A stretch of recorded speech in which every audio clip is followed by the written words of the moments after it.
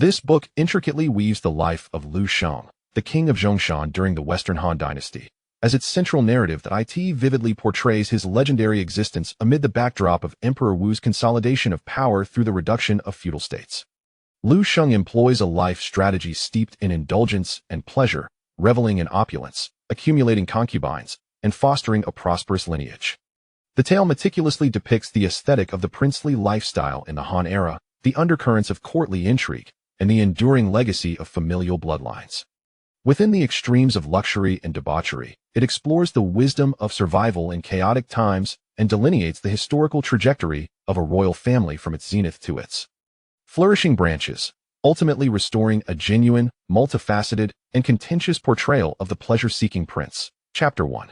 The Han court bestows kingship, bestowing the land of Zhongshan. In the third year of the reign of Emperor Jing, during the summer season. Within the Xian room of the Weiyang Palace in Chang'an, 22-year-old Liu Sheng knelt before the imperial desk, his back straight as an arrow. Outside, the cicadas chirped incessantly, yet inside, the silence was so profound that one could hear the faint crackling of ice melting in a basin. His elder brother, the current Emperor Liu Qi, stood with his back to him, gazing intently at the map of the realm hanging on the wall. The rebellion of the 7 states has been quelled. Emperor Jing's voice was not loud, yet each word struck Liu Sheng's heart. Wang Bai of Wu, Wang Mu of Chu, Wang Sui of Zhao are descendants of Gaozu, kin of mine. In 3 months, heads were sent across 3,700 li. Liu Sheng lowered his gaze to the hem of his dark ceremonial robe, which was embroidered with a 5-clawed dragon in gold thread, a symbol of his status as a prince. In that moment, the golden threads felt as though they had transformed into shackles. Shenger, I am here. Emperor Jing turned to face him. Liu Sheng raised his gaze to meet the inscrutable depths of his father's eyes. He had witnessed his father laughing in the imperial garden with his younger brother Liu Ji, who would later become Emperor Wu, as well as his father's cold demeanor when addressing the feudal lords in the court. You are now 22, among my sons, neither the most astute nor the most dull. Emperor Jing approached him slowly. I bestow upon you the title of King of Zhongshan. Do you know where Zhongshan is located? Liu Sheng's heart raced.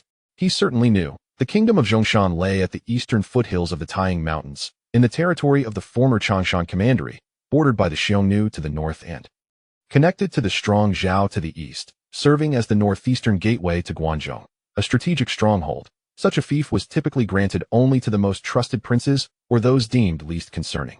I understand. He bowed deeply. I thank His Majesty for this great grace.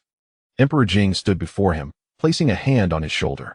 The palm was warm and powerful, embodying the majesty of the emperor while also radiating a fatherly warmth.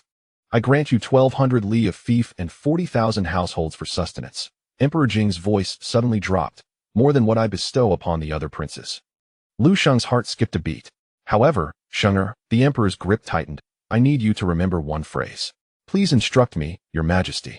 Leaning closer, Emperor Jing whispered in his ear. The feudal lords may be wealthy, may be noble, may have flourishing descendants, may live long lives, but they must never harbor ulterior motives. The voice was as light as a breeze, yet it bore the weight of a mountain. Liu Sheng's breath hitched for a moment. Then he deeply bowed again, his forehead touching the cool tiles of the floor. I shall heed the sacred teachings. Emperor Jing straightened, regaining his imperial demeanor. You shall depart in 3 days. Zhou Yafu will dispatch 500 armored soldiers to escort you. Once you arrive in Zhongshan, conduct yourself wisely. I take my leave, Your Majesty. Liu Sheng exited the Xian room, standing on the marble steps outside, allowing the scorching summer sun to sear him. Sweat trickled down his temples, and his back was already drenched, uncertain whether from heat or trepidation. In the distance, several eunuchs were leading a 6- or 7-year-old child. The child wore a bright yellow robe, bouncing joyfully. It was his younger brother Liu Ji. Big brother. Big brother. Upon seeing him, Liu Ji broke free from the eunuch's grasp and ran over, looking up with bright, sparkling eyes. Father said he is going to make you a king? Where is the kingdom of Zhongshan? Is it far? Is there anything fun to do? Liu Sheng gazed at this innocent face and suddenly recalled his own days of carefree childhood. How long ago had that been? It seemed like yesterday, yet also like many years past. It is quite far. He crouched down, adjusting his younger brother's crooked collar. But there are many enjoyable things. When Jir grows up, I will send someone to bring you to visit. Really? Liu Ji's eyes sparkled even brighter. Then I want to ride a big horse. I want to hunt. I want to eat. Jir, a commanding female voice called out. Liu Sheng looked up to see Wang Ji, the current empress and Liu Ji's mother, standing not far away, smiling, though the smile did not reach her eyes. Liu Ji stuck out his tongue and ran back to his mother. Wang Ji inclined her head slightly to Liu Sheng. "Congratulations, King of Zhongshan." Liu Sheng hurriedly returned the gesture. "Your Majesty, you honor me." Wang Ji's gaze lingered on his face for a moment, her words laden with meaning. "Zhongshan is indeed a fine place, rich in resources. Your journey there will surely ensure a flourishing lineage and enduring blessings." Liu Sheng discerned the underlying implication that flourishing descendants signified a life of restraint, devoid of ambition or strife. He lowered his eyes, responding calmly, "I appreciate your kind words, Your Majesty." Wang Ji nodded, leading Liu Ji away. Standing under the blazing sun, Liu Sheng watched the pair disappear into the depths of the palace gates. He understood that from this moment forth, the Weiyang Palace and the city of Chang'an would no longer be his home. 3 days later, east of Chang'an, at the Ba Bridge. The farewell procession was grand and imposing, with princes, princesses, and court officials numbering over 100, dressed in royal attire and wearing a 9-crest crown. Liu Sheng bid farewell to the attendees in succession. The scene was magnificent and solemn, each face adorned with perfectly timed smiles, exchanging appropriately auspicious words. Liu Sheng understood that behind these smiles lay a mix of relief, schadenfreude, and the subtle calculations of those pondering how to maintain their relationship with the prince. So far removed in Zhongshan, his mother, Lady Jia, stood at the forefront, her eyes slightly red but valiantly holding back tears. As an imperial consort of lesser birth, she had always been cautious in the palace. Raising a prince and a princess was already a stroke of fortune. "Xing'er," Lady Jia grasped his hand, her voice trembling slightly. "Once you arrive there, you must take good care of yourself. Dress warmly in the cold. Do not seek coolness in the heat. Should you require anything, write to me." Liu Sheng held his mother's hand, which was rough and thin, a testament to years of labor within the palace. He suddenly realized that his mother had aged. Strands of white had begun to appear at her temples. "Do not worry, mother," he whispered. "I will be well." Lady Jia nodded, then shook her head, finally unable to hold back her tears. She quickly wiped them away with her sleeve, forcing a smile. "Go now, do not delay the auspicious hour." Liu Sheng performed a deep bow, turning to approach the royal carriage. The procession commenced. 500 armored soldiers flanked the front and rear, banners obscured the sun, and the carriages flowed like clouds. As Liu Sheng ascended the royal carriage and looked back, the silhouette of Chang'an gradually faded into the swirling dust. The city walls, palaces, and his mother's figure all blended into the summer light. He did not know if he would ever return to Chang'an. Historically, feudal lords were forbidden from entering the capital without cause. Perhaps this farewell would prove to be a final farewell. The royal carriage rumbled onward, raising a cloud of dust. From Chang'an to Zhongshan, a journey of 2,000 li took a full 20 days. Initially, the journey traversed the fertile plains of Guanzhong, with waves of wheat rolling across the landscape and villages standing proudly. After passing through Hangu Pass, they entered the Luoyang Basin, revealing yet another scene of prosperity. Luoyang, rivaling Chang'an, was bustling with merchants and the clamor of carriages and horses. Liu Sheng rested here for a day, meeting with local officials and receiving a plethora of congratulatory gifts. Continuing eastward, traversing Xinjiang and crossing the Yellow River, they entered the Hunan Commandery. The scenery began to shift. Plains became scarcer, hills more prominent, and the farmland grew fragmented. Further north, after crossing the foothills of the Taiying Mountains, he finally entered the territory of the Kingdom of Zhongshan. On the day of entering Zhongshan, it was dusk.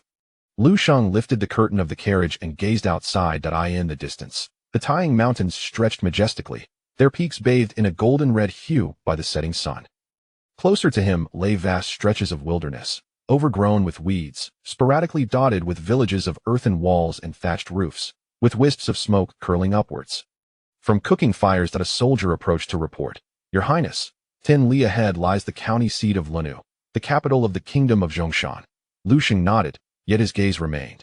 Unyielding, he surveyed the wilderness and scattered villages before him, abruptly inquiring of his companion, "Why are these fields left fallow?" The attendant, an aged official dispatched from the palace named Zhongshan, had served in the Weiyang Palace for 30 years and was well acquainted with the local conditions. Following Liu Sheng's gaze, he sighed and replied, "Your Highness, during the chaos of the 7 kingdoms, although Zhongshan did not partake, the neighboring Zhao kingdom was the stronghold of the rebels. Zhao conscripted laborers to transport provisions, which greatly affected Zhongshan. leading many able-bodied men to never return.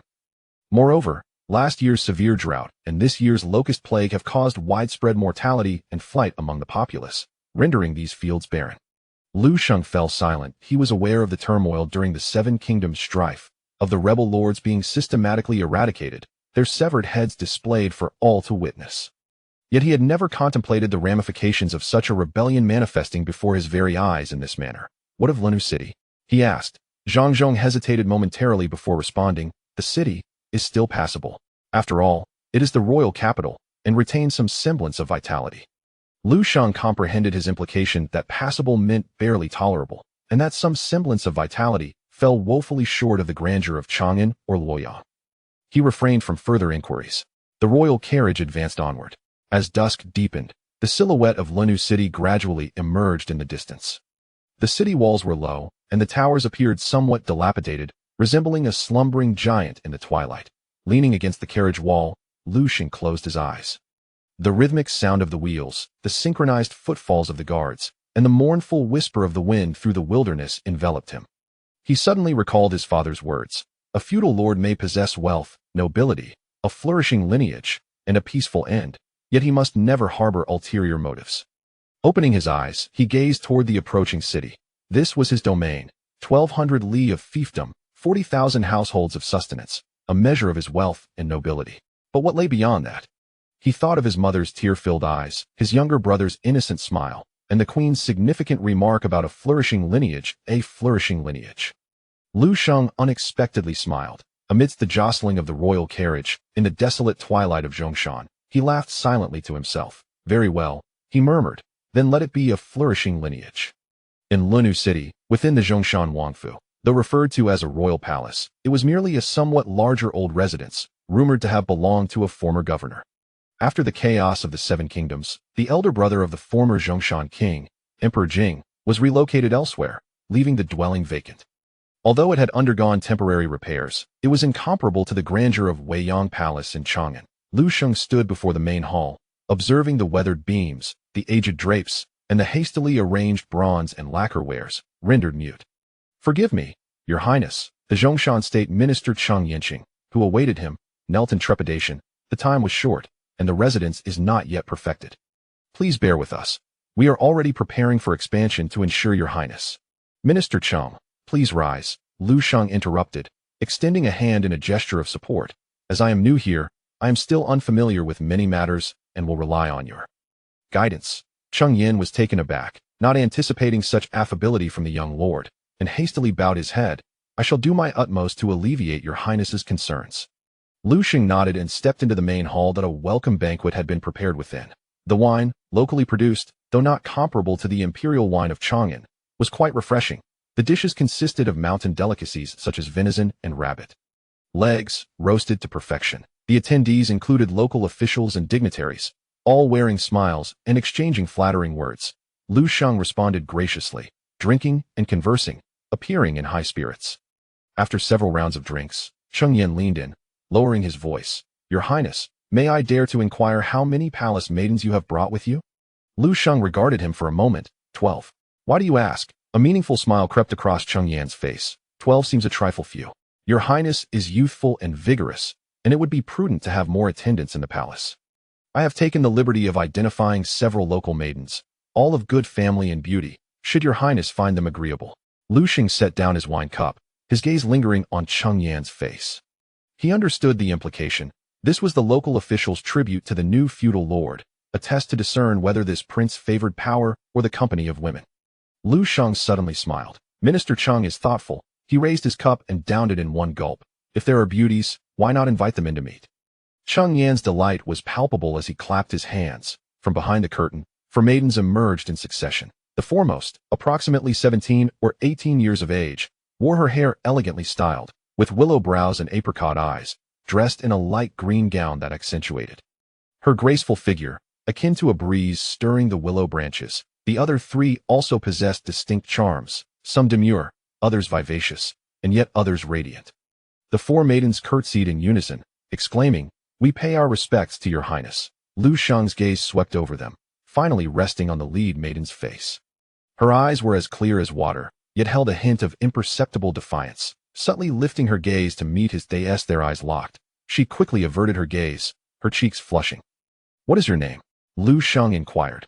Replying to your highness, "I am Do," given the name Wan. The maiden's voice was as melodious as pearls cascading onto jade. "Do Wan." Liu Sheng silently repeated the name in his mind. "Very well." He nodded and turned to Cheng Yan. "Let them all remain." Cheng Yan's joy was evident. "Your highness is indeed wise. Come, let us toast to your highness." The hall was filled with the clinking of cups and resounding laughter. Musicians began to play, and dancers gracefully took to the floor as the welcome banquet reached its zenith.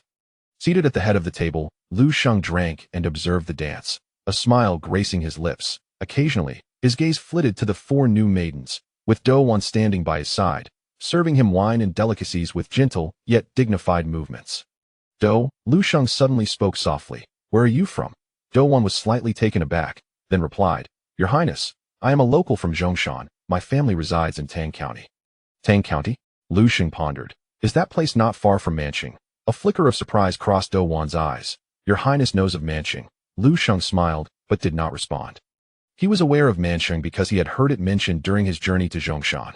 There was a mountain there, known as Ling Mountain, famed for its peculiar shape, with locals claiming it to be a land of good fortune. He had thought that if he were to choose a resting place one day, he might visit there. Yet this thought was one he would never share with anyone. "Do," he continued, "what skills do you possess?" Do Wan hesitated briefly before responding. "I can weave, brew wine, and sing a few simple tunes. Sing one for me." Do Wan's cheeks flushed deeper, but she did not decline. Clearing her throat, she parted her lips and began to sing. "In the southern mountains, there are birds, while the northern mountains are ensnared. The birds fly high. Yet what can the nets do?" Her voice was clear, imbued with a rustic simplicity, yet tinged with an indescribable melancholy. As Liu Sheng listened, he was suddenly reminded of something.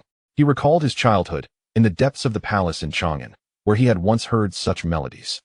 Back then, he was too young to grasp the meaning of the songs, only finding them pleasing to the ear. It was only as he grew older that he began to understand.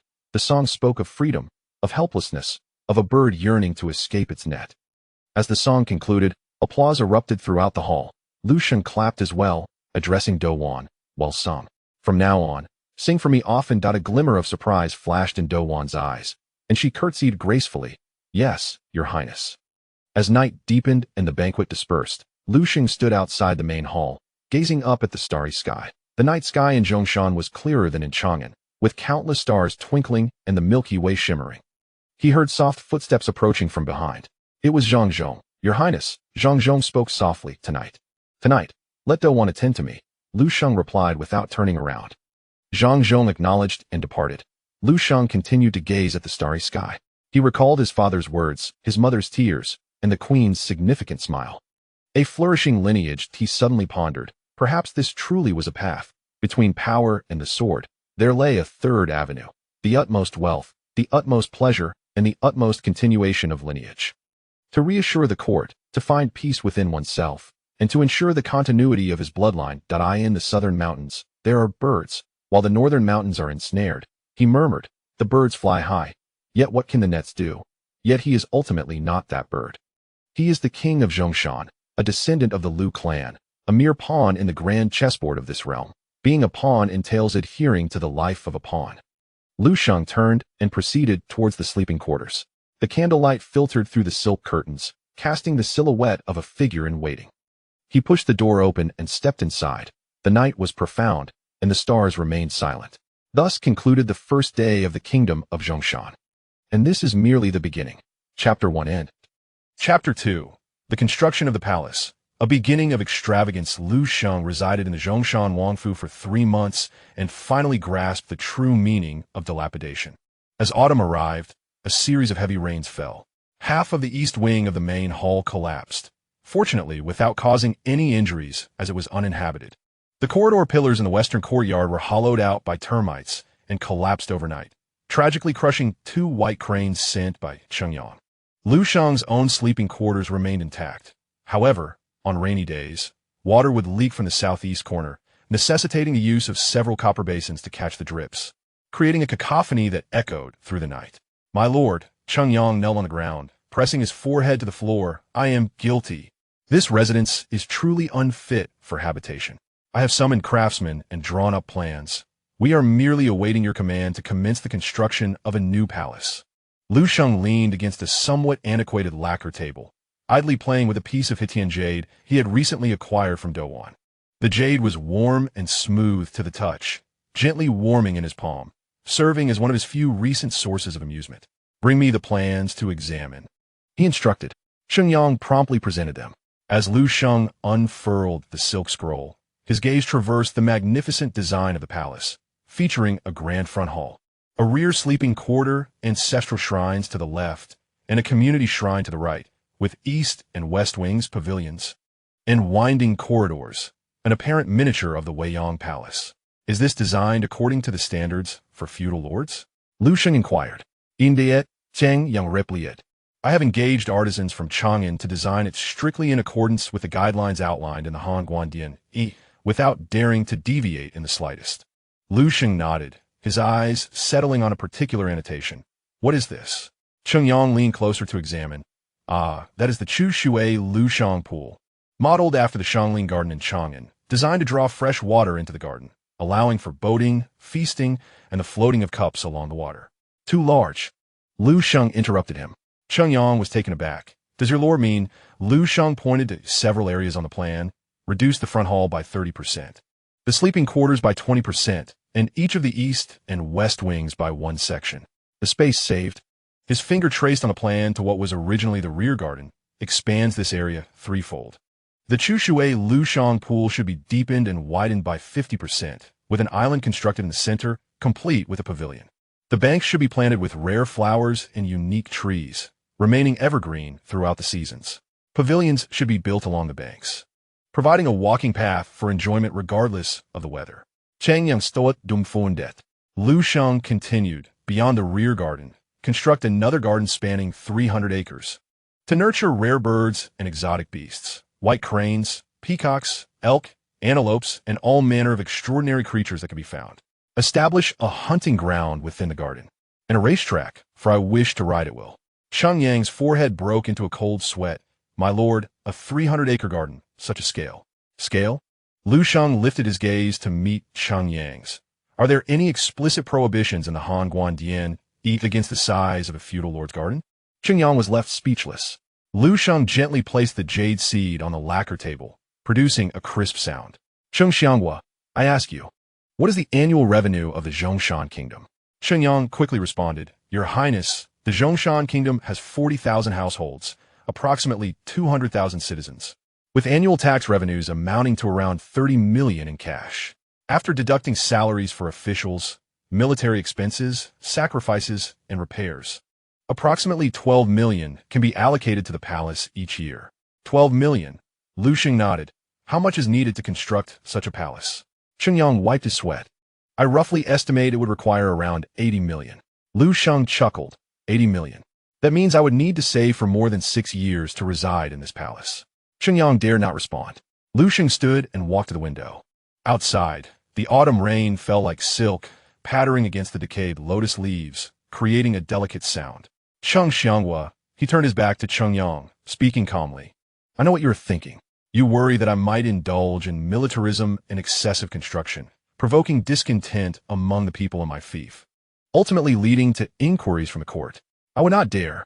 Cheng Yang quickly bowed his head in submission.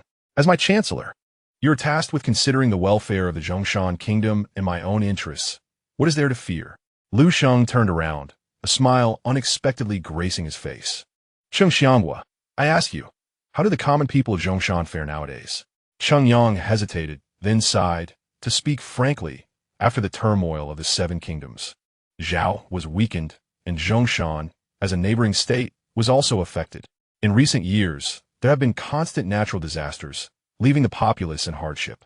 This year's autumn harvest was barely adequate, allowing them to scrape by, but they are far from prosperous. And if I were to initiate grand construction now, conscripting the common folk, Cheng Yang remained silent for a moment, it would undoubtedly burden the people further, inciting widespread grievances. Liu Sheng nodded thus. I shall not construct at this time. Cheng Yang looked up in astonishment. Liu Sheng returned to the lacquer table, resuming his seat, and picked up the jade seed, gently rotating it between his fingers. The palace shall be built, but not now. This year, next year, or the year after, there will be no construction. Within 3 years, I shall focus solely on one endeavor, collecting jade. Collecting jade? Shenyang was perplexed. The Zhongshan kingdom lies north of the Taiyang Mountains, rich in exquisite jade. I want you to scour the territory for jade mines, recruit jade artisans, and oversee extraction and refinement.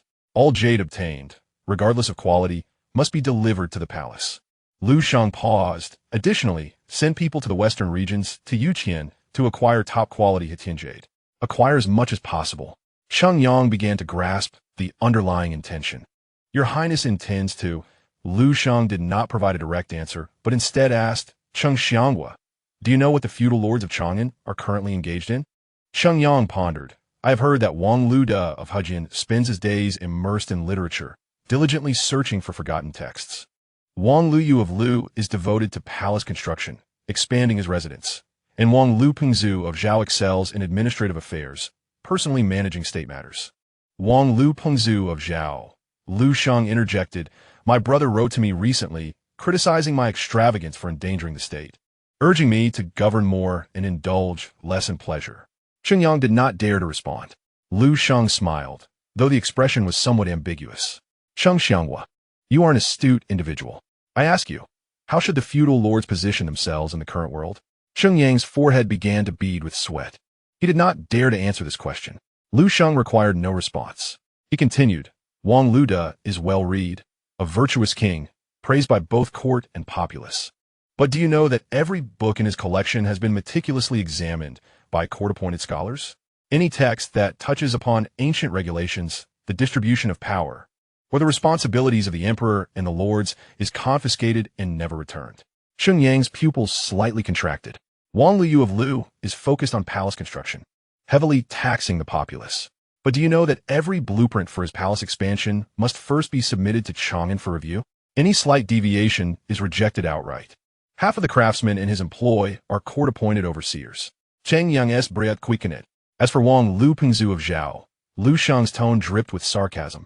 He is diligent in governance, managing Zhao with precision. But do you know that for every case he handles, each appointment or dismissal of an official, it undergoes repeated scrutiny from the censorate? In Zhao, 5 chancellors have been replaced in 3 years, all spies sent by the court. Sheng Yang could no longer contain himself. Then what about you, your highness?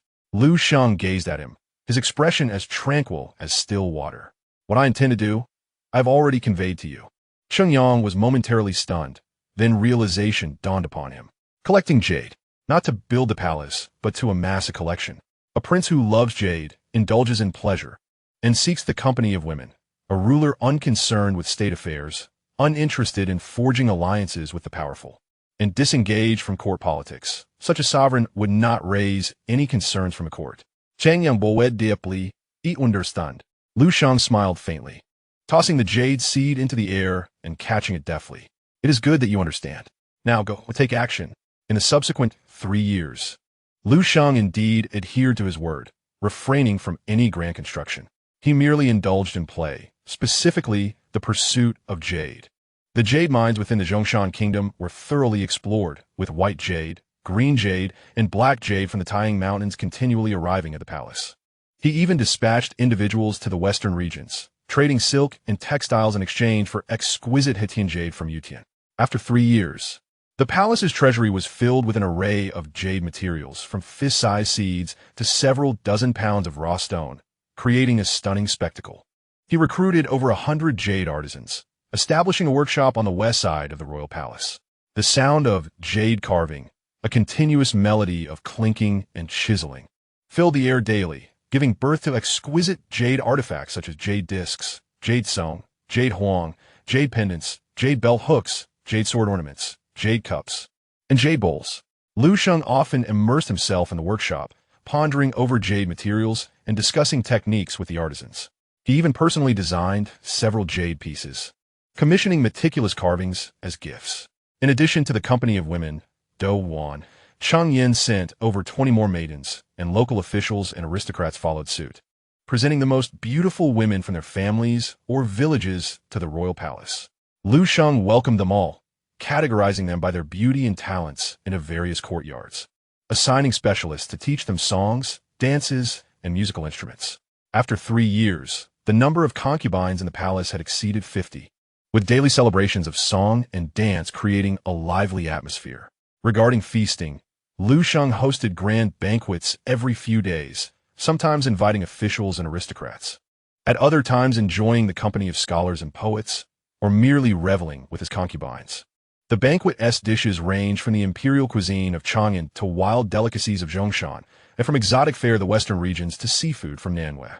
The wines were equally diverse, including rice wine, fruit wine, grape wine, and even exquisite wines from the west, amber in color and sweet as honey. In the autumn, when the weather was crisp and clear, Liu Sheng would lead his concubines, attendants, and hunters to the northern mountains for a hunting expedition.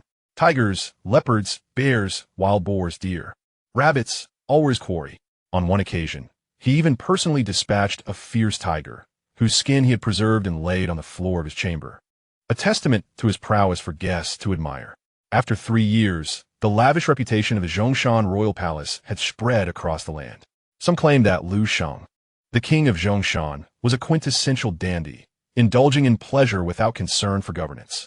Others argued that he was a rare sage, discerning when to act appropriately. Yet, some asserted that he was a wise man who sullied himself with wine and women, cloaking himself and his descendants in a lavish facade, regardless of the opinions of others. Liu Sheng himself appeared utterly unconcerned. He remained the king who spent his days in revelry, frolicking with his concubines and playing with beautiful jade. In the spring of the first year of the Han Emperor Jing's reign, Liu Sheng stood at the construction site in the back garden of the royal palace, observing the excavation of the meandering water pool. 3 years had passed, and he had finally resolved to commence the construction of a new palace. This decision was not due to a relaxation of the court's scrutiny. Rather, as Emperor Jing's health waned, the movements of the feudal lords were monitored more closely than ever. It was because he felt prepared. Over 3 years, his reputation for collecting jade had spread far and wide, and everyone knew that the king of Zhongshan cherished jade above all else. Therefore, who could doubt that he would build a grand palace, a vast jade workshop within, and a treasury for his prized jades? Is it not natural for a jade enthusiast to desire a residence befitting his collection? Liu Sheng watched the workers laboring diligently, a faint smile gracing his lips. "My lord." Zhongshan hurried over, whispering, "A messenger from Chang'an has arrived." Liu Sheng's brow furrowed slightly. "Who?" "It is the Xiao Yizhi." Liu Sheng's pupils constricted slightly. The Xiao Yizhi, a secret envoy sent directly by the emperor, clad in embroidered garments and wielding a ceremonial staff, possessed the power to execute orders without prior approval. Where is he? He is at Lu Nu, resting at the inn. Chancellor Cheng is accompanying him and mentioned that he will meet the king tomorrow. Liu Sheng nodded, his gaze returning to the construction site. "I understand." Zhongshan hesitated. "My lord, should we no need?" Liu Sheng interrupted. "Let things proceed as they should. Prepare a banquet tomorrow to welcome the envoy. Have dough on arrange for the dancers. Ensure the wine is fine and the dishes exquisite with lively songs and dances." Zhongshan hesitated, then replied, "Understood." Liu Sheng turned and walked toward the palace, his pace steady and his demeanor calm. Yet within his sleeve, his hand tightened imperceptibly. The following evening, in the main hall of the Zhongshan royal palace, the room was ablaze with light, the sound of silk and bamboo instruments filling the air as goblets were exchanged. Liu Sheng sat at the head of the table, a smile on his face as he frequently raised his cup. To his left sat the envoy, Wang Zhang, a man in his 40s with a lean face and hawk-like eyes. "Wang Shijun has traveled from afar. It is an honor for me," Liu Sheng declared, raising his cup. Wang Zhang lifted his cup, taking a small sip. "Your Highness is too kind. I come by imperial order to inspect the various prefectures of Hebei and stop by Zhongshan to pay my respects. I hope for your understanding in any inconvenience caused." "Not all. It is my pleasure to have you here, Shijun," Liu Sheng said, setting down his cup and clapping his hands. "Doshir, bring them forth." The curtain was lifted, and Do-Wan led 12 dancers into the room, clad in colorful garments and wielding feathered fans, as they danced gracefully to the music. Their movements were enchanting, their garments fluttering like celestial beings descending to earth. Liu Sheng enjoyed the performance while discreetly observing Wang Zhang. The envoy sat composed, focused solely on the performance, as if the dancers were merely a commonplace sight. His gaze occasionally flitted over the dancers before swiftly averting, revealing no hint of emotion. Liu Sheng felt a stir within him. As the third round of drinks passed, and the dance paused, Liu Sheng dismissed the dancers and smiled at Wang Zhang, saying, "Shi Jun has traveled a long way. I prepared a modest gift, a token of my respect." With a wave of his hand, a servant presented a lacquer box. Wang Zhang accepted it, opening to reveal a pair of sheep-fat jade discs, their quality exquisite, radiating a gentle glow in the candlelight. Wang Zhang closed the box and stepped back. "Your Highness's generosity is overwhelming. I cannot accept such a gift. My purpose here is to fulfill the Emperor's command, not to receive gifts." The atmosphere within the hall momentarily stilled. Liu Sheng's smile remained unchanged. "Your integrity is admirable, Shi Jun. If this jade disc is considered a tribute from me to the court, would you kindly relay it?" Wang Zhang regarded him, eventually nodding. "I can convey this." Liu Sheng smiled and signaled for the servant to take the jade discs away. "As you are rare in Zhongshan, please stay a few days longer. Although my palace is humble, we do have guest rooms." "Thank you for your kind offer, Your Highness," Wang Zhang replied, "but my schedule is tight. I must depart early tomorrow for Zhao." Liu Sheng feigned regret. "What a pity. I had planned several hunting expeditions, hoping you would join in the fun." Wang Zhang smiled slightly, his expression tinged with inscrutable meanings. "Your Highness's hospitality is noted. I have heard much about you in Chang'an." Liu Sheng's eyes flickered. "Oh? You've heard of me in Chang'an?" "Not just heard."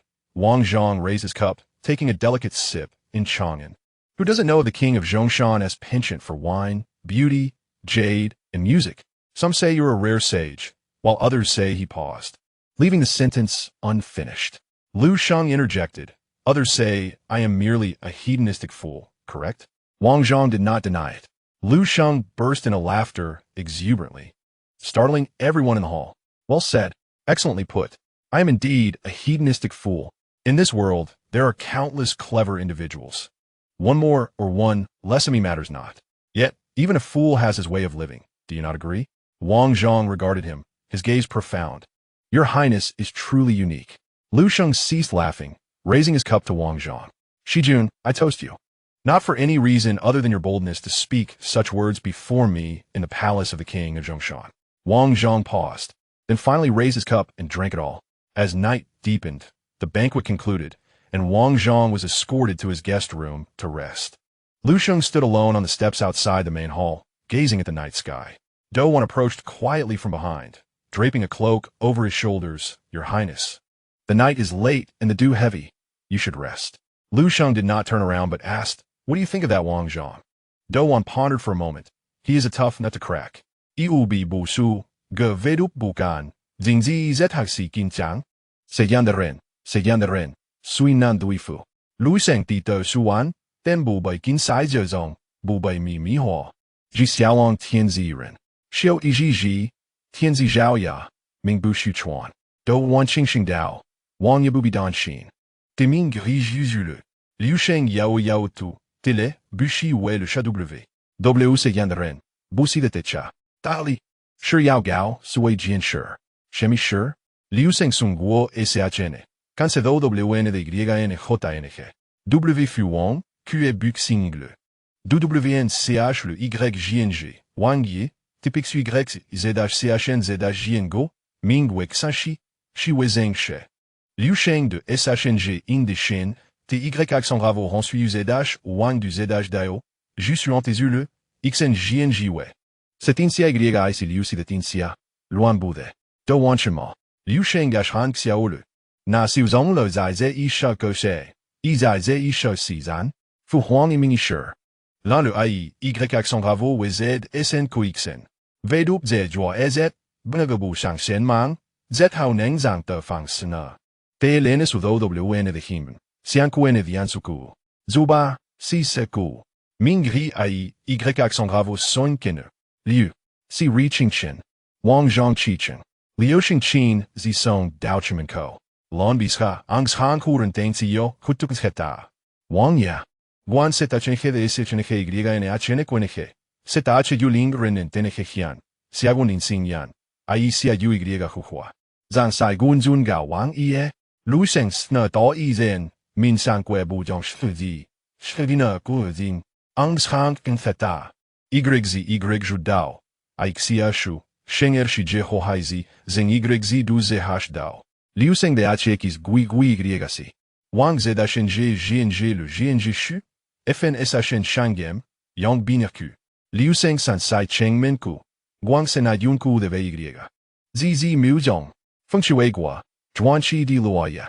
Fung Dan Do Skang Yin Di Thiu. In Ting Yin. Ta Huren Ching. Hinduj Ninzin. Sikis. Zesfefo. Shin Tseng Bos Heta. Setache Setin San de Xnege Su. Senger. Enekan. Nakasuiliande. Hiao Seta Gui Xnege. Siri Xnege. Fu Wang Jushi Nakapa Xenergy. Nzeta Aka Energy Dale. Y Yao Zuo Y Kappa. Xenergy. Suramburu Fu Wang Liang. Dan Y Yao Fgung. Nasi Tebu DNG. Setache Si SH de Dinto. Xians était DNG le. Fu Wang Jiao de. Busi Te Fgung. Esite vedupne zezwa ikes buia o tailang, buia o taian, vedupne zegwa zai tin bin. Si zai sing juan, liu sheng shen shi ko chi, zhuanshin xiangsheng nezo tsiu. Chimen ko. King yan seng kadai tse ypsilon, kungunli, di energyo. Zain lu seng hui lai, lin mang jing shang.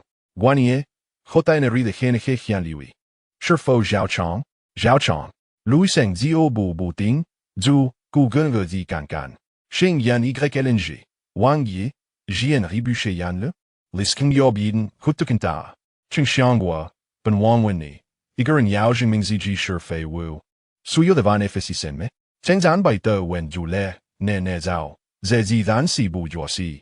Liu Xing Yao Tao. Bu. Si Jua Si. Zan Zeta Jua Yi Zan Si. De Hiksu Xiang Yansuku. SHNG Griega Pio Sansai FNHL. Bene Wandesi, Husi Wan. Wan Yu, Wan Nuran, Wan Yanin, Wan Yulia. Wan de Yue Toweru, Wan de Yue Setachene Heyan, Hu Yue Mei Ren Yi. Chen Jan San Sai Yuandi, Kansenaje Yunku de Vy. Acheran Hue de Griega si SHNG. Ze Ai Shina Je Zedashen Ri in Jizuole de Wan Yema, Aisisu, Na Griega Energi Suole de Vivio Setachesia. Bene Hu Kan se me viede de NGX, Tabs Hido. Das Hido, Tengs Hi Tian, Tadus Thingi. Zaibu Ge Uban Epna Gunaga Si. Dear Zhongwan. D3 Zhongguang Naji Chia. Hekizeta Vidupna Ihan Zina Zi Ho Yuan Shinin. Kena Zen Iu, Zina Zi Zaibagi U Waizang Ge. Xiaoshi Chuan Dao Zhongshan Washer. Ishurjing Yue Shur San. Liu Sheng Yizi Ha Ho. Mian Bier Ku. Ton Ka Liuti. Ujili. SN Ribushi. MN King Gun Libai Xing. Jitan Zeta Energy SAKN Wing Kung Xiao. Jiodo Wanji Dao. Nasan really. Liushing Duzi Zai Shufangswa yeah. Meyoku. Seta H Hing de Kan Se Griega Fudi Tu Nasite Con Chanen Dailaide.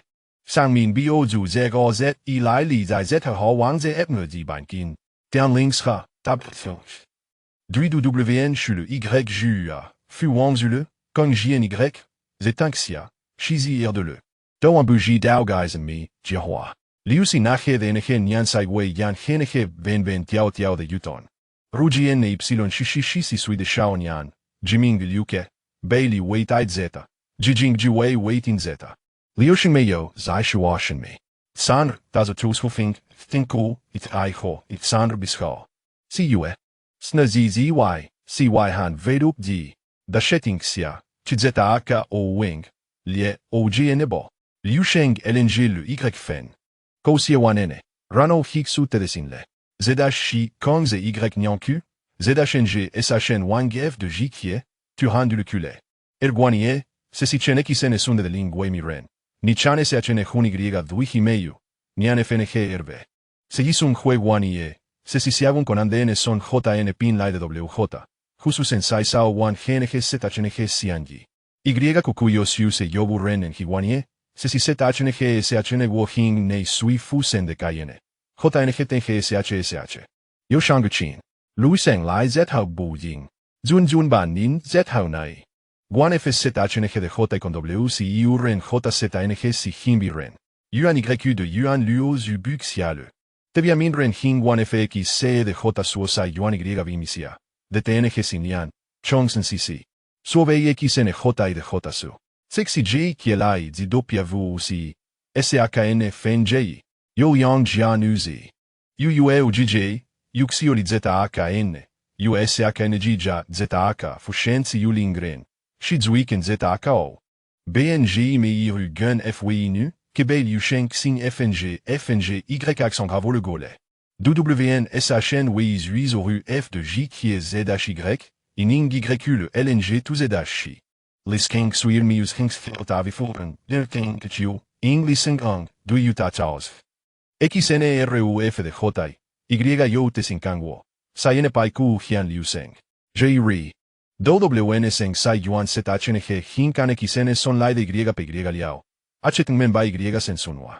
Tatito Angi. Zan Cheng Jan Mona Doja Han Ze Po Zin Lai, Shna Hoguna Ze Zige Si Gong, Ne Ze Ita Zunziu. Do Foreign. Cheng Jan Zun Zun Jui Hang Guo, Bunga Ba Wang Ie, Iu Gui Ge. Do Wan Zhou Mei. Shimi Gue Ka, Shaban Huang Zhang. Chen Dianko Hin Hotavu, Y de SHNG Y Enedao, Sisi Con Chanen Elaide. Do Wan Shin Toi Tiao. Chang On.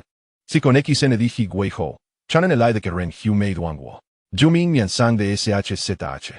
Juan diele de mitan, ju son el aide, y ju son el aide. Lu Sheng y le jiao zena guan shu. Bulun lai ZH ren, dus Y SHNG seng yan, Y fen ho ele, Y fn yan xiao yan yan de ying CH.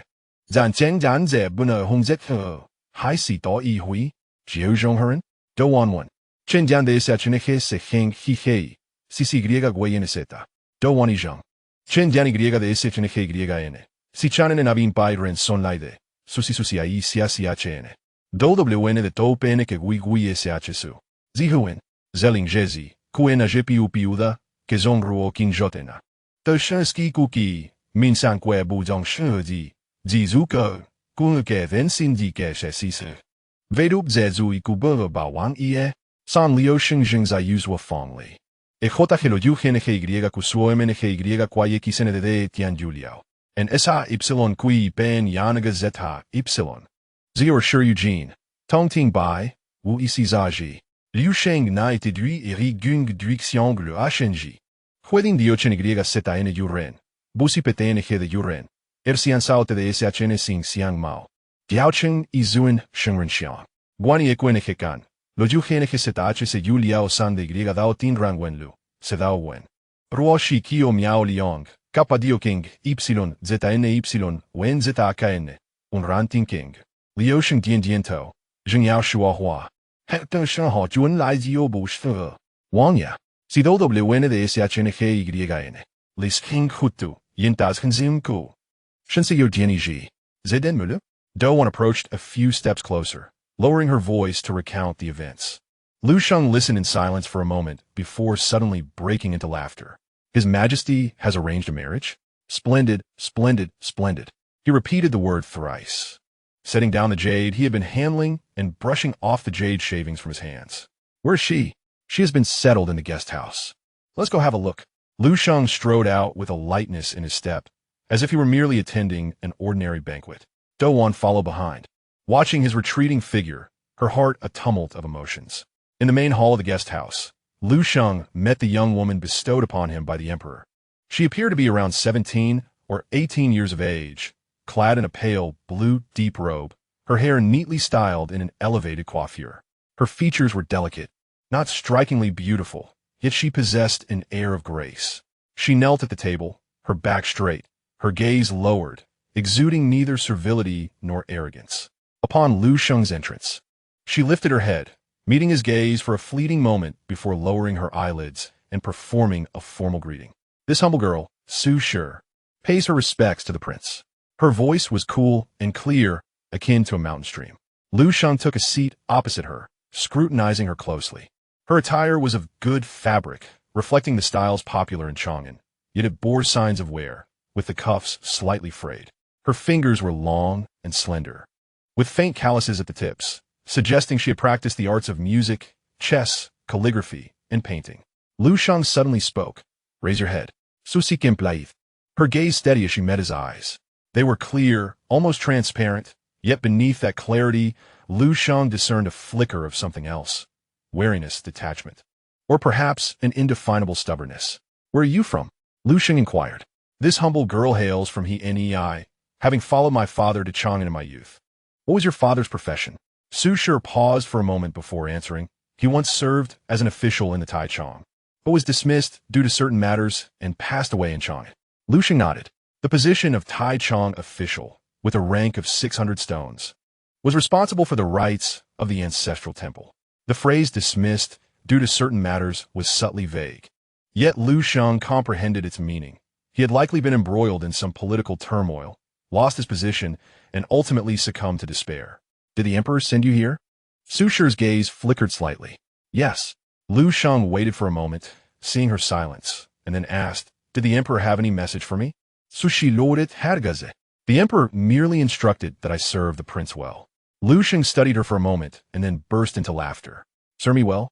He stood up, moving to the window, turning his back to her. Do you know what sort of person I am? Susiriman Saident. Liu Sheng continued. I am renowned throughout the land as a debauched prince, one who revels in wine, women, jade, and music, spending my days in indulgence, neglecting affairs of state. My household already boasts nearly 100 concubines, each more beautiful than the last. Your arrival merely adds another mouth to feed and another bed to share. He turned to face her, his gaze intense. A woman of your caliber ought to marry a scholar, living in mutual respect and simplicity for a lifetime. Yet you have been sent to me to compete for favor among nearly 100 women. Do you not feel wronged?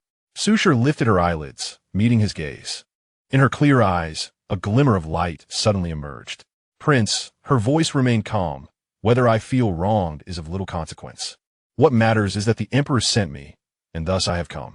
Whatever you command, I shall obey. Liu Sheng's eyes narrowed slightly. You are quite obedient. Su Shi nodded. I merely accept my fate. Accepting fate. These words struck Liu Sheng like a stone cast into a tranquil lake, sending ripples through his heart. He was reminded of many years ago when he stood outside the Wei Yang palace, listening to his father speak of the lords of the realm, how they could be wealthy, noble, have flourishing descendants, and enjoy a long life, yet the only thing they could not possess was a heart of their own. Accepting fate. How many people in this world are resigned to their fates, and how many refuse to accept them? He was resigned. Thus he chose this path of ultimate wealth, pleasure, and progeny. This woman before him seemed equally resigned, yet her acceptance bore an unexplainable stubbornness. Liu Sheng suddenly felt curious. How far could that stubbornness carry her? What is your name? This humble girl is Su Shi, with the given name Xian. Su Xian. Liu Sheng silently repeated in his heart. Very well, Su Xian. He returned to her side, looking down from his elevated position. From this day forth, you shall be one of my concubines. Where you reside and what you do will be arranged by Do Shi. If you possess talents, feel free to showcase them. If you desire tranquility, you shall have it undisturbed. Only one stipulation. He paused, his voice growing serious. Once you enter my household, you belong to me. You must know what is appropriate and what is not. Su Xian deeply bowed her head. This humble girl shall remember. Liu Sheng nodded and turned to leave. As he reached the door, he suddenly halted, not looking back as he spoke. You mentioned accepting your fate. I too am resigned. But I shall tell you this. Those who accept their fate do not necessarily live worse lives than others. Living well is far superior to anything else. With that, he pushed the door open and departed. Su Xian remained kneeling at the table, gazing at the slowly closing door, motionless for a long while. After Su Xian entered the palace, Douan arranged for her to reside in a secluded courtyard within the Tingzhu Xian, where several slender bamboos swayed gently, creating a serene and elegant atmosphere. This was Douan's meticulous care. She always observed the newly arrived concubines for some time, discerning their temperaments and talents before assigning them suitable positions. Those who were jealous and gossipy would be kept under close watch, while those who were quiet and unassuming would be given a peaceful place to live, allowing them to be themselves. Clearly, Su Xian belonged to the latter category. After half a month in the palace, she rarely ventured out, spending her time in the courtyard reading, practicing calligraphy, and playing the qin. Occasionally, when other concubines visited, she remained polite yet neutral, neither seeking favor nor offending anyone. Douan observed her quietly for several days, gradually feeling reassured. One day, Douan visited Tingzhu Xian to deliver newly tailored autumn garments and found Su Xian seated in the corridor, playing the qin. The music was hauntingly beautiful, as if it were weeping and lamenting, performing the piece Nanshan Yin Yao. Douan stood at the entrance, listening for a while, and only entered when the music ceased. Sister, your qin skills are remarkable. Su Xian rose and curtsied. Sister Do, you flatter me. Do placed the fabric down and sat opposite Su Xian. They exchanged a few pleasantries when Do suddenly inquired, when you entered the palace, did the prince say much to you? Su Xian pondered for a moment and shook her head. The prince only inquired about my background before departing. Do nodded, refraining from pressing further. Yet Su Xian suddenly spoke up. Sister Do, I wish to ask you something. Please go ahead. Su Xian looked at her, her gaze clear and earnest. What kind of person is the prince? Do was taken aback. This was a question she had never contemplated, or perhaps one she dared not consider. The prince, Do carefully chose her words, is a good person. Su Xian remained silent, merely gazing at her intently.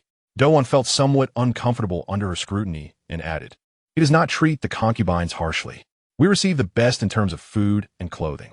Should there be any grievances, we can voice them. He is compassionate. Su Xian nodded gently. I understand. Do looked at her and suddenly asked, why do you ask this? Su Xian remained silent for a moment, then replied softly, because I find it hard to understand him. Do's heart stirred. Hard to understand. She too found him inscrutable. The man who spent his days indulging in wine and pleasure, frolicking with concubines, and playing with exquisite jade, the one who smiled at everyone and never displayed anger, the one who appeared to be devoid of any cares, living solely for enjoyment.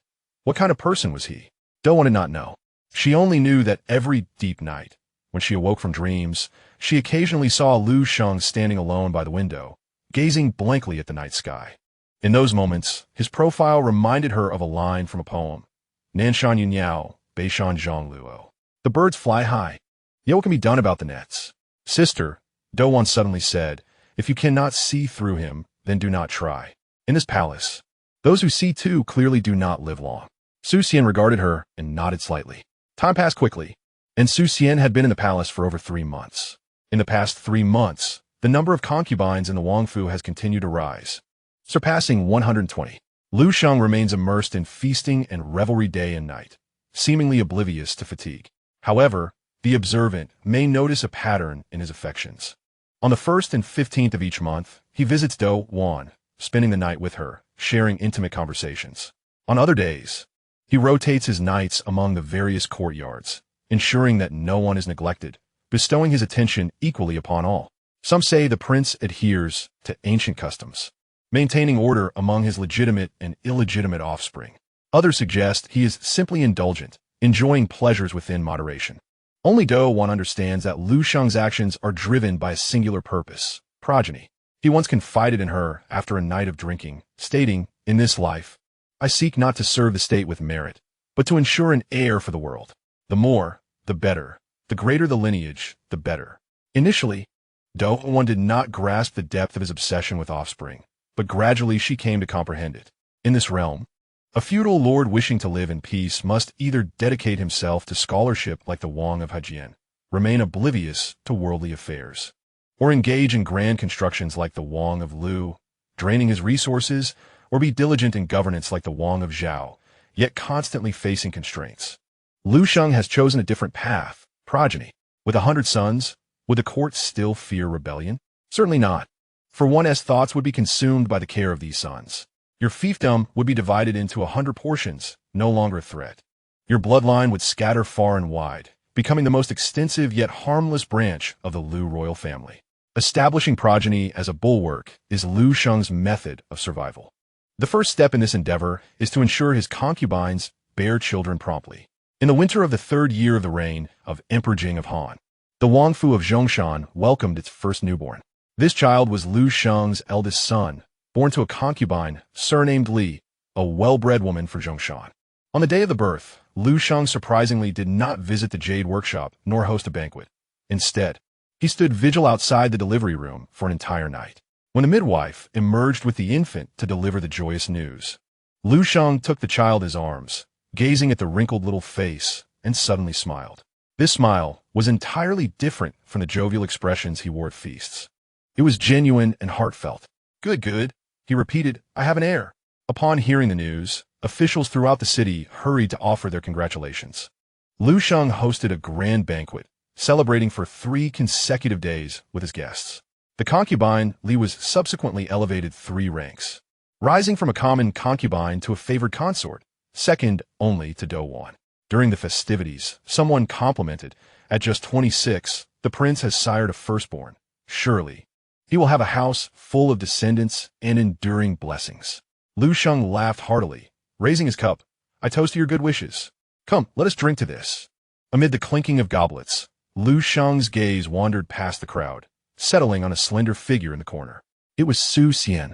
She sat quietly, sipping her wine, neither engaging in conversation nor joining in the revelry, as if this grand celebration were of no concern to her. Liu Sheng regarded her, recalling her words from 3 months prior. A commoner merely accepts her fate. How does one who accepts fate perceive this newborn? Would she envy it? Would she feel jealousy? Or remain indifferent? He did not know. All he knew was that night he visited Ting Zhongshan. Su Xian did not expect Liu Sheng to arrive. As he pushed the door open, she was seated beneath the lamp, reading. Upon seeing him, she quickly rose and bowed. "What brings the prince here?" Liu Sheng waved his hand and took a seat at the table. "What, is it not my right to visit?" Suyin nodded hadagaze. Where the prince wishes to go is his freedom. Liu Sheng looked at her and suddenly smiled. "You remain unchanged, neither warm nor cold." Su Xian said nothing. Liu Sheng, unperturbed, continued. "Tonight, I am in high spirits and simply wish to converse. I could seek out Do Shi. She knows me so well that it becomes rather dull. Others would either fawn or flatter, which can be tiresome. After much thought, I thought of you." Suyin lifted hadagaze. "What does the prince wish to discuss?" Liu Sheng regarded her with a gaze filled with complexity. "You have been in the palace for 3 months, yet I have not touched you. Do you know why?" Su Xian remained silent for a moment. "I do not know." Liu Sheng leaned back, his tone languid. "Because I do not wish to force you." Su Xian was taken aback. "The emperor sent you here to serve me well. Yet, I can see you are unwilling at heart." Liu Sheng's eyes lingered on her face. "For a woman who is unwilling, it would be meaningless for me to take her." Su Hin nodded hergaze, had eyelashes fluttering genti. Liu Sheng continued. "I am no saint, nor a good man. Yet, I abide by a principle. I do not compel women. If you wish to remain here, you may do so peacefully. If you wish to leave, I can find a way to assist you." However, he paused, his voice growing somber. "If you depart, it may be difficult to explain to the emperor." Su Xian looked up at him.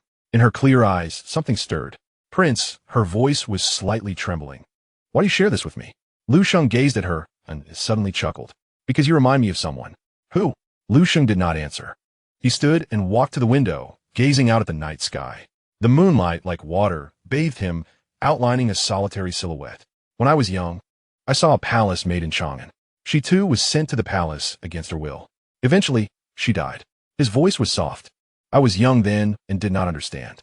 Only as I grew did I realize that the hardest thing in this world is not death, but living." Su Xian rose and approached him from behind. "Prince," Liu Sheng turned to face her. "Since you are here, live well. I will not force you to do anything. If you wish to read, then read. If you wish to play the guqin, then play. If you desire silence, then be silent. Whenever you come to terms with it and are willing, I shall return." With that, he passed her, walking towards the door. Su Xian stood still, watching his retreating figure, and suddenly called out, "Prince, wait." Liu Sheng paused and turned to look at her. Su Xian took a deep breath, walked before him, and slowly knelt. "Prince." Her voice trembled slightly, yet was clear and resolute. "Today, I am willing." Liu Sheng looked down at her, his gaze profound. "Why?" Su Xian raised her head to meet his gaze. In her clear eyes, there was no longer mere detachment and stubbornness, but a flicker of something else, gratitude, relief, or an unnamable trust. "Because you're the first to ask if I am willing." Liu Sheng remained silent for a long while before finally extending his hand to help her up. "Very well," he said, "from this night forth, you shall truly be mine." The candlelight flickered, merging their 2 silhouettes. Outside the window, the moonlight poured like water over the leaves of the bamboo at Ting Zhongshan, rustling softly. In the spring of the 4th year of the reign of Emperor Jing of Han, the Wangfu of Zhongshan welcomed 3 more newborns, 2 sons and 1 daughter. Liu Sheng's progeny had increased from 1 to 4. This was merely the beginning. In the ensuing years, newborns in the Wangfu sprang forth like bamboo shoots after a rain. Year after year, new infants arrived, and each year saw new mothers joining this grand celebration of propagation. The concubines, initially numbering over 100, increased to 150, then 200. The existing residences could no longer accommodate them, prompting Liu Sheng to order new constructions. When even those became insufficient, he purchased all the surrounding residences, transforming them into quarters for his concubines. The entire eastern part of Luonu City nearly became the harem of the Wangfu of Zhongshan. It has been recorded that by the first year of the reign of Emperor Wu of Han, the total number of concubines in the Wangfu had exceeded 250, and Liu Sheng's offspring had surpassed 50. 50 children, 50 mothers, 50 families. Every morning, the eastern courtyard of the Wangfu is filled with a cacophony of infants' cries.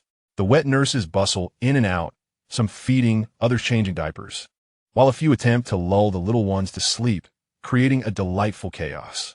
Though one is diligent in her daily inspections, checking on the children's well-being and inquiring about the needs of the nurses, her feet hardly touching the ground with the flurry of her activities. Liu Sheng occasionally makes an appearance. The moment he arrives, the nurses become tense, fearing that the children's wails might displease the prince. However, Liu Sheng is never angry. He simply inspects each child, at times cradling one or playfully engaging another, his face radiating a contented smile. On one occasion, while holding a newborn, he turned to Cheng Yin and said, "Cheng Xianghua, does this child not resemble me?" Cheng Yin gazed at the wrinkled little face, unable to discern any resemblance, and forced himself to respond, "Indeed, he looks remarkably like you." His brows and eyes mirror those of the prince. Liu Sheng burst into hearty laughter, handed the child back to the nurse, and turned to leave. Cheng Yin wiped the sweat from his brow, pondering, this prince truly adores children. In the first autumn of the Yuan Guang era of Emperor Han Wu, Liu Sheng stood before the newly completed Baizi Pavilion, gazing at the three-story structure, a wave of indescribable satisfaction swelling within him. Baizi Pavilion was built for the children. The first floor serves as a study, housing countless volumes for the older children to read and learn. The second floor is a playroom filled with an array of toys for the younger ones to enjoy, while the third floor, an observation deck, offers a panoramic view of the Tang Mountains. "Your Highness," Dou once said softly from behind him, "should we host a banquet to celebrate the completion of Baizi Pavilion?" Liu Sheng shook his head. "No need. Let the children play for a few days first." He stepped inside the pavilion. In the study on the first floor, several children aged 7 or 8 were bent over their desks writing. Upon seeing Liu Sheng enter, they quickly stood to greet him. "Father." Liu Sheng nodded and approached one child, bending down to examine his writing. The characters were crooked, yet each stroke conveyed a sense of earnestness. "Well done," Liu Sheng praised, giving the boy a gentle pat on the head. "Keep practicing." The child's eyes sparkled, and he nodded vigorously. Liu Sheng inspected the writing of a few more children, asked them about their studies, and then ascended to the second floor. The atmosphere in the playroom on the second floor was even more lively. A dozen children aged 3 or 4 were running about, some playing on rocking horses, others engaged in a game of throwing pots, while a group gathered around an old man performing magic tricks. This old man had been specially invited from Chang'an by Liu Sheng, reputed for his performances for the princes in the palace. As Liu Sheng entered, the children rushed towards him in a swarm, calling out, "Father! Father!" He found himself enveloped in their enthusiasm, yet a joyful smile adorned his face. Douan stood to the side, observing the scene, and was suddenly filled with emotion. This prince, often perceived by outsiders as one who indulges in pleasure, appeared as an utterly ordinary father in front of these children. He patiently answered their innocent questions, bent down to allow them to climb onto his back, and remained unfazed when they tugged at his beard. "Do Jia," a voice called from beside her. Douan turned to see Su Xian, cradling a 1-year-old infant, their son. Liu Sheng's 17th child. "You've come, sister," Douan said, taking the child and playfully pinching his little face. "He is truly adorable, resembling the prince." Su Xian, watching Liu Sheng amidst the throng of children, remarked softly, "The prince seems very happy today." Douan nodded. He is always delighted when he sees the children. After a moment of silence, Su Xian suddenly asked, "Sister, do you think the prince truly desires so many children merely for self-preservation?" Douan was taken aback and did not respond. She gazed at the man surrounded by children, observing the smile on his face, and was reminded of many years ago when he first held their eldest son, the genuine joy that radiated from him. Perhaps, from the very beginning, it was not solely for self-preservation. Perhaps, he genuinely adored children, relishing this vibrant household. Perhaps this ultimate indulgence and prolific procreation is both his means of survival and his true choice. Don't want to not know, but she knew that at this moment, Liu Sheng was truly happy. That was enough.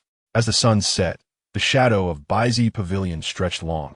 Liu Sheng stepped out of the pavilion and glanced back at the newly completed structure. On the upper floor, several children leaned over the railing, waving at him. "Father, will you come again tomorrow?" Liu Sheng smiled and waved back, "Yes. I shall return tomorrow." He turned and walked towards the sleeping quarters, his steps light. Behind him, the lights of Baizi Pavilion flickered on one by one, illuminating the entire eastern courtyard with warmth and brightness. These were his children, his bloodline, his future. Liu Sheng suddenly recalled years ago when his mother held his hand by the Ba Bridge, tears in her eyes as she said, "Sheng, take care of yourself." He paused, looking back at the direction of Baizi Pavilion. "Mother," he thought, "I am well. I have 100 children now. I shall have 100 more. 200 more. My bloodline will spread across the world, living on endlessly." The wind blew gently, bringing with it the chill of autumn. Liu Sheng adjusted his sleeves and continued on his way. As night deepened, the lights of the Wang Fu gradually extinguished. Only the lights of Baizi Pavilion remained lit, shining until dawn. Chapter 3 completed. Chapter 4. Indulgent Feasts. Melodies resounding in the second year of the Yuan Guang era of Emperor Han Wu in the spring of March. The feasts of the Zhongshan Wang Fu had become renowned throughout the realm. Some claimed that the banquets at Zhongshan Wang Fu were scheduled from the beginning of the year to the end, with not a single day of respite. Others stated that the wine cellar housed a staggering 10,000 jars of wine, sufficient for 3,000 people to drink for 3 years. There were also claims that the kitchen employed 50 chefs, each specializing in their culinary arts. These rumors, some exaggerated, some not entirely unfounded, did have a basis in truth. The wine cellar indeed contained 10,000 jars, a collection Liu Sheng had painstakingly amassed over 5 years for various regions, including Yicheng S. Lao, Chun Bai millet wine, rice wine, fruit wine, and even grape wine imported from the western regions, all stored in massive ceramic jars lined up in the depths of the cellar, creating a magnificent sight. The number of chefs was also accurate. Liu Sheng had indeed employed 50 chefs from Chang'an, Luoyang, Handan, Linzi, and Chengdu, including 2 Hu chefs from the western regions, specializing in Hu cakes, roasted meats, and grape wine. As for the extravagance of the feasts, this day marked Liu Sheng's 30th birthday, a significant milestone in life, traditionally celebrated with great fanfare in Han culture. 3 months prior, Do Wan had begun preparations, meticulously going through the treasury of the Wang Fu, tallying supplies, and dispatching individuals to procure goods from various locales, determined to ensure that this birthday banquet would be the grandest since the founding of the Zhongshan kingdom. On the eve of the banquet, Liu Sheng was in the jade workshop, sculpting a newly acquired piece of jade alongside the artisans. This jade was of exceptional quality, as large as a millstone, its surface lustrous and flawless. Liu Sheng decided to carve it into a jade bear, symbolizing strength and authority. "Your Highness," Do Wan's voice called from the doorway. "The guest list is finalized. Would you like to review it?" Liu Sheng did not lift his head. "Read it." Do Wan unfurled a bamboo scroll and began to read aloud. "The total number of guests is 327, including 7 lords, 23 marquises, 45 officials of the second rank, with the remainder being local dignitaries, scholars, and merchants. Additionally, there are approximately 800 attendants, guards, and servants." Liu Sheng paused momentarily, his carving knife halting. "7 lords are coming?" "Yes," Do Wan replied, a hint of concern in her voice. "The king of Hejian, Liu De, the king of Liu, Liu Yu, the king of Zhao, Liu Pengzu, and the king of Jiaoxi, along with several of Zhongshan Wang's brothers." Liu Sheng raised his gaze, a complex expression crossing his features. The king of Hejian, Liu De, his elder brother, was renowned for his scholarly pursuits and the collection of ancient texts, held in high regard by officials and the public alike. The king of Liu, Liu Yu, another of his brothers, was known for his grand renovations of the Wang Fu, indulging in extravagant luxury. The king of Zhao, Liu Pengzu, his full brother, was astute and capable, personally managing state affairs and governing Zhao with an iron hand. These individuals, who usually share no deep connections with him, have all gathered to celebrate his birthday. Liu Sheng set aside his carving knife, rose to his feet, and brushed off the jade shavings from his hands. "Guests have arrived. Since they are here," he must extend a warm welcome. He strode towards the entrance, eager to check on the preparations. In front of the main hall of the Wang Fu, a grand banquet venue was being constructed, with 327 guests. Along with their attendants and servants, the total number exceeded 1,000. The main hall could not accommodate them all, necessitating the erection of temporary pavilions in the square. Douwan's design was inspired by the exquisite 9-curved garden of Chang'an's Shanglin Yuan, featuring 9 magnificent silk tents arranged in a grid. Each tent could host over 100 people, with seating divided by screens, ensuring a respectful hierarchy while facilitating guest interactions. Colorful ribbons connected the tents, adorned with copper bells that chimed melodiously in the breeze. At the center of the square stood a towering lantern tower, constructed from wooden frames and adorned with hundreds of brass lamps. As night fell, all the lamps would be lit, casting a brilliant glow that illuminated the entire Wang Fu. Beneath the lantern tower were the positions for musicians and dancers. Liu Sheng had assembled an orchestra of 50 musicians, complete with a variety of instruments: qin, si, zheng, zhu, sheng, yu, xiao, di, zhong, qing, and drums. The 30 dancers, selected from various regions for their exceptional grace and skill, practiced both courtly music and folk dances. "What of the wine?" Liu Sheng inquired as he walked. "All is prepared," Cheng Yin replied, following closely behind, recounting the details: 200 jars of Yicheng's Lao, 300 jars of Fanbai, 500 jars of millet wine, 1,000 jars of rice wine, 300 jars of fruit wine, and 100 jars of grape wine, alongside over 50 varieties of renowned local wines, totaling approximately 3,000 jars. Liu Sheng nodded. "And the meat?" 50 head of cattle, 200 sheep, 300 pigs, and an uncountable number of chickens, ducks, and geese. Additionally, there are various games such as deer, rabbits, and wild boar, all freshly hunted from the northern mountains. "And the vegetables?" Over 20 varieties of seasonal vegetables, more than 30 kinds of dried fruits and candied treats, along with lychees and longans from Nanyue, grapes and pomegranates from the western regions, and dried scallops and sea cucumbers from the eastern sea. Although the sea cucumbers may not be at their freshest upon arrival, they are still passable. Liu Sheng shot him a glance. "Passable?" Cheng Yin quickly corrected himself. No, they are quite rare. Such items are seldom seen in Chang'an." Liu Sheng chuckled, choosing not to pursue the matter further. He approached one of the silk tents, lifted the curtain, and peeked inside. The interior was meticulously arranged, with thick felt carpets laid upon the mats, and exquisite bronze and lacquer vessels displayed on the tables, all of superior quality from the Wang Fu storeroom. "Very well," he declared, lowering the curtain and turning to Douwan. "You have put in great effort."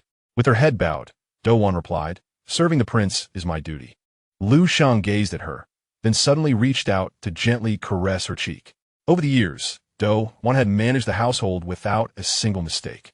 She could resolve conflicts among the concubines, soothe the children when they fell ill, and discipline the servants who misbehaved. The hundreds within the Wang Fu were kept in order under her guidance. Remarkably, she never boasted of her accomplishments nor overstepped her bounds. Liu Sheng felt a deep sense of gratitude towards such a woman. "Tonight, I shall visit you," he whispered. Douwan's cheeks flushed slightly as she lowered her gaze. "Yes, my lord." On the day of the birthday, as dawn broke, the Wang Fu was already bustling with carriages and horses.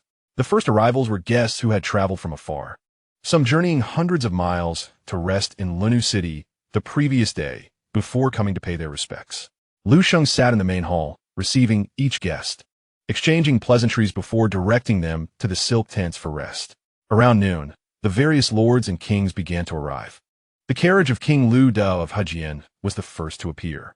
It was a remarkably simple vehicle, with a black lacquered carriage devoid of any ornamentation, drawn by ordinary horses. His entourage consisted of no more than a dozen attendants, all clad in plain attire, indistinguishable from regular officials. Liu Sheng personally greeted him at the gate. "Brother, it has been a long journey," he said, performing the customary bow. Liu Da stepped down from the carriage and grasped his hand.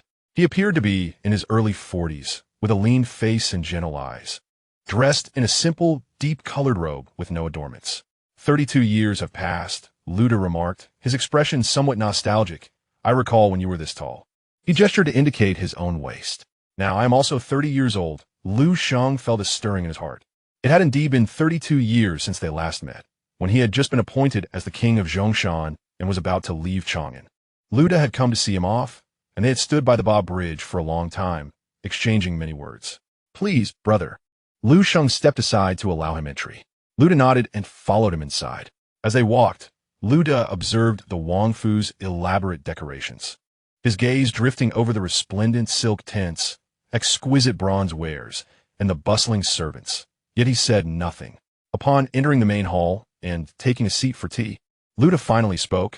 "I have heard that your household boasts 50 chefs, 3,000 jars of fine wine, 200 concubines, and over 100 children."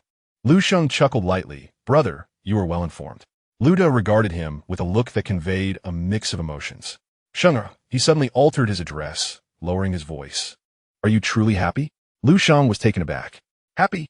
In his 32 years, no one had ever posed such a question to him. People inquired about his well-being, his commands, or whether he wished for another drink, but no one asked if he was happy. He gazed at Luda and suddenly understood why this brother, renowned for his virtue, had traveled such a long distance to celebrate his birthday. It was not merely to offer congratulations, but to see him, to observe how this brother, known for his extravagance, truly lived. "Brother," Liu Sheng poured a cup of wine and presented it with both hands. "Drink this, and then I shall answer you." Luda accepted the cup and drank it in one gulp. Liu Sheng followed suit. He set down his cup and looked into Luda's eyes, speaking each word deliberately. "Brother, I am very happy." Luda remained silent. Liu Sheng continued, "I have countless jars of wine to drink daily. I have thousands of pounds of meat to feast upon. I possess an abundance of exquisite jade to admire. I am surrounded by 200 concubines to entertain me at night. I have over 100 children to cherish. Whatever I desire is at my fingertips. Whatever I wish to do, I can pursue freely. Why should I not be happy?" Luda pondered for a long time before finally speaking. "But have you considered what these pleasures are exchanged for?" Liu Sheng's gaze sharpened slightly. Luda rose and walked to the window, turning away from him. "In Hejian, I spend my days immersed in texts. Some call me a wise king, others a fool. But they do not realize that for every book I acquire, I am subjected to scrutiny from court officials. For every note I write, it must be copied and archived by the censors. My wisdom is a shackle, confining me within a transparent cage." He turned back to face Liu Sheng.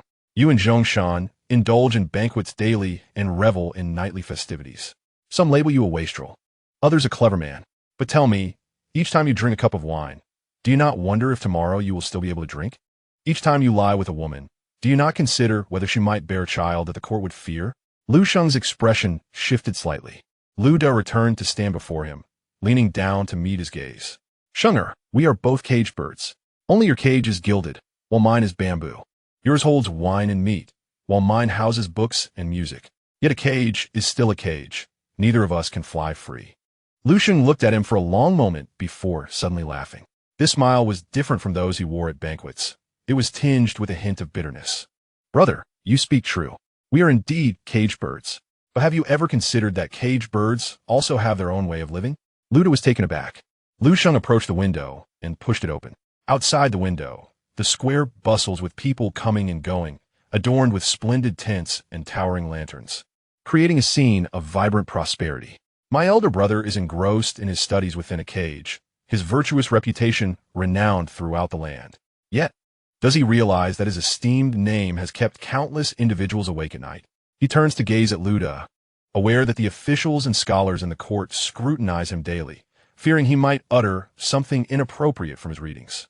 Each time the emperor sees him, he must reprimand him to ensure he remains compliant. "Liu dues expression d'arcans." Liu Sheng approaches him, his voice calming. "Meanwhile, my younger brother indulges in wine within his cage, his reputation for extravagance equally well known. But does my elder brother understand that my lavish reputation has eased the worries of many?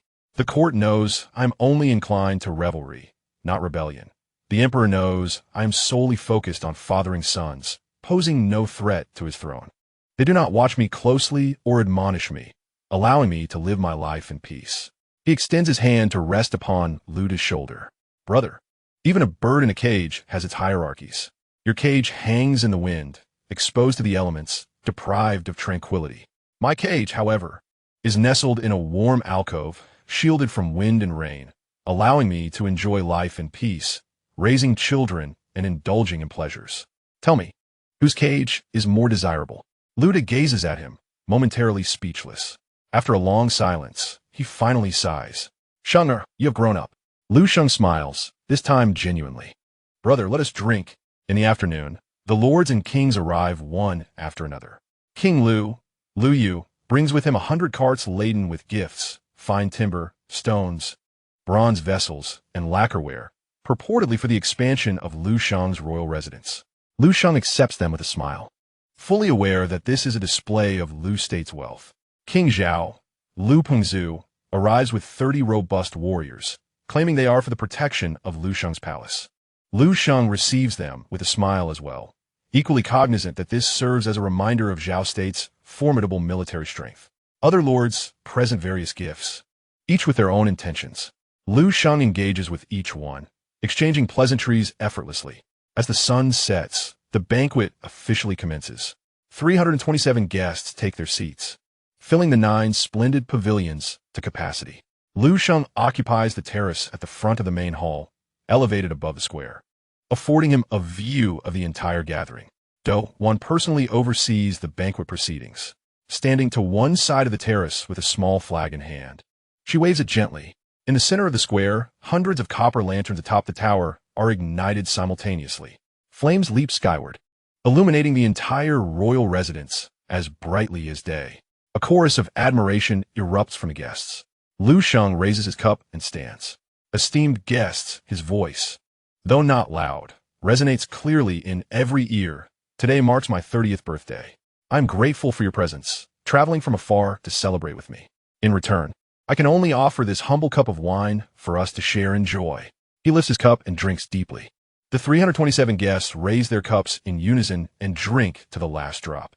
Liu Sheng sets down his cup and claps his hands. Below the terrace, 50 musicians begin to play. The sound of bells and drums fills the air as the melody of Lu Ming echoes through the night. In the call of the deer, they feed on wild apples. I have esteemed guests, playing the zither and blowing the sheng. Amidst the music, 30 dancers gracefully enter, adorned in colorful garments and wielding feather fans, dancing in time with the melody. Their movements are exquisite, their flowing attire reminiscent of clouds and mist. The guests are entranced, some even rising to see more clearly. Liu Sheng sits at the head of the table, smiling, yet his gaze drifts beyond the crowd, fixating on King Zhao, Liu Pengzu. Liu Pengzu sits rigidly, eyes fixed ahead, as if the performances before him are mere commonplace sights. His brow furrows slightly, lips pressed into a thin line, clearly unimpressed by the festivities. Liu Sheng stifles a laugh inwardly. This elder brother has always looked down upon him. Back in Chang'an, Liu Pengzu often chastised him for his lack of seriousness, claiming he only knew how to indulge. Now, as the king of Zhongshan, he has intensified his reprimands, often sending letters to admonish Liu Sheng for his extravagance. Yet Liu Pengzu fails to see that it is precisely this extravagance that reassures the court. It is this carefree disposition that has allowed him to survive thus far. As the music pauses, the banquet reaches its climax.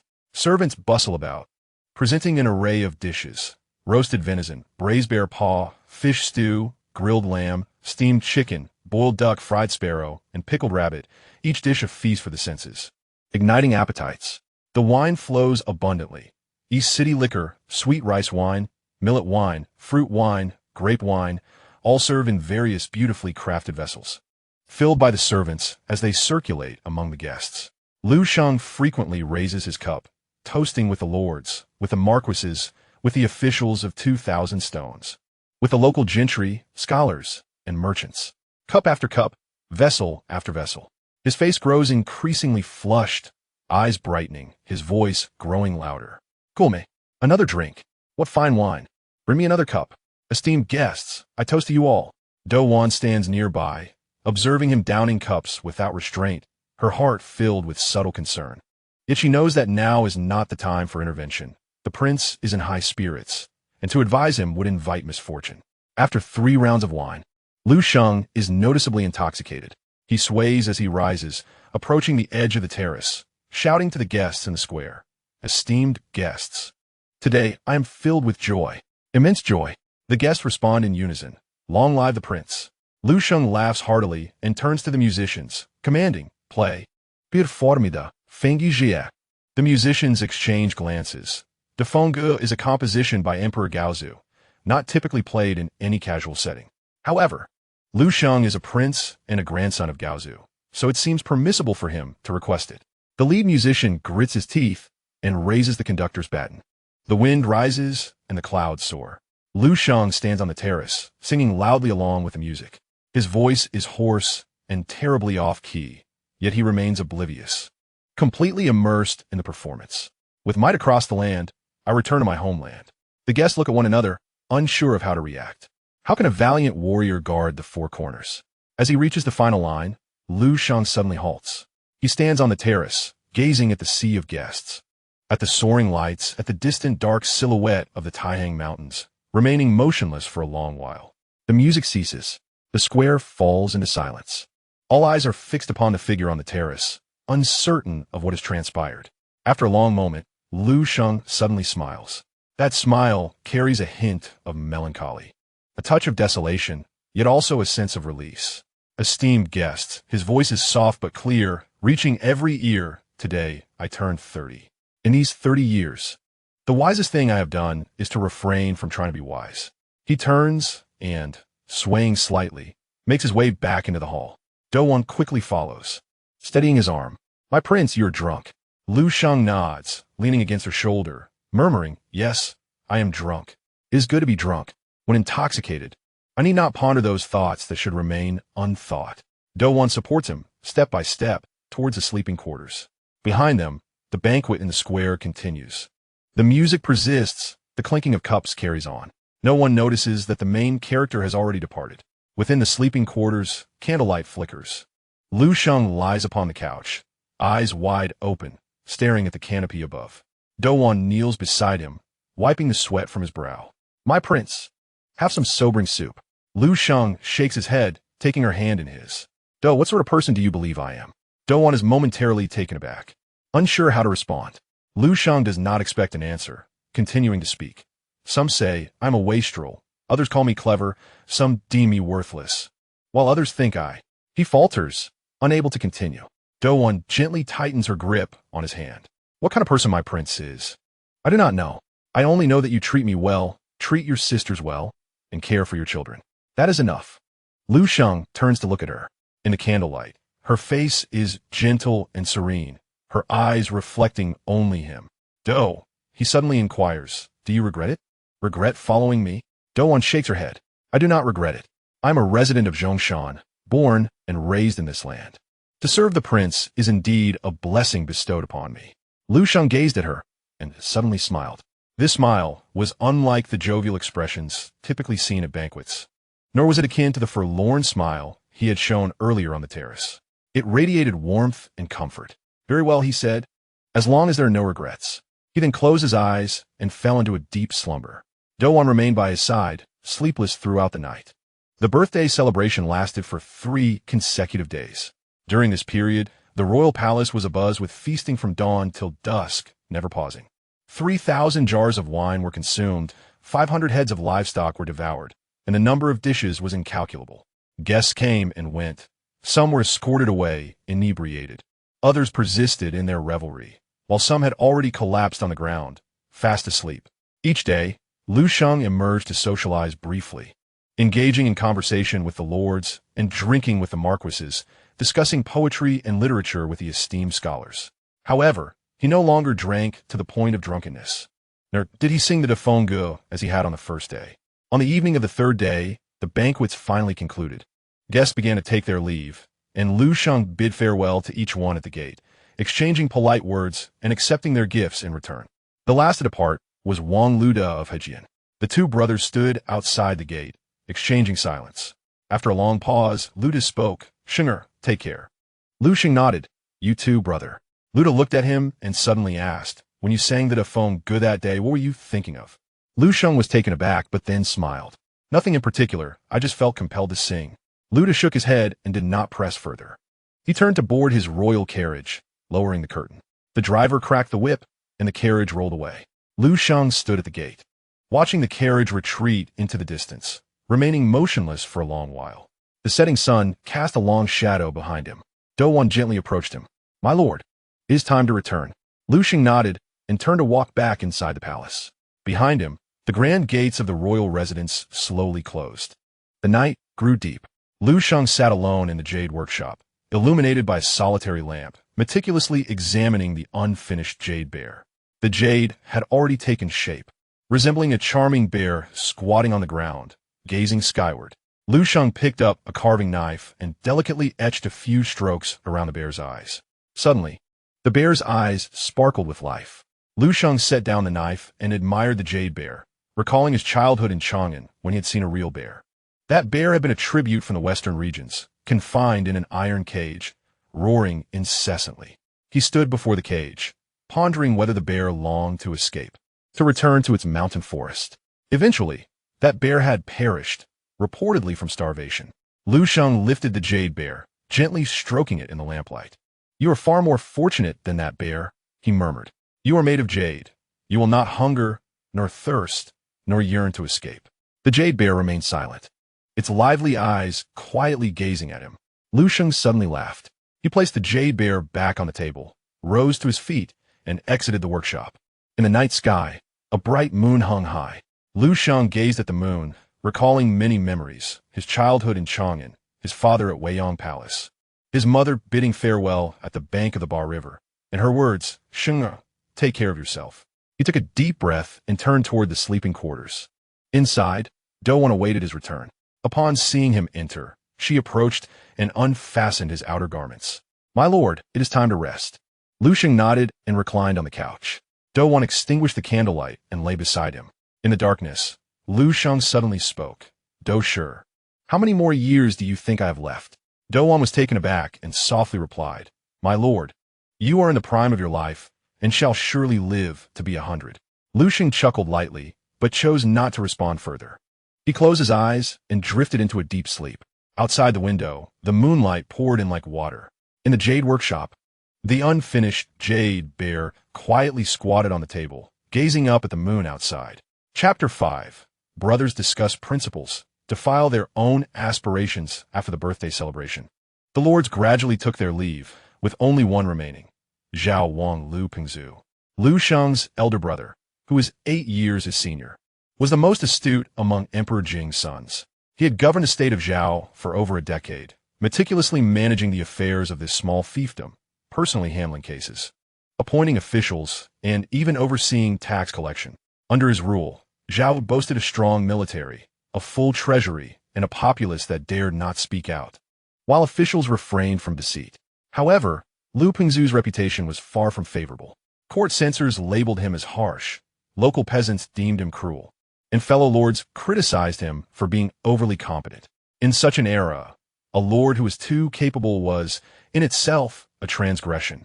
Liu Sheng was aware of this, yet he never spoke of it. On the 4th day after the birthday festivities, Liu Pingzhu sent someone to summon Liu Sheng, expressing a desire for a private discussion. Liu Sheng set down the jade material in his hands, adjusted his robe, and made his way to the guest house where Zhao Wang was staying. In the courtyard behind the guest house, there was a grove of bamboo. Within the grove stood a small pavilion, where a modest feast was prepared, complete with wine, and Liu Pingzhu seated nearby.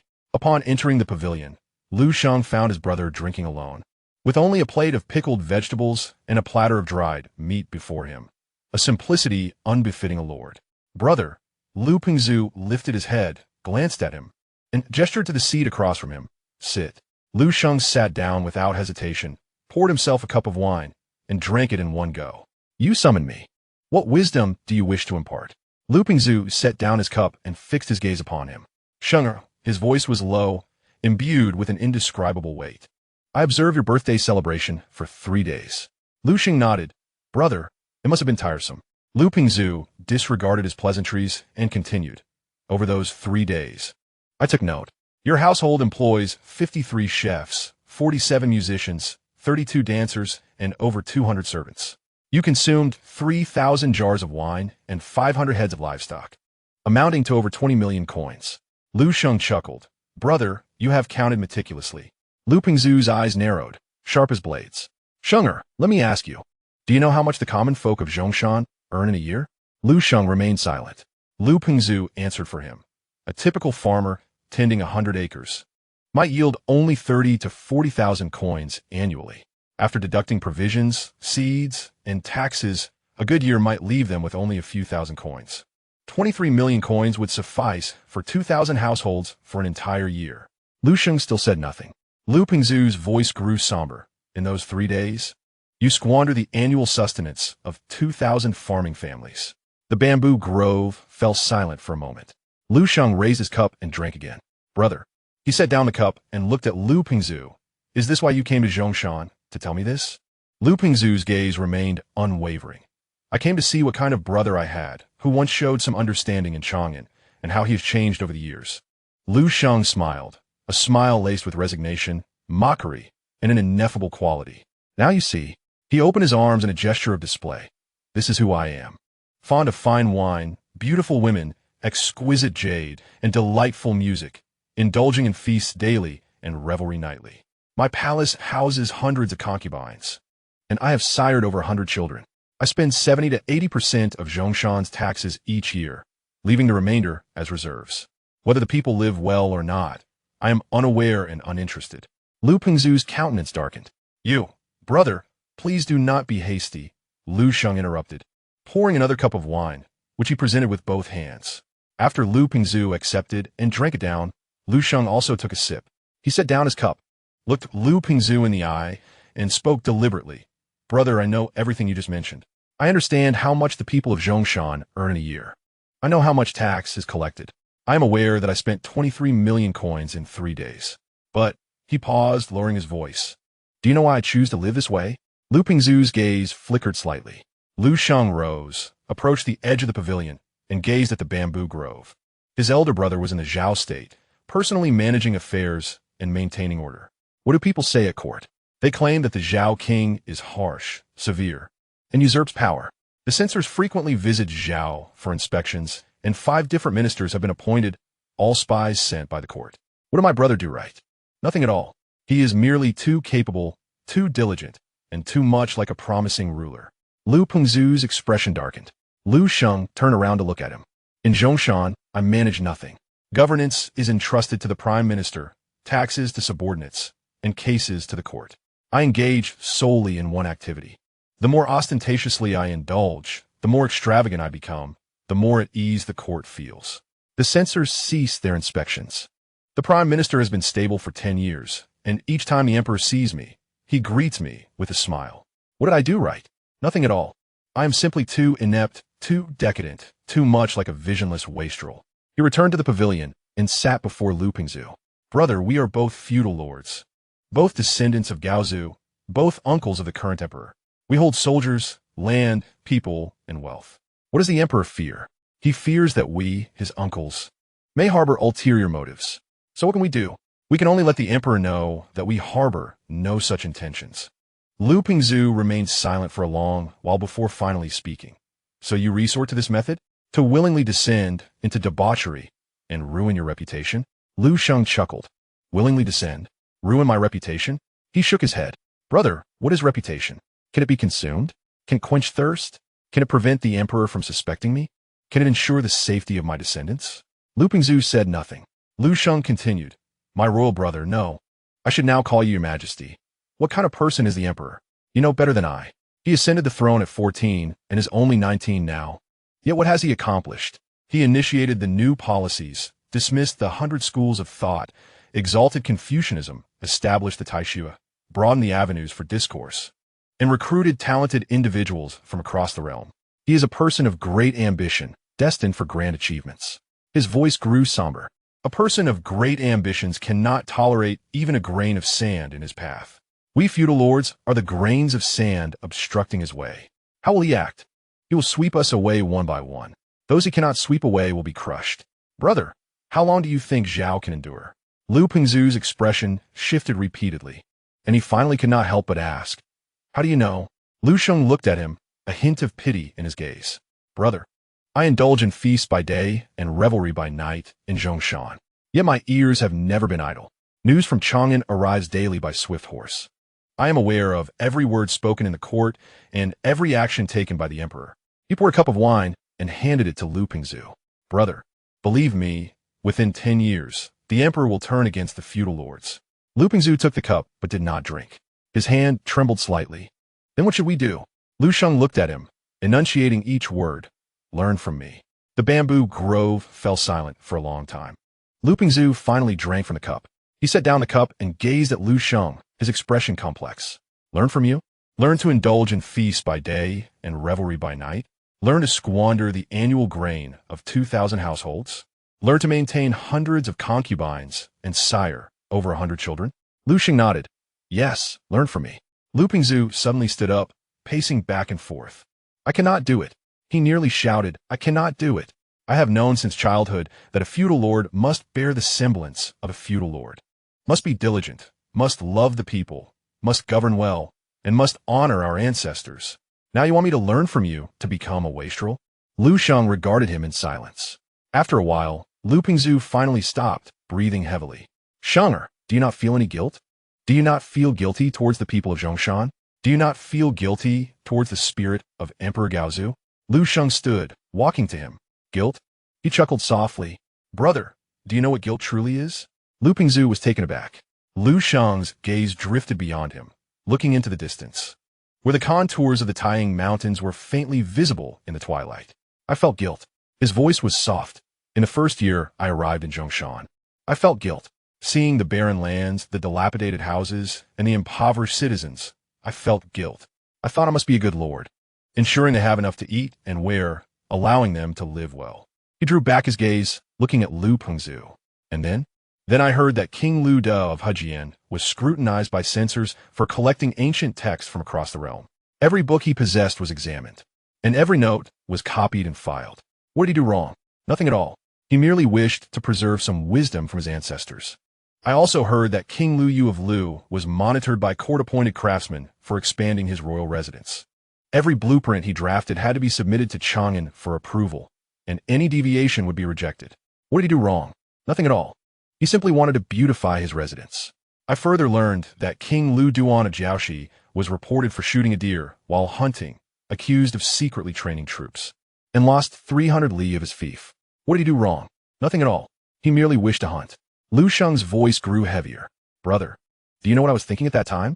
I was pondering that this world can no longer accommodate a good lord. If you wish to do good, the court suspects you have ulterior motives. If you seek to accomplish something substantial, the court doubts your intentions to win hearts. If you do nothing, the court suspects you of plotting mischief. What can be done? The only option is to do nothing at all. He placed his hand on Lu Pingzhu's shoulder. Brother, it is not that I am unashamed. I cannot afford to feel shame. What use is shame? Can it reassure the court? Can it prevent the emperor's suspicion? Can it ensure my descendants survive? Lu Pingzhu stared at him, momentarily speechless. After a long pause, he finally spoke, his voice hoarse. Sheng, you have changed. Liu Sheng nodded. Yes, I have changed. If I do not change, I shall perish. As night fell, the bamboo grove darkened. A servant brought lanterns, lighting several bronze lamps in the pavilion. The flickering flames cast the shadows of the brothers upon the bamboo leaves, fluctuating in brightness. Lu Pingzhu sat at the table, drinking cup after cup. He had consumed much. His face flushed, and his gaze somewhat unfocused. Yet he continued to drink, as if attempting to drown the frustration of the years. Liu Sheng remained with him, not intervening. Sheng, Lu Pingzhu suddenly spoke, his tongue slightly heavy. What should I do? Liu Sheng looked at him, offering no response. Lu Pingzhu continued, speaking to himself. I have spent over a decade in Zhao. I have governed Zhao to the extent that you know its current state. The granaries hold 5 years of provisions. The military possesses 3,000 elite soldiers. The common people dare not stir unrest, and officials refrain from corruption. He suddenly covered his face, his shoulders trembling slightly. Liu Sheng felt a pang in his heart. This elder brother, known for his strength since childhood, this Zhao king who never shows weakness before others, was now crying. He reached out, gently patting Lu Pingzhu's back. Brother, I know. You have done well. Lu Pingzhu raised his head, his eyes reddened. Then why? Why do they still not let me go? Why do they send inspectors every few days? Why have 5 ministers been replaced in 5 years? Why does the emperor look at me so coldly every time I go to Chang'an?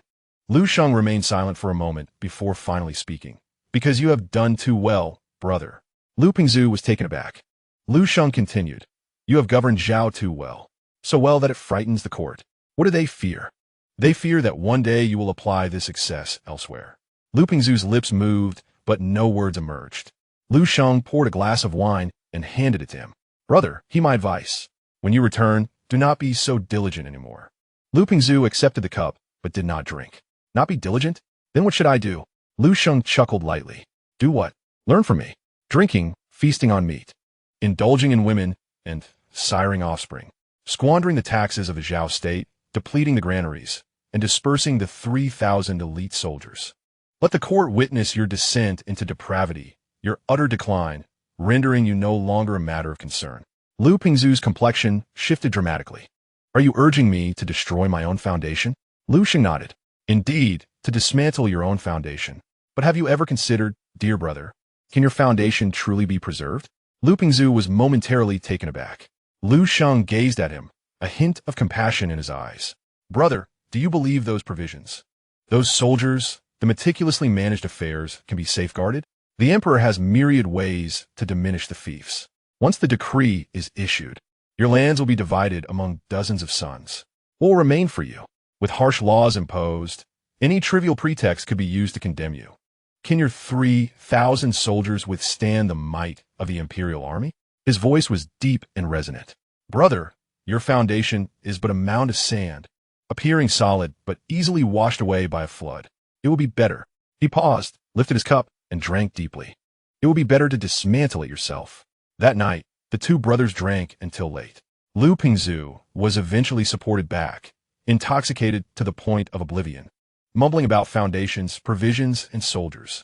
Liu Sheng stood at the entrance of the guest house, watching the servants assist him inside, a surge of complex emotions welling up within him. This elder brother had always been his role model since childhood. He was diligent, upright, and strong-willed, never bowing to anyone. Liu Sheng had once aspired to emulate Liu Pingzu in his youth. Yet now he found himself advising this paragon to embrace a life of futility. The absurdity of the world struck him as laughable. He turned to walk towards the sleeping quarters. After a few steps, he suddenly halted. "Do sure," he called out. Do Wan emerged from the shadows. "Your Highness," she replied. Liu Sheng regarded her and abruptly asked, "Do you think the king of Zhao will heed the words I spoke today?" Do Wan pondered and shook her head. "I do not know."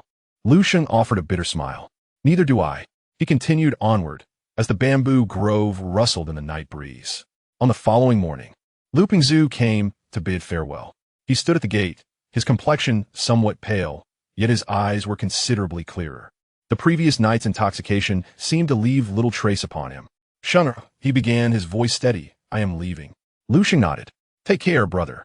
Liu Pingzu looked at him, his gaze intricate. "I will reflect on what you said last night." Liu Sheng smiled. "It is good that you contemplate it." After a moment of silence, Liu Pingzu suddenly remarked, "Sheng, you are far more astute than I had imagined." Liu Sheng shook his head. "It is not intelligence. It is fear of death." Liu Pingzu paused, then broke into a wry smile. "Fear of death. Indeed, who is not afraid of death?" He turned and boarded the royal carriage. Lowering the curtain, the driver cracked the whip, and the carriage rolled forward. Liu Sheng stood at the gate, watching the carriage recede into the distance. Motionless for a long while, Do Wan approached quietly from behind. "Your Highness, will the king of Zhao listen to you?" Liu Sheng shook his head. "I do not know. But regardless of whether he listens or not, I have said all that needed to be said." He turned and walked back inside. After a few steps, he suddenly stopped. "Do sure," he called without looking back, "prepare wine." Do Wan was taken aback. "Your Highness wishes to drink?" Liu Sheng nodded. "Yes, to drink. Today I am in good spirits and wish to indulge in a few more cups." A month later, news arrived. After returning to the Zhao state, Liu Pingzu succumbed to a life of debauchery. He no longer personally managed state affairs, delegating everything to the chancellor. He ceased to adjudicate cases, allowing the court officials to act freely. He stopped training the army, dispersing the majority of his 3,000 elite soldiers. He began to gather concubines, reveling in feasts and merriment day and night. When someone criticized his moral decay, he paid no heed. When others urged him to regain his composure, he ignored their pleas. He merely drank, indulged in women, and squandered money, embodying the essence of true futility. When Liu Sheng heard this news, he was in the jade workshop, carving a jade bear. He set down his chisel and fell into a long silence. Then he smiled. In that smile, there was a mixture of solace, bitterness, and an indescribable sadness. "Brother," he murmured, "I have wronged you." In the spring of the third year of Emperor Wu's reign, Liu Sheng stood at the highest point of Baizi Pavilion, gazing at the distant silhouette of the Taiyang Mountains. Behind him, the laughter of children echoed. His offspring now exceeded 150, the eldest in their teens, the youngest still in swaddling clothes. Some were reading, others playing, and some crying, filling the pavilion to capacity. Douwan stood beside him, softly saying, "Your Highness, the wind is strong. We should go down." Liu Sheng shook his head, pointing towards the Taiyang Mountains. "Doshi, do you see that mountain?" Douwan followed his gesture. The Taiyang Mountains loomed majestically, cloaked in lush greenery under the spring sunlight. "That is Ling Mountain," Liu Sheng declared, "the resting place I have chosen for myself." Douwan was taken aback. "Your Highness," Liu Sheng smiled gently, offering no further explanation. He turned and descended the stairs, the children's laughter fading behind him. In the autumn of the same year, Liu Sheng received a letter from Lu Pingzhu.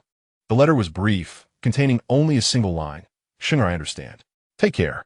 Liu Sheng held the letter for a long time before folding it and tucking it away within his robes.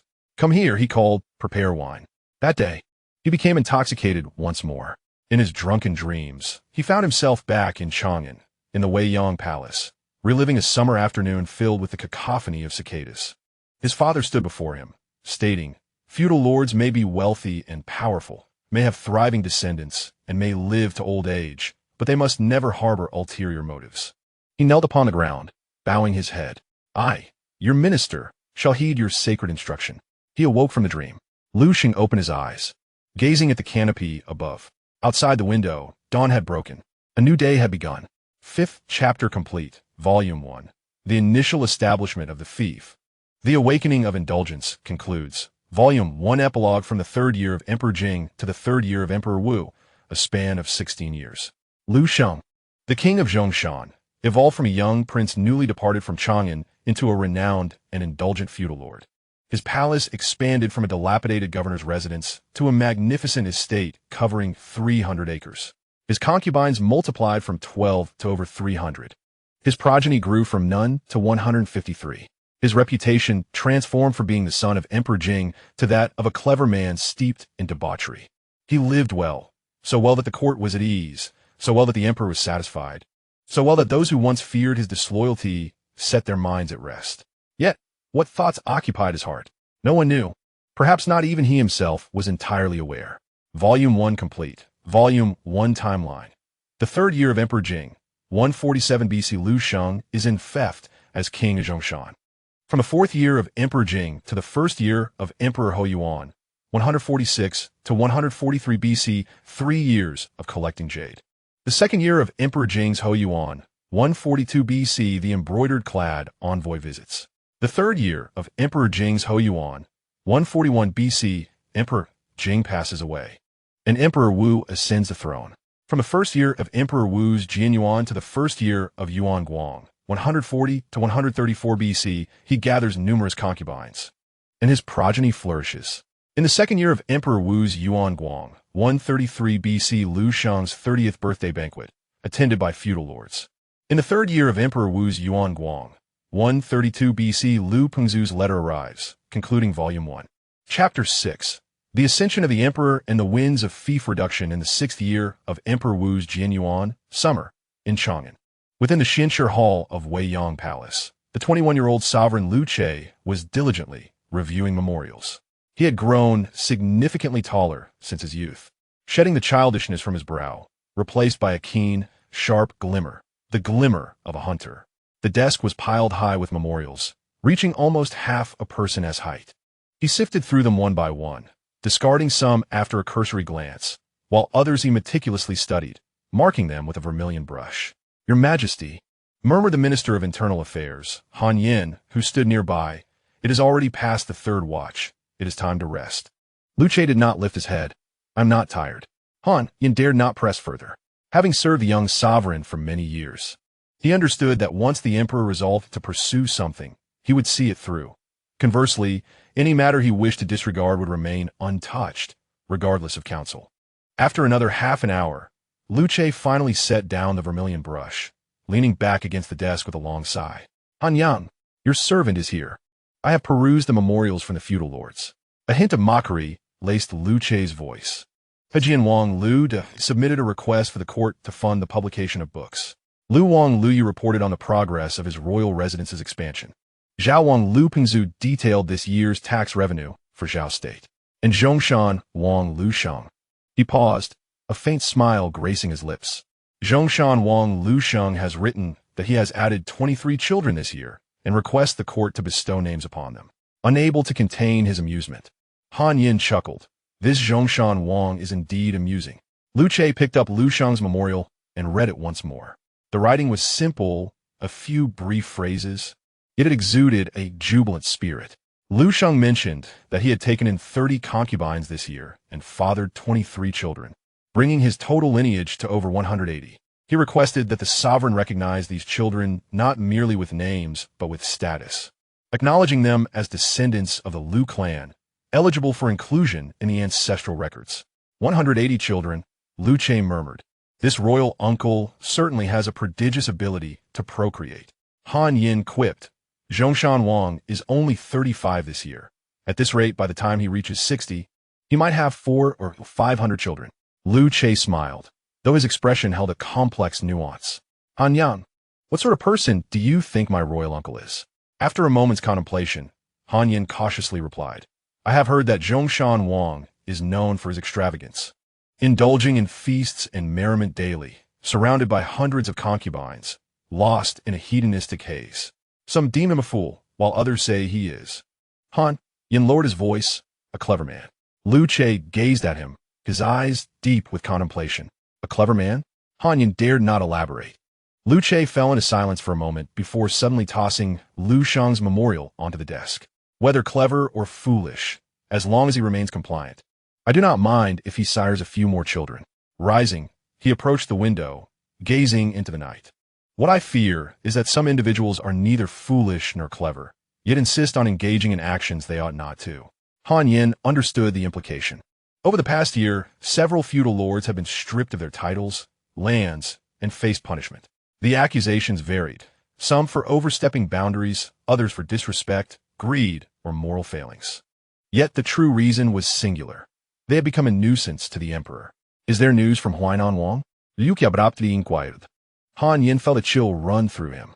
Huainan Wang Lu and the current royal uncle was renowned for his scholarly pursuits and literary talents, considered the most learned among the nobility. However, he also bore another title. He was a grandson of the founding emperor and the most powerful among the feudal lords. Your Majesty, Huainan Wang has recently closed his doors to visitors, dedicating himself to writing. It is said he is composing a grand tome titled Huainan Honglai, gathering the strength of his retinue, and has already penned over 200,000 words. Liu is called writing. Excellent, splendid. Let him write. The thicker the tome, the better. It would be best if he buried himself in his manuscripts and never emerged. Turning back to the desk, he picked up the vermilion brush and inscribed 4 characters on Liu Sheng's memorial. Granted. Bestow names. In Zhongshan, Lenu City, in the palace of Zhongshan Wang. Liu Sheng was in the second-floor entertainment hall of the Hundred Sons Pavilion, playing with a group of children. It was his custom to dedicate 3 days each month solely to accompany the children, ranging from teenagers to toddlers just learning to walk, welcoming all who wished to join. Today, over 30 children were present. The older ones played toss pot, the middle ones rode wooden horses, and the little ones crawled about, creating a delightful chaos. Liu Sheng sat among them, cradling an infant just over a year old, shaking a rattle to elicit giggles from the child. Father, father. A boy of 5 or 6 rushed over, brandishing a wooden sculpture of a deer. Look, I carved this. Liu Sheng accepted the wooden deer, examining it closely. The craftsmanship was crude and uneven, but it was recognizable as a deer. Did you carve this yourself? Yes. The boy nodded vigorously. I learned from a master at the Jade Workshop. Liu Sheng smiled, ruffling the boy's hair. Well done, you have talent. When you grow up, I shall gift you a piece of jade to carve a real one. The boy's eyes sparkled. Really? Indeed. The boy cheered and ran back to continue his carving. Douwan entered through the door, approaching Liu Sheng to whisper, Your Highness, Chancellor Qing seeks an audience, claiming urgent matters. Liu Sheng handed the infant to the nursemaid, rising and adjusting his robe. Have him wait in the main hall. I shall attend to him shortly. In the main hall, Cheng Yin paced restlessly, his expression anxious. Upon seeing Liu Sheng enter, he hastily approached, Your Highness. Liu Sheng waved his hand and seated himself in the principal position. What is so urgent? Cheng Yin lowered his voice. Your Highness, we have news from Chang'an. Liu Sheng's brow arched slightly. Huainan Wang Liu and has been stripped of 2 counties. Liu Sheng's eyes flickered. What was the accusation? It is said that within his fief, citizens fled to neighboring states due to his ineffective governance. Cheng Yin's tone held a trace of sarcasm. But the true reason is that someone reported his retainers for hoarding military texts. Liu Sheng fell silent for a moment before suddenly breaking into laughter. Hoarding military texts? What an excellent charge. Far superior to overstepping or disrespect. Cheng Yin continued. Moreover, Jiaoxi Wang Lu Duan has been stripped of 300 li. The accusation being that during a hunt, a group of commoners inadvertently entered his hunting grounds and were injured by his men. The court claimed he was reckless with human life. Hence the reduction of his territory by 300 li. Liu Sheng nodded, remaining silent. Cheng Yan's voice lowered further. And Zhao Wang. Liu Sheng's gaze sharpened. What is Zhao Wang? Zhao Wang Liu Pengzu has been impeached by the censorate for cruelty and tyranny, accused of excessively punishing the people of Zhao State. The court has dispatched embroidered uniforms to investigate, and they are currently in Zhao. Liu Sheng's expression shifted slightly. He rose and approached the window, gazing into the cloudy sky, which threatened rain. Brother, he murmured. Cheng Yin stepped behind him, speaking softly. Your Highness. The situation is growing increasingly severe for the feudal lords. What of us in Zhongshan? Liu Sheng did not turn. What of us in Zhongshan? His voice remained calm.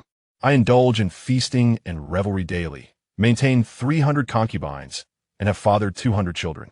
What have I done? Nothing at all. What can the court do to me? Cheng Yin cautiously interjected. Though that may be the case, what if someone reports your Highness for something? Liu Sheng turned to face him. What could they report? That I drink too much? That I indulge in women too much? That I spend too much? He chuckled. These charges are precisely what the court desires of me. Cheng Yin was taken aback, then suddenly enlightened. Indeed, these charges serve as Liu Sheng's shield. A prince solely devoted to indulgence poses no threat to the court. But Zhao Wang. Cheng Yin began, yet Liu Sheng interrupted. Zhao Wang is different. Zhao Wang is too capable. He governs Zhao State so well that it keeps the court awake at night. I, on the other hand, am merely a fool, allowing the court to sleep soundly. He returned to his seat. Chancellor Cheng, issue a decree. From tomorrow onward, the feast at the palace shall increase by 30%. Cheng Yin was startled. Increase by 30%? Your Highness, we are already. Increase by 30%. Liu Sheng's tone left no room for dispute. Wine, procure more. Meat, prepare more. Musicians, hire a few more. Dancers, select several more. To let the world know, Wang Liu Sheng of Zhongshan has once again fallen into decadence and extravagance, displaying new antics. Cheng Yin gazed at him, his heart a cacophony of emotions. Having followed Liu Sheng for over a decade, he had transitioned from confusion to understanding, and now to admiration. This prince, in the most absurd manner, was undertaking the most astute endeavors. Your servant obeys. He deeply bowed and withdrew. Liu Sheng sat alone in the main hall, gazing towards the door, motionless for a long while. Brother, he silently implored, you must hold on. 3 months later, news from Zhao Kingdom arrived. Liu Pengzu had his fief reduced by 500 li and was demoted to Duke of Zhao, no longer prince. The charges included harsh tyranny and excessive punishment, resulting in death and injury. At the moment this news reached Liu Sheng, he was meticulously carving a jade bear in the jade workshop. The bear had nearly taken shape, with only a few final touches remaining. His hand trembled slightly, and the carving knife left a faint mark on the bear's abdomen. Cheng Yin, who had brought the news, watched him cautiously. After a brief silence, Liu Sheng set down the carving knife and examined the jade under the light, scrutinizing the scratch. It's of no concern, he remarked. It serves as a marker. He placed the jade back on the table, stood up, and exited the workshop. Cheng Yin followed closely behind, hesitant to speak. Liu Sheng walked to the edge of the winding stream in the back garden before halting. The water was crystal clear, reflecting the sky and clouds. A few koi swam leisurely in the water. Cheng Xianghua, Liu Sheng suddenly spoke. What do you think my brother is contemplating at this moment? Cheng Yin pondered and replied. The Duke of Zhao must be feeling discontent. Liu Sheng shook his head. He would not be discontent. He has long anticipated this day. He turned to Cheng Yin and continued. I have advised him to learn from me. He has, but not sufficiently. He still clings to his Zhao kingdom, his 3,000 elite soldiers, and the years of effort he has invested. A trace of regret laced his voice. If one clings too tightly, one must pay the price. Cheng Yin could not help but inquire, "But your highness, do you not cling?" Liu Sheng regarded him and suddenly laughed. "What I have to cling to? Zhongshan kingdom was never mine to begin with. I merely watch over it for the court. Should the court desire it, they may take it at any time. However, my 200 children, they are mine. No one can take them away." He turned back to the water.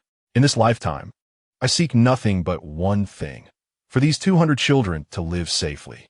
May their children also live safely. Generation after generation, life continues." Cheng Yin stood behind him, gazing at this figure, suddenly feeling a sense of unfamiliarity. The man who typically indulged in wine and revelry now spoke words that stirred his heart. "Your Highness," he softly said, "you are a wise man." Liu Sheng shook his head. "I'm not a wise man. A wise man would not feign ignorance. I am merely," he paused, failing to continue. "Merely what? Merely afraid of death? Merely loving my children? Merely wishing to spare the innocent from being buried, due to my ambition?" He did not know. Perhaps it is all of these. In the spring of the 5th year of Emperor Wu's Yuan Guang, Liu Sheng's 41st birthday arrived as scheduled. This year's birthday banquet was grander than in previous years. It was not out of a desire for ostentation, but rather a necessity. Following the demotion of Duke Liu Pengzu, the vassal kings were filled with trepidation. Some began to emulate Liu Sheng, sullying themselves for self-preservation, while others took the opposite approach, becoming more diligent and cautious in governance, attempting to prove their integrity through virtue. Liu Sheng chose the former, and with even greater thoroughness. This year's birthday banquet lasted for 5 days. 5,000 jars of wine were consumed, 1,000 heads of livestock were feasted upon, and 500 guests attended.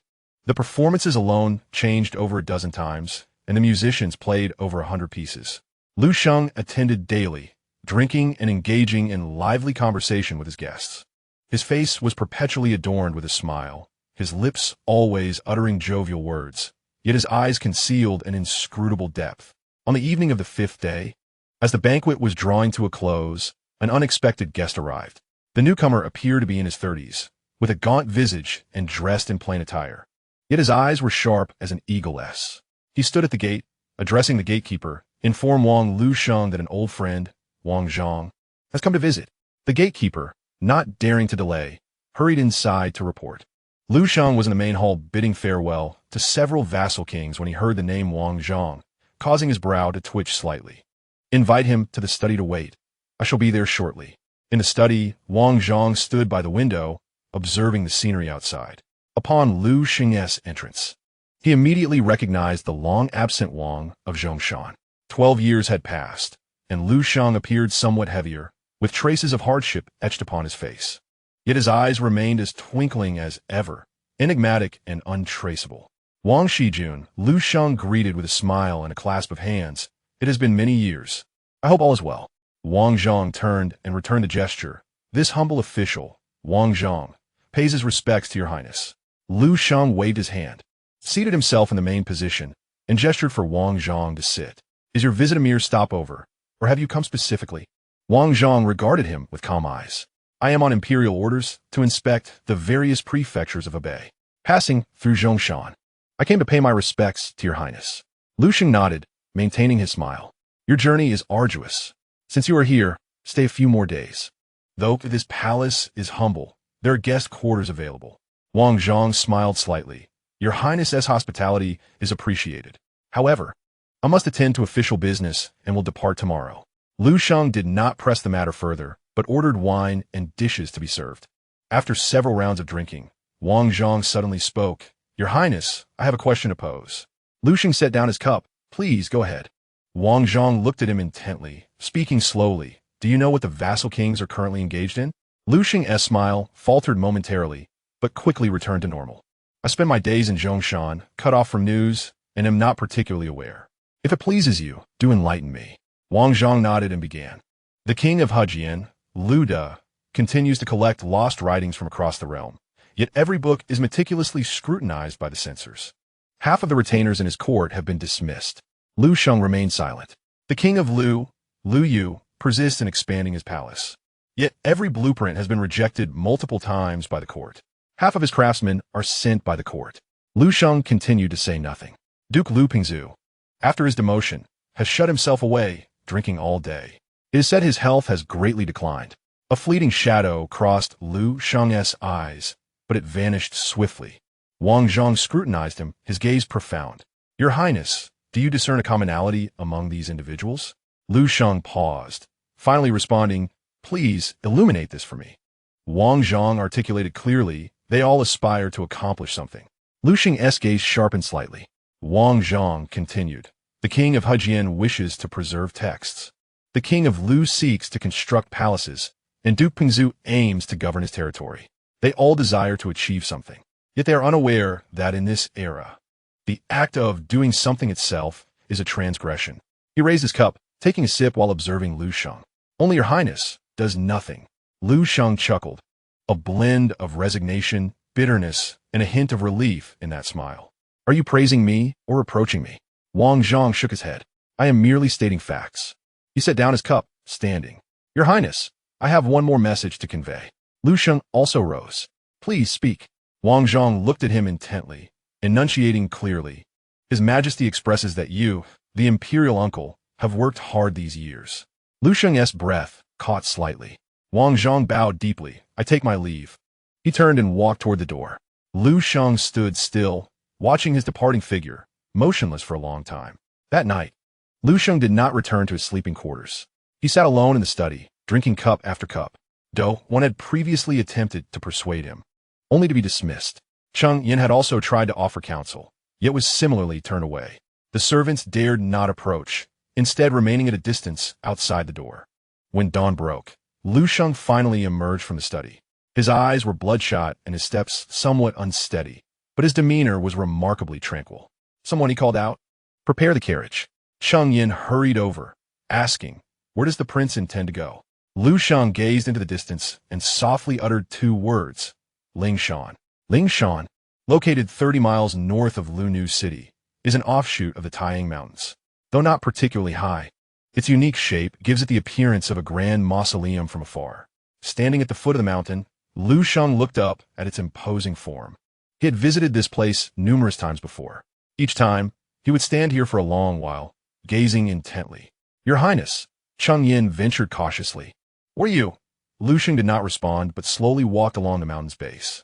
At the foot of the mountain, a flat area was overgrown with wild grass, interspersed with several large stones covered in moss. Liu Sheng sat upon one of these stones, his eyes fixed on Lingshan. Cheng Xianghua, he suddenly spoke. What do you think this mountain resembles?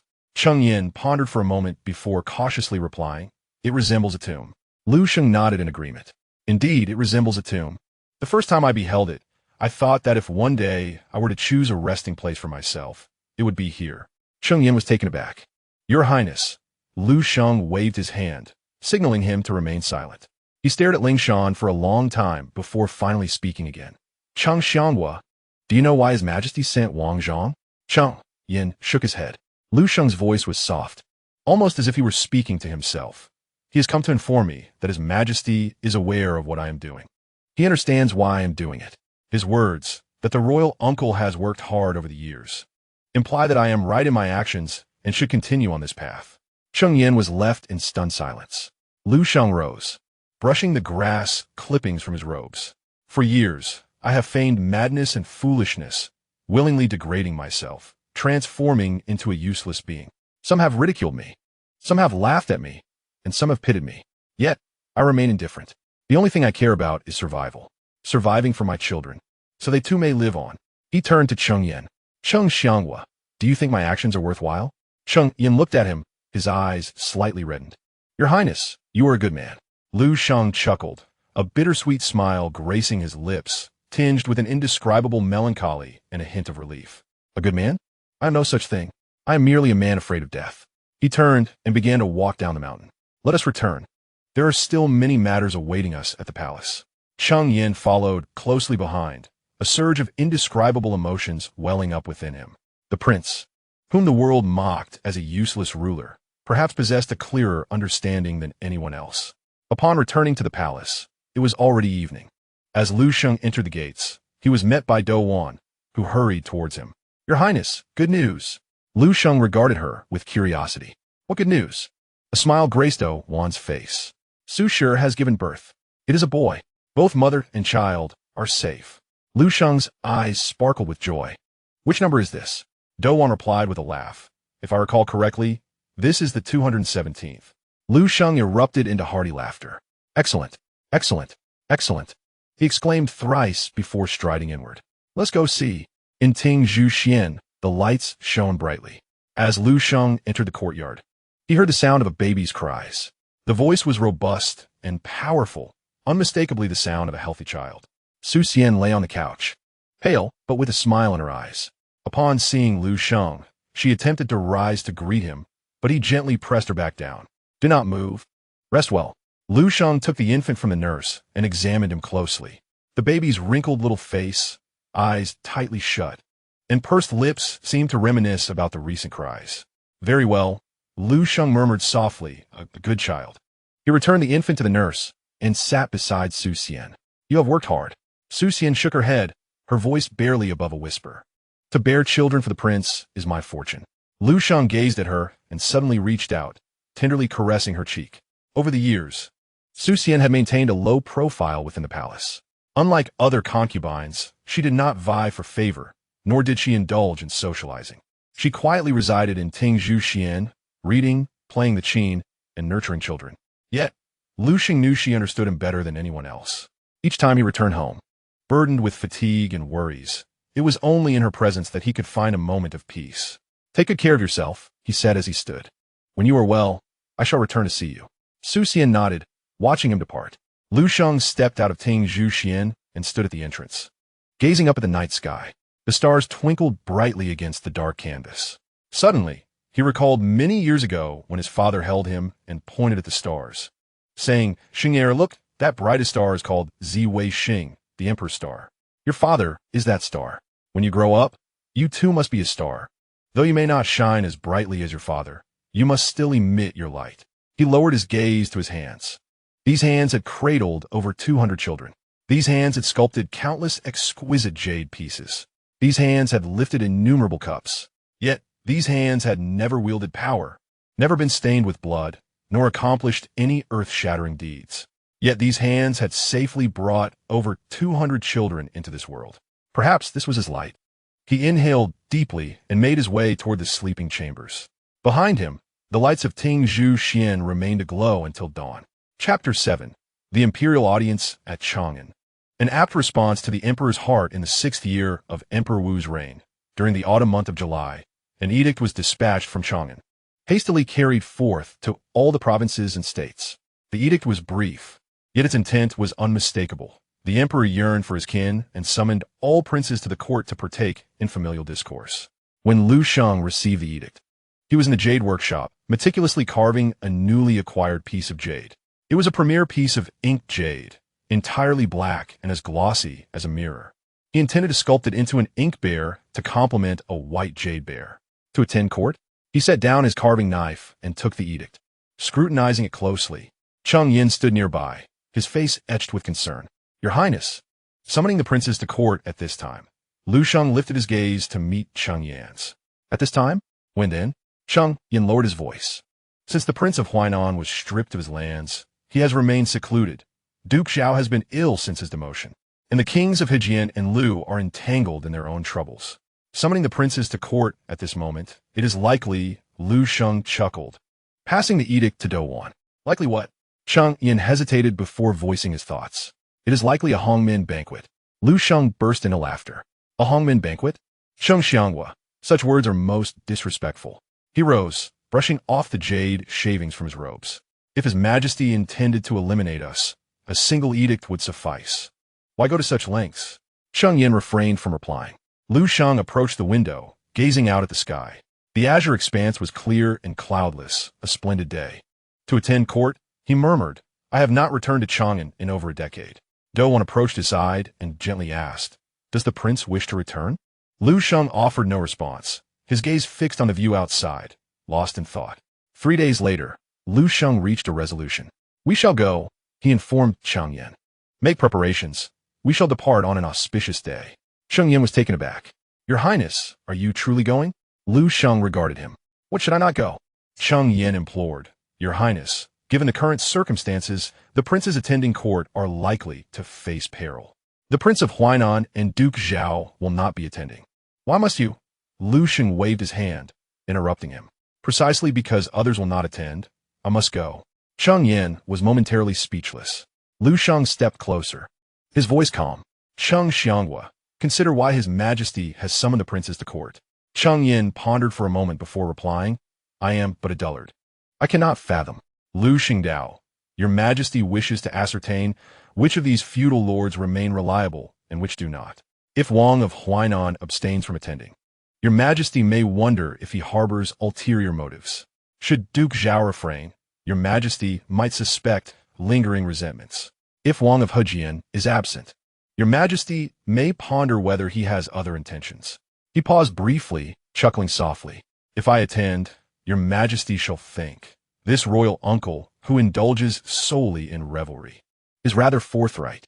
His presence is merely to seek a few cups of wine, a few rewards, while allowing me to behold his corpulent figure and the stench of alcohol that clings to him. Cheng Yin comprehended. The prince's intention is to use your candor to dispel Your Majesty's suspicions? Liu Sheng nodded. Suspicion is akin to a shadow.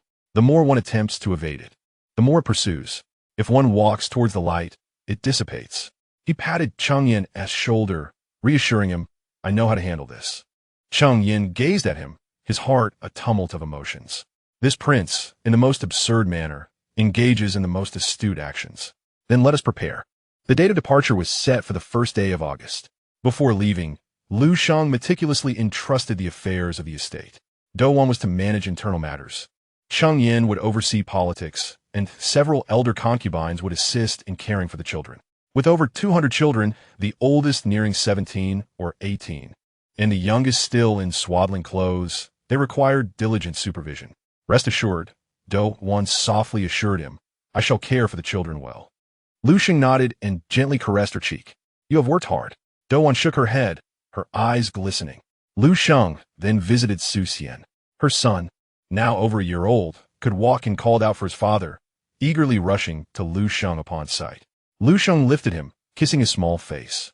Be good. I shall bring you delicious treats upon my return. Su Xian stood nearby, watching him with tenderness.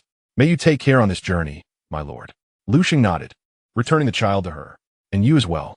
On the first day of August, Liu Sheng set forth, accompanied by a modest retinue of 300 guards, 50 servants, and several carts of gifts. The spectacle was far less grand than his previous journey from Chang'an to Zhongshan years ago. Yet, Liu Sheng remained indifferent. Seated in his royal carriage, gazing at the fleeting scenery outside, a tumult of emotions surging within him. This path he had traversed before, 16 years prior. At the age of 22, newly appointed as Wang of Zhongshan, he departed from Chang'an, heading toward his fief. At that time, he was a youthful prince, filled with trepidation, unease, and a hint of vague anticipation. Now, at 38, he was a renowned and indulgent feudal lord, a father to over 200 children, and a man sullied by excesses. 16 years had transformed everything. Yet this road remained unchanged. After half a month of travel, they arrived in Chang'an. The city still bore its familiar visage, with towering walls, grand towers, and bustling streets. However, to Liu Sheng's eyes, it felt somewhat alien. 16 years had elapsed. When he departed, this place was his home. Upon his return, it had become a mere guest's abode. The inn, located in the eastern part of the city, was designated for the feudal lords arriving at court. By the time Liu Sheng arrived, several lords had already gathered. Wang of Liu, Liu Yu, Wang of Hejian Luda, and a few distant relatives. A reunion among brothers inevitably led to pleasantries. Liu Yu appeared unchanged, plump and cheerful, immediately seizing Liu Sheng's hand to boast of his palace's recent expansions and the rare treasures he had acquired. Luda, however, looked considerably worn. Though he was slightly older than Liu Sheng, he appeared a decade older, with graying hair, a face etched with wrinkles, and eyes reflecting an indescribable weariness. Brother. Liu Sheng spoke softly, take care of your health. Luda offered a wry smile and shook his head. Care for what purpose? Liu Sheng remained silent. Luda studied him, suddenly inquiring, what brings you here? Liu Sheng smiled. Your Majesty summoned me. How could I not come? Luda's gaze grew complex. You are rather forthright. Liu Sheng patted his shoulder. Brother, be forthright as well. Eat, drink, and rest as needed. We old bones that we are, shall live one day at a time. Luda sighed, choosing not to elaborate further. The following day, Liu Sheng entered the palace for an audience. It was his first time in Weiyang Palace in 16 years. The palaces remained unchanged, yet the inhabitants had shifted. His father was no longer present, and his younger brother had ascended as the ruler of the realm. Liu Sheng stood outside the Xianshi Hall, awaiting his summons. The hall doors slowly opened, and a young eunuch emerged, announcing loudly, "The Wang of Zhongshan, Liu Sheng, seeks an audience." Liu Sheng adjusted his attire and stepped into the hall. The interior was dimly lit, with only a few bronze lamps casting a soft glow upon the imperial desk where a figure sat, garbed in a dark dragon robe and adorned with a 12p crown, engrossed in reviewing memorials. Liu Sheng knelt and bowed. "I, Liu Sheng, Wang of Zhongshan, pay my respects to your majesty." The figure behind the desk raised his head. It was a youthful visage, with an air of sharpness between his brows and an unfathomable glimmer in his eyes. He scrutinized Liu Sheng for a moment before breaking into a smile. "Royal uncle, please rise." Liu Sheng stood, hands clasped at his sides. Liu Che set down his vermilion brush and leaned against the desk, regarding him with keen interest. "After so many years, royal uncle, you have gained weight." Liu Sheng chuckled. "I have indulged in feasting and revelry daily in Zhongshan. It is inevitable that I have grown portly." Liu Che nodded, inquiring further.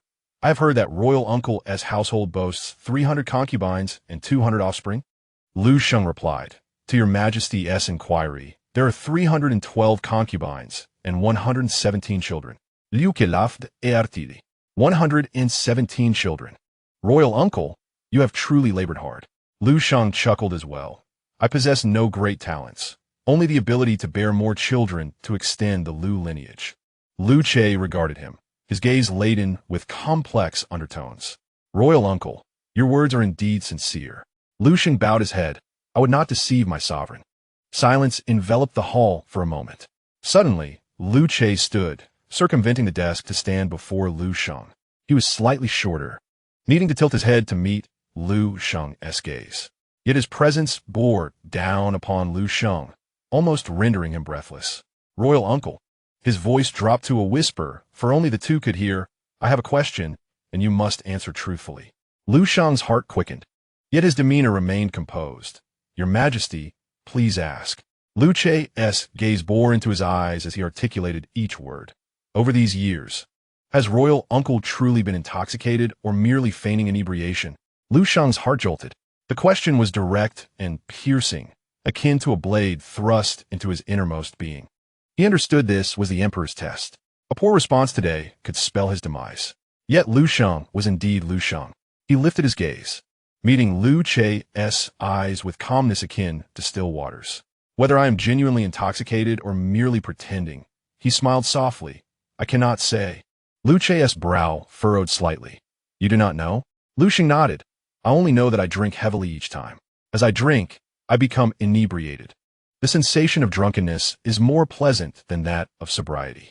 Thus, I drink continuously, remaining inebriated." Liu Ke regarded him in silence.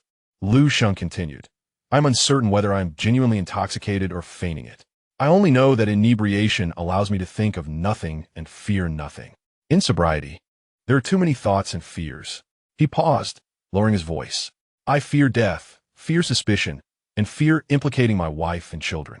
I possess no other skills, only the ability to drink and bear children. Whether your Majesty deems me genuinely intoxicated or merely feigning, I have but one thing to declare." He raised his gaze, locking eyes with Liu Che. "Yerbo no disluyeli." The hall fell into an eerie silence. Liu Che scrutinized him for what felt like an eternity. Then he smiled. That smile bore an ineffable quality, relief, satisfaction, and a hint of unspoken respect. "Royal uncle." He patted Liu Sheng's shoulder. "You are a clever man." Liu Sheng bowed his head. "I'm unworthy of such praise." Liu Che turned, returning to his desk, resuming his seat. Summon a seat for him. Liu Sheng sat in the Xianshi Hall for an entire hour. During this time, Liu Che inquired about the harvest in the Zhongshan kingdom, the well-being of the people, whether the children were studying, and how the concubines were getting along. Liu Sheng responded to each question in detail, yet remained within bounds. Liu que listen attentively, nodding and occasionally asking further questions. His demeanor resembled that of an ordinary younger relative seeking the mundane wisdom of an elder. However, Liu Sheng understood that this was not mere familial conversation. This was an examination, a probing, with the emperor's gaze scrutinizing his every move. After an hour, Liu Che finally permitted him to leave. It is rare for the royal uncle to come to Chang'an. Please stay longer. In a few days, there will be a banquet at the palace, and the royal uncle must attend. Liu Sheng knelt in gratitude, replying, I shall obey. Exiting the Xinshe hall, he stood on the white marble steps, exhaling deeply. His back was already drenched with sweat. 3 days later, a banquet was held in the palace. The feast took place at the high terrace in the northern part of Weiyang Palace, a platform constructed upon the Sangxi, surrounded by water, offering breathtaking views. On this hot summer day, sitting atop the terrace, the gentle breeze made it the most delightful location. There were over a dozen feudal lords present, along with several high-ranking ministers, totaling around 30 to 40 individuals. As the wine flowed and the dishes were served, the atmosphere gradually warmed. Liu Che sat at the head, engaging in lively conversation with the lords. He was youthful, gregarious, and smiled at everyone, embodying the demeanor of an ordinary younger relative. Yet, Liu Sheng noticed that his eyes were never idle. He observed each person, how they drank, how they spoke, how they interacted with one another. He noted who drank more or less, who spoke freely or was reserved, and who was close or distant with others. Liu Sheng lowered his gaze, focusing solely on the wine. The wine was exquisite, brewed in Chang'an, richer than that in his own residence. He drank cup after cup, his face growing redder, his eyes brighter, and his voice louder. What fine wine! He exclaimed, raising his cup for another. At his side, King Liu Yu, tugged at his sleeve and whispered, Shenger, drink less. Liu Sheng shrugged off his hand and declared loudly, what is there to fear? In front of his majesty, getting drunk shows sincerity. Liu Yu's expression changed, and he dared not advise further. Liu Che, observing this exchange, smiled slightly. The royal uncle has quite a capacity for wine. He raised his cup, saying, come. I toast the royal uncle. Liu Sheng promptly rose, holding his cup aloft. I dare not. I toast your majesty. The two raised their cups and drank together. Liu Che set down his cup and suddenly asked, Royal uncle, I have heard that the feasts of the Zhongshan royal palace are renowned throughout the realm. How do they compare to the banquets in the palace? Liu Sheng smiled. Your majesty, are you testing me? I dare to say that the palace banquets are 100 times better than those in my residence. Liu Che raised an eyebrow. Oh, in what way? Liu Sheng replied. In the quality of wine, the dishes, and the company. The wine in my residence, though sourced from various places, cannot compare to the richness of the imperial brew. While my dishes feature a variety of mountain and sea delicacies, they pale in comparison to the exquisite skills of the imperial chefs. As for the people in my residence, he paused, smiling. They are merely wine bags and rice sacks, knowing only how to drink and feast, far inferior to those present here. Each a pillar of the court and the state. This statement was beautifully articulated, flattering both the emperor and the ministers present, while also indulging in a bit of self-deprecation. Laughter erupted around the table. Liu Che also laughed, clearly amused. The royal uncle has a way with words. Liu Sheng hurriedly replied, I dare not claim that. I merely speak the truth. As the banquet progressed, music filled the air. It was the court's elegant melodies, solemn and refined, contrasting sharply with the lively folk tunes of the Zhongshan royal palace. The dancing maidens moved gracefully, their motions slow and their garments flowing, resembling celestial beings descending to earth. Liu Sheng watched, and suddenly tears streamed down his face. Initially, his eyes merely glistened with moisture, but soon, tears rolled down uncontrollably. He attempted to wipe them away, only to find more falling, until he was sobbing. The entire assembly was taken aback. Liu Che frowned and asked, Royal uncle, what is the matter? Liu Sheng rose and knelt, unable to speak through his tears. Your majesty, I have lost my composure. Liu Che gazed at him, his eyes deep and contemplative. Why do you weep, royal uncle?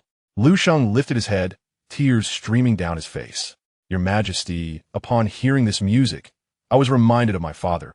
The hall fell silent. Liu Che's expression shifted slightly. Liu Sheng continued, In the past, when I was in Chang'an, my father also held banquets and played music. Back then, I was young and foolish, knowing only how to indulge. Now, my father is no longer here. His voice faltered as he bowed down, weeping bitterly. The guests exchanged glances, unsure of how to respond. After a moment of silence, Liu Che suddenly rose and approached Liu Sheng, personally helping him to his feet. "Royal uncle," his voice softened, "if my father is watching from above, seeing your deep longing for him, he will surely be comforted." Liu Sheng wiped his tears, choking out, "I have lost my composure. Please forgive me, your majesty." Liu Che shook his head and patted his hand. "Royal uncle, your filial piety is commendable. There is no fault here. Attendants, assist the royal uncle to rest." Two attendants stepped forward to support Liu Sheng as he left the high terrace. Liu Che watched his departing figure, a complex expression flickering in his gaze. Outside the high terrace, Liu Sheng leaned on the railing, walking slowly. His tears had ceased, and his expression had regained its composure. "My lord," an attendant ventured cautiously, "are you well?" Liu Sheng nodded. "I'm fine. I drank too much." The attendant did not dare to inquire further, assisting him toward the lodging. As Liu Sheng walked, he suddenly stopped. He turned back, gazing at the high terrace. The lights were bright, and the music was melodious. The banquet continued. A smile broke across his face, a smile tinged with resignation, bitterness, and a hint of pride. This weeping was fortuitous. It expressed his yearning for his father, his filial devotion, and his innocence. Even the most astute emperor could not act against one who missed his father. He turned and continued on his way. The night breeze gently dried the tears on his face. The following day, Liu Sheng claimed to be ill and did not venture out. On the third day, Liu Che sent someone to inquire after him, bringing the imperial physician and medicinal herbs. On the fifth day, Liu Sheng recovered and entered the palace to express his gratitude. Liu Che received him in the Xianshi Hall. This time, there was no banquet, no music or dance, only the two of them sitting across from one another. "Royal uncle, are you feeling better?" Liu Che asked. Liu Sheng replied, "Thanks to your majesty's blessings, I am no longer in grave condition." Liu Che nodded, fell silent for a moment, and suddenly asked, "Why did you weep that day, royal uncle?" Liu Sheng's heart skipped a beat. This question was even more difficult to answer than whether he was genuinely drunk or merely pretending. He lifted his gaze to meet Liu Che's, whose eyes were fathomless, seemingly capable of piercing through all facades. Liu Sheng took a deep breath and slowly replied, "Your Majesty, I indeed thought of my father upon hearing the music that day. However, my tears were not solely for my father's memory." Liu Che raised an eyebrow slightly. "Oh, what else?" Liu Sheng's voice lowered. "I also recall that in Chang'an, I was my father's son and your Majesty's brother. We were a family, lively and cheerful. Such was the joy. Now everything has changed, and I—" He paused, his eyes reddening once more. I fear that one day, I may lose even this faint memory." Liu Che regarded him, silent for a long time. Eventually, he spoke. "Royal uncle, you are an astute man." This was the second time Liu Che had said such a thing. Liu Sheng bowed his head. "I do not deserve such praise." Liu Che stood and walked to the window, turning his back to Liu Sheng. "Since my ascension, I have stripped several princes of their titles and dealt with various relatives. Some say I am harsh, others say I am ungrateful. But I have acted with a clear conscience. My actions are for this realm, for the Liu family's dynasty." He turned to face Liu Sheng. "Royal uncle, you are the only one whom I can trust." Liu Sheng knelt down. "I am terrified." Liu Che returned to Liu Sheng, personally helping him to his feet. "Royal uncle, return to Zhongshan. Live well and bear more children. My empire requires the Liu clan's offspring to uphold it. The children of my royal uncle are, in essence, my own." A glimmer of light flickered in Liu Sheng's eyes. "Your servant obeys," he replied. In the 6th year of the Yuan Guang era of Emperor Wu of Han, in the month of September, Liu Sheng departed from Chang'an to return to Zhongshan. Before his departure, Liu Che bestowed upon him numerous gifts: 1,000 taels of gold, 10,000 bolts of silk, 100 jars of imperial wine, and a plaque inscribed with 4 grand characters: Z Sun Fan Sheng. Liu Sheng knelt to receive the imperial edict, bowing his head in gratitude. As he exited the city, he paused by the Ba Bridge. 16 years prior, he had stood here bidding farewell to his mother, uncertain if he would ever return to Chang'an. Now, he knew he could return, albeit only as a guest. Gazing at the silhouette of Chang'an, he silently spoke, "Mother, I have departed. I shall return again, but but on my next visit, I will still be but a guest." He turned and ascended the royal carriage. The driver cracked his whip, and the carriage rumbled forward. Upon returning to Zhongshan, it was already October. Over 200 children awaited him in the royal residence. The eldest stood at the forefront, followed by those slightly younger, and then the infants cradled by their wet nurses. They formed several neat rows at the entrance, welcoming their father home. As Liu Sheng alighted from the carriage and beheld this scene, his eyes unexpectedly grew warm. "Father." The eldest son, Liu Chong, approached and knelt in reverence. Liu Sheng helped him up, gazing at the face that mirrored his own youth. A flood of indescribable emotions surged within him. "Very well," he said, patting his son's shoulder. "Let us return inside." He walked through the gates, followed by a throng of children. Douan stepped forward, softly saying, "Your Highness, you have worked hard." Liu Sheng shook his head and grasped her hand. "I have not labored. I simply—" He paused, looking at the multitude of children, and smiled. "I simply missed them." That evening, Liu Sheng hosted a family banquet, reveling with his consorts and children. After several rounds of wine, he produced the imperial plaque and commanded it to be hung above the main hall. The characters Zi, Sun, Fan, Sheng shimmered in the candlelight. Liu Sheng gazed at the plaque, lost in thought. Douan approached him and softly remarked, "Your Highness, this is the Emperor's grace." Liu Sheng nodded. "Indeed, it is the Emperor's grace." He turned to her, asking, "Do you believe my life has been worthwhile?" Douan pondered for a moment before responding earnestly. "Your Highness has more than 200 children, over 300 sisters, endless feasts of meat and wine, and treasures without measure. Everything you wish to do or not do, you have accomplished. Everything you wish to live or not live, you have lived. I believe it has been worthwhile."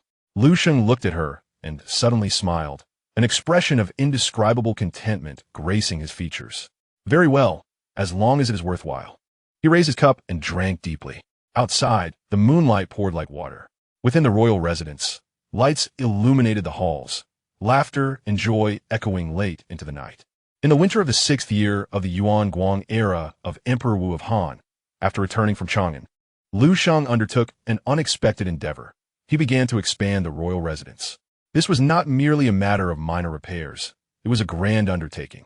He conscripted 3,000 laborers and recruited 500 craftsmen, transforming the eastern part of Lu City into a colossal construction site. Cheng Yan, in a state of agitation, pleaded with him multiple times, "Your Highness, you have just returned from Chang'an, and the Emperor has recently bestowed a plaque upon you. Is it not too ostentatious to undertake such grand construction at this time?" Liu Sheng, engrossed in sculpting a black bear in the jade workshop, replied without looking up, "Ostentatious? I intend to be ostentatious." Cheng Yan was taken aback. Liu Sheng set down his carving tool, raised his gaze to meet Cheng Yan's. "Think about it, Cheng Xianghua. My journey to Chang'an yielded numerous gifts from the Emperor, who explicitly stated that I am the only one he trusts. What does this signify?" Cheng Yan pondered and cautiously replied, "This is the Emperor's grace." Liu Sheng nodded. "Yes, it is grace. However, such grace comes at a cost." He stood, walked to the window, and gazed out at the bustling construction site. "The Emperor trusts me because I am harmless. Yet, such harmlessness is not innate. It must be cultivated. I must demonstrate to him what I am doing with the grace I have received." Cheng Yan, half comprehending, ventured, "Your Highness means—" Liu Sheng turned to him. "I take the money and spend it. I receive silk and use it. I acquire imperial wine and drink it. I do not hoard wealth, train troops, cultivate alliances with the powerful, nor scheme for grand matters. I only indulge in one thing, pleasure. The more extravagant I am, the more the Emperor will trust me." Cheng Yan finally understood. "So, Your Highness wishes to expand the royal residence?" "Indeed." Liu Sheng returned to his desk, picked up his carving tool once more, and continued. "Expand the royal residence, amass treasures, and let the world know that Zhongshan King Liu Sheng has once again succumbed to decadence, extravagance, and novelty." He lowered his head, resuming his work on the black bear. "Cheng Xianghua, go and see to it. Do not fear spending money. Once the funds are exhausted, I shall devise a plan." Cheng Yan bowed deeply. "Your servant obeys." The expansion project continued for an entire 2 years. During this time, the Zhongshan royal residence underwent a transformation of monumental proportions. The original residence, occupying a mere 300 mu, was now expanded to cover 800 mu, divided into 5 sections: east, west, south, north, and central. The central area housed the main hall, with the Chengming Hall at its core, serving as Liu Sheng's venue for handling official affairs and receiving guests. The hall stood 5 zhang tall and spanned 9 rooms, lavishly adorned and capable of accommodating 500 guests simultaneously. The eastern section was the sleeping quarters, where Liu Sheng resided with his consorts. Hundreds of courtyards of various sizes were constructed in harmony with the terrain, each uniquely named Ting Zhu Xian, Shang Mei Ge, Guan Yu Xia, and Fu Qinju.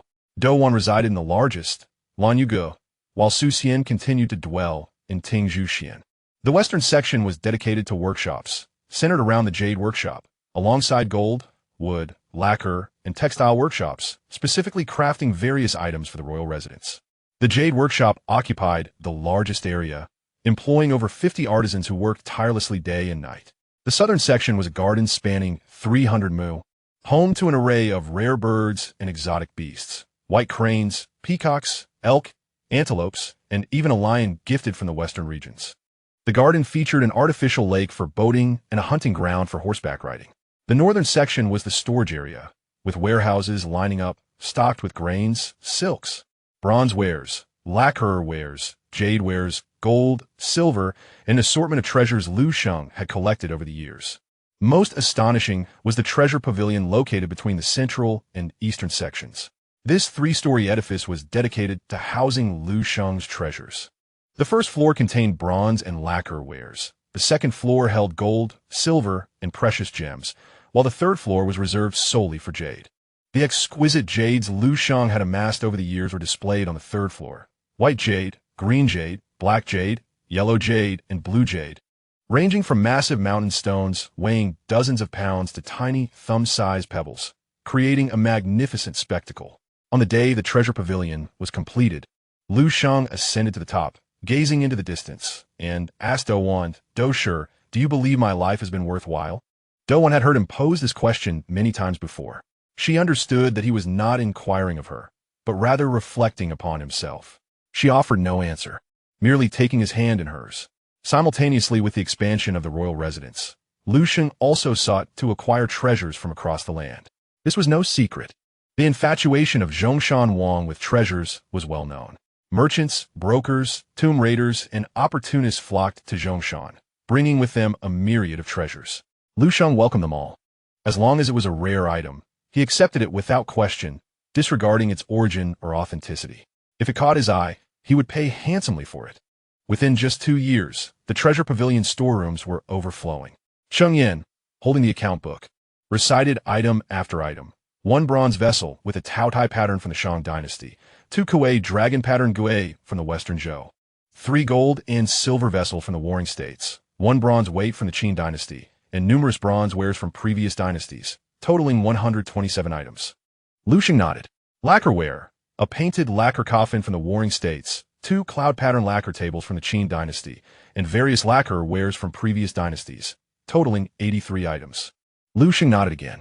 Gold and silver artifacts, a triad of gold seals, 20 gold hooks, 50 pounds of gold ingots, and various silver items. Liu Sheng interrupted him, inquiring, 50 pounds of gold ingots? Where did that come from? Cheng Yin lowered his voice and replied, it was acquired from a tomb raider. It is said to be a burial item of a certain lord from the Warring States period. Liu Sheng cast a glance at him, but remained silent. Cheng Yin hastily added, I've already warned that individual not to return. I also ordered for these gold ingots to be melted down and recast, so their original appearance cannot be discerned. Liu Sheng nodded and patted him on the shoulder. Cheng Xianghua, you handle matters well. This prince is at ease. Cheng Yin sighed in relief and continued, there is a measure of pearls, jade, and gemstones, along with some agate, crystal, amber, and turquoise. Additionally, there is a piece of exquisite Hatian jade, weighing 37 pounds, entirely pure and without a hint of impurity. It is said to be a collection of the king of Yutian, exchanged for 500 bolts of silk by a merchant. Liu Sheng's eyes sparkled. Let's see it. When the jade material was brought forth, Liu Sheng almost held his breath. 37 pounds in size, it was as large as a grinding stone. Entirely luminous and oily as fat. Under the sunlight, it radiated a gentle sheen, resembling a slab of solid mutton fat. Liu Sheng circled it 3 times. reaching out to caress its smooth surface. Such fine jade, he murmured. Such fine jade. Sheng Yin inquired. What does the prince intend to do with it? Liu Sheng pondered for a moment and suddenly smiled. What to do? Nothing at all. Such exceptional jade is a rarity. To carve it into any object would be a waste. Let it remain as it is. Whenever I wish to behold it, I shall come and see it. Sheng Yin nodded, somewhat understanding. Liu Sheng affectionately addressed the jade material, as if conversing with an old friend. You shall stay here, keeping me company. When I pass, you shall accompany me to the grave. We shall be companions in the afterlife. Sheng Yin was startled. Your Highness. Liu Sheng waved his hand and chuckled. I jest. When one dies, what companions remain? It is merely for peace of mind. He turned and descended the stairs. Upon reaching the staircase, he abruptly halted and, without turning back, instructed Chang Xianghua, have this jade material moved to the 3rd floor and placed on a separate stand. No one is to touch it. Sheng Yin replied, understood. As treasures amassed, Liu Sheng's reputation also soared. Some claimed the treasures of the Zhongshan, Wangfu, surpassed those of the Weiyang Palace in Chang'an. Others proclaimed Liu Sheng to be the most indulgent man in the world. There were also whispers suggesting that Liu Sheng was courting disaster. A feudal prince hoarding such wealth would inevitably encounter trouble. Upon hearing such remarks, Liu Sheng merely smiled in response. Trouble? What trouble could arise? He said to Douwan. If the emperor wishes to deal with me, a single edict suffices. My wealth bears no significance. These treasures serve as my talisman. Douwan, perplexed, asked the talisman. Liu Sheng nodded while toying with a piece of jade. Consider this. Each day, I ponder these jades and handle these treasures. How could I have the mind to contemplate other matters? Those in the court observing my actions would only mock and ridicule me, labeling me a spendthrift. Yet they would harbor no fear. What is there to fear from one who loves treasures? Douwan grasped his meaning. Thus, the prince collects these treasures also for. Liu Sheng interjected, for enjoyment. I simply love to play. I love everything about it. The more engrossed I become, the safer I feel. He returned the jade to its stand and turned to exit. Let us go see the newly arrived lacquerware. I have heard there is a set of painted lacquer tables from the Warring States period, exquisite beyond compare. In the spring of the first year of the Yuan Shua era under Han Wudi, Liu Sheng's 43rd birthday arrived as scheduled. This year's banquet was grander than any before, not out of ostentation, but because the treasure pavilion had been completed, providing ample opportunity for display. The feast was set in the square before the treasure pavilion, with 500 guests seated in brocade tents, indulging in wine while enjoying song and dance. After several rounds of toasting, Liu Sheng rose and addressed the guests, esteemed guests. I have recently acquired some curiosities and wish to invite you to appraise them. He clapped his hands, and servants filed in, presenting treasures for the guests to admire. The first was an unfinished jade bear, which Liu Sheng personally held, allowing the guests to inspect it closely. This bear was carved by my own hand, using the finest Yutian jade. Observe its expression, so endearing and lifelike. The guests expressed their admiration in unison. The second item was a pair of gold and silver inlaid vessels from the Warring States period, their surfaces adorned with cloud and dragon patterns, shimmering brilliantly under the sunlight. These vessels were acquired from a merchant and are said to have belonged to the Wei court, lost to the common folk for many years. The guests again erupted in praise. One after another, treasures were unveiled, eliciting waves of admiration from the guests. The final item presented was the 37-pound Hutian jade material. Standing beside it, Liu Sheng proclaimed, "This jade is my most cherished possession. Observe its pristine whiteness, devoid of any impurities. It is an unparalleled gem. I do not intend to carve it, but rather to preserve it in its original form. After my passing, it shall accompany me into eternal rest." Silence enveloped the assembly. After a long pause, Liu finally spoke. "Sheng, are you truly intending to take all these treasures into the grave?" Liu Sheng laughed. "Why not? Throughout my life, I have cherished these items. It would be a pity to leave them behind." Liu Yu shook his head, choosing not to comment further. The banquet continued, filled with the clinking of cups and harmonious festivities. Yet, Liu Yu's words planted a seed in Liu Sheng's heart. 3 days after the birthday banquet, Liu Sheng visited Ling Mountain. He stood at the foot of the mountain, gazing at its tomb-like form, lost in thought. Sheng Yin followed closely behind, hesitant to speak. After a long while, Liu Sheng suddenly remarked, "Chang Xianghua, what do you think of constructing a mausoleum within this mountain?" Sheng Yin was taken aback. Your Highness? Liu Sheng turned to face him. I am now 43. Even if I live to 70, there are merely 20 years remaining. Preparations must be made in advance. Sheng Yin cautiously asked, Your Highness means. Liu Sheng pointed at Ling Mountain and slowly articulated, Within this mountain, carve out a grand tomb. The burial chamber must be deep and spacious enough to accommodate all of my treasures. The gold and silk jade clothing must be crafted in advance. The burial items must be prepared ahead of time. When I pass, I shall take these treasures with me into eternal rest. Sheng Yin felt a chill run down his spine. Your Highness, this is a significant matter that requires careful planning. Liu Sheng nodded. There is no rush. We shall take our time. I have 20 years. That is ample. He turned and walked down the mountain, with Sheng Yin trailing behind, his heart filled with mixed emotions. This prince had considered even matters beyond death with such clarity. Upon returning to the palace, Liu Sheng began secretly arranging for the construction of the mausoleum. He summoned the finest stonemasons, carpenters, and painters from the Zhongshan kingdom, and sent emissaries to Chang'an, offering substantial rewards to recruit seasoned craftsmen who had previously worked on imperial tombs. Designs were drawn and discarded repeatedly. Liu Sheng personally oversaw every detail: the layout of the burial chamber, the orientation of the passages, the positioning of the burial pits, and the design of the drainage systems. The burial chamber needed to be deep above the water table. Too shallow, and it would be vulnerable to theft. Too deep, and it would be prone to seepage. The passageways must be long and winding, equipped with several stone doors, each to be sealed with molten iron. The burial pits must be segregated, one for chariots and horses, another for artifacts, and a separate one for treasures. The treasure pit was to be hidden deep within, making it nearly impossible to discover. The seasoned craftsmen were left astonished. This prince had a greater understanding of mausoleum construction than they, who had dedicated their lives to the craft.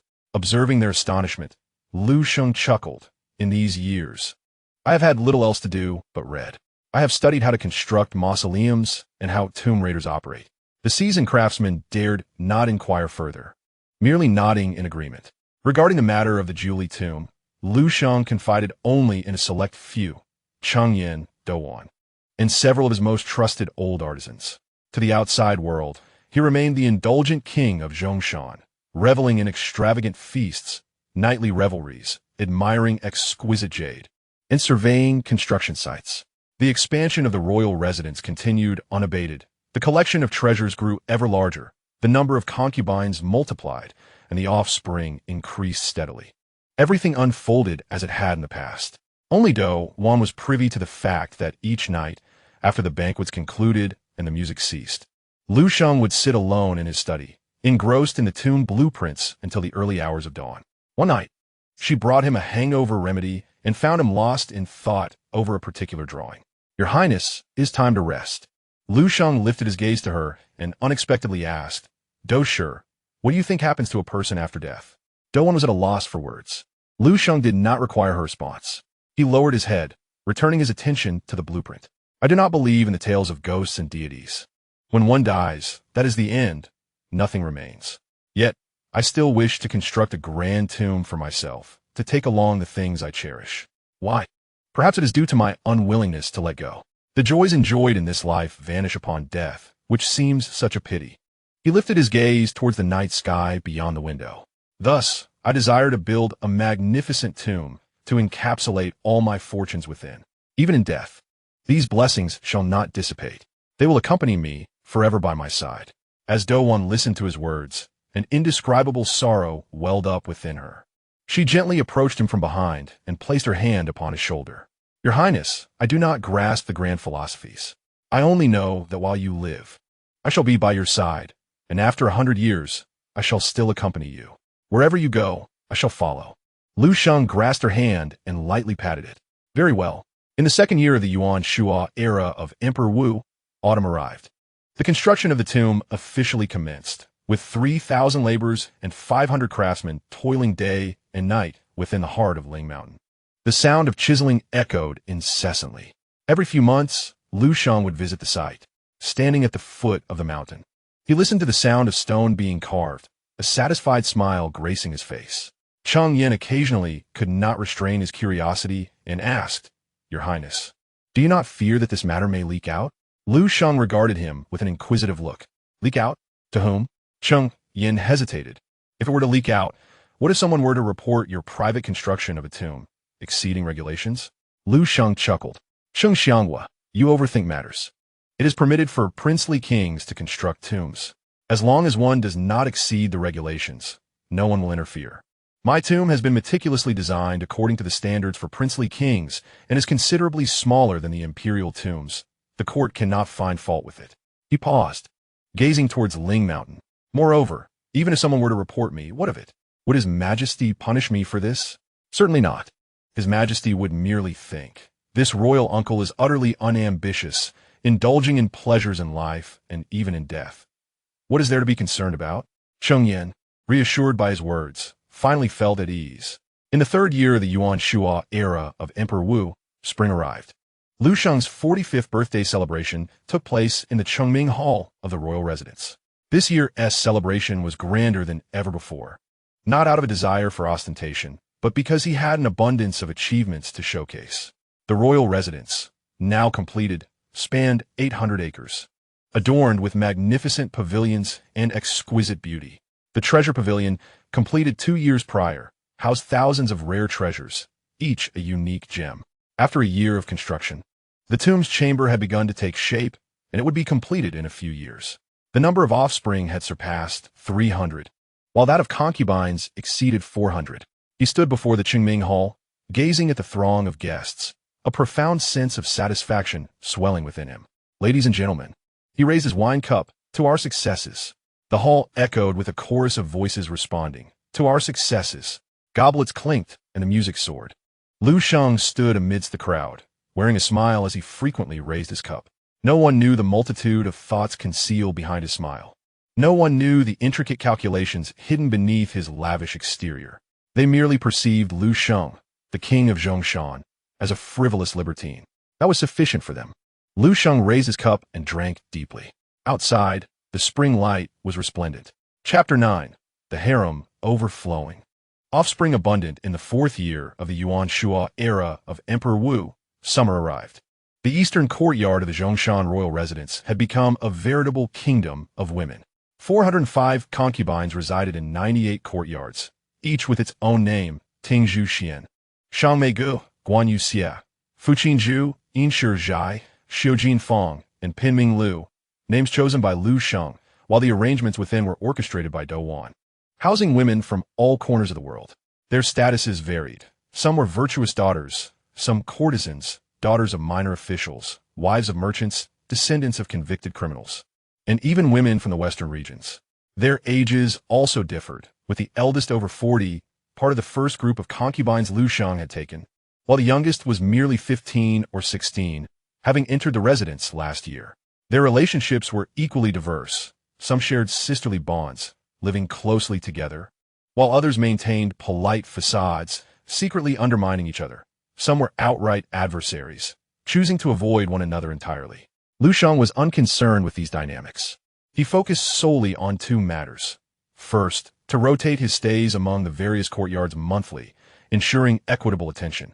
And second, to annually welcome a new batch of concubines, maintaining a fresh influx. As for how they interacted amongst themselves, that was Dou Wan's responsibility. On a particular day, Dou Wan was in the Lanyu Pavilion, reviewing the account books. The ledger contained the names, ages, origins, dates of entry into the residence, reproductive statuses, and monthly expenditures of the 405 concubines, a substantial stack comprising over a dozen volumes. Sister Dou, a young woman, entered, holding a stack of silks. These are the new fabrics for this month. Please have a look. This young woman, named Yuan, had been selected by Dou Wan from the music troupe 2 years prior. Intelligent and capable, she now assisted Dou Wan in managing domestic affairs. Dou Wan accepted the silks and examined them one by one. Shu brocade, Chu silk, Qi gauze, Lu gauze, each of high quality. She set aside several pieces. These shall be sent to Tingzhu Xian. Sister, Su has a penchant for simplicity. This moon-white Shu brocade is just right for her. A Yuan acknowledged and noted it down. Dou Wan selected a few brightly colored pieces. These should go to Shangmeigu.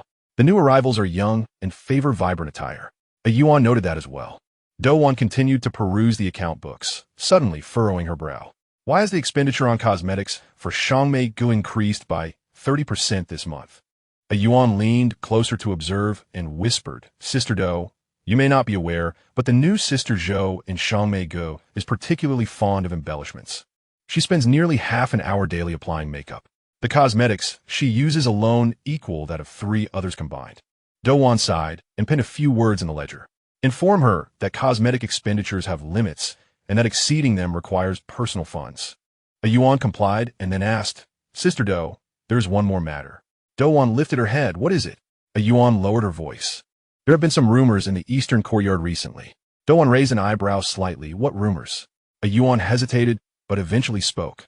It is said that Sister Su from Tingzhu Xian, relying on the favor of having born a son, has become arrogant and dismissive. They claim her son will. Douwan's expression shifted slightly. Well, what?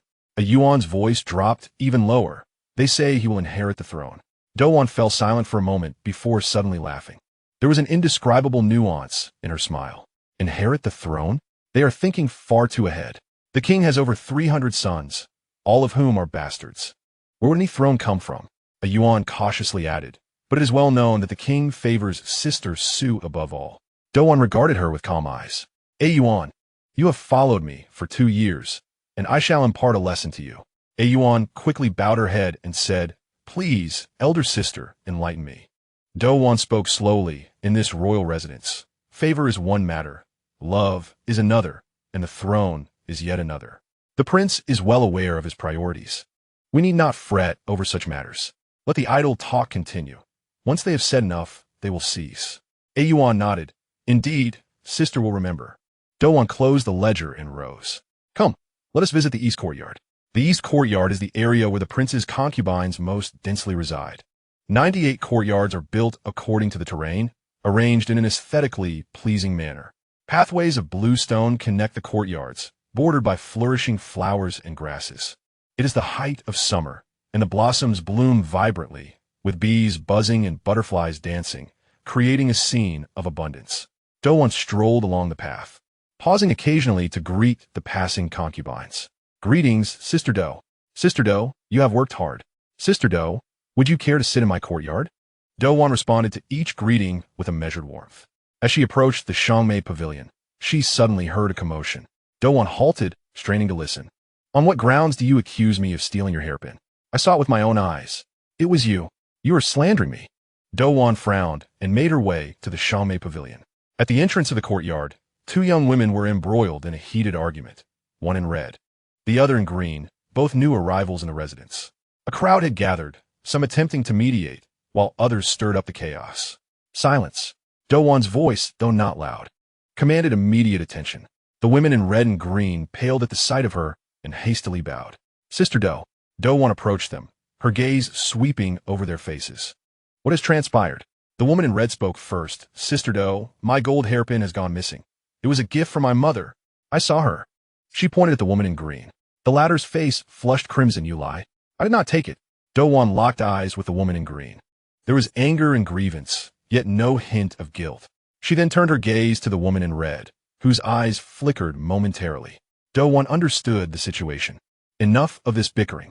I will investigate the matter of the hairpin and provide you both with an explanation by the end of the day. The 2 women exchanged glances, too intimidated to speak further. Douwan turned and walked towards the Lanyue pavilion. Then, without looking back, instructed Yuan, fetch the matron in charge of the Shangmei pavilion. By evening, the truth regarding the hairpin had been uncovered. The woman in red had carelessly left the pin in the bathing room, where it was picked up by a careless maid.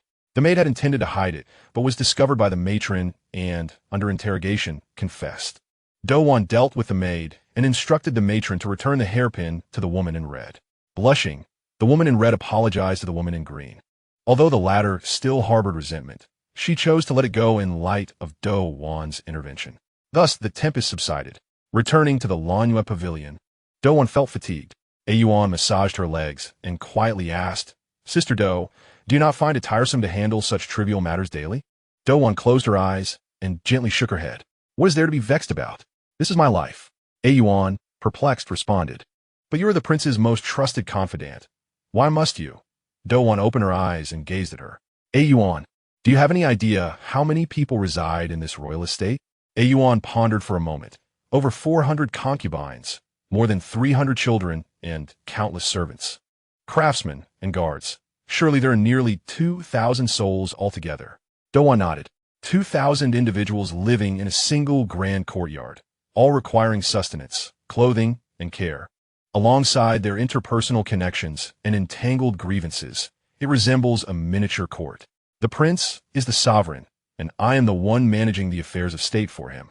She paused, a bitter smile crossing her lips. The sovereign may neglect governance, yet the chancellor cannot afford to.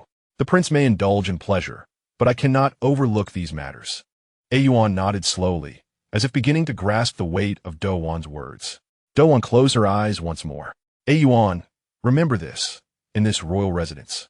Notions of favor and love are but illusions. Only two things hold true: children and the act of living. The children are the prince's lifeblood, and our daily lives are our concern.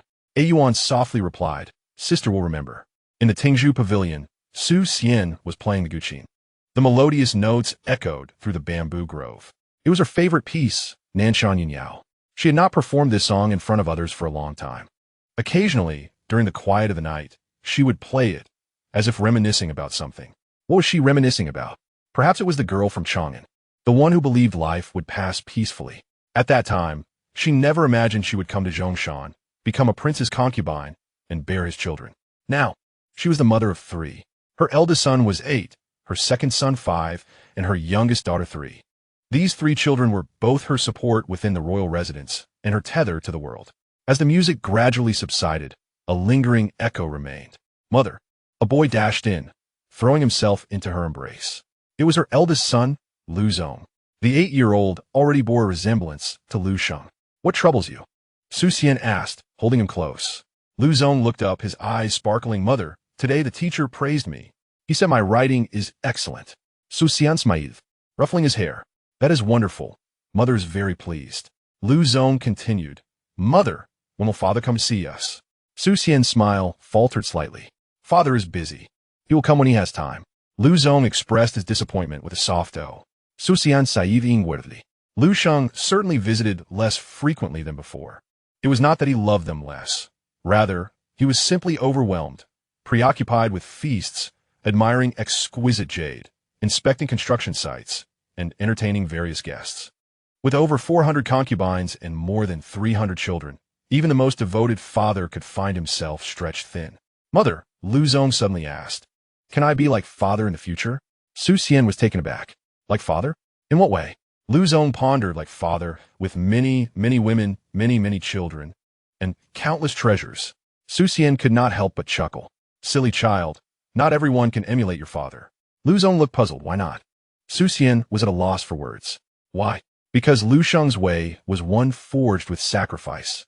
He traded a lifetime of indulgence for the safety of his family. This path was not one that just anyone could traverse. When you grow older, she said softly, you will understand. As evening approached, Liu Sheng arrived. Su Xian was in the courtyard playing with the children. The 3 were running about on the grass, and a rare smile graced her face. Liu Sheng stood at the entrance, warmth flooding his heart as he observed the scene. Father. Liu Zong was the first to notice him, rushing over with a cheer. Liu Sheng lifted him, planting a kiss on his cheek. What are you playing? Liu Zong exclaimed. We are playing hide and seek. Liu Sheng set him down and scooped up the second son and the youngest daughter, showering them with affection. Su Xian approached and softly said, the prince has arrived. Liu Sheng nodded, releasing the children to play on their own. What brings you here today? Su Xian inquired. Liu Sheng smiled but did not answer. He seated himself on a stone bench in the courtyard, watching the children frolic. How old is Zong now? 8 years old. Liu Sheng nodded.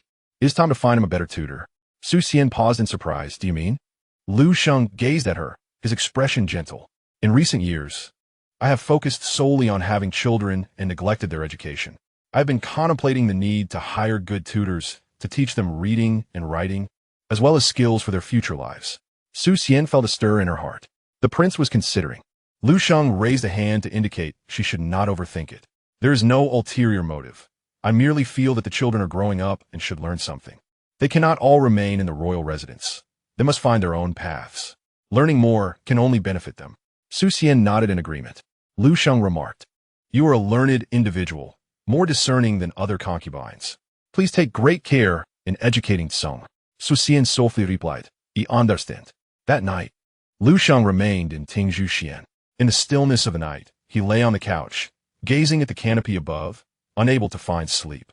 Su Xian turned to him and asked, "Does the prince have a burden on his mind?" Liu Sheng paused for a moment before he spoke slowly. "Today, Dosher conveyed something to me." Su Xian waited for him to continue. Liu Sheng continued.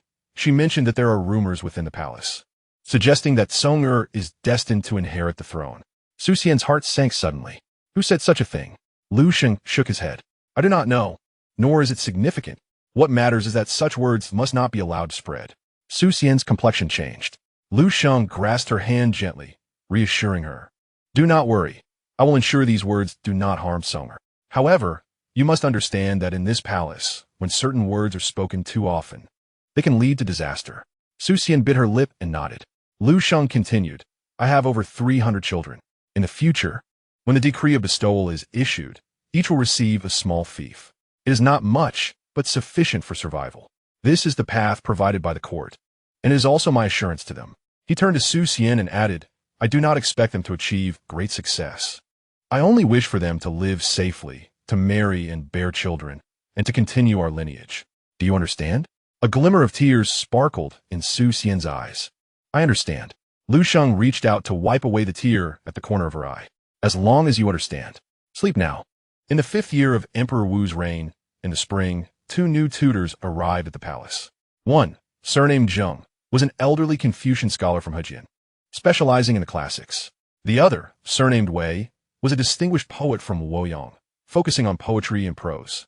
Liu Sheng summoned all his children who had turned 6, directing them to study under the 2 tutors.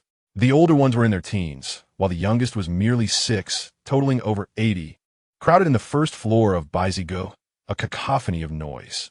Liu Sheng stood at the door for a while, observing, then turned to Cheng Yin and said, "Cheng Xianghua, how many of these children do you think will become accomplished?" Cheng Yin pondered and cautiously replied, "Your Highness, with such a multitude of descendants, there will surely be some exceptional ones." Liu Sheng shook his head. "I do not seek for them to be exceptional. Being too outstanding could bring about trouble." Cheng Yin was puzzled. "Your Highness means..." Liu Sheng gazed at him with profound eyes. "Consider this, Cheng Xianghua. All of my children will eventually be bestowed fiefs.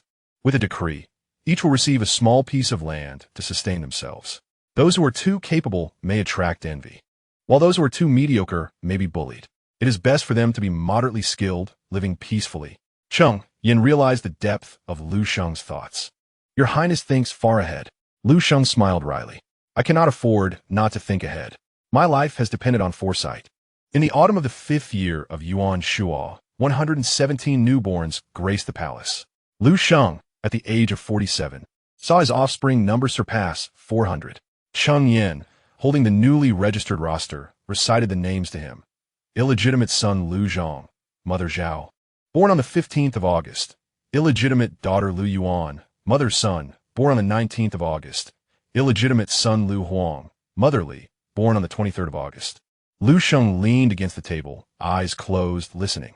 Suddenly, he interjected, "Cheng Xianghua, how many have you recited?" Cheng Yin checked the roster. "Your Highness, I have read 37. Liu Sheng opened his eyes, gazing at him. 37 newborns, and it has only been a few months?" Cheng Yin replied, "Your Highness, it has been 3 months since June." Liu Sheng remained silent for a moment before he chuckled. Good. Cheng Yin looked at him cautiously and said, "Your Highness, there is something I am uncertain whether I should mention." Liu Sheng nodded. "Speak." Cheng Yin continued, "Your Highness, with over 400 descendants in a few years, it may surpass 500 or 600. Although the palace is large, it will not be able to accommodate so many." Liu Sheng nodded. "I am aware. That is why I intend to construct a mausoleum, build Baizige, and invite tutors. When they grow up, each will have their own path. Some will be bestowed lands. Others will remain in the palace, while some will seek their own fortunes. I cannot manage them all. I can only ensure they are well-fed and clothed in their youth, and have a future when they grow up." Cheng Yin sighed. "Your Highness, your intentions are truly commendable." Liu Sheng shook his head. "It is not commendable. It is a necessity. With so many children, I cannot afford to neglect them." He stood up and walked to the window, gazing at Baizige. From within, the sounds of children reading echoed, their voices tender and harmonious, akin to the chirping of birds in spring. Liu Sheng listened to their recitation, a smile gracing his face, revealing an indescribable sense of fulfillment. In the 6th year of Emperor Wu's reign, in the spring of March, amidst the northern mountains of the state of Zhongshan, a procession wound its way along the mountain path. At the forefront were 50 guards mounted on tall steeds, their armor gleaming, wielding long spears. Following them were 30 servants, driving a dozen large carts laden with tents, provisions, and hunting gear. In the center of the procession was a grand royal carriage, its curtains drawn back, where Liu Sheng reclined inside, scrutinizing a piece of jade against the sunlight. "Your Highness," Cheng Yin rode closer to the carriage window. "We are approaching the northern mountain hunting grounds." Liu Sheng lifted his head, gazing ahead. The mountains stretched endlessly, verdant and lush. At the foot of the mountains lay an open expanse with a meandering stream, the water crystal clear, shimmering under the sunlight. A splendid location. Liu Sheng set aside the jade, stretched his body, and declared, "Let us camp here." Half an hour later, the camp was established. Tents rose one after another, with the largest being Liu Sheng's royal tent, constructed from thick felt, its interior adorned with animal skins, tables, a bronze lamp, and a flask of warmed wine. The servants busied themselves with preparing dinner. Some were at the stream, catching fish and washing vegetables, while others were setting up a grill in the open space. And still others were gathering firewood in the forest, all engaged in delightful chaos.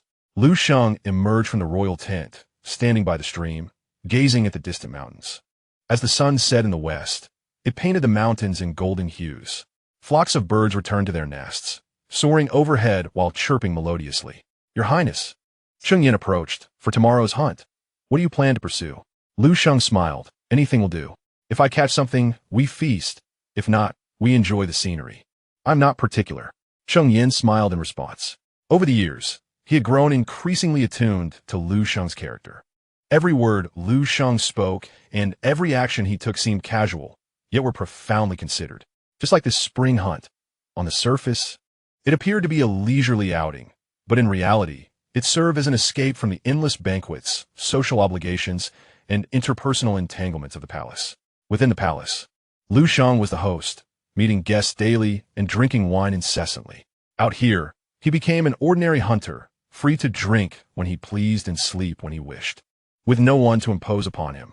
"Cheng Xianghua," Liu Sheng suddenly remarked, "how long has it been since I last ventured out like this?" Cheng Yin thought for a moment. "Your Highness, the last spring hunt was 3 years ago."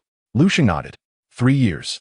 3 years cooped up in that grand courtyard, encountering the same people, exchanging the same words, performing the same tasks. I nearly forgot what the outside world, the mountains, and the wind are like. He inhaled deeply, a content smile blossoming on his face. Refreshing. The following morning, at dawn, Liu Sheng arose early. He donned his hunting attire, fastened a long sword at his waist, slung a bow and arrows over his shoulder, and mounted a robust yellow horse, setting off deeper into the forest with his guards. Cheng Yin attempted to accompany him, but Liu Sheng stopped him. "Cheng Xianghua, you remain at the camp and watch over the provisions. I shall explore on my own." Cheng Yin urged, "Your Highness, the forest is perilous. What if you encounter a wild beast?" Liu Sheng waved his hand dismissively. "A wild beast? In these years, what wild beasts have I not seen? Tigers, bears, leopards, I have hunted them all. Rest assured, I am well aware." He spurred the yellow stallion, which let out a long neigh and dashed into the forest. The guards promptly followed suit. Deep within the woods, tranquility enveloped the surroundings. Sunlight filtered through the gaps in the leaves, casting dappled shadows upon the ground. Occasionally, a squirrel would leap from a branch, startling a few small birds into flight. Liu Sheng rode slowly, his gaze wandering through the trees. It had been a long time since he had experienced such freedom. In the royal palace, he was a prince, a master, a pillar of support for all. No matter where he went, there were always followers. Every action was under scrutiny, and he had to consider whether his words might reach unintended ears. Here, however, he was merely a hunter. He could roam wherever he pleased, stop when he desired, and walk away at will. There were no watchers, no listeners, no one to judge. "Your Highness," a guard suddenly whispered, "look over there." Liu Sheng turned in the direction indicated. In a clearing, a mature stag was grazing. its large frame and glossy coat indicative of its quality, with numerous antler tines crowning its head. Liu Sheng gently raised his bow and aimed. The stag seemed to sense something amiss, lifting its head and scanning the surroundings with caution. Liu Sheng held his breath, his finger poised on the bowstring, utterly still. After a moment of vigilance, the stag resumed grazing, seemingly unaware of the impending danger. Liu Sheng released his arrow, which flew true, striking the stag in the neck. It let out a mournful cry, staggered a few steps, and finally collapsed to the ground. The guard erupted in cheers, praising his marksmanship. Liu Sheng approached, dismounted, and stood before the fallen stag. Its eyes remained open, staring at him, reflecting an indescribable emotion. Fear, pain, or something else entirely. Liu Sheng crouched down, gently stroking the stag's fur. "I am sorry," he murmured, "but since you have fallen into my hands, this is your fate." He drew a dagger from his waist and swiftly ended the stag's suffering. That evening, a campfire crackled to life, filling the air with the aroma of roasted venison. Liu Sheng sat beside the fire, savoring a piece of perfectly charred meat, devouring it with abandon. Grease dripped from the corners of his mouth, and he paid no mind to cleanliness, relishing every bite. Cheng Yin sat nearby, observing Liu Sheng's voracious appetite, and couldn't help but chuckle. "Your Highness, do take your time. No one is here to steal your food." Liu Sheng swallowed a chunk of meat, took a hearty swig of wine, and sighed contentedly. "Ah, this is the way life ought to be." Cheng Yin laughed. "Is the life in the palace not one worth living?" Liu Sheng shook his head. "It is different.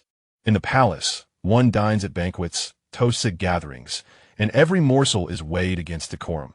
Each utterance is measured for appropriateness. Here, I eat as I please and drink as I desire, without concern for judgment." He tore off another piece of meat and stuffed it into his mouth. "Cheng Xianghua, you cannot fathom how exhausting these years have been for me." Cheng Yin gazed at him, a complex emotion swelling within. To outsiders, this prince appeared to be a mere hedonist, but those close to him recognized the careful calculations and constraints masked beneath that facade of indulgence. "Your Highness," he spoke softly, "you have borne much." Liu Sheng waved his hand dismissively. "Endure?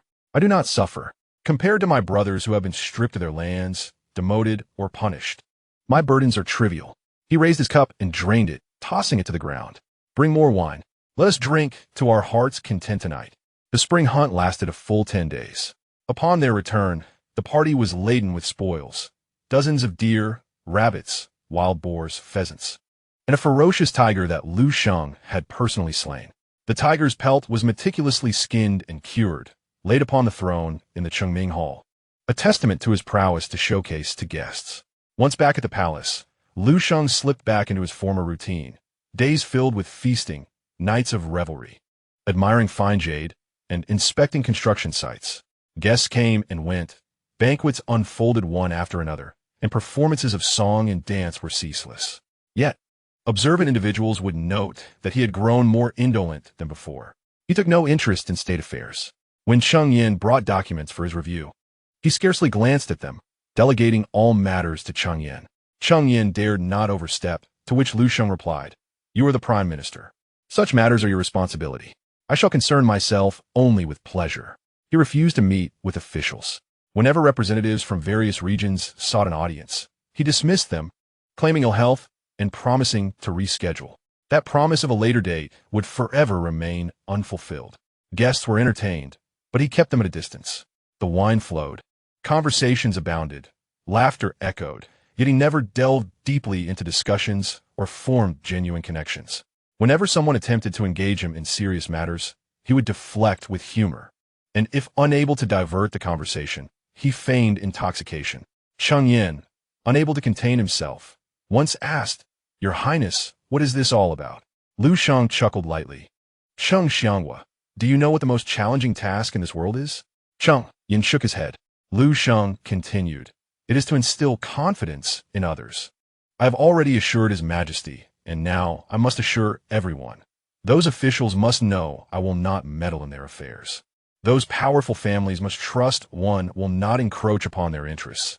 Those guests must feel secure that I will not grow too close." He patted Cheng Yin on the shoulder. "Thus, I can live steadily, indulge freely, and continue my lineage in peace." In the autumn of the 6th year of Emperor Wu of Han's reign, news arrived from Chang'an. The Prince of Huainan, Luan, was accused of treason. Cheng Yin delivered the news, rushing into the jade workshop, his face pale and voice trembling. "Your Highness, grave news." Liu Sheng, engrossed in carving a new piece of jade, did not lift his head. "What is it?" Cheng Yin lowered his voice. "The Prince of Huainan, Luan, has been accused of treason." Liu Sheng's carving paused briefly before he resumed his work. "Oh." Cheng Yin grew anxious. "Your Highness, this is a significant matter." Liu Sheng raised his gaze to meet Cheng Yin's. "Cheng Xianghua, do you truly believe Liu is guilty of treason?" Cheng Yin was taken aback. Liu Sheng continued. "Who is the Prince of Huainan? He is the most learned among the royal family, the author of a great tome, and engages in daily discourse with the scholars. Would he conspire against the throne? What resources would he have for such a plot? His meager fief? A handful of followers? His collection of books?" Cheng Yin was left speechless. Liu Sheng set down his carving tool and sighed. "Whether Luan is guilty or not is of little consequence. The crucial point is that someone has accused him of treason. Once an accusation is made, the court will investigate. An investigation will inevitably yield something.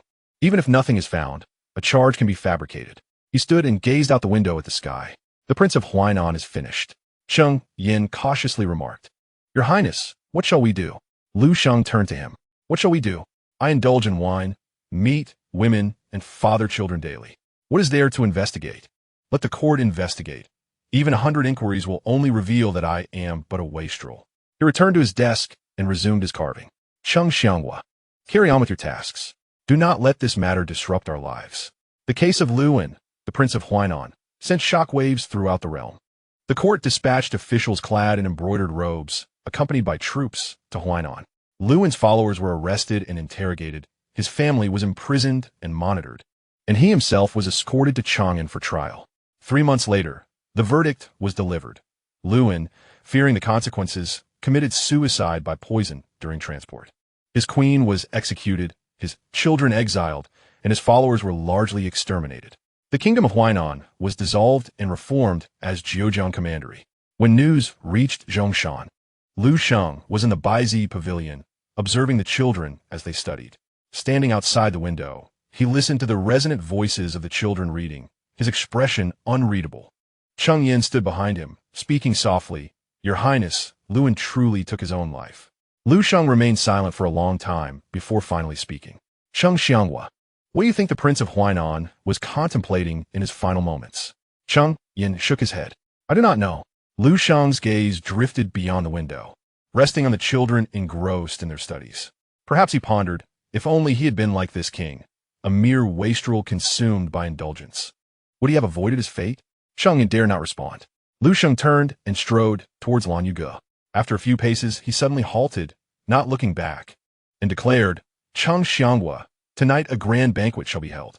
Invite everyone in Lu Nu Cheng who can be summoned. There must be ample wine, abundant meat, and lively music and dance. Let all know that Wang Liu Sheng of Zhongshan cares not a whit for the affairs of Wang Huainan." Cheng Yin bowed deeply yes. The banquet that night was unprecedented in its grandeur. Liu Sheng sat at the head, beaming with delight, frequently raising his cup. He jested and laughed, captivating the guests, who erupted in hearty laughter. He drank deeply and feasted voraciously, as if nothing in the world could trouble him. The guests observed him, some in admiration, others in disdain, while some merely sighed. Truly, the Wang of Zhongshan possessed an admirable disposition. The matters of Wang Huainan held no relevance for him. Indeed, one who indulged daily in revelry had little concern for such affairs. This was the mark of a wise man. As the night grew late and the guests departed, Liu Sheng stood before Chengming Hall, watching the retreating figures, and the smile on his face gradually faded. Douwan approached and gently took his hand. "My lord." Liu Sheng did not turn, only murmured, "Do sure, Wang Huainan has died." Douwan nodded, "I am aware." Liu Sheng fell silent for a moment before suddenly smiling, a smile tinged with indescribable melancholy. "He was my cousin, once held in my arms as a child. He penned countless texts and grasped many truths. Yet this is his end." He turned to Douwan. "Tell me, is it the wisdom gained through study that prevails, or the cleverness born of ignorance?" Douwan was at a loss for words. Liu Sheng did not require her answer. He draped an arm around her shoulder as they made their way back to Lan Yuge. "Come, let us retire for the night. Tomorrow we shall continue our revelry." In the spring of the first year of the Yuan Shou era under Emperor Wu, Liu Sheng's 49th birthday arrived as scheduled. This year's celebration was not as lavish as in years past. It was not due to Liu Sheng's lack of desire, but rather because he had fallen ill. Though his ailment was not severe, merely a chill, he had been bedridden for half a month. Yet, it was during this time that he first realized his own aging. He was now 49. The ancients said that at 51 understands a mandate of heaven. Only a year remained before he would reach that age. Lying on his sickbed, he began to reflect on his life. He had been conferred a title at 20, ascended to kingship at 22, and spent 27 years in Zhongshan. What had he accomplished during those years? He had expanded the royal palace, amassed treasures, and constructed a tomb. He had taken over 400 concubines and fathered over 400 children. He had consumed countless cups of wine, devoured countless portions of meat, and witnessed innumerable performances. But what else had he achieved? It seemed nothing more. He had never governed his fief, never managed state affairs, never forged alliances with the powerful, nor participated in court politics. He had done nothing but exist, indulge, and procreate. Some called him a wastrel, others mocked his decline, while some deemed him wise. Was he? He did not know. All he knew was that those brothers who aspired to accomplish something had all perished. Wang Luda of Hejian had died in despair. Wang Luyu had succumbed to illness in the royal palace. Wang Lu Pengzu of Zhao, after being demoted, drank daily and was said to be in poor health. And Wang Luan of Huainan had taken his own life. Only he remained, alive and well. That was sufficient. After recovering from his illness, Liu Sheng visited Lingshan. The tomb had been under construction for 4 years, and the main structure was nearly complete. The main chamber was spacious and profound, capable of accommodating his coffin. The antechamber was filled with items prepared for burial, bronze vessels, lacquerware, pottery, and jade, all neatly arranged. The passageway was intricate and shadowy, with 3 stone doors, each filled with molten iron to thwart any would-be tomb raiders. Liu Sheng stood in the main chamber, surveying his surroundings with a satisfied smile. "Good," he said, "very good." Cheng Yin followed cautiously, saying, "My lord, while the tomb is impressive, you are still in your prime. It is too early to speak of such matters." Liu Sheng waved a hand dismissively, interrupting him. "Cheng Xianghua, I have accounted for everything in my life, save for one thing, how long I might live.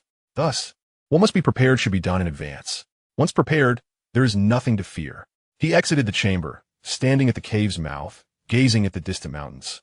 "Cheng Xianghua, do you think that centuries from now, anyone will discover this place?" Cheng Yin pondered, "I do not know." Liu Sheng smiled. "Whether found or not, it matters not. By then, I shall be long gone, and they may do as they wish." He turned and descended the mountain. "Come, we must return. There are matters awaiting us at the palace." In the autumn of the 2nd year of the Yuan Shou era under Emperor Wu, news arrived from Zhao. Duke Liu Pengzu of Zhao had passed away.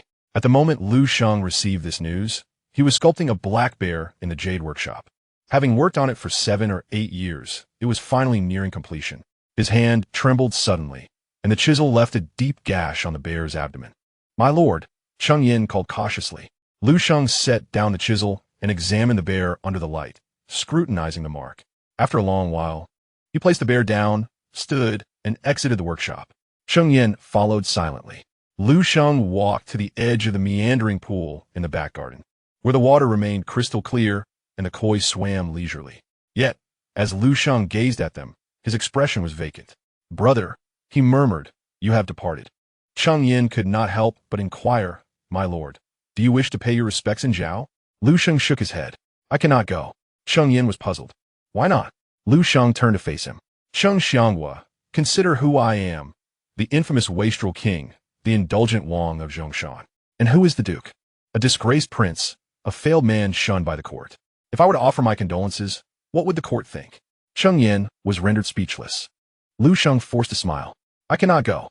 I must remain here, continuing to drink, to revel, to beget children. I shall let all know that Wang Liu Sheng of Zhongshan is utterly indifferent to Duke Zhao's demise." He turned towards his quarters. "Cheng Xianghua, tonight we shall host a banquet, a grand celebration." That night's feast was particularly lively. Liu Sheng drank copiously, spoke extensively, and laughed heartily. He appeared more joyful than ever, more engaged than ever. Yet Douwan knew that his heart was not in the festivities. As the night deepened and the banquet concluded, Liu Sheng sat alone in Qingming Hall, facing a solitary lamp, drinking cup after cup. Doan quietly entered and seated herself beside him. "My lord." Liu Sheng looked up at her, his eyes reddened. Whether from drink or something else, she could not tell. "Sure," his voice rasped. "Was I truly joyful today?" Doan nodded. "Yes, my lord was very happy." Liu Sheng smiled, yet that smile was imbued with an inexplicable sadness. "As long as I am happy, I shall not dwell on what should not be thought of." He set down his cup, leaned back against the table, and closed his eyes. "Sure, do you know? Since childhood, I have greatly admired Brother Prince Liu. He was 8 years my senior and always more capable than I. He excelled in study, horsemanship, archery. He surpassed me in every regard. Even my father favored him, declaring that he would surely achieve greatness." Doan gently grasped his hand. Liu Sheng continued, "But what did his greatness yield him? Suspicion, demotion, exile, and ultimately a life consumed by despair. His success became his downfall." He opened his eyes and looked at Doan. "Thus, I am content to lack ambition. I have lived a life free of aspirations, yet I am alive, thriving, with over 400 children. You inquire whether it is better to achieve success or to remain inconspicuous." Doan gazed at him and softly replied, "If your highness deems it good, then it is good." Liu Sheng fell into a brief silence, suddenly breaking into laughter. "Indeed, if I find it good, then it is good." He rose, taking Doan's hand as they made their way toward the sleeping quarters. "Let's go back and rest. For tomorrow we shall continue our revelry." In the 3rd year of the Yuan Shou era during the reign of Emperor Wu of Han, spring arrived. Liu Sheng's 50th birthday approached as anticipated. This year's celebration returned to the grandeur of previous years. With his health restored and spirits lifted, he intended to host a grand affair. 500 guests, 800 servants, 5,000 jars of wine, and 1,000 livestock were prepared. The festivities lasted for 5 days, with song and dance continuing without interruption. Liu Sheng attended daily, drinking and engaging in lively conversations with his guests. On the evening of the 5th day, as the banquet was drawing to a close, he stood before the guests in the Changming Hall and proclaimed, "Esteemed guests, I have reached the age of 50 this year." A hush fell over the hall. Liu Sheng continued, "The wisest thing I have done in these 50 years is to do nothing at all." The guests exchanged bewildered glances, unsure of how to respond. Liu Sheng chuckled and raised his cup. "Come, let's drink this cup to the fullest. May I live a long life and bear many children." The hall erupted in laughter, all voices joining in unison. "May the prince live long and have many children." As the cups clinked and flowed, the banquet reached its pinnacle. Liu Sheng stood at the center, a smile gracing his face as he frequently raised his cup. He gazed upon the assembled guests, the night sky outside, and the distant silhouette of the Taiyang Mountains, a surge of indescribable emotion swelling within him. 50 years had passed. He had lived for 50 years. He yearned to live for another 50, to witness his children grow, to see his grandchildren born, to watch his lineage pass down through generations. Life everlasting, perpetually enduring. In the 6th year of the Jin Yuan period to the 3rd year of the Yuan Shou era, 17 years elapsed. The power of the emperor of the Han grew, increasingly centralized. The nobility was subdued, and harsh laws were enforced, with decrees issuing forth from Chang'an, gradually diminishing the power of the vassal kings. Luan, the king of Huainan, took his own life. Liu Pingzu, the king of Zhao, passed away from illness. Liu They, the king of Hejian, succumbed to despair. Liu Yu, the king of Lu, also perished. Only Liu Sheng, the king of Zhongshan, remained alive.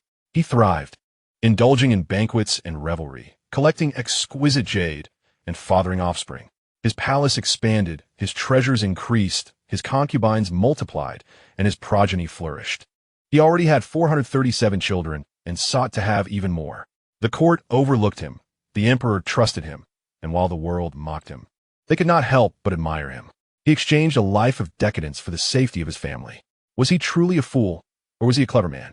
Perhaps only he knew the answer.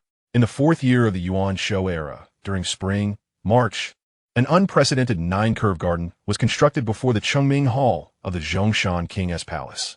This was no ordinary tent, but a veritable palace, built with thousands of massive timbers, adorned with tens of thousands of silk bolts, and embellished with thousands of bronze lanterns. The entire garden spanned 10 acres, accommodating 2,000 guests simultaneously. Within the garden, a winding corridor snaked like a dragon, flanked by rare flowers and fragrant herbs. At the corridor's end stood a towering lantern mountain, adorned with 500 bronze lanterns, all ignited at night, illuminating the entire city of Lunu. This was Liu Sheng's preparation for his 52nd birthday celebration. Yet, this banquet transcended a mere birthday feast. 3 months prior, news had spread throughout the realm. It was said that the Zhongshan king would host an unparalleled gathering, inviting all renowned scholars, powerful figures, merchants, and nobles to witness the zenith of extravagance. Thus, guests arrived from every region. Among them were sons of nobility from Chang'an, wealthy merchant from Han Dynasty, esteemed scholars from Linzi, affluent landowners from Chengdu, iron magnates from Nanyang, silk traders from Wu and Yu, and even merchants from the western regions, bringing camels and fine wines, traversing vast distances to join the festivities. By 3 days before the birthday, the inns in Lunu were fully booked. Later arrivals were forced to sleep in hastily erected tents outside the city. By the day before the celebration, even the tents were filled, and some had no choice but to sleep in their carts. Cheng Yin, sweating profusely, reported to Liu Sheng, "Your Highness, the guests have exceeded 1,500, including attendants. There may be over 3,000. I fear our provisions of food and drink may prove insufficient." Liu Sheng was in the jade workshop, applying the final touches to the long-awaited ink bear, which had taken him 12 years to carve. From the 2nd year of the Yuan Guang era to the 4th year of the Yuan Shou era, he had painstakingly sculpted it, little by little, until it was finally complete. The ink bear sat on the ground, gazing upward with an expression that combined innocence with a hint of majesty. Its eyes were inlaid with 2 exquisite pieces of ink jade, gleaming as if alive. Liu Sheng set down his carving knife, surveying the ink bear with a satisfied smile.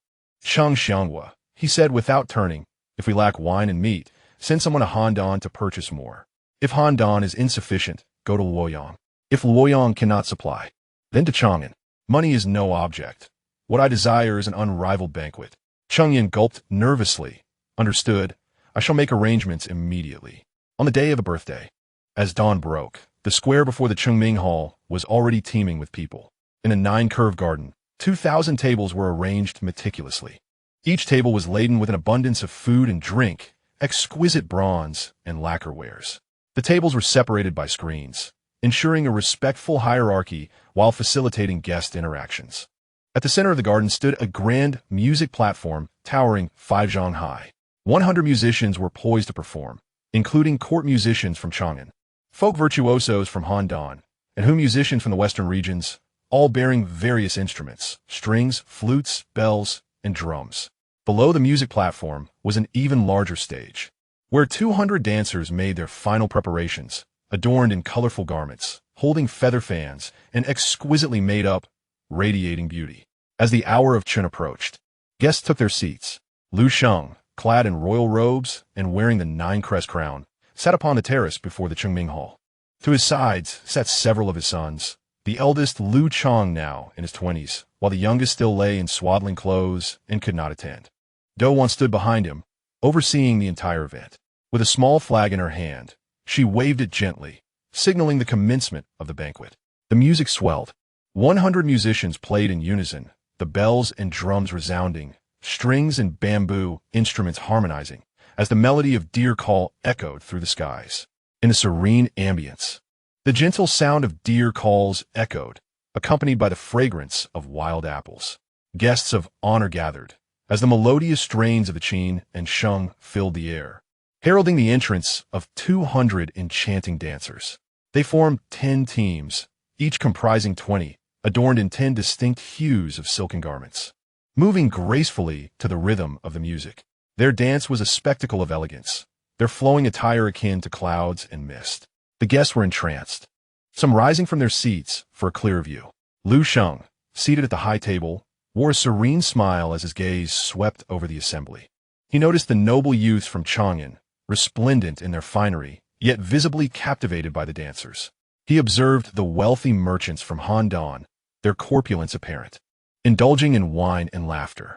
He also spotted the scholars from Linzi, seated with utmost decorum, their disdain for the performance betrayed by fleeting glances. Furthermore, he recognized the merchants from the western regions, their exotic attire and unfamiliar tongue creating a lively chatter. Liu Sheng chuckled. This was the feast he had envisioned. As the wine flowed, Liu Sheng rose and approached the music platform. The hall fell silent. All eyes turned towards him. Clearing his throat, he proclaimed, "Esteemed guests, today marks my 52nd birthday. I'm deeply grateful for your long journey to celebrate with me. In return, I can offer but a modest cup of wine to share in our merriment." He raised his goblet and drank deeply. 2,000 guests mirrored his actions, lifting their cups in unison before drinking. Liu Sheng set down his cup and continued, "I have heard that many of you have come for my treasures. Very well. Allow me to present them to your discerning eyes." With a clap of his hands, attendants filed in, bearing exquisite treasures before the guests. The first was a white jade bear, a creation of Liu Sheng himself, carved from the finest Tian jade, exuding an endearing charm. The guests gasped in admiration. The second was a black jade bear, also sculpted by Liu Sheng, forming a delightful pair with the white bear, one contrasting with the other. The exclamations of awe grew louder. One by one, treasures were unveiled, each eliciting waves of admiration from the audience.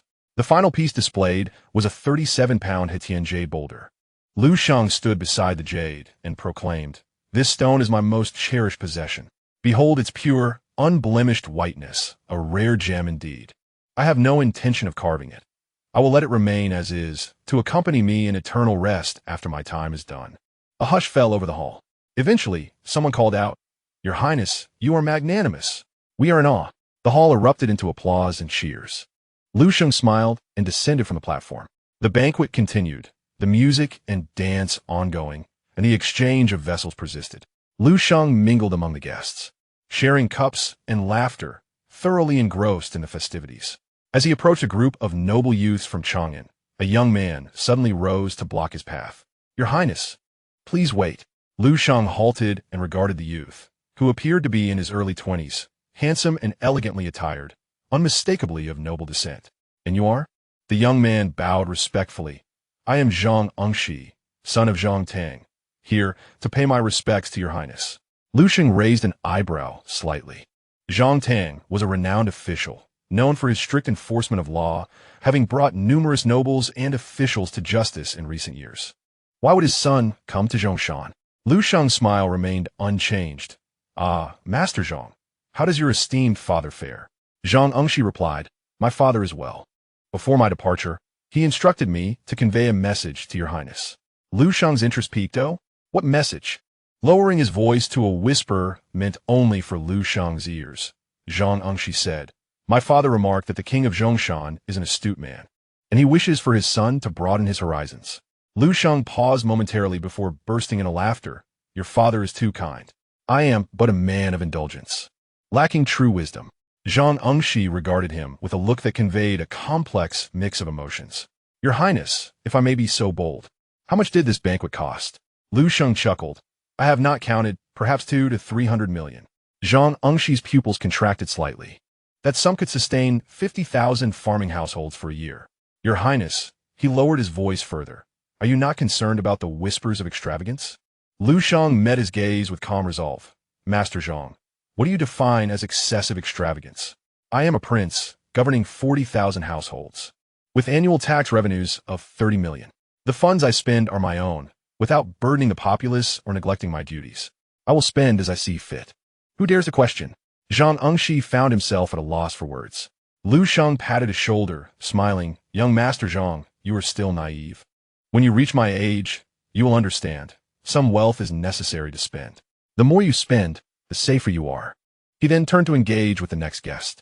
Zhang stood rooted, watching Liu Sheng's retreating figure, lost in thought. As night descended, 500 bronze lanterns within the Juku Huading were ignited simultaneously, casting a radiant glow that illuminated the entire city of Lunua, standing atop the city wall. One could see the brilliance as bright as day. Liu Sheng stood beneath the lanterns, gazing upwards at the cascading lights, their flickering flames obscuring his expression.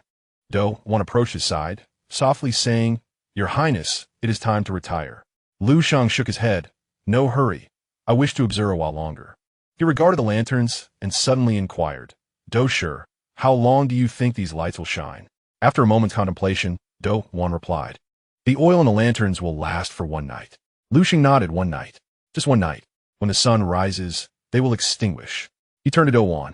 My life resembles these lanterns, bright and dazzling, drawing all eyes, yet fleeting. Once the light fades, all will be lost. Do Wan grasped his hand, softly assuring him, Your Highness, when the lanterns extinguish, the sun will still rise. Even in your absence, there will be your children. Your legacy will endure through generations, never to fade. Liu Sheng looked at her, a smile breaking forth, radiating an indescribable warmth. Do sure, you are right. I have over 400 children. My lineage shall never extinguish. Hand in hand, they walked towards the sleeping quarters, the lanterns behind them burning brightly, illuminating the night. The banquet continued for 7 consecutive days. During this time, 1,000 jars of wine were consumed, 2,000 heads of livestock were feasted upon, and vegetables were countless. Guests came and went. Some were so inebriated they had to be assisted away. Others persisted, while some had already succumbed to slumber on the ground. On the evening of the 7th day, the banquet finally concluded. Guests departed in succession, and Liu Sheng bid each farewell at the gate, exchanging pleasantries and accepting gifts. The last to leave was Zhongshan, who bowed deeply at the gate. Your Highness, I take my leave. Liu Sheng nodded. Young Master Zhong, travel safely. Please convey my regards to your esteemed father. Zhongshan hesitated, then spoke. Your Highness, there is one more thing I wish to convey, though I am uncertain if it is appropriate. Liu Sheng smiled. Feel free to speak. Lowering his voice, Zhongshan said, My father wishes to inform you that His Majesty has great confidence in you. Liu Sheng's expression momentarily sharpened before returning to normal. I thank your father, and I thank His Majesty. Zhongshan nodded, mounted his horse, and rode away. Liu Sheng stood at the gate, watching his figure fade into the dusk, lingering in thought. Cheng Yin approached him and softly spoke. Your Highness, what young Master Zhong said. Liu Sheng waved his hand, interrupting him. Cheng Xianghua, do you understand? Cheng Yin pondered for a moment and replied, I am but a dullard, not quite comprehending. Liu Sheng chuckled and turned to walk into the mansion. He was conveying to this prince that the emperor has been observing the endeavors of this prince over the years with great satisfaction and reassurance. Thus, this prince may continue his course of action. Cheng Yin suddenly realized, how splendid. Liu Sheng nodded, affirming, indeed, splendid. He entered the mansion, and the grand doors slowly closed behind him. After the banquet, Liu Sheng's reputation soared to its zenith. The people of the realm recognized Liu Sheng, the king of Zhongshan, as the most indulgent individual in the world. His feasts were unparalleled, his treasures amassed like mountains, his concubines numbered in the hundreds, his progeny, likewise, were countless. Some deemed him a spendthrift, others a wise man, some regarded him as a failure, while others hailed him as a legend. Liu Sheng remained indifferent to these opinions. He was simply aware that the news from Chang'an increasingly instilled confidence. Zhang Tang had spoken favorably of him in the court, and the emperor had praised him in the imperial presence. The censors no longer scrutinized the kingdom of Zhongshan. Cheng Yin had served as prime minister for a stable 20 years, setting a record for the longest tenure among vassal states. Everything was exceedingly well, better than ever. In the spring of the 5th year of Emperor Wu's reign, Liu Sheng's 53rd birthday arrived as expected. This year's birthday feast, however, was not as grand as the previous one, not due to a lack of desire on Liu Sheng's part, but rather because he had a more significant event to celebrate, the birth of his eldest grandson. Liu Chang's wife had given birth to a healthy boy, Liu Sheng's first grandson and the 3rd generation of the royal family of Zhongshan. Cradling the wrinkled infant, Liu Sheng beamed with joy, exclaiming, Wonderful, wonderful, wonderful! I have a grandson. Do Wan, standing beside him, smiled and congratulated him. Liu Sheng returned the child to the nurse and said to Liu Chong, Chang'er, you have given me a splendid grandson. I shall reward you. Liu Chong hastily replied, Father, you flatter me. It is my duty. Liu Sheng shook his head and said to Cheng Yin, From this day forth, Liu Chang's allowances shall be doubled. Cheng Yin replied, Understood. Liu Sheng then asked Liu Chong, Has the child been named? Liu Chong responded, Please bestow a name, Father. Liu Sheng pondered before slowly declaring, He shall be named Liu Yuan. Yuan signifies the beginning. He is the eldest grandson of this prince, the commencement of the 3rd generation of the royal family. Thus, Liu Yuan it shall be. Liu Chong bowed deeply.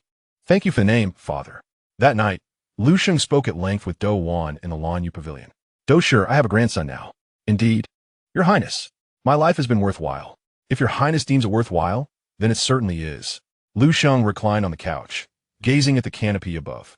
In my youth, when I came from Chang'an to Zhongshan, I was filled with trepidation, fearful of suspicion, fearful of punishment, fearful of endangering my wife and children.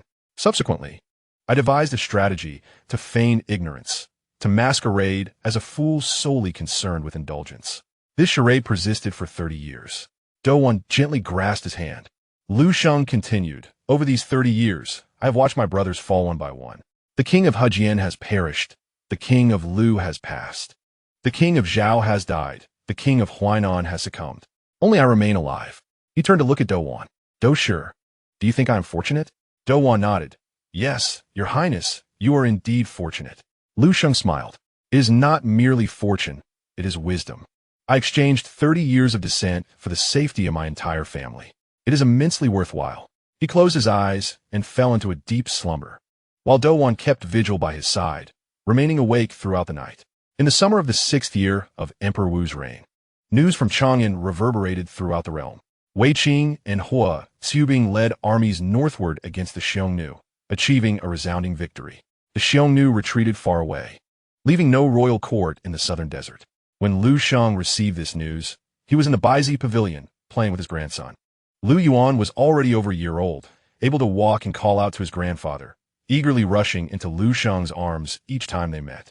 Liu Sheng lifted him and kissed his cherubic face. Good boy, when you grow up, you shall also fight against the Xiongnu. Cheng Yin, standing nearby, chuckled, Your Highness, if this were to spread, others might think you wish to send your grandson to the military. Liu Sheng shook his head. To serve in the military? Absolutely not. He is my only grandson. I cannot bear to part with him. It is far better for him to live safely and have more children. He set Liu Yuan down, allowing the nurse to take him away. Cheng Xianghua, Wei Qing, and Hua Xiubing performed splendidly in this battle. The emperor must be very pleased. Cheng Yin nodded. Indeed. It is said the emperor intends to reward them and erect a monument in Chang'an to commemorate their achievements. Liu Sheng fell silent for a moment and suddenly asked, Cheng Xianghua, what do you think the emperor will do next after such a grand victory? Cheng Yin contemplated and replied, I am but a fool. I cannot guess. Liu Sheng gazed out at the sky and slowly remarked, Next, the emperor will be more confident, more assertive, and will regard the feudal lords with even greater disdain. He turned to Cheng Yin. Cheng Xianghua, we must continue to live as we have been, perhaps even more debauched than before. Cheng Yin bowed deeply. I understand. In the spring of the 1st year of the Yuan Ding era, Liu Sheng's 55th birthday was celebrated in the Chengming Hall. This year's birthday feast was modest, attended by only over 300 guests. Yet, Liu Sheng's spirits were higher than in previous years, for his progeny had surpassed 500. 500 children, 500 mothers, 500 families. Cheng Yin held the newly registered roster and read aloud. Illegitimate son Liu Zhang, mother Zhao. Illegitimate daughter Liu Yuan, mother son. Illegitimate son Liu Huang, mother Li. Liu Sheng leaned against the table, eyes closed, listening. Suddenly, he opened his eyes and asked, Cheng Xianghua, how many have you read? Cheng Yin glanced at the roster, responding, Your Highness, I have read 327. There are still 183 remaining. Liu Sheng nodded. That is sufficient. No need to continue. Cheng Yin closed the roster. Liu Sheng stood and walked to the window, gazing out at the Baizi pavilion. The sounds of children reading emanated from within, their voices innocent and harmonious, akin to the chirping of birds in spring. Liu Sheng listened to their recitation, a smile gracing his face. Cheng Xianghua, do you think that 500 years hence, anyone will remember Liu Sheng, the king of Zhongshan? Cheng Yin contemplated carefully before responding. Your Highness, your descendants are spread throughout the realm. 500 years from now, surely your lineage will remember you. Liu Sheng chuckled lightly. Whether remembered or forgotten matters little. By then, I shall no longer be here. They may remember as they wish. He turned and walked towards the door. Let's go to the banquet. The guests must be waiting eagerly. At the banquet, goblets clinked and songs filled the air. Liu Sheng sat at the head table, wearing a smile, frequently raising his cup. His gaze swept across the multitude of guests, familiar and unfamiliar faces alike, and an indescribable emotion welled within him. 33 years had passed. He had resided in Zhongshan for 33 years. What had he accomplished in that time? He expanded the royal palace, amassed treasures, constructed tombs, took in over 500 concubines. and fathered more than 500 children. He consumed countless cups of wine, feasted on an abundance of meat, and witnessed innumerable performances. What else had he done? Nothing at all. Yet it was precisely this lack of action that allowed him to live to this day, to witness the birth of his grandson, to see his progeny exceed 500, and to observe his ambitious brothers fall one by one while he remained well. Liu Sheng raised his cup and addressed the assembly. Ladies and gentlemen, to victory! The hall reverberated with the chorus, to victory! Liu Sheng drank deeply. Outside, the spring sun shone brightly. Thus passed his 55th year. His 56th, 57th, and 58th years would unfold in the same manner, year after year, day after day, banquet after banquet, child after child, until the day he breathed his last. Yet that day was still a distant prospect. He yearned to live a few more years, to gaze at his children a little longer, to embrace his grandchildren a few more times. That would suffice. Chapter 11 and Chapter 12, The Crafting of the Golden Silk Garment. Indulgent aspirations in the second year of the Yuan Ding era during the reign of Han Wudi, in the autumn month of September. Deep within the belly of Ling Mountain, a grand tomb had nearly reached completion. Liu Sheng stood in the center of the main burial chamber, surveying his surroundings, a satisfied smile gracing his face. The main chamber measured 3 zhang in width, 5 zhang in depth, and over 2 zhang in height. The walls were constructed of meticulously polished blue stone, smooth as a mirror. The ceiling arched, comprised of massive stone slabs that fit together seamlessly, impervious to water. The ground was layered with thick wood charcoal and lime, serving to ward off moisture. To the north of the chamber lay a coffin bed, hewn from a single block of blue stone. The coffin bed measured 1 zhang in length, 6 qi in width, and half a zhang in height. Its surface polished to a mirror-like sheen. Surrounding the coffin bed were intricate carvings of cloud patterns, dragon motifs, and phoenix designs, exquisitely crafted. Liu Sheng approached the coffin bed, gently caressing the carvings. "Sheng Xianghua," he inquired without turning his head, "will this coffin bed accommodate my golden silk garment?" Cheng Yin, standing behind him, promptly replied, "Your Highness." It was designed according to the dimensions of the golden silk garment. Not only 1, but even 2 can fit comfortably. Liu Sheng nodded and moved to the eastern side of the chamber. The eastern side contained a series of 7 ear rooms, varying in size, with the largest designated for treasures. Liu Sheng stepped inside, finding it empty, awaiting the future arrival of his cherished treasures. This room, he pointed to the largest ear room, will house the treasures: the white jade bear, the black jade bear, and the 37 gene jade piece. All shall be placed here. Cheng Yin confirmed, indeed. Liu Sheng then traversed to the western side of the chamber, which also featured 7 ear rooms of similar size. The largest was intended for carriages and horses. Upon entering, Liu Sheng surveyed the space. "This will house my royal carriage, along with my most favored steeds, to accompany me in death." Cheng Yin cautiously remarked, "Your Highness, those steeds are still alive." Liu Sheng glanced at him and chuckled. "Sheng Xianghua, my intention is for the horses to be slaughtered, their hides preserved, and their bones collected, to be interred with me, not to let them live on in the afterlife." Cheng Yin breathed a sigh of relief. "Understood, Your Highness." Liu Sheng exited the ear room and returned to the center of the main chamber. He gazed upward at the ceiling, where a small circular opening led directly to the mountainous summit. It was designed to allow his soul to ascend to the heavens. "Sheng Xianghua," he suddenly asked, "do you believe that a soul truly exists after death?" Cheng Yin hesitated, unsure of how to respond. Liu Sheng did not await an answer. He lowered his gaze to the ground beneath him. "Whether or not a soul exists, I do not know. Yet, I would prefer to believe in its existence. Otherwise, what is the purpose of constructing such a grand tomb and interring so many treasures?" He turned and walked toward the burial passage. "Let's go. I must see how my golden silk garment is progressing." In the western quarter of the royal estate, there existed a workshop dedicated solely to the crafting of the golden silk garment. This workshop spanned 3 acres, surrounded by tall walls, with but a single entrance. Guards stood watch at the entrance day and night, permitting no one to enter or exit freely. Inside the workshop, 20 of the finest jade artisans, 10 of the best goldsmiths, and 5 of the most skilled weavers were tirelessly laboring day and night. Upon entering the workshop, Liu Sheng found the jade artisans engrossed in their work. Some wielded delicate carving knives, etching intricate designs onto jade pieces. Others utilized grinding stones of varying sizes to polish and shine the jade. Some employed drill bits to bore holes into the jade, while others threaded gold wires through the drilled holes, connecting the jade pieces together. At the center of the workshop stood a wooden mannequin, already adorned with a majority of the jade pieces, glimmering with a soft luster under the candlelight. This represented the upper half of the golden silk garment. Liu Sheng approached the mannequin, scrutinizing it closely. The jade pieces were crafted from the finest Hitian green jade, each as thin as paper, smooth as glass, and warm to the touch. The shapes of the jade pieces varied, some rectangular, some square, some trapezoidal, some triangular, and others in various unconventional forms, all meticulously designed to fit the contours of the human body.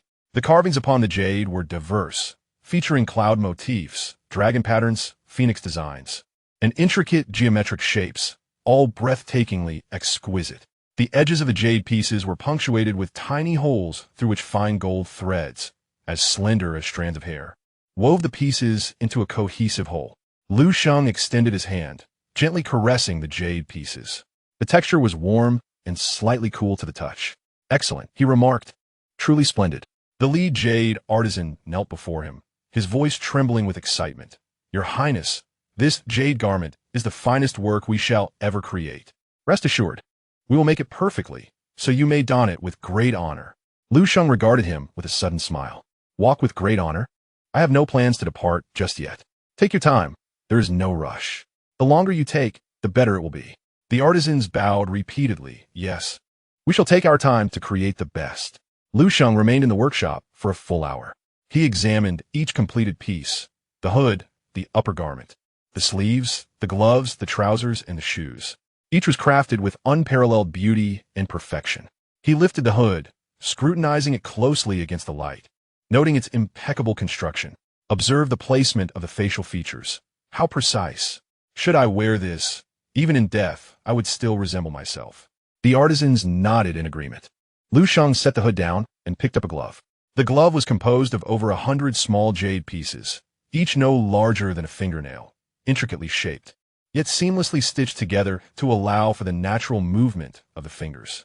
This glove, Liu Sheng marveled, is so well crafted that even a living person could wear with ease. "How did you achieve this?" The lead jade artisan replied, "Your Highness, we first sculpted a hand model from clay, then crafted each piece to fit. We revised and refined it dozens of times before arriving at this perfection." Liu Sheng nodded, patting the artisan's shoulder. "Well done. Once the jade garment is completed, I will reward you handsomely." The artisans bowed in gratitude. Liu Sheng continued to observe for a while longer before finally turning to leave. Upon reaching the door, he suddenly halted, not looking back, and said, "Remember, do not cut corners and do not be careless. I desire a truly authentic jade garment that can accompany me underground. If your work is exceptional, I shall remember your efforts in the afterlife." The artisans responded in unison. "We shall heed your words." Upon exiting the jade workshop, Liu Sheng proceeded to the treasure pavilion. The third floor of the pavilion housed his most cherished jade artifacts. The white jade bear sat on a shelf, gazing skyward with a simple demeanor. Beside it, the black jade bear squatted, creating a delightful contrast. The 37 jean jade piece rested alone on a separate shelf, radiating a warm sheen under the sunlight. Liu Sheng lingered before them, assessing each piece as if greeting old friends. "You all," he murmured, "will accompany me down below one day." He approached the jade piece, extending his hand to caress its surface. Weighing 37 jean and the size of a grinding stone, it was entirely pure, devoid of any impurities. This was the finest jade he had ever received, and the piece he was most reluctant to carve. "Remain just as you are, accompanying me," he softly spoke. "Do not be carved. Your original form is the most exquisite form." The jade remained silent, responding to him with its warm luster. Liu Sheng stood for a long while before finally turning to leave. As he reached the staircase, he paused once more, glancing back at the jade artifacts. "Doshir," he suddenly inquired, "do you think these pieces will still appear as beautiful once they are buried?" Do-wan, following closely behind, softly replied, "Your Highness, when they are underground, accompanying you, they shall be at their most beautiful." Liu Sheng nodded. "You speak the truth. Their presence alongside me is what renders them most beautiful." He descended the stairs and made his way toward the Lanyu Pavilion. In the Zhongshan Pavilion, Douwan was engrossed in examining the account books when Liu Sheng entered and took a seat beside her. "Sure," he began. "I wish to inquire about something." Douwan raised her head and replied, "Your Highness, please proceed." Liu Sheng gazed at her, his voice deliberate. "What will you do when I am gone after 100 years?" Douwan's hand trembled slightly. Liu Sheng continued, "It is impossible for me to take you with me. You must continue to live, to watch over our children, our grandchildren, and this family." Tears welled in Douwan's eyes. "Your Highness," she murmured. Liu Sheng grasped her hand. "I do not wish to send you away. I am merely concerned." Douwan shook her head gently and assured him, "Your Highness, do not worry. I will take care of everything. When I grow old and my time comes, I will find you." Liu Sheng looked at her and suddenly smiled. A smile imbued with an indescribable tenderness. "Very well. I shall wait for you below when that time comes." In the 3rd year of the Yuan Ding era of Emperor Wu, during spring, the golden-threaded jade robe was finally completed. For 3 entire years, 20 jade artisans, 10 goldsmiths, and 5 weavers worked tirelessly day and night, utilizing 2,498 pieces of jade and 1,100 grams of gold thread to create this unparalleled masterpiece. Liu Sheng stood in the jade workshop, admiring the assembled robe, which stood on a wooden frame, flawless from head to toe. The hood, the upper garment, the sleeves, the gloves, the trousers, and the shoes were all exquisitely crafted. The jade shimmered with a gentle luster in the sunlight, while the gold threads sparkled among the jade pieces. Liu Sheng circled around it thrice, observing and touching it. "All right," he finally spoke, his voice trembling with emotion. "It is truly magnificent." The lead jade artisan knelt on the ground, tears streaming down his face in excitement. "Your Highness, we have lived up to your trust. This jade robe is the finest work of our lives. When you wear it, you will surely—" He could not finish his sentence. Liu Sheng bent down to help him up, saying, "You have worked hard, my friend. I know you have led them tirelessly for 3 years." He took a plate of gold cakes from Douwan and handed it to the artisan. "This is a reward for me. Each of you shall receive one to take home for your families." The artisan, cradling the plate of gold cakes, knelt repeatedly in gratitude. "Thank you, Your Highness. Thank you." That night, Liu Sheng ordered the jade robe to be moved to the Qingming Hall. He dismissed everyone, remaining alone, sitting in front of the robe for an entire night. No one knew what thoughts occupied his mind. The following morning, as Douwan entered the Qingming Hall, she found Liu Sheng still seated there, his eyes red, yet wearing a smile. "Your Highness," she said softly, "the dawn has arrived."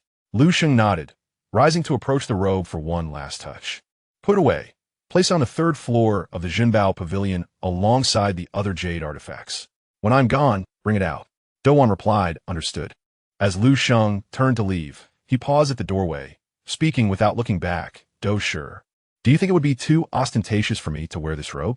Douwan pondered for a moment and replied softly, "Your Highness, you have never been discreet in your life. Why should you be modest in death?" Liu Sheng fell silent for a moment before breaking into a smile. "You are right. I have never been discreet in my life, and death requires no modesty." He pushed open the door and stepped into the morning light. In the summer of the 4th year of the Yuan Ding era of Emperor Wu, Liu Sheng celebrated his 58th birthday in the Qingming Hall. This year's banquet was modest, attended by just over 200 guests. Yet Liu Sheng's spirits soared higher than ever. His grandchildren had exceeded 10 in number. Liu Chong had 3 sons and 2 daughters. Liu Zhong had 2 sons and 1 daughter, and Liu Jia had 1 son and 2 daughters, totaling 13 grandchildren. Liu Sheng arranged for a floor in the Baizi Pavilion to accommodate his grandchildren. Every visit brought a smile to his face. "Grandfather! Grandfather!" The children clamored around him, each vying for his attention. Liu Sheng embraced them one by one, showering them with affection. "Good, good. You are all wonderful children. When you grow up, I will gift each of you a piece of jade for you to learn to carve." The children erupted in cheers. Douwan stood to the side, warmth swelling in her heart as she recalled the heartfelt smile on Liu Sheng's face when he first held their eldest son over 30 years ago. Now, their eldest son was already in his 30s, and their eldest grandson was 6, capable of calling him grandfather. Time indeed flies swiftly. After the birthday banquet, Liu Sheng made another visit to Ling Mountain. The mausoleum had been completed for 3 years. During this time, he ensured that the burial chamber was meticulously arranged, with each burial item placed neatly within. The main chamber was ready, the coffin bed laid with thick silk, and the wooden frame for the jade robe set atop it. Awaiting the day he would don the robe, and be placed within the coffin. On the east side, the ear chamber housed precious items, including a white jade bear, a black jade bear, a 37-gene piece of jade, and an array of jade, bronze, and lacquer artifacts, all meticulously arranged. The west ear chamber was prepared with chariots and horses, including his favorite royal carriage disassembled for entry, and the horses he cherished, preserved, and prepared for the afterlife. Everything was ready, awaiting only his departure. Standing in the main chamber, Liu Sheng surveyed his surroundings and suddenly smiled. "In this lifetime, I have truly lived well," he murmured, "enjoying life while alive and not being wronged in death. It is worth it, truly worth it." He turned and walked towards the tomb passage. As he reached the entrance, he paused and glanced back.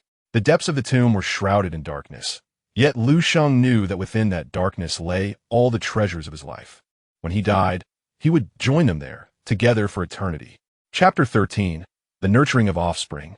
Each distinct in the spring of the 5th year of the Yuan Ding era of Emperor Wu, in February.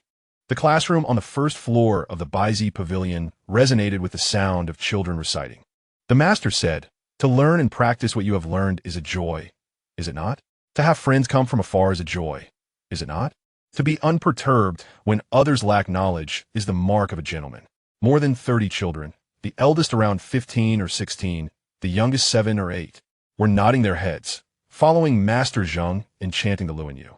Some recited earnestly, others distracted, while a few gazed out the window, lost in thought. Liu Sheng stood outside the window, observing the children with a smile on his face.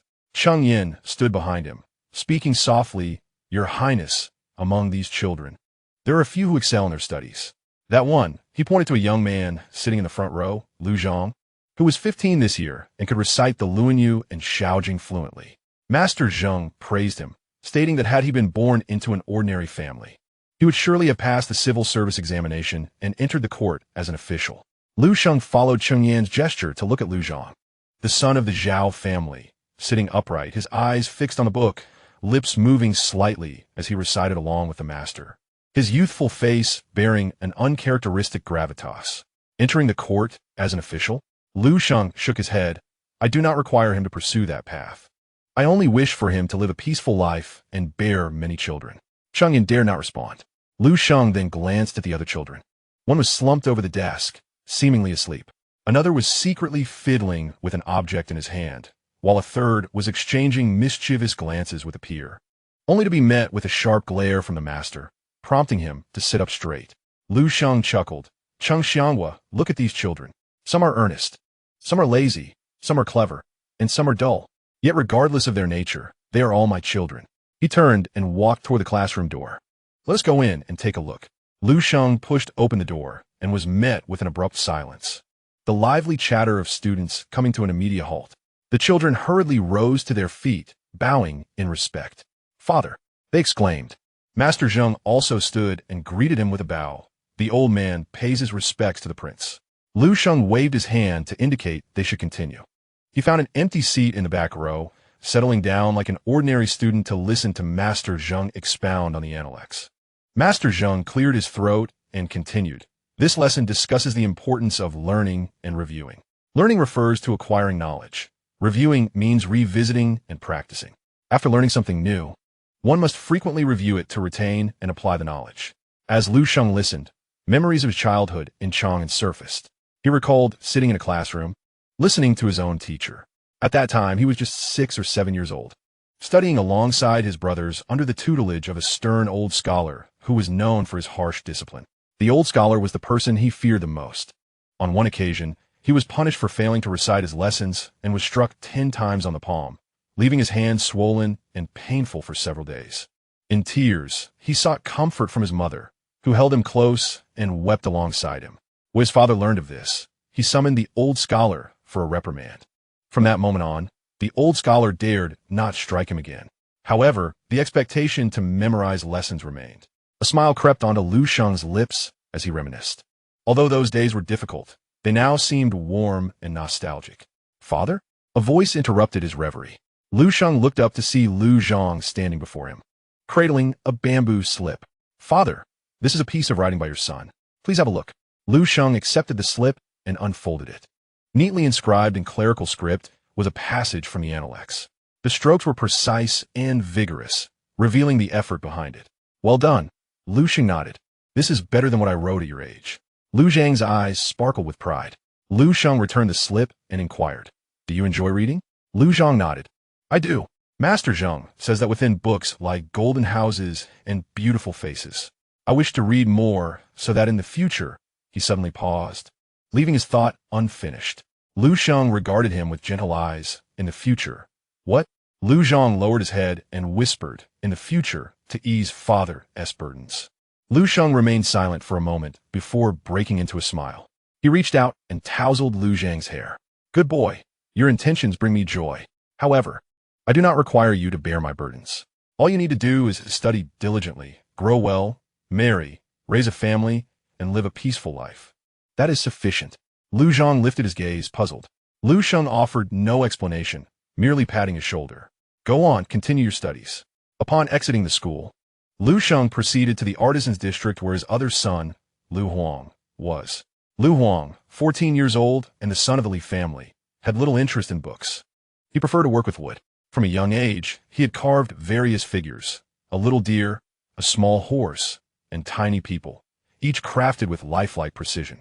Recognizing his talent, Liu Sheng sent him to a woodworking shop to learn from an experienced carpenter. Liu Huang thrived there, rushing to the workshop each morning and staying all day, content to eat and sleep there, as if he wished to dwell within its walls. As Liu Sheng entered the workshop, he found Liu Huang bent over a workbench, diligently carving a piece of wood. Huang, Liu Sheng called. Liu Huang looked up, quickly rising to bow. Father. Liu Sheng approached him, peering at his work. It was a wooden bird, nearly complete, with wings slightly outstretched as if ready to take flight. The feather patterns were delicately carved, each line clear and distinct. Did you carve this? Liu Huang nodded, somewhat bashfully admitting, I carved it based on the bird outside the window. It's not very good. Liu Sheng took the wooden bird and examined it closely. It's quite well done, exceptionally so. He returned the bird to Liu Huang, adding, at your age, I could not have crafted something like this. Liu Huang's eyes lit up. Father, do you truly think it's good? Liu Sheng nodded affirmatively. Indeed. You possess this talent. Nurture it well. In the future, you may become the finest carpenter in the realm. Liu Huang's face flushed with excitement. I will study diligently. Liu Sheng patted his shoulder and turned to leave. As he reached the door, he paused without looking back and said, Remember, it matters not what you do, but how well you do it. If you enjoy carving wood, then carve well, striving for excellence. I support you. Liu Huang stood at the workbench, watching his father's retreating figure with misty eyes. As evening descended, Liu Sheng returned to Lanyue Pavilion. Do-Wan was reviewing account books and rose promptly upon his arrival. My lord, what brings you here to see the children today? Liu Sheng took a seat, exhaling deeply. I wish to see what the children were engaged in. Now that I have observed, I have a clearer understanding. Do-Wan settled beside him, softly inquiring, What did you discern, my lord? Leaning back, Liu Sheng replied thoughtfully. Some enjoy reading, others take pleasure in woodworking, while some prefer play and revelry. Each child is distinct with their own temperament. Do-Wan nodded. Indeed, children are like that. Each has their own fate. Liu Sheng regarded her and suddenly asked, Do, what do you think these children will be like when they grow up? Do-Wan pondered for a moment before shaking her head. I do not know, but I am certain that with you here, they will not falter. Liu Sheng smiled gently. With me here, they will not falter. But what if I am no longer present? Do-Wan's heart sank slightly. Liu Sheng continued, I am 59 this year. Even if I live to 70, that leaves only 11 years. In 11 years, the oldest will be over 30, while the youngest will still be in their teens. What will happen to them when I am gone? Do-Wan grasped his hand. My lord, you think too far ahead. Liu Sheng shook his head. I cannot afford not to think ahead. My life has been sustained by foresight. After a moment of silence, he suddenly declared, Do, starting tomorrow, let the older children take turns learning to manage affairs alongside Minister Cheng. They must understand how this household operates and how such matters are conducted. Do-Wan was taken aback. My lord, you mean? Liu Sheng nodded. I cannot manage them for a lifetime. They must learn to govern themselves. In the future, when they are assigned their own lands, they must be prepared to fend for themselves. Do-Wan spoke softly. Your intentions are commendable, my lord. Liu Sheng offered a wry smile. It is not a matter of commendable intentions. It is a necessity. In the summer of the 5th year of Emperor Wu of Han's reign, Liu Zhang was summoned before Chang Yin to begin his training in managing affairs. Chang Yin assigned him his first task, to verify the royal household's income and expenditure account books. Sitting at the desk with a hefty stack of ledgers before him, Liu Zhang furrowed his brow. The dense numbers made his head spin. Minister Cheng, he could not help but ask, do all these accounts need to be verified? Cheng Yin nodded. Every single one. Each income and expenditure must match. If they do not, we must investigate. Liu Zhang swallowed hard and buried himself in the accounts. After a morning of labor, he had only managed to verify 3 volumes, with over 20 more awaiting him. During lunch, Liu Sheng visited him. How is it? Are you tired? Liu Zhang grimaced. Father, I feel like my head is going to burst. Liu Sheng chuckled. If your head is aching, take a break. There is no hurry. I did not assign this task for you to master in a day. I want you to understand how much money this household spends and receives daily, where this money comes from, and where it goes. Liu Zhang nodded, somewhat understanding. Liu Sheng patted his shoulder. Study well. Once you have learned, you will know how to manage your own small piece of land when you are assigned. Meanwhile, Liu Huang was diligently working in the woodworking shop. No longer satisfied with carving small birds and animals, he began contemplating the creation of something larger, a foldable huzhuang, a traditional wooden stool. Huzhuang, a piece of furniture originating from the western regions, is foldable and convenient for transport, making it ideal for military campaigns and hunting. Liu Huang, having seen it several times, found it fascinating and decided to craft one himself. He meticulously sketched the design, selected the wood, and carved it piece by piece, joining the parts with precision. After numerous failures, he finally succeeded in creating one. That day, he joyfully carried the completed huzhuang to seek out Liu Sheng. Father, look! Liu Sheng, engaged in carving at the jade workshop, looked up to see Liu Huang standing at the door, proudly holding the huzhuang. What is this? Liu Huang unfolded the huzhuang and placed it on the ground. This is a huzhuang made by your son. It can be folded. Please have a seat. Liu Sheng set down his carving knife, approached, and sat on the huzhuang. It stood firm and steady, showing no signs of wobbling.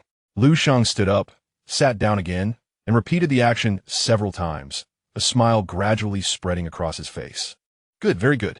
You have done remarkably well. Liu Huang jumped with joy. Observing him, Liu Sheng felt a surge of mixed emotions. This child, uninterested in studying or power, found joy solely in woodworking. What could he achieve when granted a fief? Would he continue crafting wood for a lifetime?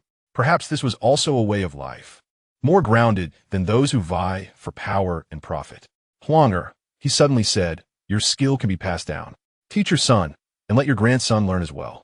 If passed down through generations, it could endure for centuries. Liu Huang was momentarily taken aback, then smiled. Father is right. I shall pass this craft to my son, and he will pass it to his son. Generations shall carry it forth. In the 6th year of the Yuan Ding era under Emperor Wu of Han, during spring, an incident occurred in the Wangfu. Liu Sheng's 73rd son, Liu Zhang, got into a fight, injuring another. Liu Zhang, 17 years old, was the son of Sun Shi, who had a fiery temperament. Liu Zhang inherited this trait and had always been a troublemaker. He would steal prey while hunting and often quarrel and resort to violence at banquets. Despite Liu Sheng's previous admonishments, Liu Zhang would apologize only to forget immediately. This time, he had struck a young nobleman from Zhao, whose father was a high-ranking official. As they visited Zhongshan, how could they simply let such an insult pass? Cheng Yin hurried to find Liu Sheng. My lord, trouble has arisen. Liu Zhang has harmed the Zhao noble. They intend to report this to the court. Liu Sheng, lost in thought on the 3rd floor of the Jinbao pavilion, slowly turned at Cheng Yan's words.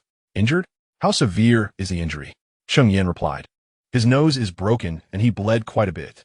However, it is not serious. He will heal with a few days' rest. Liu Sheng nodded. That is good. Cheng Yan pressed on. But my lord, they intend to take this matter to the court. If this escalates, Liu Sheng waved his hand, interrupting him. Cheng Xianghua, inform the Zhao noble that I will personally apologize on his behalf. Additionally, send a generous gift to cover his medical expenses, doubling the amount. We must pacify him and prevent this from reaching the court. Cheng Yan acknowledged, understood. Liu Sheng added, bring Liu Zhang to me. When Liu Zhang was brought in, he kept his head lowered, unable to meet Liu Sheng's gaze. Liu Sheng, seated behind the desk, regarded him with a calm expression. Lift your head. Liu Zhang raised his head, his eyes reddened, uncertain if he had been crying. Father, he began. Liu Sheng asked, Why did you resort to violence? Liu Sheng bit his lip, struggling to articulate. He spoke ill of you, father. Liu Sheng's brow raised slightly. What did he say? Liu Sheng replied. He said you are a good-for-nothing who only indulges in pleasure, and that your children are also worthless. I cannot bear it, so I struck him. Liu Sheng fell silent for a moment before suddenly laughing, a complex expression gracing his features. He is not entirely incorrect. Liu Sheng was taken aback. Liu Sheng stood and approached him. I am indeed a good-for-nothing who knows only indulgence. In the eyes of others, my children are also perceived as worthless. This is the truth, and there is no need for debate. Liu Sheng's eyes widened in shock. But father, Liu Sheng gently placed a hand on his shoulder, his tone softening. Zhongshan, your defense of me is touching. However, remember that some words are best left unheard and should not weigh on your heart. There is no need to react to them. Liu Sheng lowered his head, silent. Liu Sheng continued. You have harmed another, and they wish to report this to the court. Do you understand what this entails? Liu Sheng shook his head. Liu Sheng explained, it means I must apologize to them, offer gifts, and speak softly. It could affect my reputation built over the years at court. It means your siblings may face scrutiny because of your impulsiveness. Tears streamed down Liu Sheng's face. Father, I was wrong. Liu Sheng reached out to wipe away his tears. Understanding your mistake is a good start. In the future, think carefully before acting. Do not be impulsive. Our family seeks to avoid faults rather than pursue accolades. Living peacefully is far more important than anything else. Liu Sheng nodded in agreement. Liu Sheng patted his shoulder. Go. Apologize to Cheng Xianghua and accompany him to offer your apologies to the Zhao noble. Maintain a courteous demeanor and speak kindly. Liu Sheng complied and turned to leave. Liu Sheng watched his retreating figure, remaining still for a long while.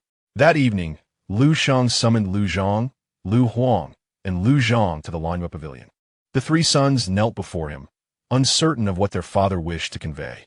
Liu Sheng observed them and spoke slowly. You three have grown up under my watch. Zhang enjoys studying, Huang has a talent for woodworking, and Zhang has a penchant for fighting. Each possesses their own nature and destiny. The three bowed their heads, hesitant to speak. Liu Sheng continued, Zhang, you excel in your studies. When you are granted a fief, you may become a tranquil minor lord. Study diligently, avoid meddling in affairs, and strive for peace. Liu Zhang bowed deeply. I shall remember, father. Liu Sheng then turned to Liu Huang. Huang, your craftsmanship is commendable. In the future, you may become a skilled artisan. Pass down your woodworking skills through generations, living a life of stability without strife. Liu Huang bowed deeply. I shall remember. Father. Finally, Liu Sheng addressed Liu Zhang. Zhang, you are impulsive and enjoy trouble. When granted a fief, exercise caution. Think before you act and avoid violence. If necessary, retreat. It is not shameful to concede. It is far more shameful to meet a tragic end. Liu Zhang bowed deeply, tears streaming down his face. I shall remember, father. Liu Sheng regarded them with a sudden smile. All right, rise. I have no grand lessons to impart. Only this.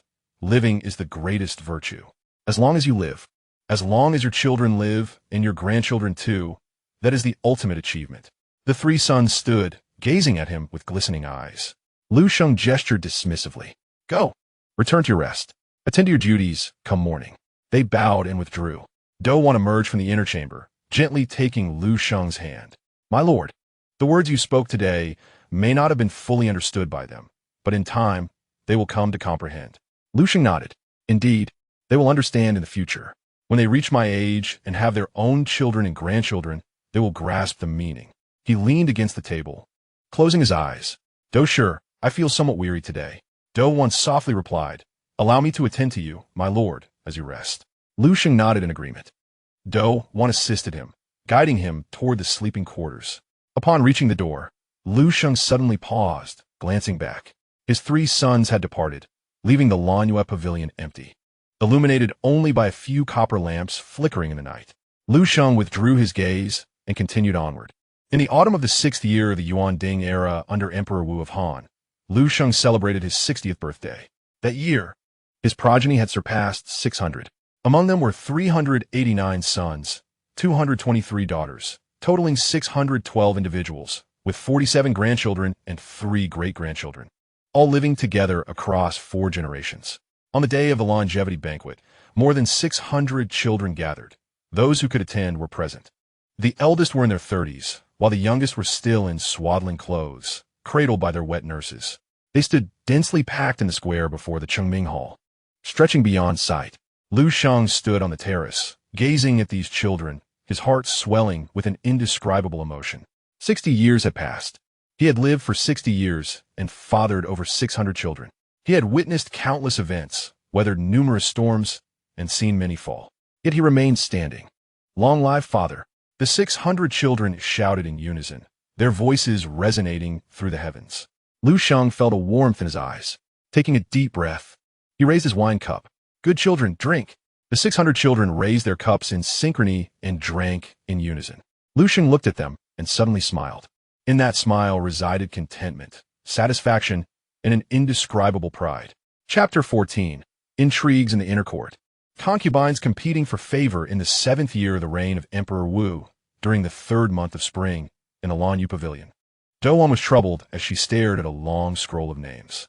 The list contained the names, ages, places of origin, entry dates, childbirth records, and residences of 481 concubines of the Wangfu, densely written on a silk scroll 3 zhang long. Do sister, a Yuan whispered from the side. 7 new sisters have entered this month. Arrangement for their accommodations must be made. Do-Wan massaged her temples.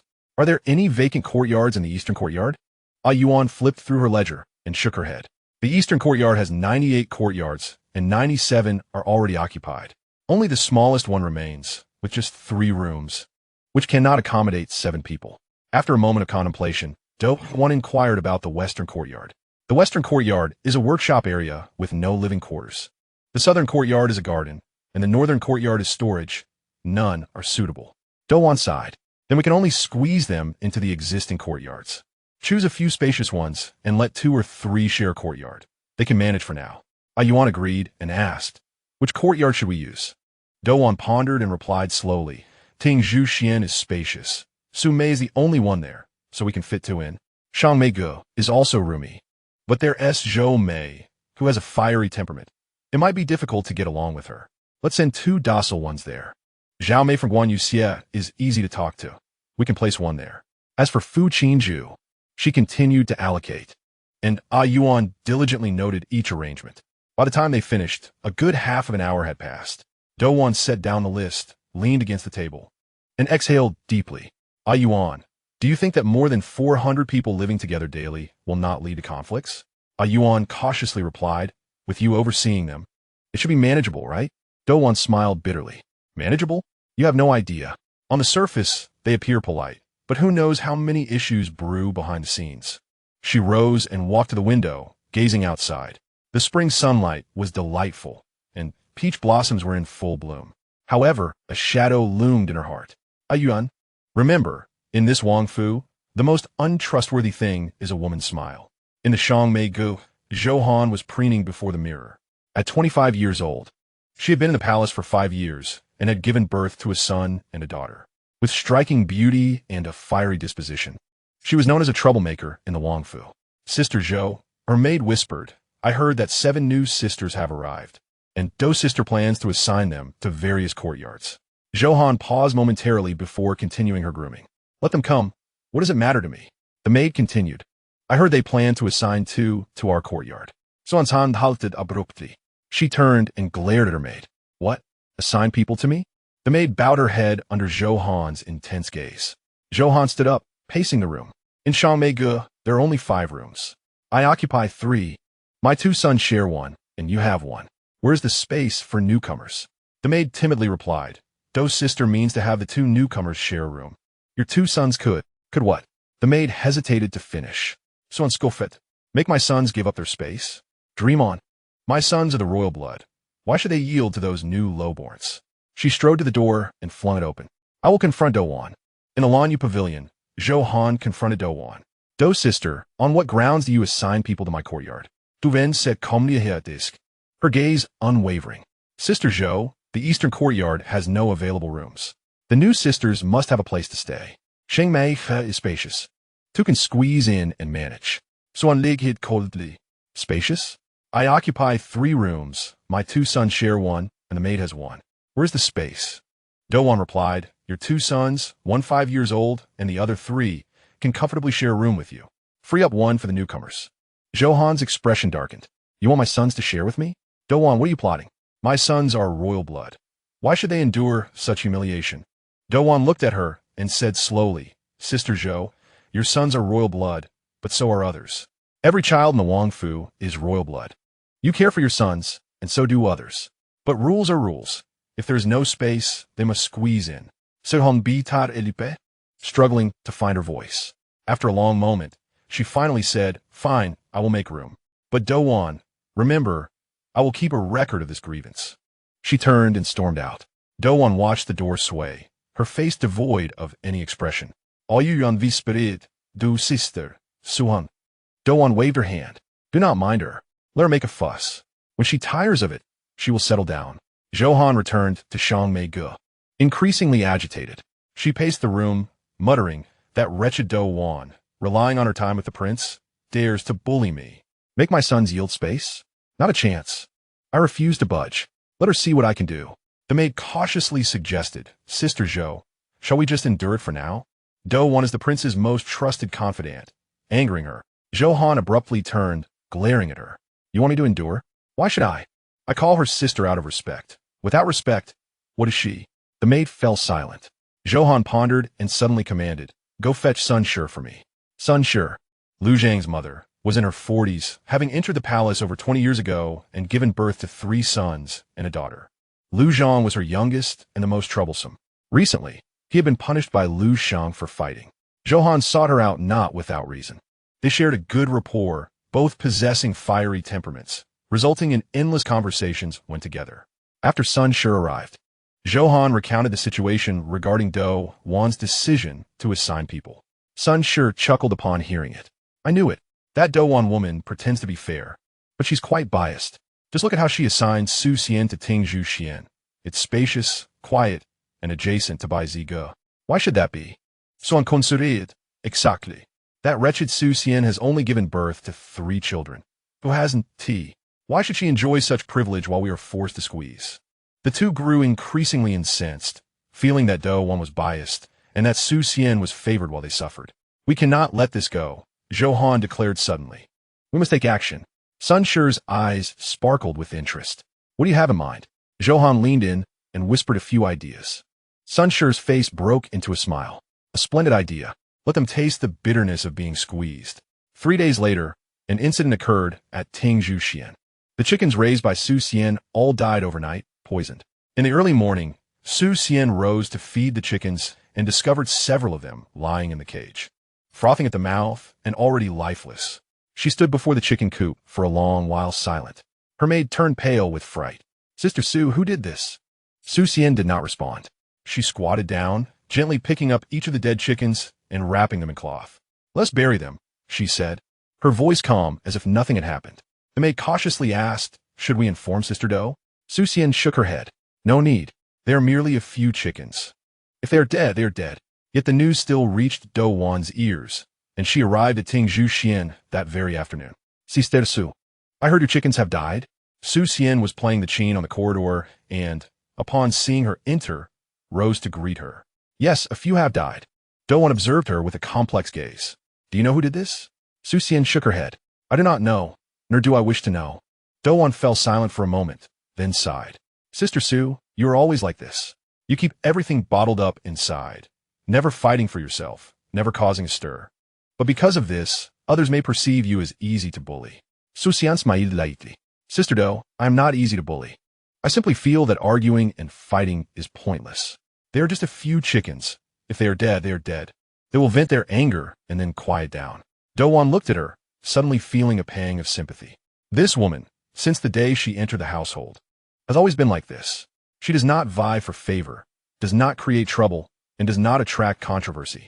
Quietly residing in Tingzhu Xian, she reads, plays the qin, and raises her children. For over 20 years, she has remained unchanged. Sister Su, Do-won said softly, rest assured.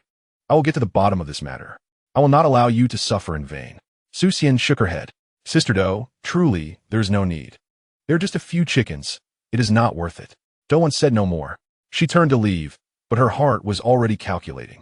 3 days later, the truth was uncovered. It was Zhou and Sun Shi who were responsible. Zhou had devised the scheme, while Sun Shi executed it. Sun Shi had enlisted a rough made to sneak into Ting Zhuxian at midnight and poison the chicken feed.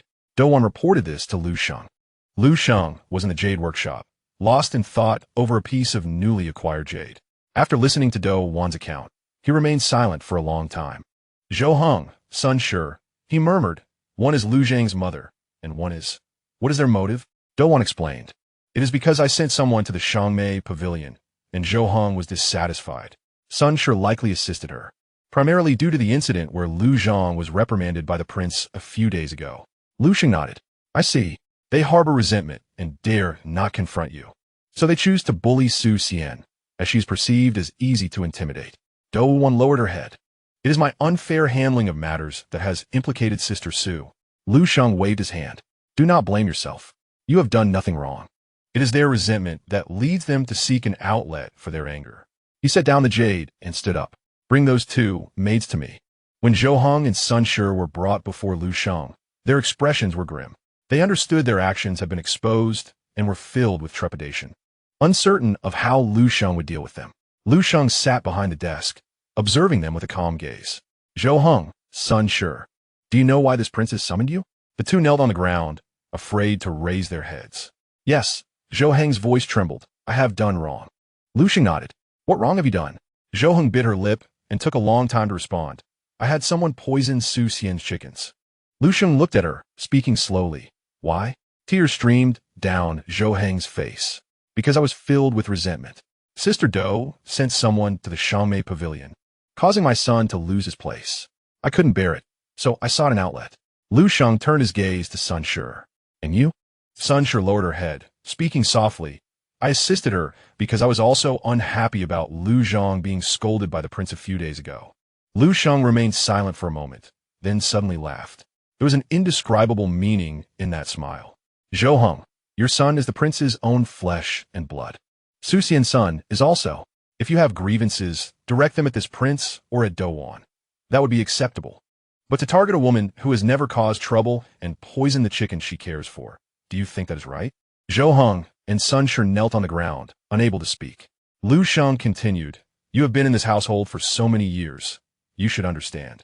In this prince's residence, with hundreds of women and children, if every little grievance leads to chaos and every slight results in malice, how can we continue to live?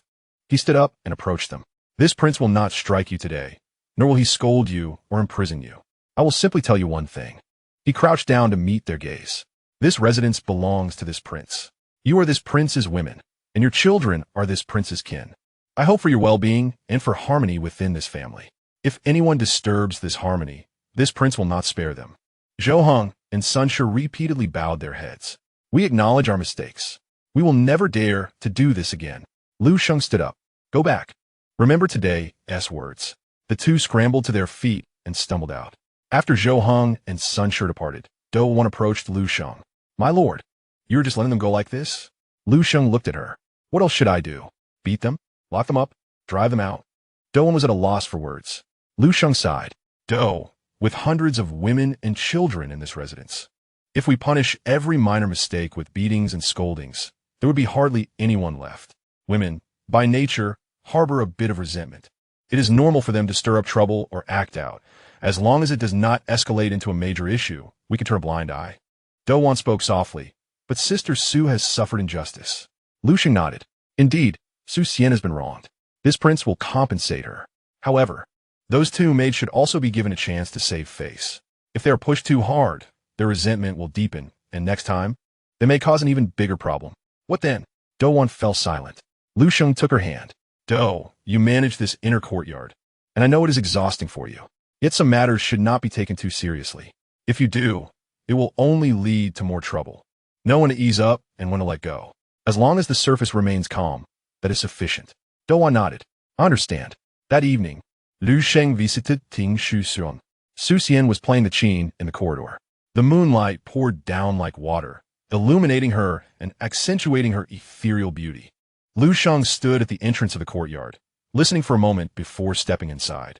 The music ceased, and Su Xian rose to greet him. My lord. Liu Sheng sat beside her. I am aware of the situation with the chickens. Su Xian lowered her head. I have caused you worry. Liu Sheng studied her, suddenly asking, Are you not aggrieved? Su Xian remained silent for a moment before shaking her head. Not aggrieved. Liu Sheng did not believe her. Truly not aggrieved? Su Xian raised her head to meet his gaze. My lord, I understand that in this residence, there are hundreds of women, each vying for favor and seeking prominence. I do not wish for that. I simply desire a peaceful life, raising my children. If the chickens died, I can rear more. There is nothing to feel aggrieved about. Liu Sheng looked at her, his expression complex. Su Xian, speak honestly with this prince. Do you harbor any resentment? Su Xian remained silent for a long time before finally speaking. Do you wish to hear the truth? Liu Sheng nodded. Su Xian spoke softly. In my youth, I felt resentment. I resented fate for its unfairness, bringing me to Zhongshan to become your woman. Later, I no longer resented it, because you treated me well, and my children are well. Eventually, I came to understand there is no such thing as fairness in this world. As long as I live, that is enough. Liu Sheng grasped her hand. Su Xian, you are a wise woman, far wiser than those who fight and struggle. Su Xian shook her head. I'm not wise. I simply accept my fate. Accepting fate. Those two words once again echoed. Liu Sheng recalled many years ago when he first encountered her. Her words were simply these two characters. After more than 20 years, she remains unchanged. She accepts her fate without succumbing to despair, refrains from contention, yet does not abandon herself. She lives quietly, shaping her days to her own liking. Su Xian, is suddenly marked. Would you consider relocating to a different residence? Su Xian was taken aback. Liu Sheng continued, though Tingzhu Xian is delightful, it is too close to the east courtyard, crowded with many people. I shall construct a new courtyard for you on the west side, peaceful and spacious, just for you. Su Xian shook her head. No need, my lord. Tingzhu Xian is quite suitable. I'm accustomed to it. Liu Sheng gazed at her, then broke into a smile. Very well, I shall heed your wishes. He spent a night at Tingzhu Xian. That night, the moonlight was splendid, the shadows of the bamboo swayed, and the sound of the qin was serene. After Zhou Hong and Sun Shi returned home, they remained quiet for a considerable period. They dared not cause further disturbances, treating Do Wan politely and avoiding Su Xian. Yet whether there was hatred or resentment in their hearts, only they knew. Do Wan did not press the matter. As long as appearances were maintained, that sufficed. The 7 new sisters ultimately found their places in various courtyards. Zhou Hong as Shang Mei Gu received 2, one obedient, the other more so. Although Zhou Hong was reluctant, she did not dare to stir trouble again. Days passed, and the turmoil gradually subsided. In the 8th year of Emperor Wu's reign, during spring, another incident occurred in the Wang residence. This time it was not jealousy, but rather a quarrel between children. Liu Zhang's son, Liu Gan, and Zhou Hang's son, Liu Yong, engaged in a scuffle. The 2 children, one aged 8 and the other 7, wrestled in the courtyard of Baiziga. Each threw punches and kicks, unwilling to yield. The cause was trivial. Liu Gan accused Liu Yong's mother of being a rogue, while Liu Yong retorted that Liu Gan's father was a brawler. As their words escalated, they resorted to physical confrontation. By the time the teacher arrived, the 2 had already been separated. Liu Gan had a bleeding nose, while Liu Yong bore a swollen eye akin to a walnut. Upon learning of the incident, Liu Sheng summoned the 2 boys' fathers. Liu Zhang and Zhou Hong knelt before him, their expressions grim. Liu Sheng observed them for a long moment, then turned to the 2 children standing nearby. Liu Gan, Liu Yong, do you understand your mistake? The boys nodded. Liu Sheng crouched down to their level. What was the mistake? Liu Gan whispered, we shouldn't have fought. Liu Yong added softly, we shouldn't have insulted each other. Liu Sheng nodded. It is good that you recognize your mistakes. Go home and reflect on this. Will you fight again or insult each other in the future? The boys nodded in agreement. Liu Sheng rose and addressed Liu Zhang and Zhou Hong. You 2 should reflect. You are adults, the parents of these children. Your actions shape their behavior. If you harbor hatred and resentment, so too will they. Do you wish for your children to grow into individuals consumed by animosity? Liu Zhang and Zhou Hong lowered their heads in silence. You may go. Liu Sheng waved them off. They exited with their children. That evening, Liu Sheng spoke at length with Do Wan and Lan Yuge. Do sure, tell me, in this Wang residence, with hundreds of women and children, when will it ever find resolution? Do Wan was at a loss for words. Liu Sheng continued, in my lifetime, I have accomplished but one thing, to bear children. I have brought forth over 600. Yet what is the use? They grow up, each with their own desires and grievances. Today you strike me, tomorrow I insult you, and the day after he despises her. It is endless.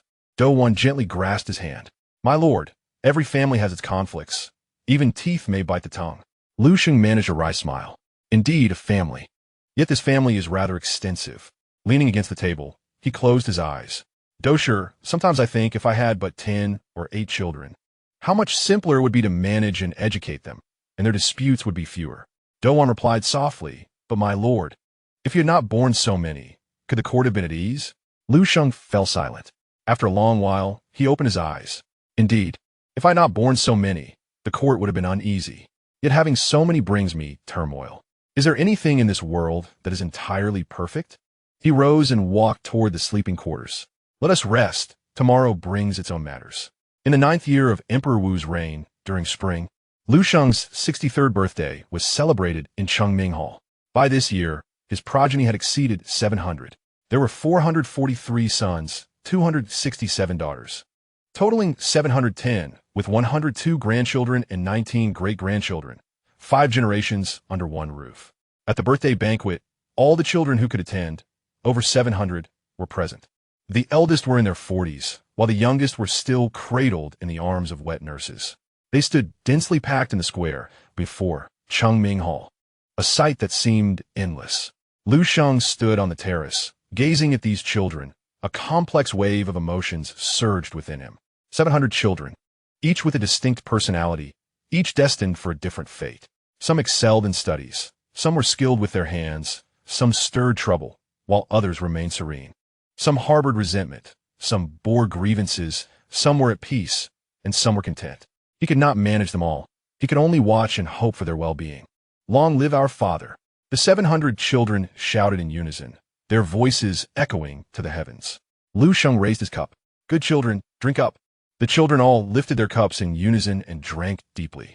Liu Sheng watched them, a smile suddenly breaking forth, one filled with gratification, contentment, and an indescribable weariness. Chapter 14 concludes. Chapter 15. Under the decree of favoritism, the clan expands. In the 10th year of Emperor Wu's reign, during the winter of the 10th month, a decree from Chang'an arrived swiftly in Zhongshan. Liu Sheng was atop Ling Mountain, standing at the summit, gazing at the distant, undulating Taiyang Mountains, lost in thought. Cheng Yin climbed up breathlessly, holding a scroll of yellow silk.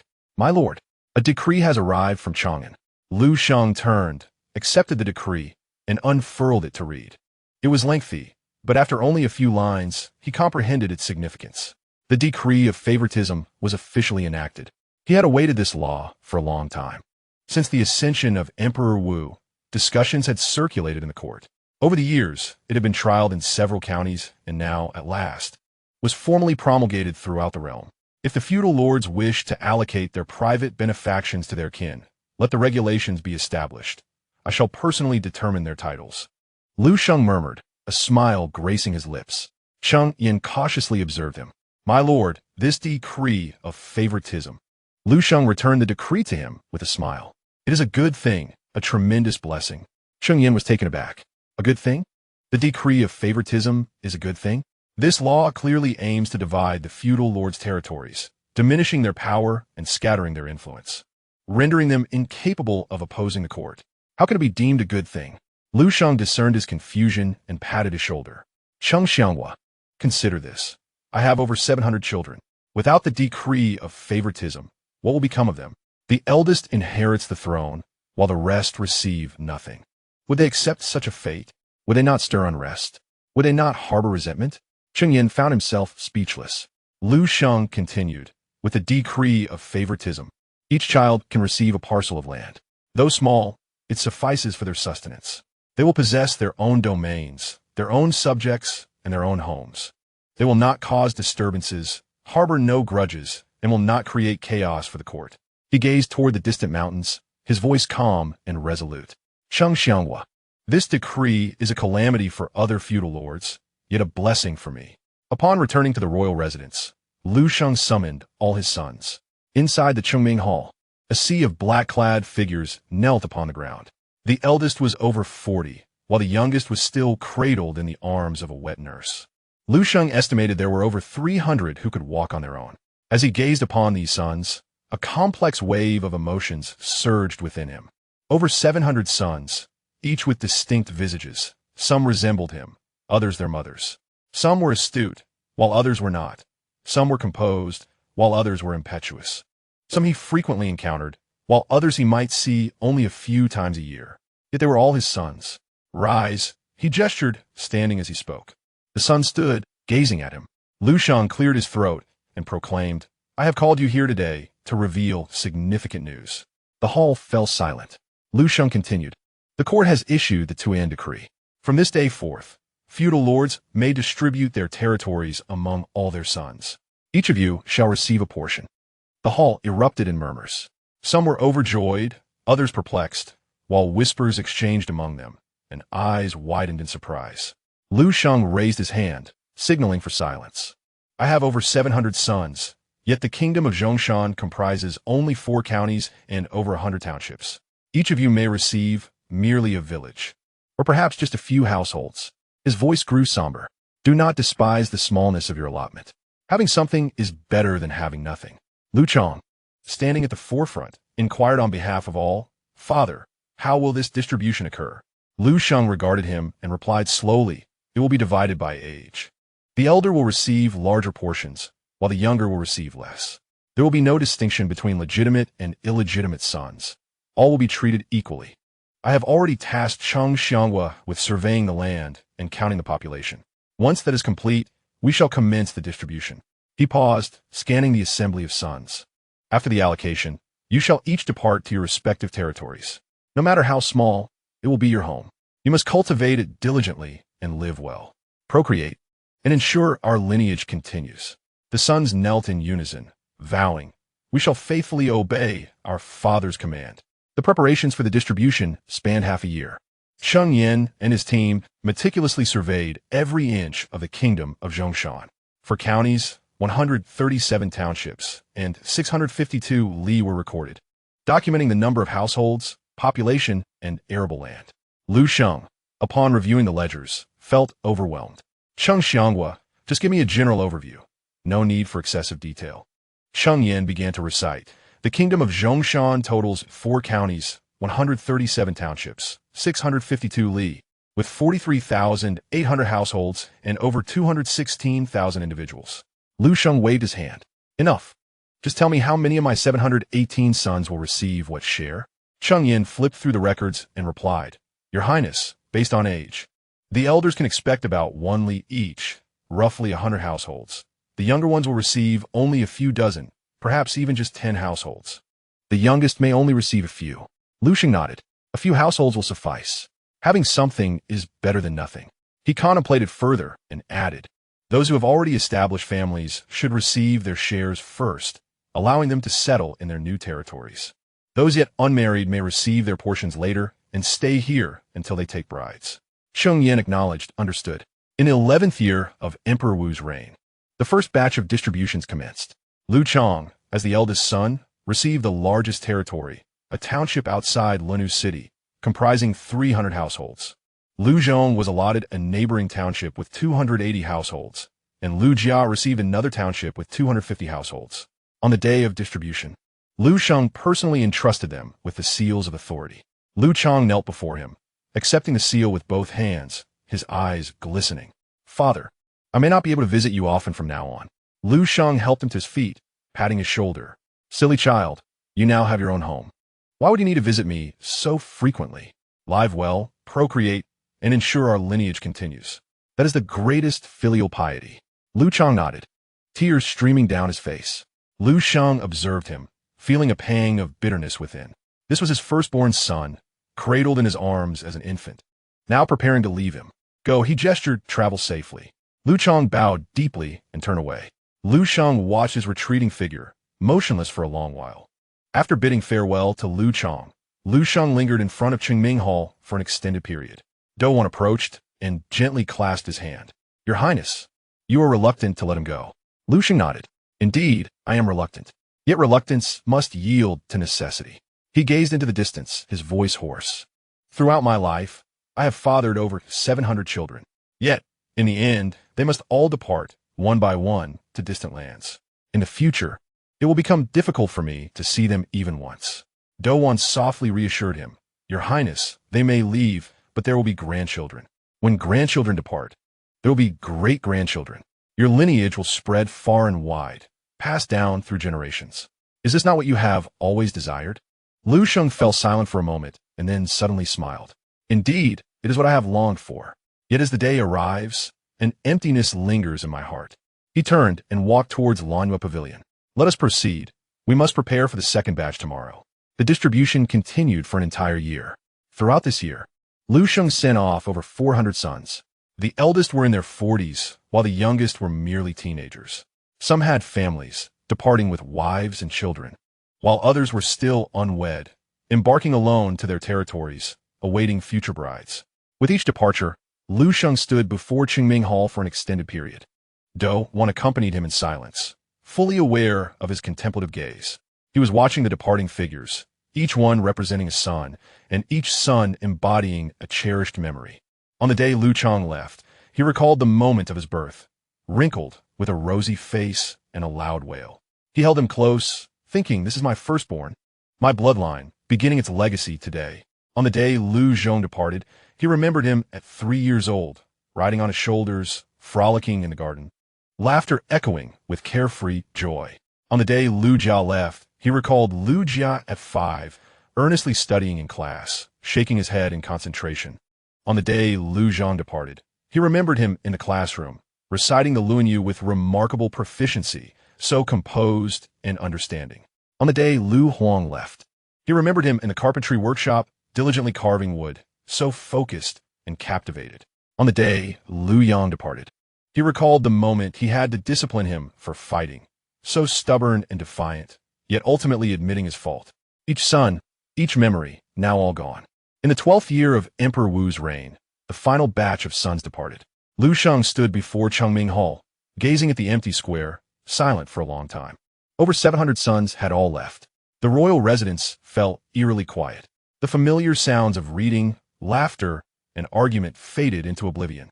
Occasionally, a few grandchildren would run past, only to quickly vanish from sight. Liu Sheng suddenly felt a sense of unfamiliarity. He asked, Do you think I've erred? Douwan shook her head. Your Highness has done nothing wrong. You have acted rightly. Liu Sheng offered a wry smile. Right or wrong, my heart feels desolate. He turned and made his way towards the jade workshop. Let us go to carve jade. In the jade workshop, the white jade bear and the black jade bear sat side by side on the shelf. Liu Sheng stood before them for a long time, reaching out to touch the head of the white jade bear. You remain. You are all that I have left. The white jade bear remained silent, responding with a warm luster. Liu Sheng wandered around the workshop, observing the unfinished jade materials. A piece of jade, half-carved, has been left untouched for 2 years. The artisan who began the work, an elderly jade craftsman, passed away last year, leaving the carving incomplete. Liu Sheng picked up the jade and examined it under the light. I shall continue the carving, he resolved, for I have little else to occupy my time. He seated himself at the workbench, grasped the carving knife, and began to chisel away, stroke by stroke. As he worked, tears unexpectedly streamed down his face. When Douwan found him, he was still engrossed in the jade. The traces of his tears had dried, and his face bore a blank expression. Douwan sat beside him in silence, offering her companionship. After a considerable time, Liu Sheng finally set down the carving knife. Sure, he suddenly spoke, what do you suppose the children are doing now? Douwan pondered briefly and replied softly, Liu Chang must be attending to government affairs. He oversees 300 households in his assigned district, so there is much to manage.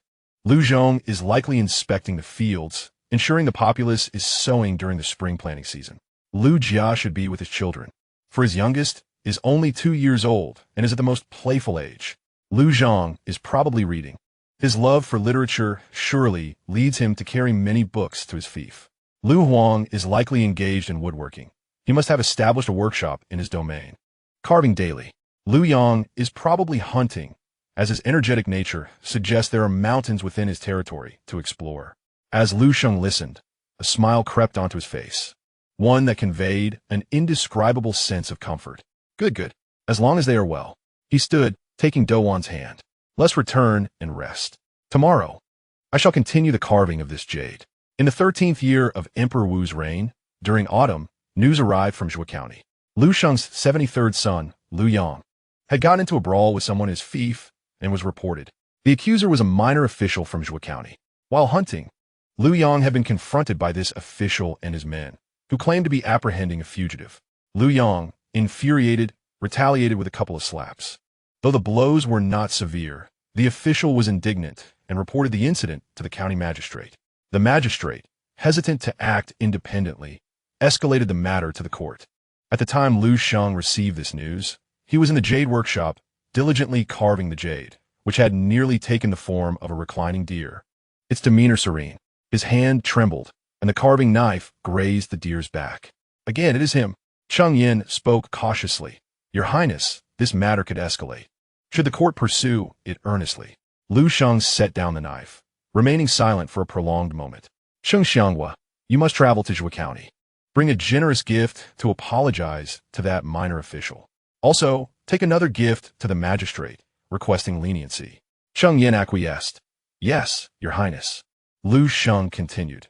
Inform Liu Yang to stay home and refrain from going outside until this matter settles. Cheng Yin replied, Understood. After Cheng Yin departed, Liu Sheng sat in the jade workshop, staring at the deer that bore a scratch for an extended period, lost in thought. Douwan quietly entered and sat beside him. Your Highness, do not fret too much. Liu Yang will be fine. Liu Sheng shook his head. I'm not worried about him. I ponder how this child cannot change his ways. Douwan was at a loss for words. Liu Sheng sighed. It is futile. One can change the landscape. But one's nature is difficult to alter. He is simply that kind of person, and no amount of teaching will suffice. I can only hope he learns from his mistakes and stirs up less trouble in the future. Cheng Yin returned from Zhuo County half a month later. The matter was resolved. The minor official accepted the generous gift and ceased his pursuit.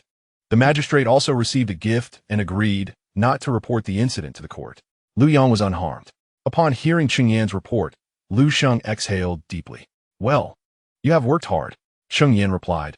It was no trouble at all. However, Liu Yang asked me to convey a message to you. Liu Sheng raised his head. What message? Cheng Yin hesitated before saying. Liu Yang expressed that he understands his mistake and will amend his ways. He wishes for you to rest assured. Liu Sheng remained silent for a moment before suddenly laughing. His laughter bore a complexity that was hard to describe. This child, every time he causes trouble, claims to understand his faults and promises to change. Yet, next time, he causes trouble again. Cheng Yin did not dare to respond.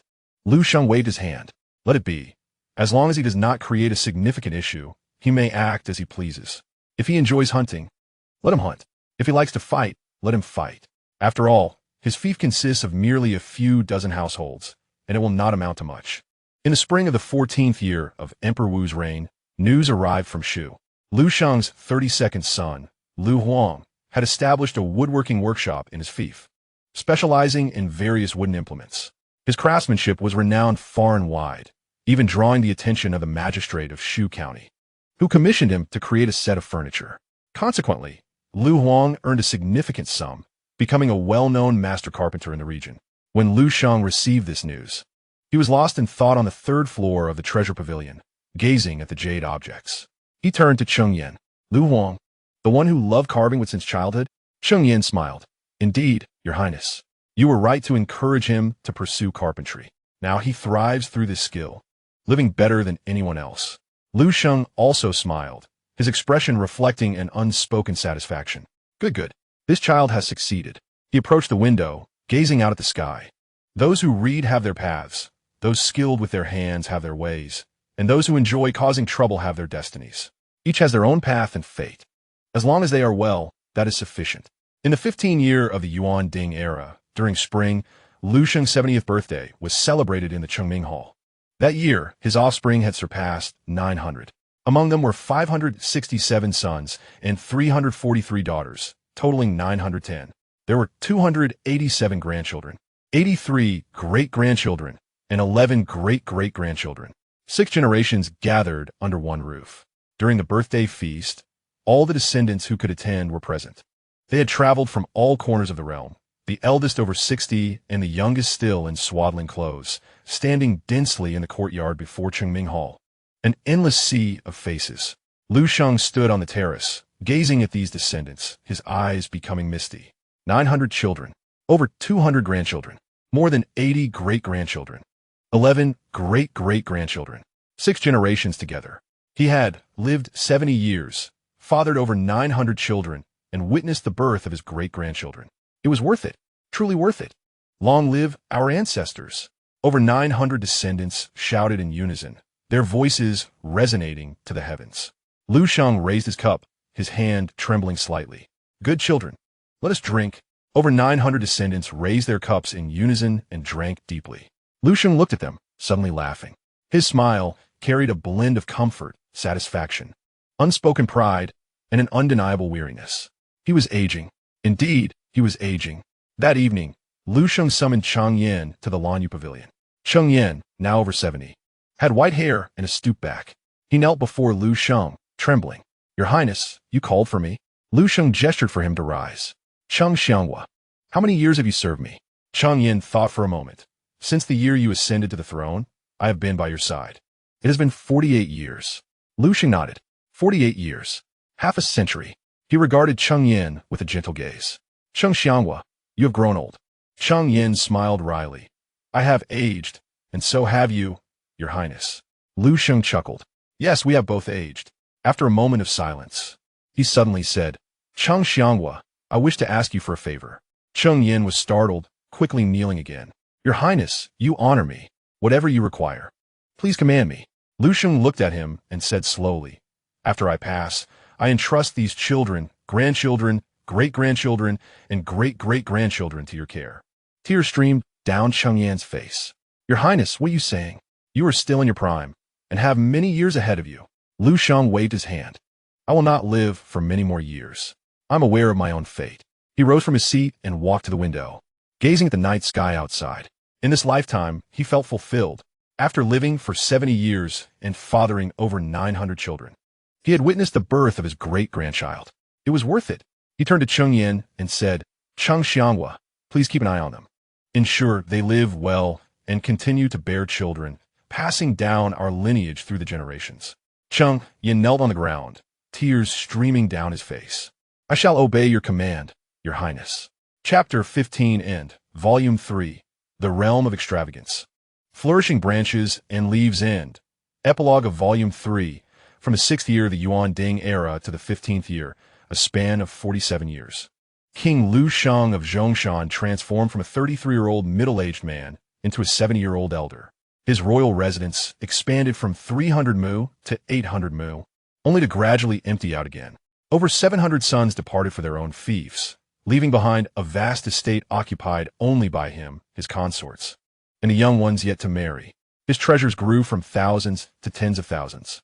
The golden embroidered burial garments were completed, and the mausoleum was prepared, awaiting his demise to carry these treasures into eternal rest. His consorts increased from over 300 to more than 600, but they too aged. The young became elderly, and the elderly turned into crones. Some had passed away, while others remained. Douwan was still there, Su Xian was still there, Zhongshan was still there, and the Sun family was still there. They had all aged, yet they remained.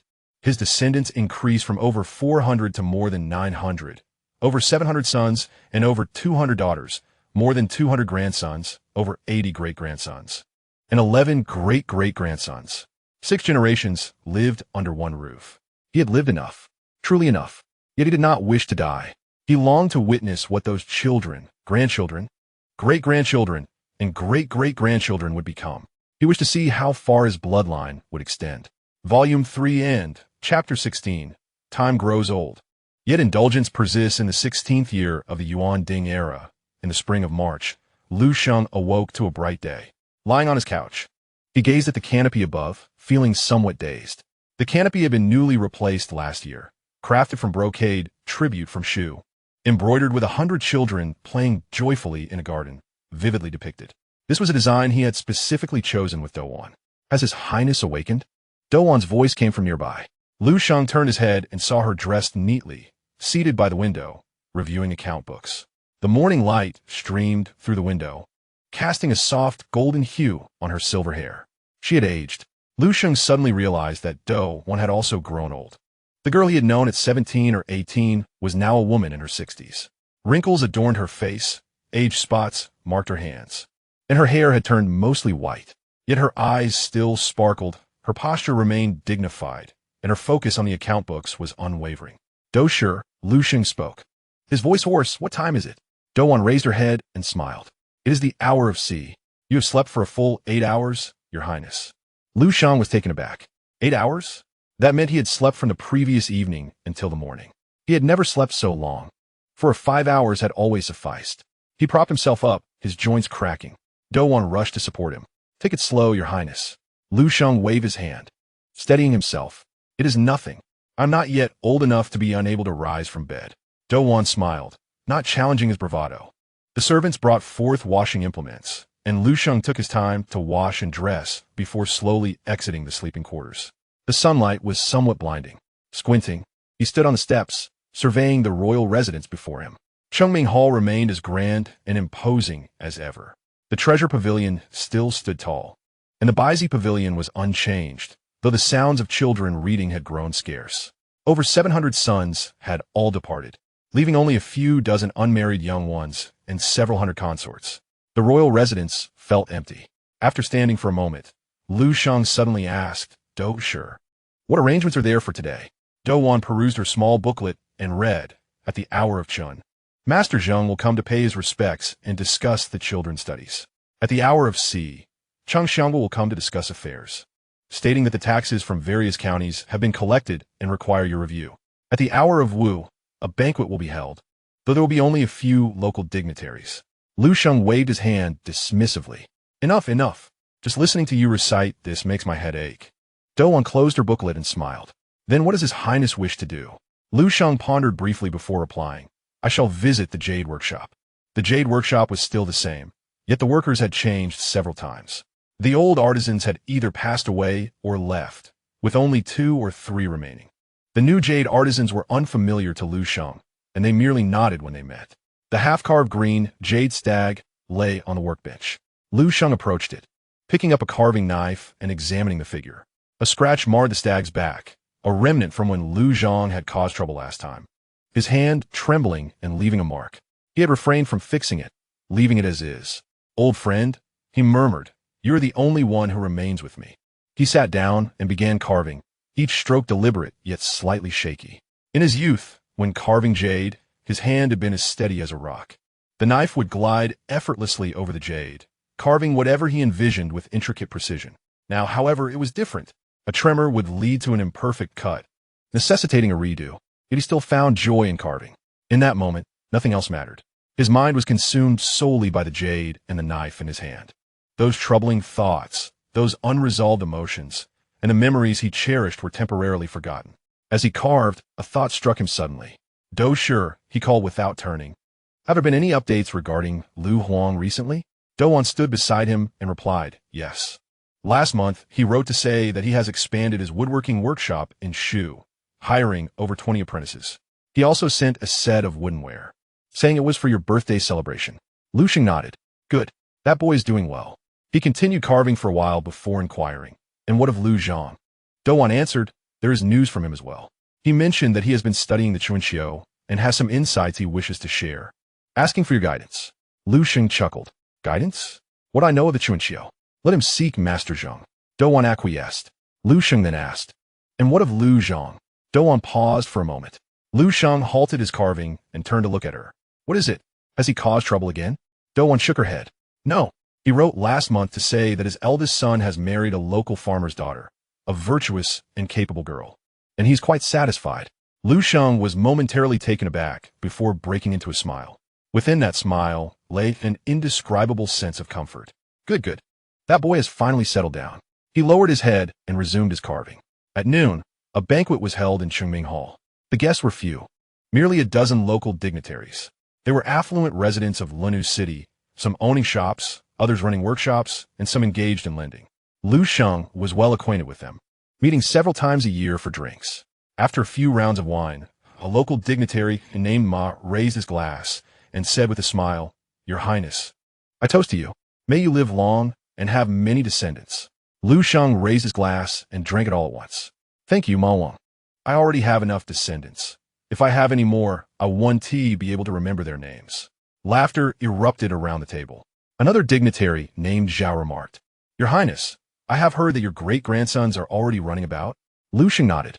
Indeed, 11 great-grandsons, the eldest 6 years old, the youngest just learning to walk. They run around the courtyard all day, causing quite a commotion. The Zhao dignitary exclaimed, 6 generations under one roof. What a tremendous blessing. I have lived for over 60 years and have scarcely seen a grandson. I cannot compare to your Highness. Liu Sheng chuckled. A blessing? Perhaps it is. He raised his glass and took another drink. The banquet continued, with cups clinking and laughter resonating.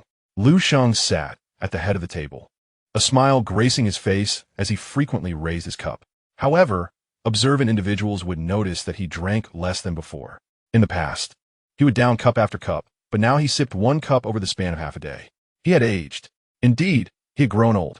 After the banquet concluded, Liu Sheng returned to the Lanyu Pavilion and lay down for an afternoon nap. This slumber lasted for 2 full hours, and upon awakening, the sky was nearly dark. Douwan sat by the window, poring over the account books in the last remnants of daylight. Noticing he was awake, she set aside the ledgers and approached him.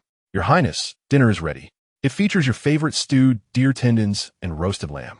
Liu Sheng sat up and rubbed his eyes. Deer tendons? Where did the deer come from? Douwan replied with a smile.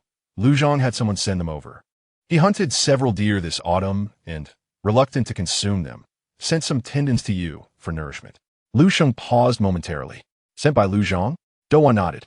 After a moment of silence, Liu Sheng suddenly laughed, a warmth in his expression that was ineffable. This child had finally grown sensible. During dinner, Liu Sheng consumed an extra bowl of rice. Douwan watched him, secretly pleased. That night, Liu Sheng found it difficult to sleep.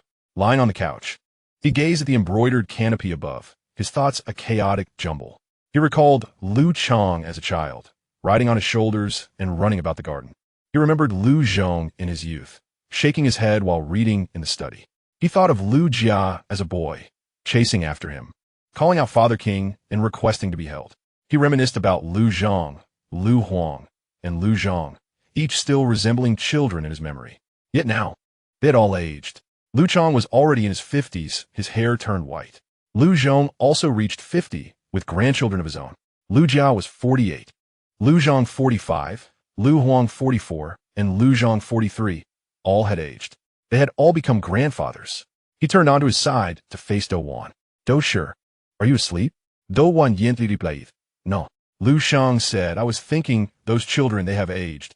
Douwan remained silent for a moment before softly stating, Your Highness, they may have aged, but their children are still young. Their grandchildren are even younger than they were. Generation after generation, life continues. Isn't that what you desire? Liu Sheng nodded. Yes, it is what I desire. Yet, now that the day has come, my heart still feels somewhat. He could not finish. Douwan reached out and grasped his hand. Your Highness, sleep now. Tomorrow brings its own matters. Liu Sheng closed his eyes. In the summer of the 17th year of Emperor Wu's reign, an announcement arrived from Chang'an. The Minister of Justice, Zhang Tang, had died. At the moment of receiving this news, Liu Sheng was in the jade workshop, carving a piece of green jade in the shape of a reclining deer. The carving was nearly complete, with only a few final touches remaining. His hand paused slightly before continuing with the work. How'd he die? Cheng Yen, standing beside him, replied in a hushed tone. He was reported for collusion with subordinates and corruption. His Majesty imprisoned him for interrogation, and he committed suicide in prison. Liu Sheng remained silent for a long while. Zhang Tang, the infamous official known for his severe punishments, the man who instilled fear in countless lords and high officials, the one who had sent his son to convey messages to him, was dead. By his own hand, Liu Sheng set down his carving tool and lifted his gaze toward the window, where the sunlight streamed in and summer flowers bloomed vibrantly. Cheng Xianghua, he suddenly spoke. What do you think Zhang Tang was thinking in his final moments? Cheng Yin shook his head. Liu Sheng murmured. Perhaps he was contemplating whether this life was worth living. He lowered his head and resumed carving the jade. After a few strokes, he paused again. Cheng Xianghua, what about his son, Zhang Angxi? Cheng Yin replied. I heard he has been dismissed from office and returned to his hometown. Liu Sheng nodded. Good, as long as he is alive. That night, Liu Sheng indulged in a few extra cups of wine. Douwan urged him to drink less, but he paid no heed. I am in high spirits, he declared. Zhang Tang is dead, and I am happy. Douwan understood that he was not genuinely pleased. Rather, he struggled to express his emotions. Was Zhang Tang an ally? Not quite. Zhang Tang was a man of the court, a henchman of the emperor, specifically tasked with dealing with the lords. He was neither kin nor friend to Liu Sheng. One could even venture to say he was Liu Sheng's adversary. Yet, Zhang Tang had always treated him with a degree of courtesy. When Zhang Tang's son visited Zhongshan, Liu Sheng had received him with warmth and hospitality. The messages relayed through his son that the emperor was at ease with him had provided some comfort during those turbulent times. Now, Zhang Tang was dead, perishing at the hands of the emperor. Liu Sheng drank, his mind a whirlpool of thoughts. He remembered Zhang Tang's son, the young gentleman who had stood before him, speaking respectfully. At that time, he had just crossed into his 20s. Now he must be in his 30s. Dismissed from office and returned home. That was acceptable. As long as he was alive. Liu Sheng raised another cup. In the winter of the 18th year of Emperor Wu's reign, Liu Sheng fell ill.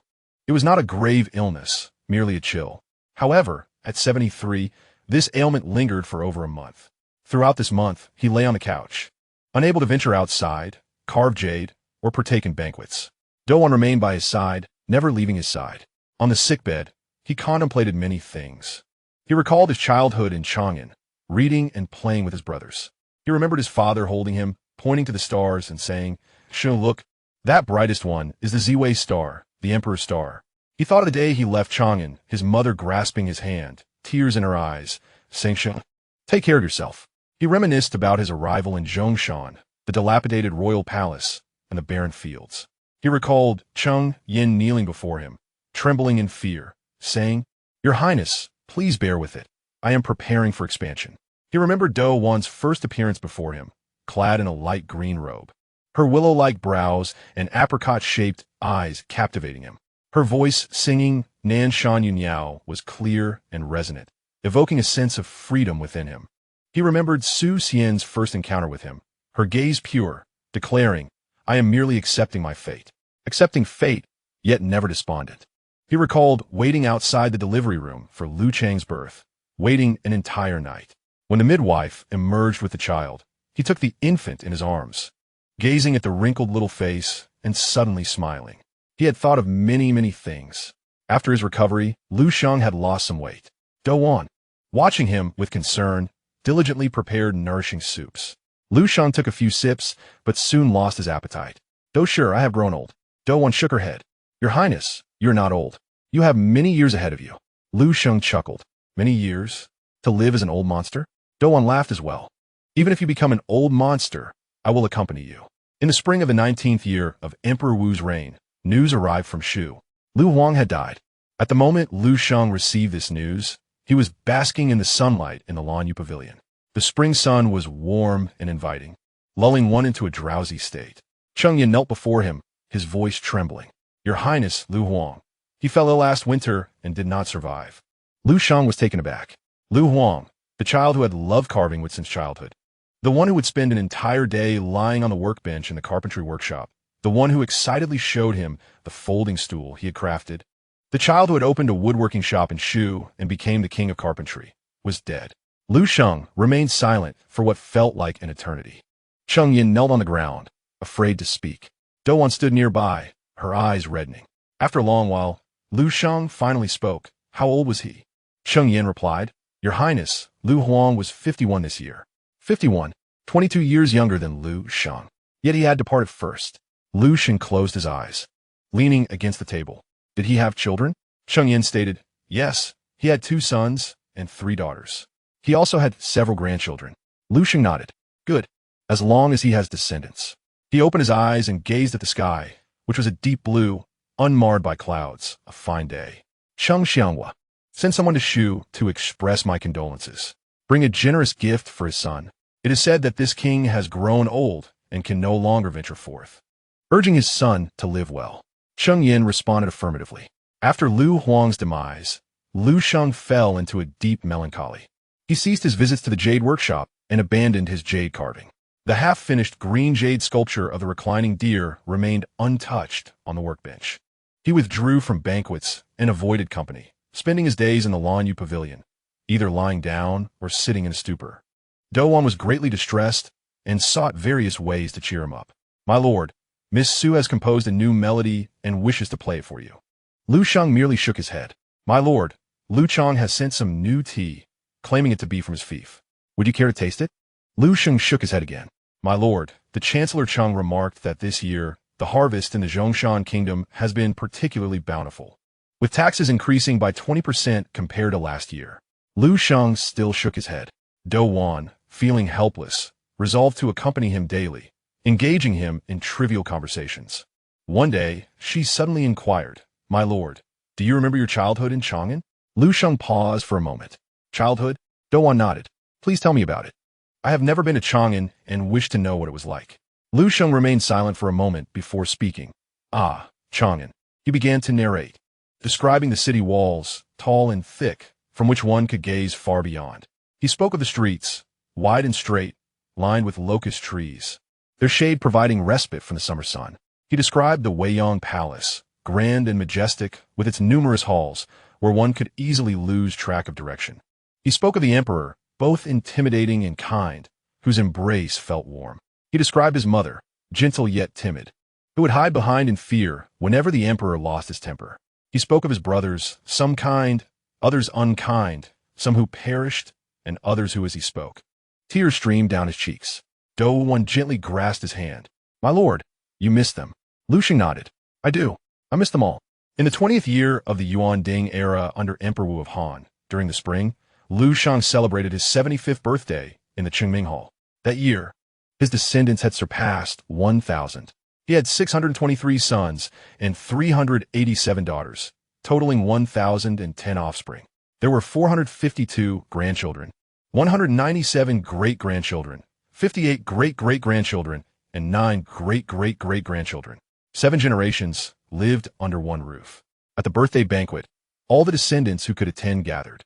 They came from all corners of the country, the eldest being over 70 and the youngest still in swaddling clothes. They filled the square in front of the Qingming Hall, a dense throng stretching beyond sight. Liu Sheng stood on the terrace, gazing at these descendants, his eyes moistening. 1,000 children, over 400 grandchildren, nearly 200 great-grandchildren, over 50 great-great-grandchildren, 9 great-great-great-grandchildren, 7 generations living together. He had lived 75 years, fathered over 1,000 children, and witnessed the birth of his great-great-grandchildren. It was worth it, truly worth it. Long live the ancestors.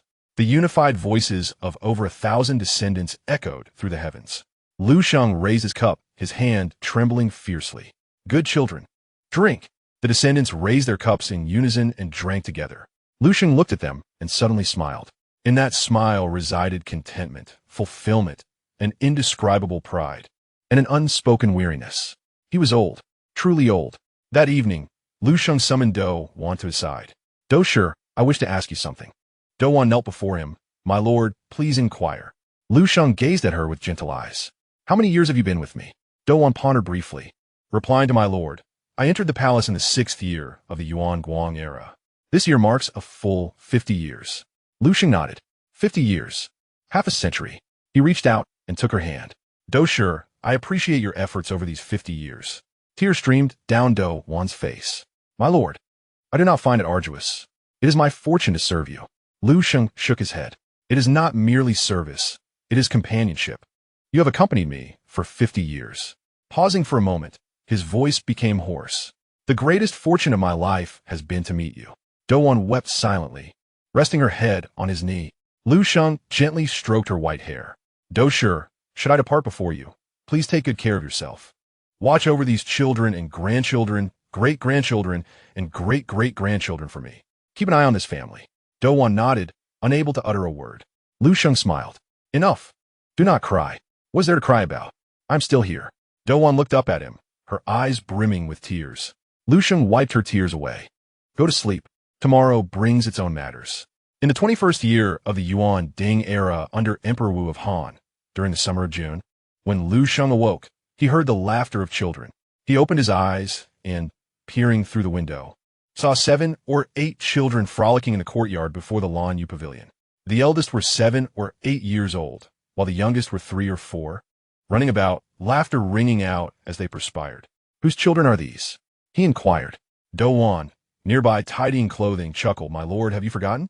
Yesterday, Liu Chang brought his grandchildren to visit you. These are his grandchildren and great-grandchildren. Liu Sheng was momentarily taken aback. Liu Chang's grandchildren? Would that not mean they were his great-grandchildren? He propped himself up to sit, and Do Wan rushed over to assist him. My lord, take care. Liu Sheng waved his hand, making his way to the window to look outside. In the courtyard, a 7- or 8-year-old boy was chasing a 5- or 6-year-old girl. The girl was running quickly and stumbled, falling to the ground and bursting into tears. The boy, startled, hurried over to help her. Sister, do not cry. It was not intentional. The girl, amid her tears, suddenly burst into laughter upon seeing the mud smeared across the boy's face. He looked like a little cat. Liu Sheng observed this scene, a smile creeping onto his lips. Do sure, whose child is that boy? Do Wan leaned over to take a closer look and replied. He is Liu Chang's grandson, Liu Yuan's son. His name is Liu He, and he is 8 years old this year. Liu Sheng nodded. Liu Yuan, his eldest grandson, Liu Chang's firstborn. Once he had cradled that wrinkled infant and named him Yuan, meaning beginning. Now this child of beginnings was already 8 years old. How swiftly time flies. Liu Sheng stepped out of the room and entered the courtyard. The children, upon seeing him, halted and gazed at him shyly. The boy named Liu He stood at the forefront, looking up at him. Liu Sheng crouched down to meet his gaze. Are you Liu He? The boy nodded. Liu Sheng smiled. Do you know who I am? The boy pondered for a moment and replied, Great-grandfather. Liu Sheng was momentarily taken aback. Great-grandfather. Indeed, he was a great-grandfather now. No, not just a great-grandfather, but also a great-great-grandfather and so forth. Titles he could scarcely differentiate. Good boy, he said, ruffling Liu He's hair. You were chasing your sister just now, and you made her cry? Liu He lowered his head and spoke softly. It was not intentional. Liu Sheng chuckled. As long as you know it was unintentional. Now, go apologize to your sister. Liu He ran over to the girl, sincerely offering his apology. The girl had stopped crying and took his hand, and the two little ones resumed their play. Liu Sheng watched them, a warm sensation blossoming within him. At noon, Liu Chang arrived with his wife and children to pay respects to Liu Sheng. Liu Chang, now 60, had hair completely white and a slightly hunchback. He knelt before Liu Sheng, bowing respectfully. I, Liu Chang, come to pay respects to my father. Liu Sheng looked at him, feeling a pang of bittersweet emotion. The infant he once cradled was now a man in his 60s. Rise, he said, extending a hand to help Liu Chang to his feet. Seat. Liu Chang settled beside him, and father and son sat in silence. After a long while, Liu Sheng broke the silence. How are things on your end? Liu Chang replied. Thanks to your blessings, everything is well. The territory may be small, yet the people are sincere and the harvests are plentiful. My sons are well-behaved and have not caused me any trouble. Liu Sheng nodded in agreement. That is good. You are stronger than I. Throughout my life, I have been preoccupied with procreation and had no time to manage them. Yet you have succeeded in keeping your children in line. Liu Chang smiled and replied, I have learned from my father. You taught me to have many children and to stir up little trouble. I have followed your advice. Liu Sheng paused for a moment before bursting into hearty laughter. Excellent, excellent. You have learned well. In the afternoon, Liu Zhang also arrived. At 53 years of age, his hair had turned white, yet his spirit remained vibrant. Upon entering, he immediately knelt before Liu Sheng, bowing 3 times with reverence. Father, I have come to see you. Liu Sheng looked at him, somewhat surprised. Why have you come? Were you not instructed to remain at home, quietly? Liu Zhang lifted his head and smiled. I have missed you, father. Besides, I have been obedient and have not caused any trouble. Liu Sheng was skeptical. Really? Liu Zhang nodded and produced a small cloth pouch from his bosom, presenting it with both hands. Father, this is a gift I have brought for you. Liu Sheng accepted the pouch and opened it to find a well-tanned deer hide. The hide was soft and smooth, with a lustrous sheen clearly of superior quality. Did you hunt this? Liu Zhang nodded. I hunted 3 deer last winter and selected the best one to prepare for you. It will keep you warm in winter. Liu Sheng held the deer hide for a long time in silence. Finally, he lifted his head and gazed at Liu Zhang. Good boy. Tears streamed down Liu Zhang's face. That evening, Liu Sheng hosted a family banquet, inviting Liu Chang, Liu Zhang, and their children. In the Qingming Hall, 3 tables were set. Liu Sheng occupied the main seat, with Liu Chang and Liu Zhang flanking him, while the children sat behind. After several rounds of wine, Liu Sheng suddenly inquired, Where is Liu Zhang? Why has he not arrived? Liu Chang replied, Father. Liu Zhang wrote last month saying that he is occupied with a locust plague and is busy helping the people catch them. He promised to visit you once he is finished. Liu Sheng nodded. Liu Huang. He paused mid-sentence. Lu Huang is no longer with us. Lu Chang and Lu Zhang exchanged glances, lowering their heads. Lu Sheng remained silent for a moment before raising his cup. Come, let us drink. After the banquet, Lu Sheng summoned Lu Chang and Lu Zhang to the Lanyu Pavilion. I wish to ask you both something. The two knelt before him. Lu Sheng looked at them and slowly spoke. You are both my sons and part of the Lu lineage. After I am gone, you must support one another and look out for each other. If anyone is in trouble, lend a helping hand if you can. Do you understand? They both bowed their heads. We shall remember, father. Lu Sheng then turned to Lu Zhang. Zhang heir, you are quick-tempered and prone to causing trouble. In the future, think things through before acting impulsively. If necessary, seek guidance from your elder brother. He is the eldest and more composed. Listen to him. Lu Zhang nodded. I will remember, father. Lu Sheng then addressed Lu Chang. Chang heir, as the eldest, your younger brothers look up to you. Be a good example and do not disappoint them. Lu Chang replied, rest assured, father, I will fulfill this duty. Lu Sheng nodded, leaning against the table. Very well, you may go now. Rest early. The two bowed and exited. Lu Zhang resided in Zhongshan for 3 days. During this time, he accompanied Lu Sheng, sharing conversations, meals, and leisurely strolls in the garden. Lu Sheng observed that this son, who had once caused him much concern, had indeed transformed. He was no longer the impulsive youth of his past. His words and actions had grown considerably more measured. He expressed concern for Lu Sheng's health, urging him to rest more and drink less. He even accompanied Lu Sheng to the jade workshop to inspect a half-carved jade deer. Father, this deer is beautifully sculpted. He examined the jade, noting a scratch on its back, lamenting the flaw. Lu Sheng chuckled. That scratch was made during the year you caused trouble when I was unsteady. Let it remain as a reminder. Lu Zhang paused, his eyes reddening. Father, I am sorry for my past actions. Lu Sheng patted his shoulder. What are you saying? You are my son. There is no need for apologies. As long as you live well and in peace, I am content. Lu Zhang nodded, tears streaming down his face. On the day of Lu Zhang's departure, Lu Sheng accompanied him to the gate of the residence. Father, you should return. The wind is strong outside. Lu Zhang stood before the carriage, reluctant to board. Lu Sheng waved his hand. I will see you off. He stood at the gate, watching Lu Zhang. Suddenly, Lu Zhang knelt and bowed 3 times. Father, please take care of your health. I will visit you often. Lu Sheng extended his hand to help him up. Go now. Be careful on the road. Lu Zhang climbed into the carriage, and the driver cracked the whip, the carriage rolling forward. Lu Sheng stood at the gate, gazing at the departing vehicle, motionless for a long while. Do Wan gently approached him. Your Highness, please return. Lu Sheng nodded and turned to walk back inside. After a few steps, he abruptly stopped and looked back. The carriage had already vanished at the end of the road. In the 22nd year of the Yuan Ding era of Emperor Wu of Han, spring arrived. A piece of news arrived from Hejian. King Lu De of Hejian has passed away. Lu Sheng received this news while basking in the sun in the Lanyu Pavilion. The warm rays of spring sunlight made him drowsy. Cheng Yin knelt before him, his voice somber. Your Highness, the king of Hejian passed away last month at the age of 78. Lu Sheng fell silent for a long time. Lu De, his elder brother, renowned for his virtue, the one who once told him at his 30th birthday banquet that they were both caged birds, was gone. Lu Sheng closed his eyes, leaning against the table. Cheng Xianghua, send someone to Hejian to pay respects on my behalf. Light a stick of incense for me. Cheng Yin complied. That night, Lu Sheng dreamt of Lu De once more. In his dream, they were still on the terrace in front of the Qingming Hall, drinking together. Lu De appeared as slender as ever, clad in simple, deep robes. His gaze gentle. Sheng heir, are you well? Lu De asked. Lu Sheng nodded. Well, very well. Liu this Maïv. That is good. I knew you would achieve success. Lu Sheng was momentarily taken aback. Success?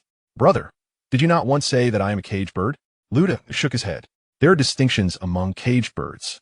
Your cage is gilded, while mine is made of bamboo. You live longer and more freely than I. That is your success. Lu Sheng wanted to speak, but found himself at a loss for words. Lu De rose and walked away into the distance.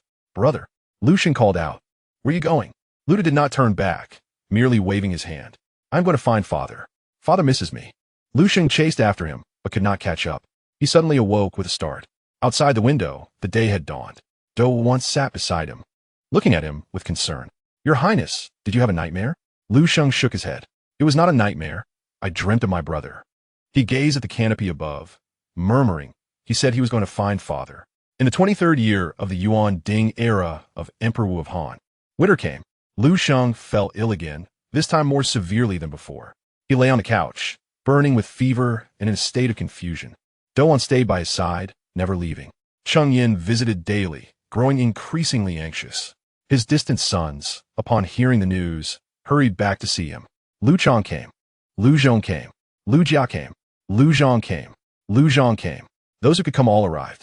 The Lanyu Pavilion was filled to capacity. In his dazed state, Liu Sheng heard someone crying. He opened his eyes to see Lu Zhong kneeling beside the bed, his face stained with tears. What's the matter? His voice was hoarse and weak. I'm still alive. Lu Zhong wiped his tears, unable to speak. Liu Sheng looked around and saw Lu Chong, Lu Zhong, Lu Jia, and Lu Zhong all kneeling, their faces filled with worry. Suddenly, he smiled. You have all come? Good, good. Let me see you all. His gaze swept over each face. Lu Chong has aged, his hair entirely white, and deep wrinkles adorn his face. Lu Zhong too has grown old, his back now stooped. Lu Jia has lost weight, yet his eyes still shine brightly. Lu Zhong remains composed, kneeling with utmost propriety. Lu Yang, unchanged, sheds tears whenever he feels anxious. They're all his sons, all his bloodline. Good, he murmurs, all is well. For 2 full months, Liu Sheng lay ill. During this time, his sons took turns watching over him, never leaving his side. Douwan remained particularly devoted, her eyes bloodshot from sleepless nights. At the arrival of spring, Liu Sheng finally began to recover. He could sit up, take a few steps, and eat a little. Only then did his sons feel relieved enough to depart. As they left, each came to bid him farewell. Liu Chong knelt before him, tears streaming down his face. Father, take care of yourself. Liu Sheng patted his hand. Go live well. Liu Yang was the last to leave. He knelt before Liu Sheng, struggling to find words. Liu Sheng looked at him and smiled. What is it? Are you going to cry again? Liu Yang shook his head, yet tears flowed down his cheeks. Father, I cannot bear to part with you. Liu Sheng reached out to wipe his tears. Silly child, I'm not dead yet. Why are you crying? Liu Yang rested his head on Liu Sheng's knee, sobbing uncontrollably. Liu Sheng gently stroked his head. Go live well. I will come to see you. After Liu Yang departed, the Lanyu Pavilion fell silent once more. Liu Sheng leaned against the table, gazing out the window. Outside, the spring sun shone brightly, flowers blooming beautifully. Douwan sat beside him, gently holding his hand. Your Highness, your illness frightened me terribly. Liu Sheng looked at her. Douwan had aged, truly aged. Her hair was completely white, her face lined with wrinkles, and her eyes no longer sparkled as they once did. Yet, her gaze remained gentle and focused solely on him. Sure, he suddenly said, how long do you think I've left to live? Douwan shook her head. I do not know, but I do know that as long as you live a day, I will stay by your side. When you depart, I shall follow you. Liu Sheng remained silent for a long time. Finally, he took her hand. All right. In the 24th year of the Yuan Ding era of Emperor Wu, autumn arrived. News from Shu reached him. Liu Huang's son, Liu Huang's grandson, had opened 3 woodworking workshops in Shu, their wooden goods selling widely across Bashu and even reaching Chang'an. When Liu Sheng heard this news, he was in the jade workshop, entranced by a piece of green jade in the shape of a reclining deer. It had been a long time since he had carved jade. His hands trembled violently, unable to hold the carving knife. Yet, he still enjoyed visiting the jade workshop, admiring and touching the jade pieces. After Cheng Yin finished relaying the news, he looked up at Liu Sheng. Liu Sheng remained silent for a long time, suddenly smiling. Good, good. Liu Huang's craft lives on. He stood up and approached the piece of jade, touching the scratch on the deer's back. Old friend, my life has been worth it. Chapter 18. The transition of the court, stability of the barbarians in the 25th year of the Yuan Ding era of Emperor Wu in the spring of March. When a messenger from Chang'an arrived in Zhongshan, Liu Sheng was basking in the sun at the Lanyu Pavilion. The warm spring sunlight enveloped him, inducing a drowsy state. Leaning against the table, he half closed his eyes. Listening to Douwan read a letter sent by Liu Zhang. The harvest from my inn this year is quite good, and the people are content. I spend my days reading and writing, occasionally interacting with the local scholars. Life is leisurely. Last month, a grandson was born, and both mother and child are well. I have named him Liu Wan, hoping he will grow up to be knowledgeable and wise. Liu Sheng listened, a smile gracing his lips. Good, good. Another great-grandson. Douwan laughed. Your Highness, can you count how many great-grandsons this makes?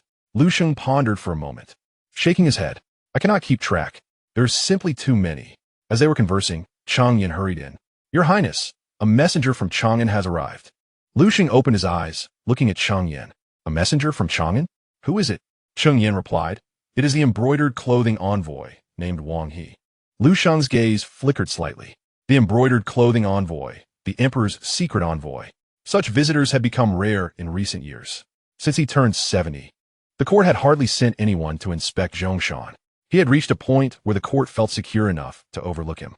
Why had they come again? Let him in, Liu Sheng said, slowly sitting up straight. Wang He appeared to be in his early 40s, with a lean face and sharp eyes. He entered the Lanyu pavilion and bowed to Liu Sheng.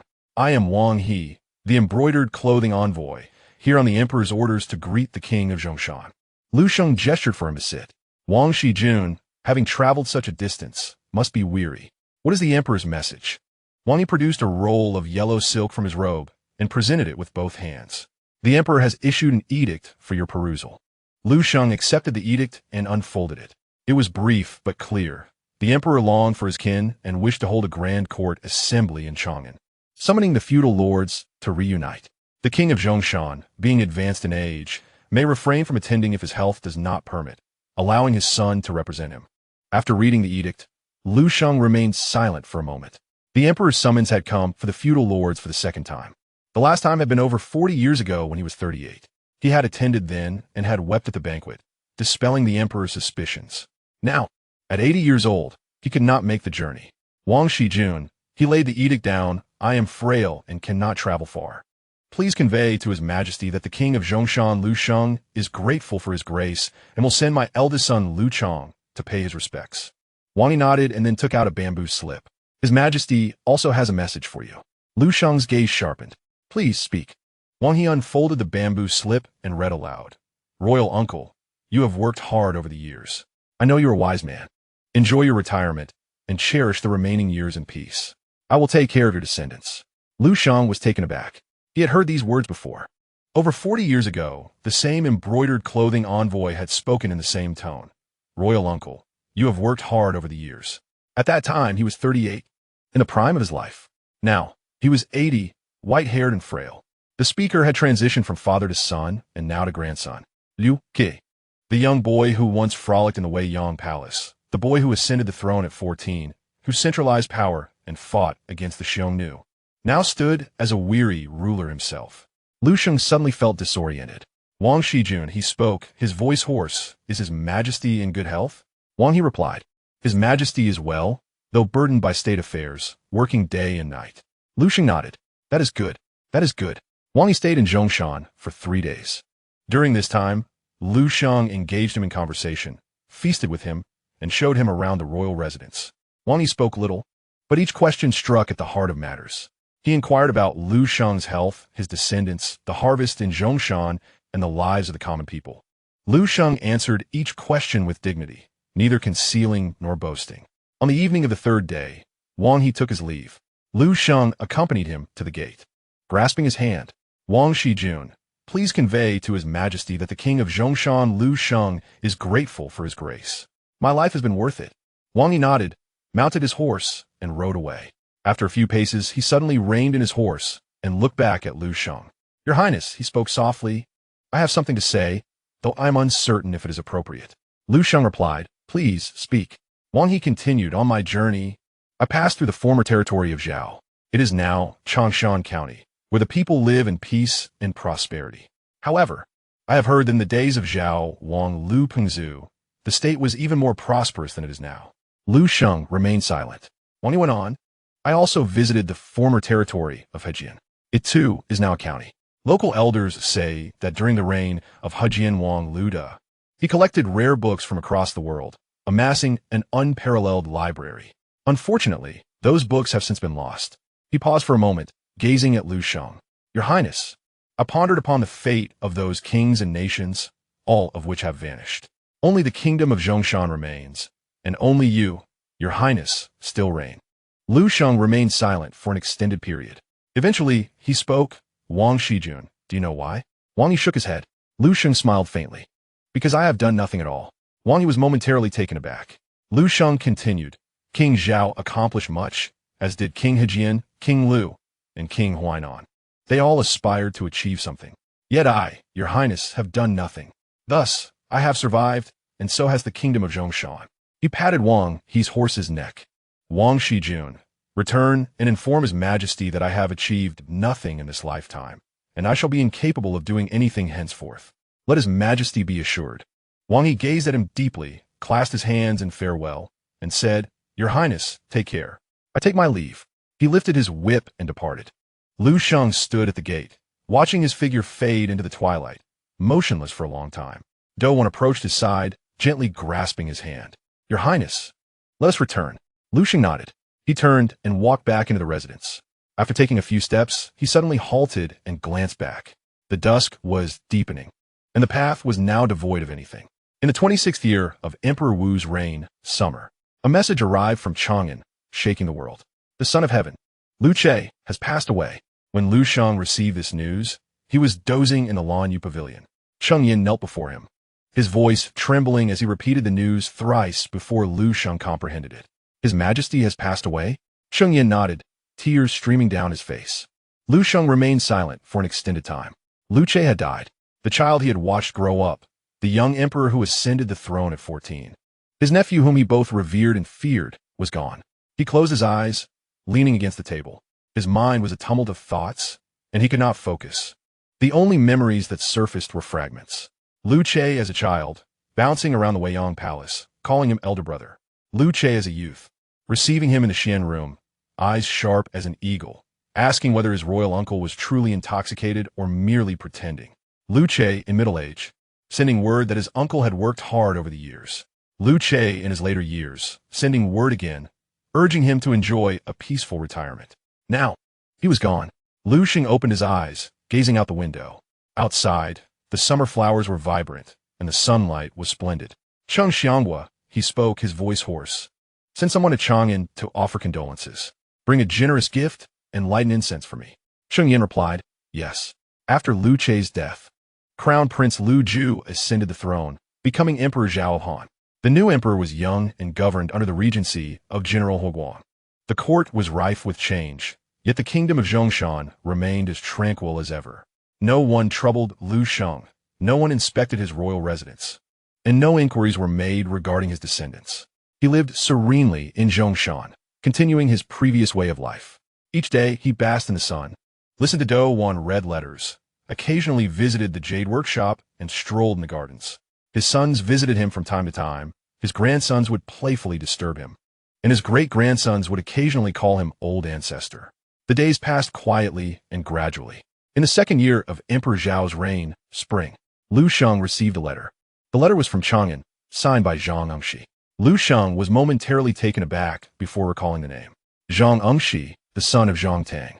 Decades had passed since that young gentleman visited Zhongshan for a banquet and inquired whether Liu Sheng was not afraid of being labeled as extravagant. He was still alive. Liu Sheng unfolded the letter and read it slowly. The letter was brief, but written with sincerity. Zhang Engshi mentioned that he had been reinstated and now held a minor official position in the court. He reflected on his experiences in Zhongshan, expressing profound sentiments. He stated that over the years, he had encountered many people and events, and increasingly felt that the king of Zhongshan was a wise man. He expressed his wishes for Liu Sheng's good health and longevity. After reading the letter, Liu Sheng fell into silence for a long time. Douan asked, Your Highness, whose letter is it? Liu Sheng handed her the letter. The son of Zhang Tang. He is still alive. Douan read the letter and smiled, saying, This young Master Zhang is indeed a considerate person. Liu Sheng nodded. Indeed, a thoughtful individual. He carefully folded the letter and tucked it away. In the second year of Emperor Zhao's reign, winter, Liu Sheng fell ill again. This time, his condition was more severe than before. He lay on the bed, utterly exhausted, lacking the strength even to sit up. Douan kept vigil by his side, never leaving him. Cheng Yin came daily to inquire about his health, growing increasingly anxious. His distant sons, upon hearing the news, hurried back to see him. The Lanyu pavilion was once again filled with people. Liu Sheng, in a haze, heard someone weeping. He opened his eyes to find Liu Zhang kneeling beside the bed, his face streaked with tears. Crying again? His voice was as fragile as a whisper. Liu Zhang wiped his tears, unable to articulate his feelings. Liu Sheng scanned the room, recognizing familiar faces. Liu Chong, Liu Zhong, Liu Jia, and Liu Zhong, all aged and filled with concern. He suddenly smiled. You all have come? Good, good. His gaze swept across each face, finally resting on Liu Chong. Changya. Liu Chong knelt and crawled to the bedside. Your son is here. Liu Sheng looked at him and said slowly, you are the eldest son. In the future, take more care of this family. If your brothers encounter any issues, do assist them where you can. Liu Chong nodded, tears streaming down his cheeks. Your son remembers. Liu Sheng then turned to Liu Zhong. Zhangya. Liu Zhong crawled over. Your son is here. Liu Sheng looked at him kindly. You have changed over the years. I am pleased. Continue in this manner. When faced with challenges, think carefully and do not act impulsively. If it becomes too difficult, seek help from your elder brother. Liu Zhong nodded, unable to contain his tears. Liu Sheng looked at the others, offering a few words of advice to each. Once he finished, he closed his eyes and leaned back against the table. Enough, all of you go. I am weary. That illness confined Liu Sheng for 3 months. During those 3 months, his sons took turns watching over him, never leaving his side. Dowan was particularly devoted, her eyes weary from sleepless nights. As spring arrived, Liu Sheng regained his strength. He could sit up, walk a few steps, and eat a little. Only then did his sons feel reassured and gradually depart. When they left, each came to bid him farewell. Liu Chong knelt before him, tears flowing freely. Father, please take care. Liu Sheng patted his hand. Go live well. Liu Zhong was the last to leave. He knelt before Liu Sheng, unable to speak for a long while. Liu Sheng looked at him and smiled. What is it? Do you intend to cry again? Liu Zhong shook his head, yet tears streamed down his face. Father, I cannot bear to part with you. Liu Sheng reached out to wipe his tears. Silly child, I'm not dead yet. Why do you weep? Liu Zhong laid his head on Liu Sheng's knee, sobbing uncontrollably. Liu Sheng gently stroked his head. Go live well. I shall come to see you. After Liu Zhang's departure, the Lanyu Pavilion fell silent once more. Liu Sheng leaned against the table, gazing out the window. Outside, spring was radiant, and the flowers were in full bloom. Dowan sat beside him, gently holding his hand. Your Highness, you have weathered this trial again. Liu Sheng nodded. Yes, I have endured once more. He turned to look at Dowan. She had aged, truly aged. Her hair had turned completely white, her face was lined with wrinkles, and her eyes had dimmed. She squinted to see, leaning in close. Yet she remained by his side. Do Shi, he suddenly remarked, how many years have you followed me? Dowan pondered briefly. Since the 6th year of Yuan Guang, it has been 58 years. Liu Sheng nodded. 58 years, longer than many people's entire lifetimes. He held her hand and gently patted it. You have worked hard. Dowan shook her head. It has not been difficult for me. It is a blessing for me to accompany His Highness, the Prince. Liu Sheng gazed at her and suddenly smiled. In that smile lay an indescribable tenderness. Do Shi, the most fortunate thing in this lifetime for this prince is having encountered you. Tears streamed down Do Wan's face. In the 3rd year of the Xiwan era under Han Zhao Emperor, autumn arrived. A piece of news emerged from Zhuijun. Liu Zhong has passed away. At the moment Liu Sheng received this news, he was basking in the sun at Lanyu Pavilion. The autumn sunlight was warm and inviting, lulling him into a drowsy state. Cheng Yin knelt before him, his voice trembling. Your Highness, Liu Zhong, he fell from his horse while hunting last month, sustaining severe injuries that could not be remedied. Liu Sheng was taken aback. Liu Zhong, the son who had been a source of worry since childhood, the one who loved to stir trouble and fight, yet remained unrepentant. The son who later changed, becoming prudent and filial. The son who would cry every time he visited him. Dead. Liu Sheng remained silent for a prolonged period. Cheng Yin knelt on the ground, too afraid to speak. Dowan stood by, her eyes reddening. After a long while, Liu Sheng finally spoke. How old was he? Cheng Yin replied. Your Highness. Liu Zhong was 61 years old this year. 61 years. 19 years younger than Liu Sheng. And yet, he departed first. Liu Sheng closed his eyes, leaning against the table. Did he have children? Cheng Yin responded. Yes. He had 4 sons and 3 daughters, with over a dozen grandchildren. Liu Sheng nodded. Good. It is well that he has descendants. He opened his eyes, gazing at the sky. The sky was a deep blue, devoid of clouds, a splendid day. Cheng Xianghua. Send someone to Zhuijun to convey my condolences on my behalf. Bring a generous gift for his son, to say that this prince is old and cannot attend. Wishing his son a good life. Cheng Yin replied, understood. After Liu Zhang's death, Liu Sheng fell into a prolonged despondency. He ceased taking walks in the garden, basking in the sun, or listening to Do Wan read letters. He lay on the couch all day, refusing to eat or drink, remaining silent. Douwan was frantic, attempting various means to bring him joy. Your Highness, Liu Sheng has written, saying this year's harvest is particularly good and he wishes to send you some fresh grain to taste. Liu Sheng remained silent. Your Highness, Liu Sheng has written, stating he has acquired a fine book once collected by the Prince of Hejian and wishes to present it to you. Liu Sheng continued to be unresponsive. Your Highness, Sister Su has composed a new piece and wishes to play it for you. Liu Sheng still did not respond. Douwan, at her wit's end, decided to stay by his side every day, speaking to him about trivial matters. One day, she suddenly said, Your Highness, do you remember what Liu Zhang looked like as a child? Liu Sheng was momentarily stunned. Liu Zhang as a child. That round-headed little fellow who always chased after him, calling Father King. The one who dared to fight at 7 or 8 years old, returning with bruises yet stubbornly defiant. The teenager who, after being punished for fighting, knelt down in tears to apologize. The man in his 50s who brought deer skin to present to him, bowing earnestly. The 60-year-old who knelt by his couch, weeping uncontrollably. Liu Sheng's eyes turned red. I remember, he said hoarsely, I remember it all. That night, Liu Sheng dreamt of Liu Zhang again. In the dream, Liu Zhang appeared as a youth, riding a horse and galloping through the mountains and forests. He ran so swiftly, so joyfully, like a child who would never grow up. Liu Sheng chased after him, calling out, Zhangya. Liu Zhang reined in his horse, turned back, and smiled at him. Father King, what brings you here? Liu Sheng approached him, gazing at him.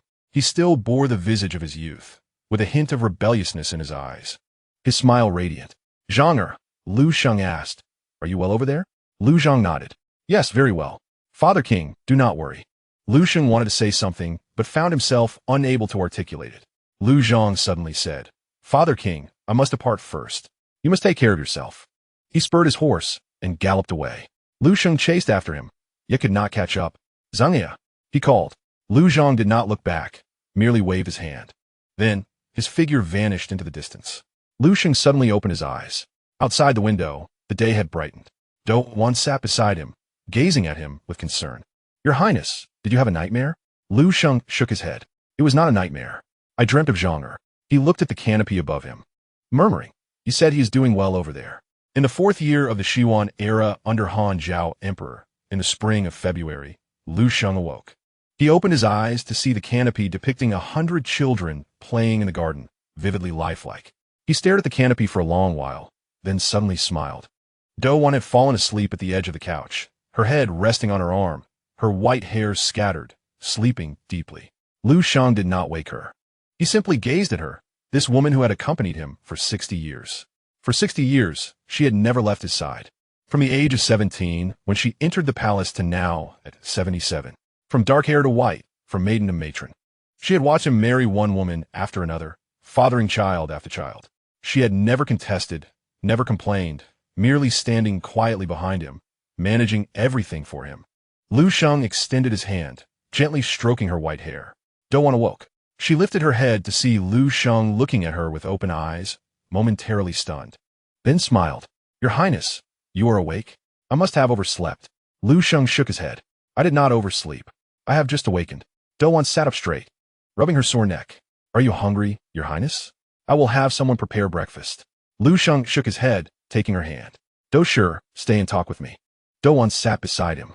Liu Sheng gazed at the canopy above, slowly opening his mouth. Sure, I had a dream last night. Douwan asked, what dream? Liu Sheng replied, I dreamt of my father. Douwan remained silent.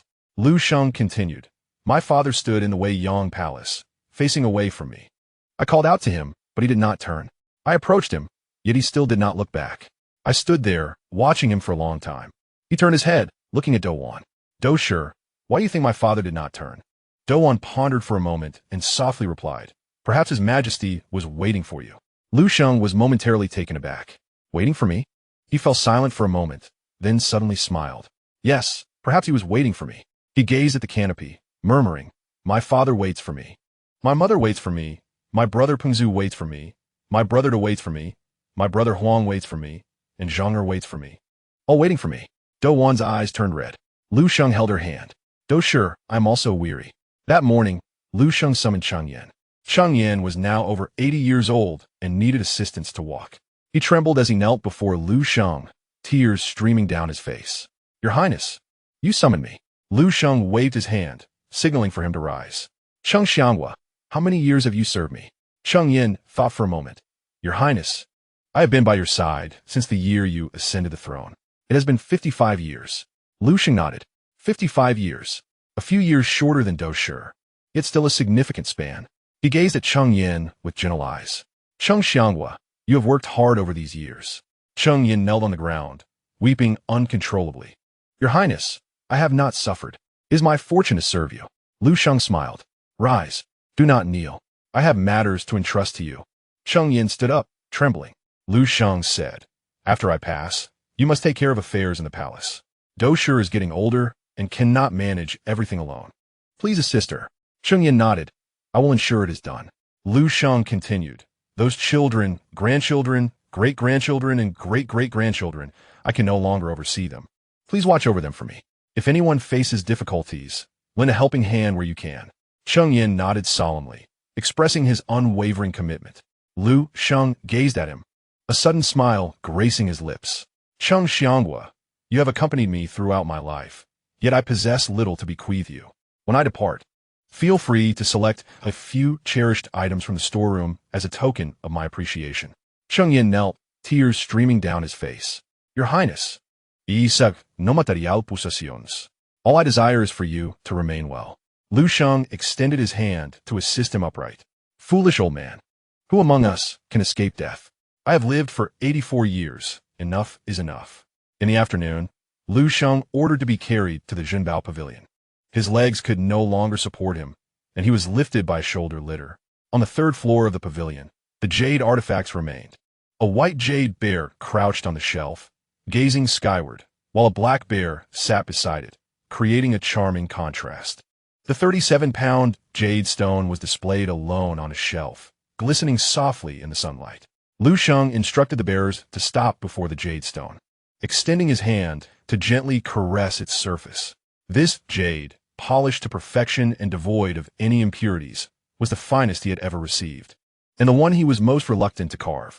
Old companion, he murmured, I am departing. Accompany me on my journey. The jade remained silent, responding with its gentle warmth. Liu Sheng then turned his gaze to the pair of jade bears. The white bear had taken him 8 years to carve, while the black bear required 12. These two bears have been his companions for decades. You shall accompany me as well, forever by my side. He surveyed the room, taking in every piece of jade he had carved, collected, and cherished. Finally, he closed his eyes, resting against the table. I've seen them all. Let's go. Upon exiting the Zhenbao Pavilion, Liu Sheng commanded to be taken to the Yui workshop. The golden-threaded jade garment had been completed for decades, preserved meticulously.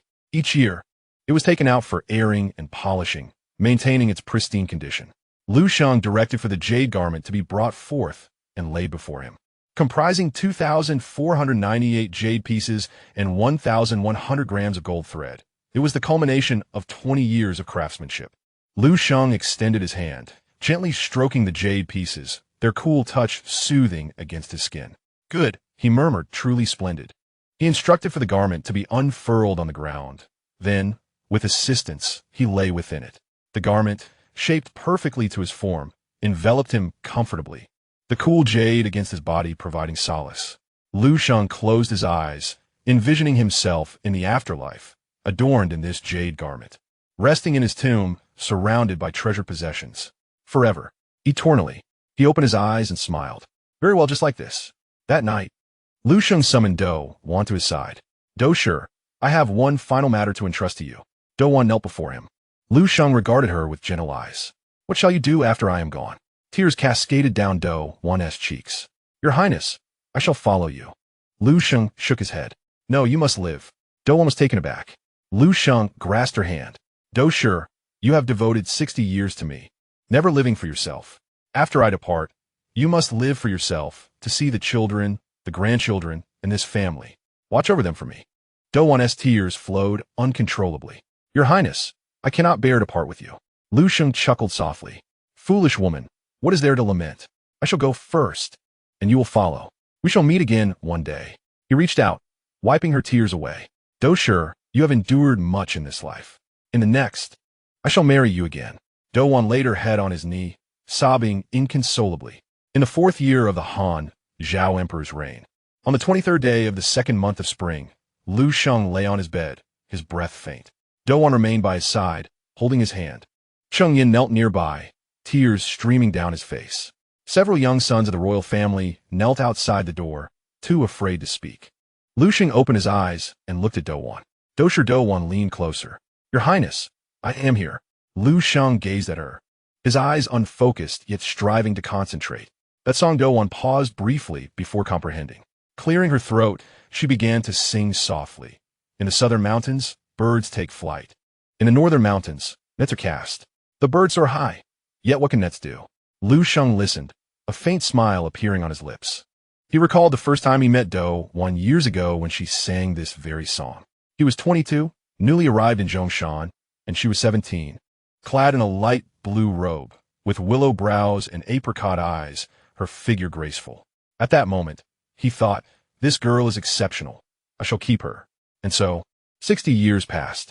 As her song faded, Liu Sheng's grip gradually loosened. Douwan lowered her head, resting her face against his. Your Highness, travel well. I shall follow soon. Liu Sheng passed away at the age of 84. Upon the news, Zhongshan Kingdom fell into mourning. Citizens in Lunu City gathered spontaneously at the royal palace, kneeling to bid farewell. As the news spread, his sons, grandsons, great-grandsons, and even great-great-grandsons arrived from all directions to pay their final respects. Before the Qingming Hall, a sea of kneeling figures filled the ground. Elderly men with white hair and infants still in swaddles. They knelt there, weeping and calling out for their father, grandfather, great-grandfather, and ancestors. Douwan stood before the spirit, witnessing it all, tears streaming down her cheeks. Cheng Yin stood beside her, equally sorrowful. Cheng Xianghua, Douwan murmured. His Highness live a life worth living. Cheng Yin nodded in agreement. Indeed, it was worth it.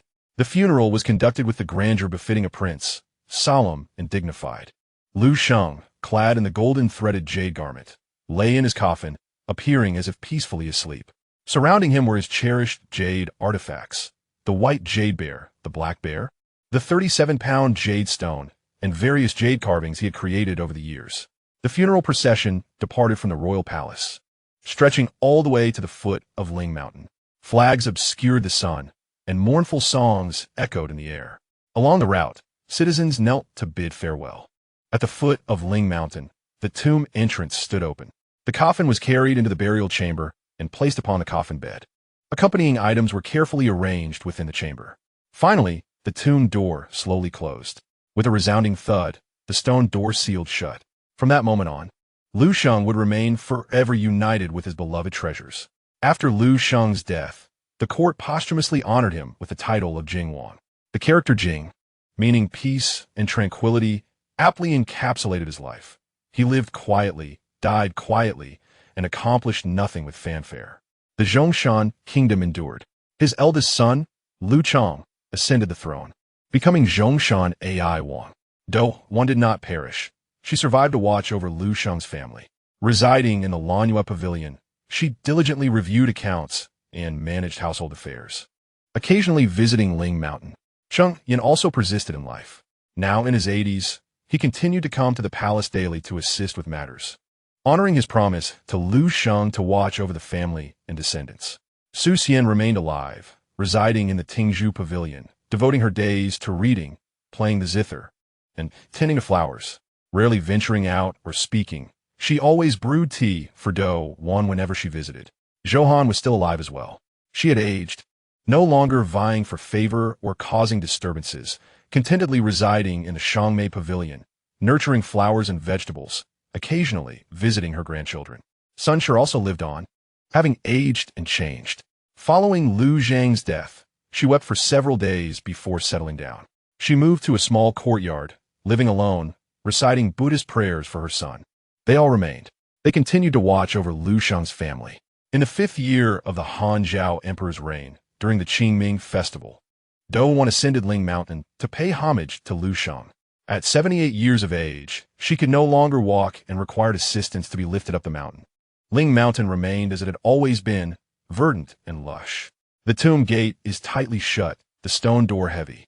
behind which lies the man she has followed for 60 years.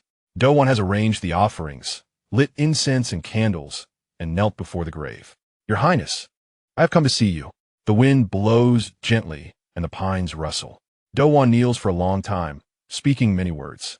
She mentions that Liu Chong is in good health and managing his fief well. She speaks of Liu Zhang, who is still studying and has written an essay. She shares that Liu Huang's sons have opened a woodworking workshop in Chengdu. She notes that Liu Yang's grandson is increasingly resembling him. She assures that everything in the Wangfu is well, asking the prince to rest assured. Having said all that, she rises, supports herself against the gravestone, and gently pats it. Your Highness, wait for me. I will be with you soon. She turns and walks down the mountain. Behind her, Ling Mountain stands silent, guarding the one who lies in eternal rest. Chapter 20. The Fall of the Feudal Prince, the enduring clan in the 5th year of the Hanzhou Emperor Xiyuan. In the winter of October, King Liu Chong of Zhongshan sits in the Chengming Hall, facing a mountain of documents, his brow furrowed. He is the eldest son of Liu Sheng, now 63 years old. His hair is completely white, his face lined with wrinkles, and his eyesight has diminished. Yet, as the king of Zhongshan, he must review these documents. How did my father manage these matters back in the day? He murmurs. Beside him, Cheng Yin chuckles softly. The old prince never looked at them. Liu Chong lifts his head to gaze at Cheng Yin, who, at 86, appears frail, yet his spirit remains strong. He stands tremulously, speaking clearly. The old prince said to let his subjects handle these affairs. He only indulged in pleasure. Liu Chong pauses, then offers a bitter smile. My father was my father, and I am myself. I cannot emulate him. Cheng Yin nods in agreement. Your Highness speaks wisely. The old prince's way of life is unique. No one else can replicate it. Liu Chong remains silent for a moment, then suddenly asks, Cheng Xianghua, what do you think my father truly thought throughout his life? Cheng Yin ponders briefly, then replies slowly, having followed the old prince for 55 years, I still haven't fully comprehended him. But I know that every action he took was for a reason. Liu Chong watches him, waiting for him to continue. Cheng Yin adds, his many marriages and children were for the court's reassurance. His daily feasts and nightly revelries were to ease the court's concerns. His idleness, solely indulging in pleasure, was also to placate the court. He pauses, his voice growing somber. He traded a lifetime of absurdity for the peace of his entire family. Your Highness, do you understand how difficult this was? Liu Chong falls silent. After a long while, he nods. I understand. Dowan continues to reside in the Lanyo Pavilion. She is now 79, her health greatly diminished. Each day, she can only tend to the ledgers, bask in the sun, and occasionally stroll through the garden. Liu Chong visits her daily, sometimes bringing children, sometimes coming alone. He engages her in conversation about the fief and matters concerning the children. On this day, Liu Chong arrives again. Aunt Do, he sits beside her. You appear well today. Dowan smiles. Your Highness is kind. For an old woman like me, merely living is a blessing. Liu Chong pauses, then suddenly says, Aunt Do, I have something I wish to inquire about. Dowan regards him. Please speak, Your Highness. Liu Chong continues, before my father passed. Did he have any words meant solely for you? Dowan hesitates, recalling that spring night when Liu Sheng held her hand and promised to marry her again in the next life. Her eyes redden slightly. Yes, she replies softly. Liu Chong waits for her to elaborate. Dowan shakes her head. That was what the old prince said to me. I cannot share it with you. Liu Chong nods, refraining from further inquiry. He rises and bows to Dowan. Aunt Do, please rest well. I shall return tomorrow. As he watches his retreating figure, she suddenly calls out, Your Highness. Liu Chong turns back. Dowan continues, the old prince once said something I can share with you. Liu Chong returns to her side. Dowan gazes at him and gently states, the old prince said, in this life, it has been worthwhile. Liu Chong stands stunned. Dowan smiles. Your Highness, you must also take good care of yourself. Watch over this family and these descendants for the old prince, passing it down through the generations. Liu Chong bows deeply. I shall remember. Cheng Yin passed away in the spring of the 6th year of the Hanzhou Emperor. He was 87. Before his death, he called Liu Chong to his side. Your Highness, his voice weak, I am departing. Liu Chong grips his hand, tears welling in his eyes. Cheng Xianghua. You. Cheng Yin shakes his head, signaling for silence. Your Highness, I have followed the old prince for 55 years, witnessing his transformation from a young lord to a white-haired elder. My life has been worthwhile. He takes a breath and continues, "After I am gone, remember 3 things." Liu Chong leans closer. Cheng Yin speaks deliberately.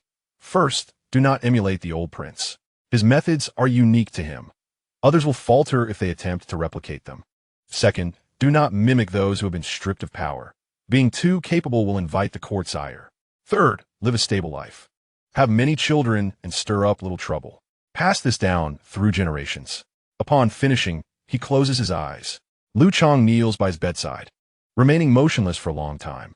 After Cheng Yan's death, Liu Chong, honoring his wishes, buried him at the foot of Ling Mountain.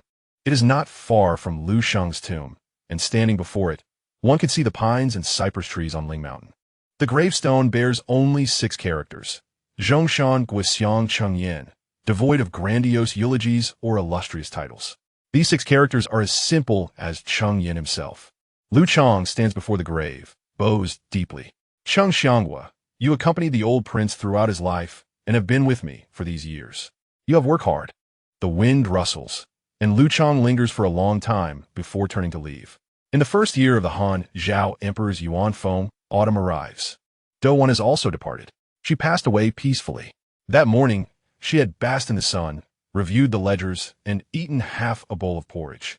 In the afternoon, she leaned against the table, saying she needed to rest.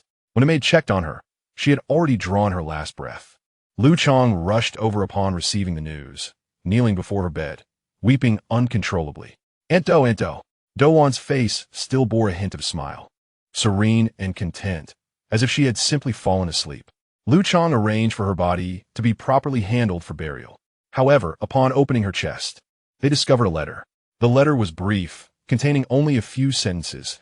"After my death, bury me at the foot of Ling Mountain, beside Cheng Xianghua's tomb. Do not give me a lavish burial or erect a monument. In this life, being able to accompany the prince is enough." Liu Chong clutched the letter, tears streaming down his face.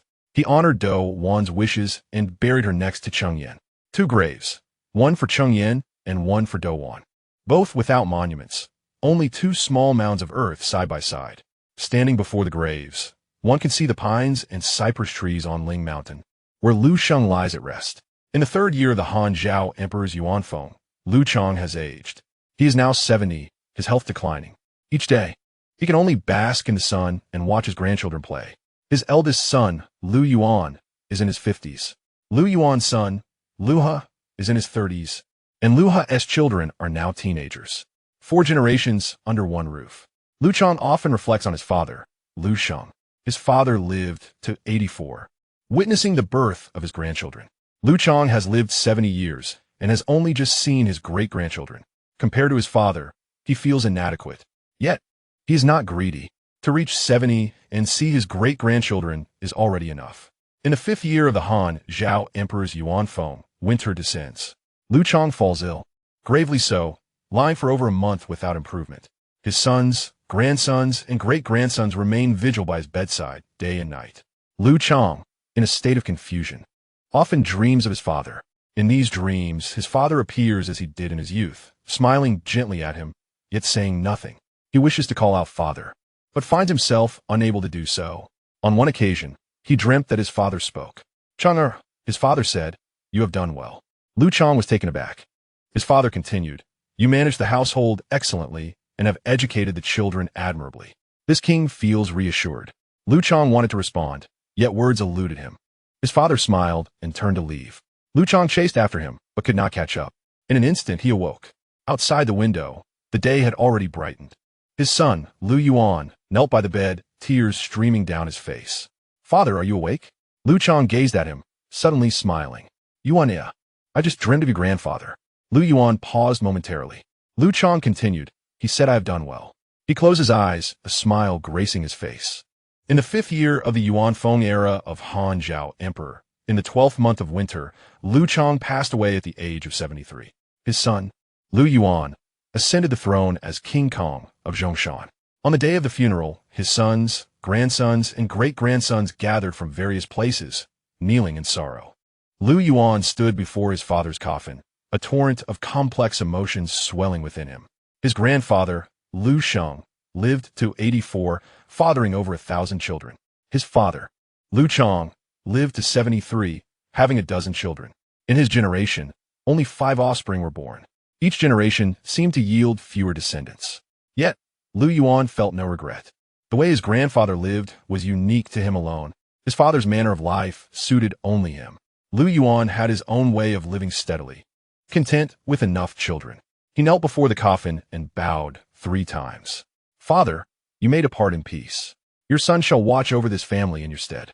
In the first year of the Hongshi era during Han Xian Emperor's reign, in spring, Liu Yuan sat in the Qingming Hall, perusing an ancient bamboo scroll. It was a memoir left by his grandfather, Liu Sheng, chronicling his life's endeavors. The handwriting was hasty, with some ink smudged, yet the essence remained discernible. In the 6th year of the Yuan Guang era, he entered court to pay respects. At a banquet, he wept upon hearing music, moving the emperor's heart. In the 4th year of the Yuan Shou era, his 52nd birthday was celebrated with a 7-day feast, renowned throughout the realm. In the 3rd year of the Yuan Ding era, he was interred in a golden-threaded jade robe. In the 10th year of the Yuan Ding era, the decree of enfeoffment was issued to distribute lands among his sons. In the 4th year of the Shi Yuan era, he passed away at the age of 84. Liu Yuan contemplated these records, grappling with a flood of emotions. What were his grandfather's thoughts throughout his life? He married many women, fathered numerous children, spent lavishly, and constructed an enormous tomb. What was his true aim? Liu Yuan could not fathom it. Yet, he understood that without his grandfather, there would be no Zhongshan kingdom today, nor their lineage. His grandfather's reckless life had secured the family's safety. That was sufficient. In the 3rd year of the Wufeng era, during Han Xian Emperor's reign, in autumn, a message arrived from Chang'an. The court decreed that all feudal states must reduce their territories to bolster the central authority. Zhongshan Kingdom was among them. Liu Yuan's grandson, Liu Cheng, had already ascended as the king of Zhongshan. Upon receiving the edict, he remained silent for an extended period. "Grandfather, great-grandfather," he murmured, "I am unworthy." He complied with the edict, reducing the territory by 1/3. From that point onward, the Zhongshan kingdom diminished in size, yet remained, and that was enough. In the 2nd year of the He Ping era during Han Sheng Emperor's reign, in spring, the Zhongshan kingdom had endured for 7 generations. Liu Sheng's descendants were scattered across the land. Some served in official positions, some tilled the earth, some engaged in commerce, and some enlisted in the military.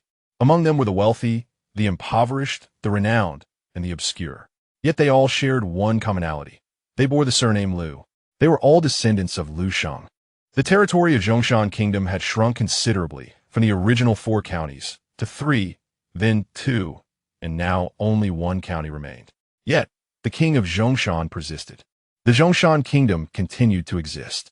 In the 4th year of the Yuan Shi era during Han Ping Emperor's reign, in winter, a message arrived from Chang'an. Wang Mang usurped the Han, establishing the Han Dynasty. The Zhongshan Kingdom was abolished. The last king, Liu Cheng, was demoted to a commoner and relocated. The Zhongshan Kingdom, which had existed for over 180 years, finally reached its conclusion.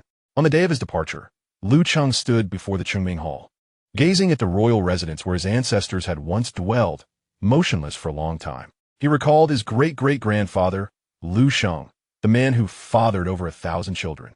He remembered his great-grandfather, Liu Cheng, the honest man. He thought of his grandfather, Liu Yuan, the man who lived steadily. He thought of his father. Yet nothing came to mind. It was all too distant. Those names, those faces had become blurred, but he knew they were all his ancestors. Their blood flowed within him. He knelt before the Qingming Hall and bowed 3 times. "Ancestors, your son takes his leave." He rose and turned away. Behind him, the gates of the royal residence slowly closed. In the 4th year of the Di Huang era of Wang Mang's Han Dynasty, chaos erupted across the land. The red eyebrows, the green woods, and various righteous armies rose in rebellion. The Liu clan sought to restore the Han Dynasty. The descendants of Liu Sheng also joined the fray. Some succeeded, becoming kings and ministers. Some failed, perishing with their clans. Others remained watchful, uncertain of which side to join. Amidst the raging fires of war and rivers of blood, the lineage of Liu Sheng continued to flow, coursing through the veins of generations. In the 3rd year of the Gong Shi era, the Eastern Han was established. Emperor Guangwu, Liu Xiu, was the 9th descendant of Liu Bang and the distant descendant of Liu Sheng. No one could calculate the exact lineage. Regardless, they were all part of the Liu family. The realm returned to the Liu clan, and the Liu descendants flourished once more. Some were ennobled, some granted titles, and others continued as commoners. The Zhongshan kingdom never regained its former glory, yet the name of the Liu clan of Zhongshan endured, passed down through generations, thriving endlessly. During the chaotic years of the Jin era of Emperor Xian, a young man in Zhuojuan's Zhuo County made a living selling straw sandals. His name was Liu Bei. He often told people, "I am a relative of the Han royal family, a descendant of King Jing of Zhongshan, Liu Sheng." Some believed him, while others did not. Some mocked him, saying a mere straw sandal seller dared to claim royal lineage. Others admired him, acknowledging his ambition despite his poverty. Liu Bei paid no heed to their words. He only knew that his grandfather, Liu Xiong, and his father, Liu Hong, had told him so. They were descendants of Liu Sheng, the man who fathered over 100 sons, lived to 84, and was renowned for his extravagance. The man who exchanged a life of folly for the safety of his family. The man later honored as King Jing. Liu Bei often imagined what his ancestor, over 1,000 years ago, might have been like. He could not envision it, yet he knew that the blood of that man flowed within him. That was enough. Chapter 20 concluded, Volume 5, Legacy and Renown, Chapter 1, Chapter 21, The Descendants of Zhongshan. Scattered far and wide in the 12th year of the Jinwu era during Emperor Guangwu's reign, in spring, outside the city of Luoyang, an elderly man with white hair basked in the sun in a humble farmhouse. His name was Liu Mao, and he was 78 years old. If one retraced the family tree, he was the 6th-generation descendant of Liu Sheng, King Jing of Zhongshan. Of course, this lineage held little significance now. During the years of the Han Dynasty, many of the Liu clan were killed or fled, with few surviving. He was one of the fortunate ones, having hidden in this small village outside Luoyang for 30 years, earning his living through farming. "Grandfather," a young boy rushed in, holding a fish. "Grandfather, I caught this in the river. We will have fish for dinner tonight." Liu Mao opened his eyes and looked at his grandson. The boy's name was Liu Ping, and at 13 years old, he had been raised by Liu Mao himself. The parents of the child perished amidst the chaos of war. Liu Mao accepted the fish with a smile, exclaiming, "Tonight, we shall stew the fish." Liu Ping, seated beside him, suddenly inquired, "Grandfather, you often mention that we are descendants of the Zhongshan Jingwang. Who is Zhongshan Jingwang?" Liu Mao was momentarily taken aback. This question had been posed by his grandson many times before, and he had always chosen to evade it, preferring not to elaborate. Yet today, gazing into his grandson's clear eyes, he felt an urge to share. "Zhongshan Jingwang," he began slowly, "is our esteemed ancestor, Liu Sheng, the brother of Emperor Wu of Han. He reigned in the state of Zhongshan and lived to the age of 84. Liu Ping's eyes widened in astonishment. 84 years? So old? Liu Mao nodded. He took many wives and fathered numerous children, reportedly over 1,000. Liu Ping gasped, "Over 1,000? How many relatives do we have then?" Liu Mao chuckled, "I cannot say. They are everywhere. Perhaps, should you encounter anyone with the surname Liu on the road, they might just be our kin." Liu Ping pondered for a moment before asking, "Then why do we not seek them out?" Liu Mao fell silent for a moment. What purpose would that serve? They are likely preoccupied with their own survival. During the years of the Han Dynasty, a significant portion of the Liu clan was slain. Those who survive, like us, are merely trying to live in hiding. He sighed. "Pinger, remember this. The lineage of Zhongshan Jingwang and the Han royal family are but illusions. Survival is what truly matters." Liu Ping nodded, though his understanding was still somewhat vague. In the Yongping era of Emperor Ming, in the city of Luoyang, there lived an official named Liu Yi, who was the grandson of Liu Mao and the son of Liu Ping. Following Liu Mao's death, Liu Ping relocated his entire family to Luoyang, engaging in minor trade until they gradually established themselves. Liu Yi, having studied diligently from a young age, was later recognized for his filial piety and entered the court as an official.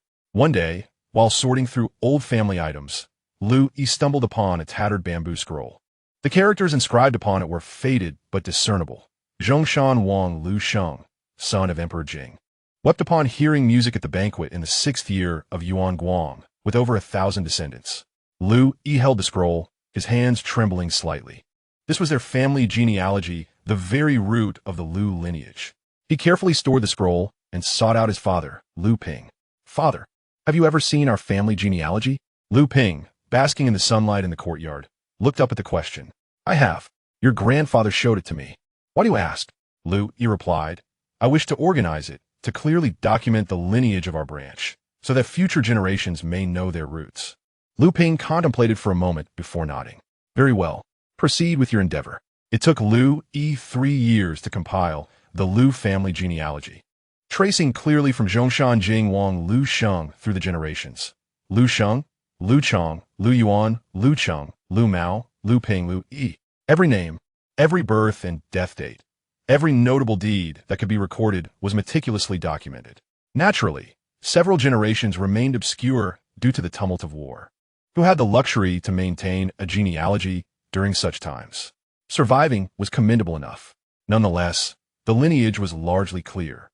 Liu Yi made several copies of the completed genealogy, one for himself, one for the elder members of the clan, and one hidden within the walls of their ancestral home. Thus, even amidst future conflicts, the roots of the Liu family would remain intact, he assured his father. Liu Ping gazed at the scroll, tears streaming down his cheeks. Well done. Your grandfather's spirit would surely rejoice. In the Yongyuan era of Emperor An, in Izhou Shu County, there resided a family with the surname Liu. The head of the household, Liu Wen, was a skilled carpenter, renowned for his craftsmanship in the region. Clients flocked to him for furniture. Liu Wen often remarked, my grandfather once told me that we are descendants of Zhongshan Jingwang. My grandfather's grandfather, Liu Huang, was the son of Zhongshan Jingwang, who established a woodworking workshop in Shu, passed down through generations. Some believed him, while others were skeptical. Those who believed would say, no wonder your skills are so exceptional. They are inherited. Conversely, those who doubted would ask, descendants of Zhongshan Jingwang? Why not pursue an official career instead of being carpenter? Liu Wen merely smiled, choosing not to engage in debate. He accepted his fate as a carpenter. His grandfather was a carpenter, his father was a carpenter, and he too was a carpenter. His son would likely follow the same path. Yet what was wrong with that? Earning a living through skill and leading a stable life was surely better than contending for power and status. Liu Wen's son was named Liu Mu, and Liu Mu's son was Liu Lin. 3 generations of carpenters honed their craft increasingly well. By the time of Liu Lin, they had progressed beyond mere furniture making to include lacquerware and intricate carvings, gaining fame far and wide. Liu Lin held a tradition of taking his son to a small hill outside of town every Qingming festival to pay respects. There lay a grave, unmarked save for a mound of earth. Liu Lin knelt before the grave, bowing 3 times. Dear ancestor, your descendants have come to visit. His son asked, Father, whose grave is this?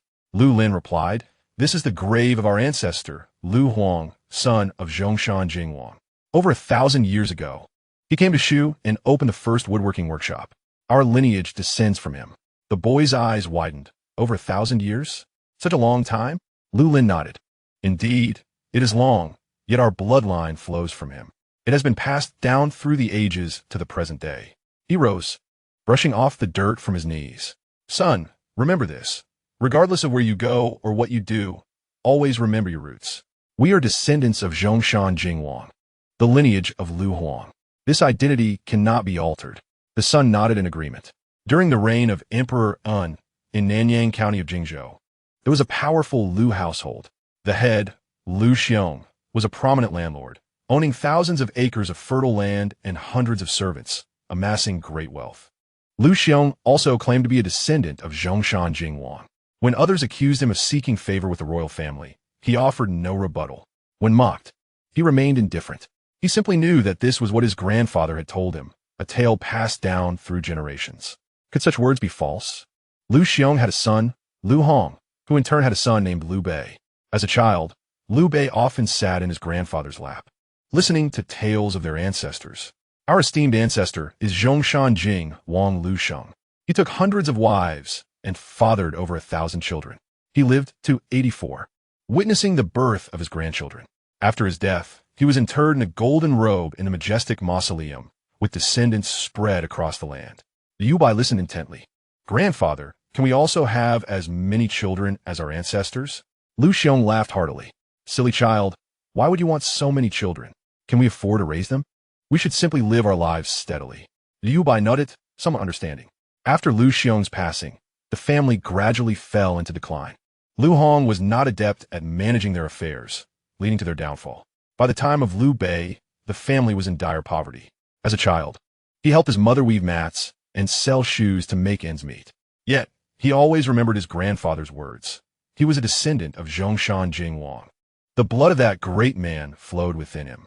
In the first year of the Zhongping era, during the reign of Emperor Ling, the Yellow Turban Rebellion erupted, plunging the land into chaos. At the age of 28, Liu Bei, alongside his sworn brothers Guan Yu and Zhang Fei, rallied a force to quell the turmoil. Someone questioned him, Liu Xuanda, as a mere mat weaver, what gives you the right to lead troops? Liu Bei firmly replied, I am of the Han royal lineage, a descendant of Zhongshan Jingwang. It is my duty to restore order. The person was momentarily taken aback, but then laughed. A descendant of Zhongshan Jingwang? That prince with over 1,000 children? Surely, his descendants number in the hundreds of thousands. Do you think you are worthy? Liu Bei did not engage in argument. He understood that in the eyes of some, this identity held little value. Yet he also recognized that this identity was his foundation, his origin. He could choose not to argue, but he could never forget. During the reign of Emperor Xian of Han in the Jinan era, Liu Bei had already established himself as a prominent warlord.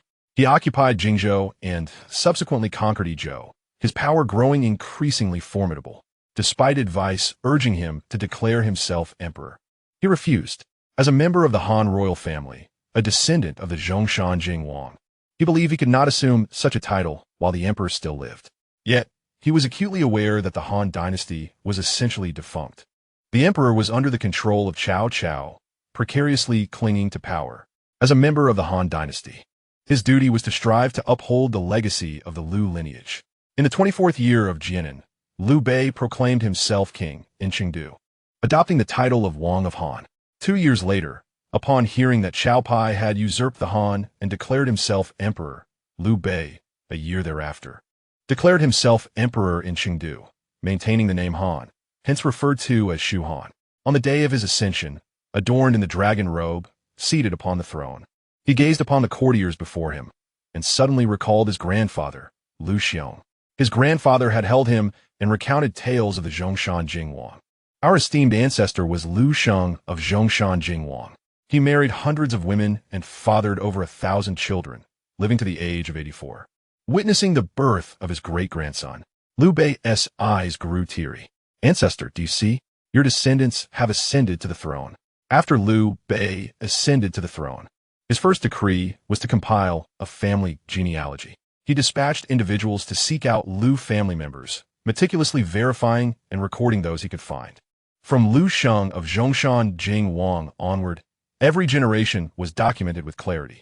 Once the genealogy was completed, he personally inscribed a preface stating, I am a descendant of Liu Sheng, the Zhongshan Jingwang. Sheng was the son of Emperor Jing, enfeoffed as the Lord of Zhongshan.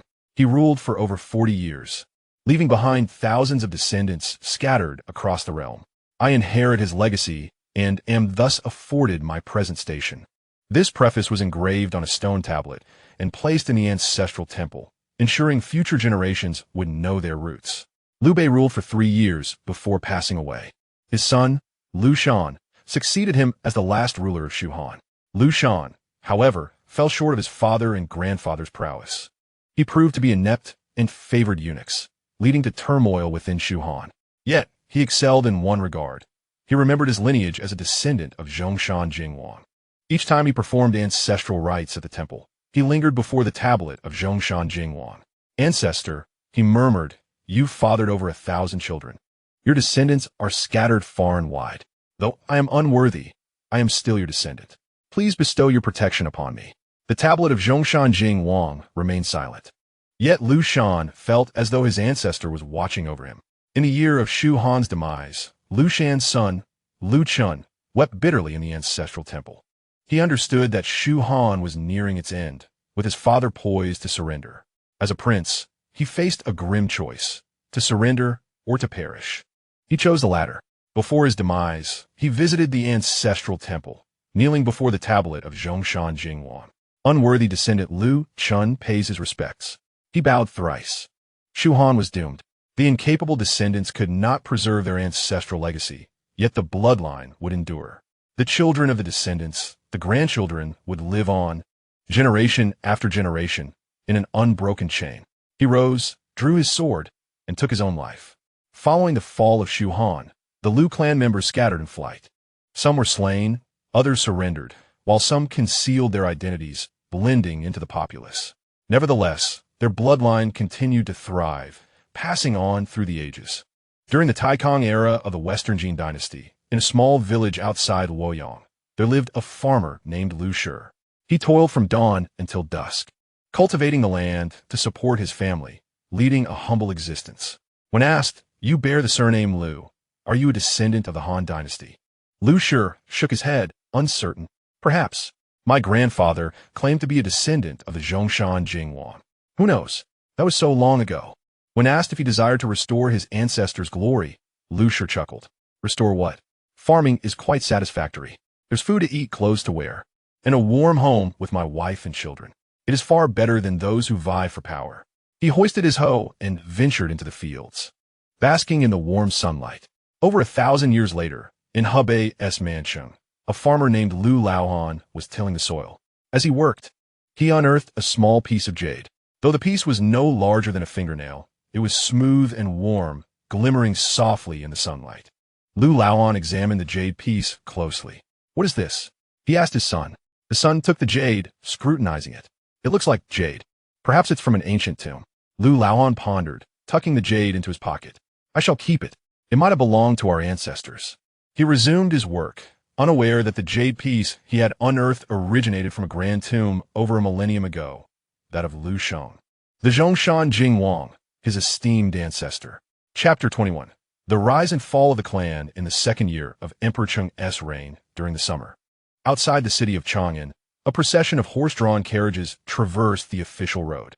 Inside one of the carriages sat a middle-aged man, gaunt and furrowed with worry. His name was Liu Yuan, the eighth descendant of Liu Sheng, the Zhongshan Jingwang, currently holding the position of advisor.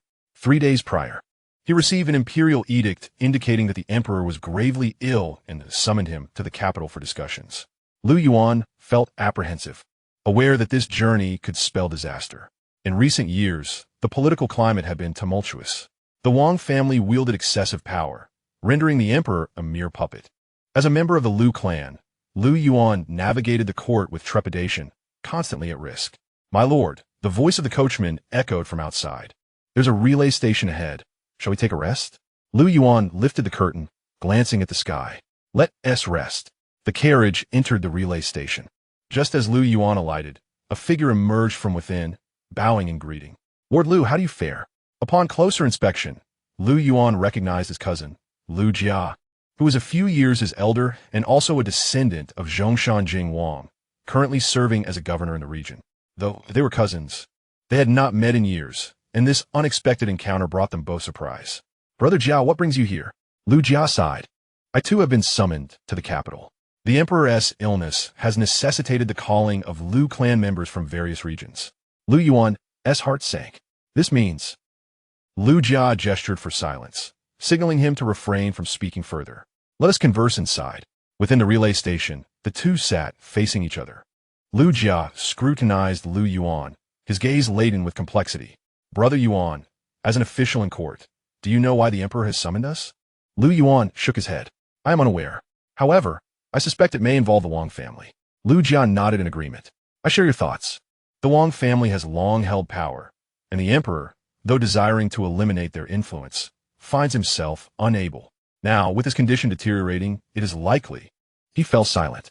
After a moment of contemplation, Liu Yuan abruptly inquired, "Brother Jia, do you recall our childhood tales of Zhongshan Jingwang?" Liu Jia paused, recollecting. "I do. Our ancestor fathered over 1,000 children, lived to 84, and was buried in a golden embroidered burial robe. The elders said that our lineage descends from him." Liu Yuan nodded. "How glorious our ancestors were, with so many children spread across the land. Yet now, we, their descendants, tread cautiously, vulnerable and uncertain." Liu Jia forced a smile. "What can be done? The world has changed. We cannot replicate our ancestors' way of life. His methods were suited to his time and persona." The two sat in silence, reflecting on the precarious state of their lineage.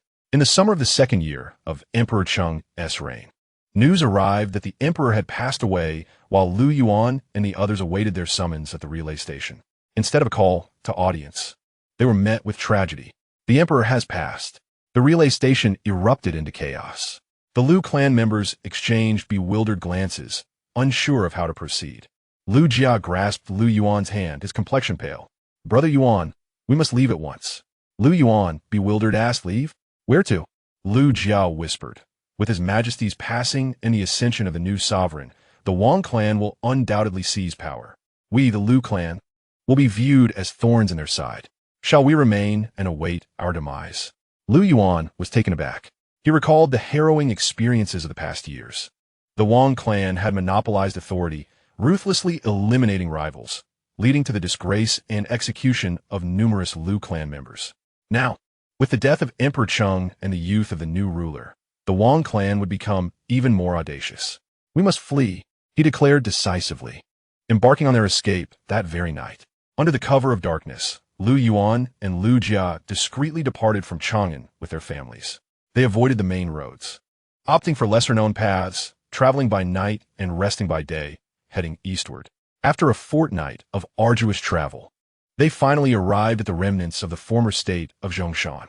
This land was no longer recognized as Zhongshan. Decades prior, the court had diminished its territories, rebranding it as Zhongshan.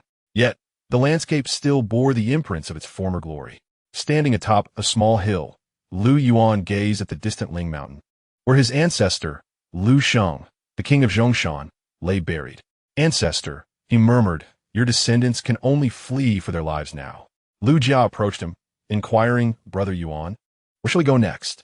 Liu Yuan contemplated briefly before responding. "Let us continue eastward, as far away as possible. We must find a remote place to conceal our identities and survive." Liu Jia nodded in agreement. "Indeed, as long as we endure, our bloodline shall not perish." In the first year of the reign of Emperor Ping of Han, Wang Mang took control. He ruthlessly marginalized the Liu clan, employing every means to eradicate them through slaughter, demotion, and exile. The Liu clan dwindled, with only a fraction surviving in desperate flight. Liu Yuan and Liu Jia sought refuge in a small fishing village by the East Sea, adopting the surname Jin to shield themselves from persecution. Life was arduous, yet they found contentment in mere survival.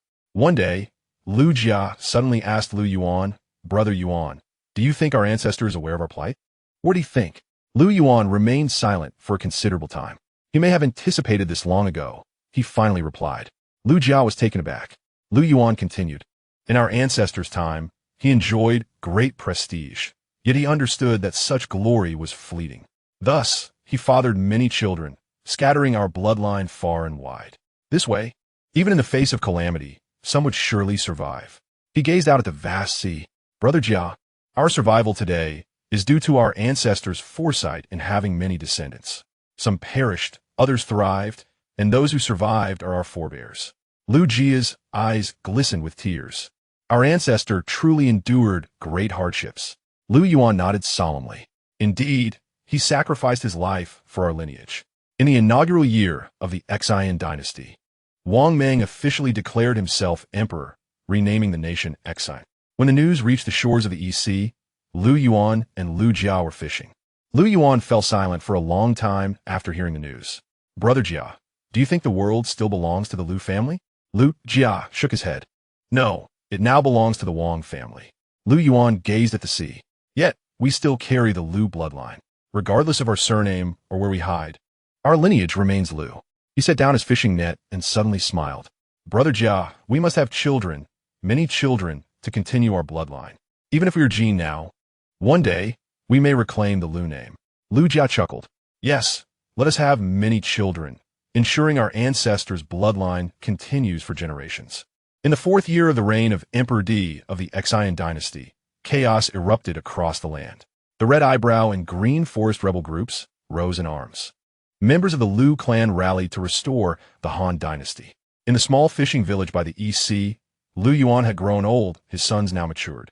One day, a young man arrived, seeking Liu Yuan. "Are you Liu Yuan Gong?" Liu Yuan regarded him suspiciously. "Who are you?" The young man knelt before him. "I am Liu Xian, the grandson of Liu Jiagong. My grandfather sent me to find you, stating that the Liu clan has taken up arms to restore the Han. Please, bring your sons and join us." Liu Yuan was taken aback. Liu Jia's grandson, rising in arms? After a long silence, he shook his head. I cannot go. I am too old to travel. Let my sons go instead. He summoned his 3 sons. You shall accompany this brother. Fight for the restoration of the Han Dynasty. Remember, you are of the Liu bloodline, descendants of the king of Zhongshan. Regardless of victory or defeat, you must honor this identity. The 3 sons knelt before him, bowing 3 times. Take care, father. They followed the young man into the distance, while Liu Yuan stood by the shore, tears streaming down his cheeks. In the first year of the Gongshi era, Liu Xian was proclaimed emperor, known as Emperor Gongshi. Liu Yuan's 3 sons joined the Gongshi army, demonstrating bravery in battle and achieving numerous victories. The eldest, Liu Cheng, was appointed as a general, the second, Liu Wu, as a lieutenant, and the youngest, Liu Wen, as a commander. When this news reached the East Sea, Liu Yuan was overwhelmed with joy, weeping tears of happiness. Excellent. Our Liu family has risen again. However, this joy was short-lived. Emperor Gongshi proved to be incompetent and executed his loyal generals. Liu Cheng, Liu Wu, and Liu Wen all perished in the ensuing turmoil. Upon hearing this news, Liu Yuan's hair turned white overnight. All gone, all gone. He sat by the sea, staring into the depths, motionless. Liu Jia visited him, disheartened by his state. Brother Yuan, please take care. Liu Yuan shook his head. I do not grieve. They died for the Liu family. Their deaths were worthwhile. He rose, brushing off the sand from his clothes. Brother Jia, we must continue to live. We must pass on our bloodline. In the 3rd year of Gongshi, Liu Xiu ascended the throne, establishing the Eastern Han Dynasty, restoring the Liu family to power. By this time, both Liu Yuan and Liu Jia had reached the twilight of their lives, nearly 90 years old. Though unable to travel, their spirits remained vibrant. Upon hearing that 2 venerable clan members still lived, Liu Xiu dispatched envoys to invite them to the capital. Liu Yuan declined. I am too old to travel. Let the emperor come see me. Liu Xiu truly arrived, accompanied by attendants, visiting the small fishing village by the East Sea, where he met Liu Yuan and Liu Jia. The 2 elderly men, white-haired, knelt before him. The old ministers bow before your majesty. Liu Xiu hurriedly helped them up. Please rise, esteemed elders. As a younger generation, I should be the one to pay my respects. Liu Yuan gazed at the youthful emperor, filled with a multitude of emotions. Your majesty, you too are of Liu blood. Your ability to restore the Liu family to power is a testament to your lineage. Liu Xiu shook his head. I do not deserve such praise. I merely inherited the legacy of my ancestors. In truth, my ancestor is also a descendant of the king of Zhongshan. Liu Yuan was momentarily stunned. Your ancestor is? Liu Xiu replied, my ancestor is Liu Fa, the Duke of Changsha, son of Emperor Jing and brother to the king of Zhongshan. Liu Yuan suddenly understood. So, we are all Liu family, all relatives of the king of Zhongshan. Liu Xiu nodded. Indeed, we are all of the Liu family. After Liu Xiu's departure, Liu Yuan and Liu Jia sat across from one another. Brother Yuan, did you see? The world has returned to the Liu family's hands. Liu Yuan nodded. I saw it. Alas, my sons will not witness this. Liu Jia patted his hand. Their children will see it. Their grandchildren will see it. The bloodline will continue for generations. Liu Yuan gazed out at the distant sea. Brother Jia, do you think our ancestor, watching from above, would reflect on this day? Liu Jia pondered for a moment before smiling. He might be drinking, raising a cup and laughing, saying, this king's life was worth it. Liu Yuan chuckled. Indeed, it was worth it. During the reign of Emperor Ming of Han, the small fishing village by the East Sea transformed into a thriving town. In this town, there lived a prominent Liu family, descendants of Liu Yuan. Now, Liu Yuan's great-grandson, Liu Wen, serves as the head of this clan.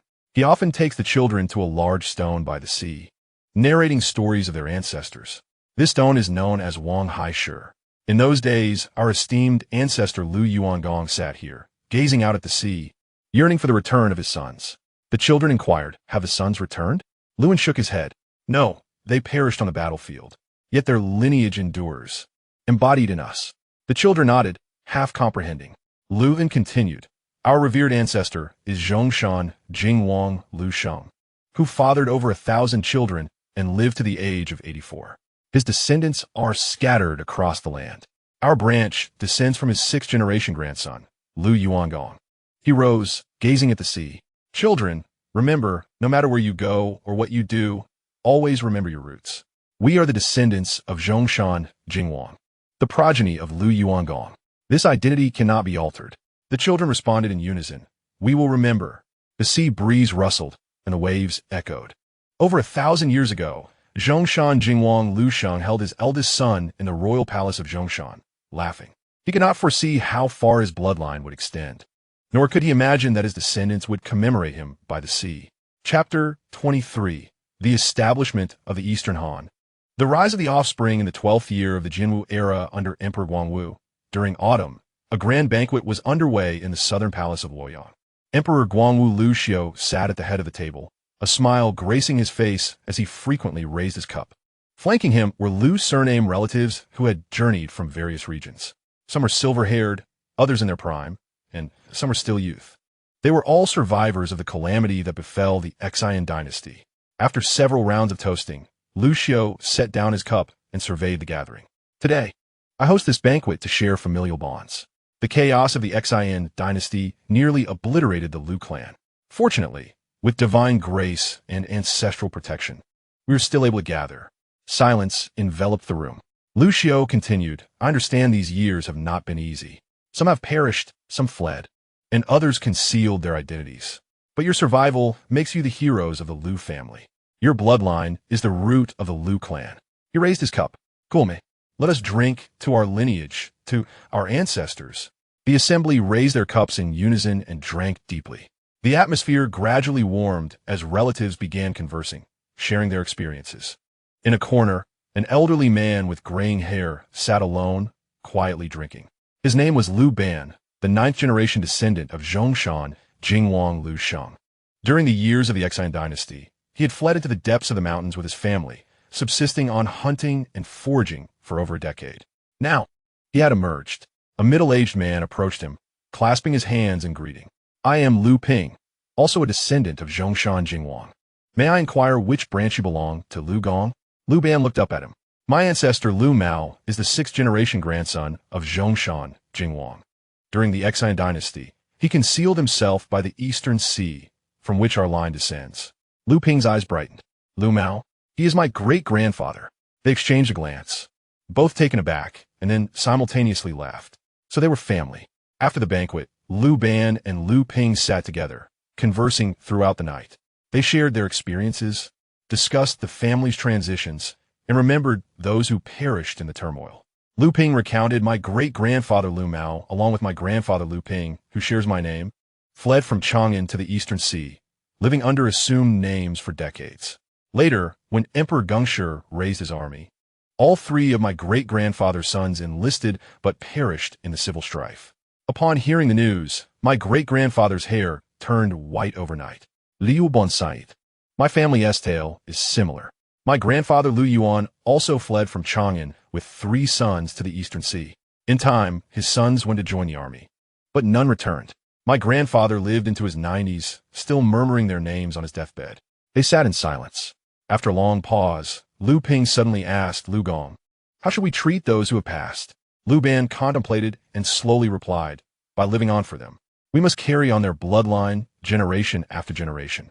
When the time comes for us to join them underground, we shall tell them their sacrifices were not in vain, that the Liu clan remains. In the 13th year of the Jinwu era, Emperor Lu Xiu issued a decree to seek out all Lu surname relatives across the realm, registering them to restore their ancestral records. Both Liu Ban and Liu Ping were included. Liu Ban was granted the title of Guanyiho and provided a residence in Luoyang with an estate of 300 households. Liu Ping also received the title of Guanyiho. With the same privileges in Luoyang, they settled in the city, bringing their families to live together. Liu Ban had 3 sons and 2 daughters, while Liu Ping had 4 sons and 3 daughters. Combined with their grandchildren, the 2 families numbered over 30 individuals. Liu Ban often reminded his sons, our survival through the chaos is due to our ancestors' blessings. Remember, whatever you do in the future, you must honor this Liu surname. His sons nodded in agreement. During the Yongping era of Emperor Ming, Liu Ban's son Liu Yi entered the court as an official. He was the one who, outside Luoyang, meticulously organized the family genealogy. From a young age, Liu Yi had listened to his father recount family narratives and held deep respect for those who perished in the turmoil. He aspired to achieve great things and bring glory to his ancestors. He succeeded starting as a minor official and gradually advancing to the position of Taichung, ranking among the 9 ministers. With each promotion, he returned home to light incense before his ancestors' tablets, proclaiming, "Old ancestors, your descendants have brought you honor." Liu Yi Son. Liu Xian surpassed his father. Gifted and studious from a young age, Liu Xian was well-read. As he grew, he was recognized for his filial piety and entered the court as an official. His career flourished even more than his father's, reaching the position of Grand Minister of Agriculture by his 30s, overseeing the nation's finances. Once, Emperor Ming inquired, "Liu Qing, I have heard your family descend from Zhongshan Jingwang. Is it true that he fathered over 1,000 children?" Liu Xian replied, "Indeed, your majesty, my ancestor Liu Sheng did father over 1,000 children." Emperor Ming chuckled. "And how many descendants does your family have now?" Liu Xian pondered and answered, "From Liu Sheng to the present, we have descended through 12 generations. As for the number of us, I cannot say, but scattered across various regions, it must be in the thousands." Emperor Ming marveled. Over 1,000 children, thousands of descendants. Zhongshan Jingwang has truly rendered great service to the Liu family. Liu Xian bowed. "Your majesty is wise." Although Liu Sheng accomplished little in life, he left behind an immeasurable lineage. Despite the Han Dynasty's chaos nearly obliterating the Liu clan, our line endured, primarily due to the sheer number of his descendants, too many to be extinguished. Emperor Ming nodded. "Indeed, an unquenchable lineage is a true testament of strength." In the years of Emperor Zhong during the Yuan era, news arrived from Suzhou. A family of carpenters bearing the Liu surname claimed descent from Zhongshan Jingwang and were renowned for their exceptional craftsmanship. Liu Xian's son, Liu Lang, then serving as a minister, felt a stirring in his heart upon hearing this news. Could the Liu family of Suzhou be related to Liu Huang? He dispatched emissaries to investigate. Soon, reports confirmed the connection. The ancestors of that household were indeed Liu Huang, the son of Zhongshan Jingwang Liu Sheng, who had harbored a passion for wood carving since childhood. He established the first woodworking workshop in Suzhou, a craft that had been passed down through generations for over 100 years. The Yulang personally visited Shuzu, meeting with the head of that household, Liu Lin, a seasoned carpenter in his 60s. He welcomed Liu Lang into his home, accompanied by his son and grandson. Liu Lang marveled at the room filled with wooden artifacts, lacquerware, and carvings. "Did you create all of this, old sir?" Liu Lin replied, "Some are mine, some my father's, and some my grandfather's. Our Liu family has been carpenters for nearly 400 years. Liu Lang asked, "Are you aware of who your ancestor is?" Liu Lin nodded. "Yes, his name is Liu Huang, the son of Zhongshan Jingwang. In the past, he journeyed from Zhongshan to Shudi, where he established the first woodworking workshop. Since that time, our lineage has perpetually engaged in carpentry." He pointed to a portrait hanging on the wall. "That is Liu Huanggong. The portrait has been passed down through generations for over a decade." Liu Lang gazed at the image, which depicted a middle-aged man of ordinary appearance, but with an intense gaze, holding a carving knife. He was suddenly moved. For centuries ago, a child with a passion for wood carving left his father's royal residence and traveled to Shudi to open a woodworking shop. He could hardly have imagined that his descendants would continue to pass down his craft through the ages. "Old sir," Liu Lang said, "would you accompany me to Luoyang? His Majesty wishes to meet you." Liu Lin pondered for a moment and shook his head. "I appreciate your kind offer, but I am too old to travel. Besides, this is my home. My roots are here. I do not wish to leave." Liu Lang nodded in understanding. He rose and bowed deeply to Liu Lin. "May you live well, old sir. Your craftsmanship shall endure." Liu Lin smiled and returned the gesture. "Indeed it shall." During the reign of Emperor Han in the Yongyuan era, news arrived from Zhuojuan, Zhuoxian. A family surnamed Liu claimed descent from the Jingwang of Zhongshan, living in poverty by weaving mats and selling shoes. The head of this household was Liu Xiong, an honest farmer with several sons, the youngest of whom was named Liu Hong. Liu Hong's son would later be known as Liu Bei. Liu Xiong often reminded his sons, "We are descendants of the Jingwang of Zhongshan. Although we are poor now, our bloodline is noble. When you have children, ensure they understand their roots." His sons nodded in agreement, but took little heed. Who would take seriously the claims of a family of weavers? Only Liu Hong remembered his father's words, and he later passed them on to his son, Liu Bei. During the reign of Emperor and of Han, an incident occurred in Luoyang. An official named Liu Kai fell afoul of the powerful and was exiled. Before his departure, he went to bid farewell at the Grand Ancestral Hall, which housed the tablets of the Liu family's ancestors. from the founding Emperor Liu Bang to Emperor Wen, Emperor Jing, and Emperor Wu. The tablets were lined up in succession. Liu Kai paused before the tablet of Jing Wang Liu Sheng and knelt, bowing 3 times. Ancestors, your descendant Liu Kai pays his respects. He raised his head to gaze upon the tablet. Ancestors, I must depart. I do not know if I shall return, but your descendants will remember, we are of your lineage. No matter where we go, we shall not bring shame upon you. He stood and turned to leave, the warm sunlight bathing him. During the reign of Emperor Shun of Han, the realm gradually stabilized. Members of the Liu clan engaged in various pursuits. Some held offices, some farmed, some traded, and others served in the military, each following their own path and destiny. Yet they shared a commonality. They all remembered their roots. Some recalled clearly their lineage, identifying themselves as descendants of the Jing Wang of Zhongshan. Others had a vague understanding, merely knowing they belonged to the Liu family. Some even lacked knowledge of their ancestry, only aware of their surname. Nonetheless, their veins flowed with the blood of a singular ancestor, the one known as Liu Sheng, the Jing Wang of Zhongshan. He lived over 2,000 years ago, yet his lineage continues to thrive, generation after generation, an unbroken legacy. In the spring of the 4th year of Emperor Huan's reign, in Lusang village, Zhuojian, a boy was born to a family named Liu. This household was impoverished. The head, Liu Hong, was a humble farmer who made a living by weaving mats and selling shoes. When his wife gave birth after 10 months of pregnancy, they lacked even the funds to hire a midwife. The child, though small and frail, had a robust cry. Liu Hong cradled the infant and said to his wife, "This child has a strong voice. He will surely achieve great things." His wife weakly smiled. "Let's name him." After some thought, Liu Hong decided, "Let's call him Bei." Bei, meaning to prepare, symbolizes our hope that he will be ready to seize opportunities and rise to prominence. His wife nodded. Liu Bei, a fine name. Liu Bei's father, Liu Hong, was the son of Liu Xiong, who often reminded his descendants of their noble lineage. Liu Hong kept his father's words close to heart. In his youth, he would often hold Liu Bei and recount tales of their ancestors. "Bei, do you know who our forefather is?" Liu Bei shook his head. "It is the Jing Wang Liu Sheng," Liu Hong explained. He was the brother of Emperor Wu and ruled in Zhongshan, marrying hundreds and fathering over 1,000 children. He lived to the age of 84 and witnessed the birth of his grandchildren. After his death, he was buried in a golden robe within the Minqiling mountain. Liu Bei listened intently. Over 1,000 children? So many? Liu Hong dead. His descendants are scattered throughout the realm. We are among those who carry on his legacy. Liu Bei asked, "Then why are we so poor?" Liu Hong paused and sighed. "Our poverty is due to our lack of ability, not a reflection of our ancestors' worth. Regardless of our wealth, our bloodline is unchangeable, and that is what truly matters." When Liu Bei was 5 years old, his father Liu Hong passed away, leaving the family in even greater poverty. His mother struggled alone, weaving mats and selling shoes to make ends meet. Liu Bei learned to weave alongside her, his nimble fingers producing fine, dense mats that sold better than others. The villagers remarked, "That child from the Liu family is skilled. He will surely become a great weaver." But Liu Bei felt a pang of disappointment. He did not wish to be a weaver.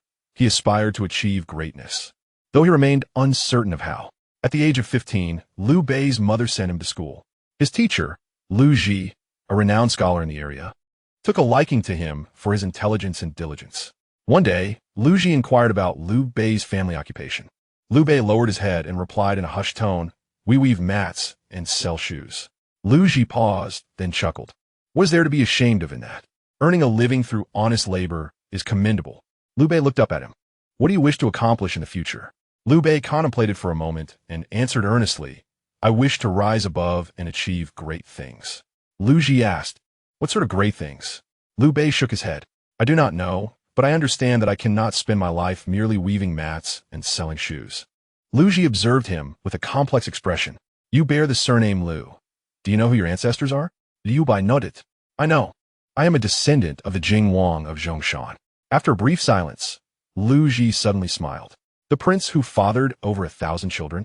His descendants must number in the tens of thousands." Liu Bei felt his face flush. Liu Ji waved his hand.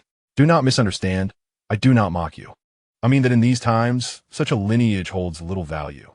What truly matters is your own capabilities." He stood and patted Liu Bei on the shoulder. "Study diligently.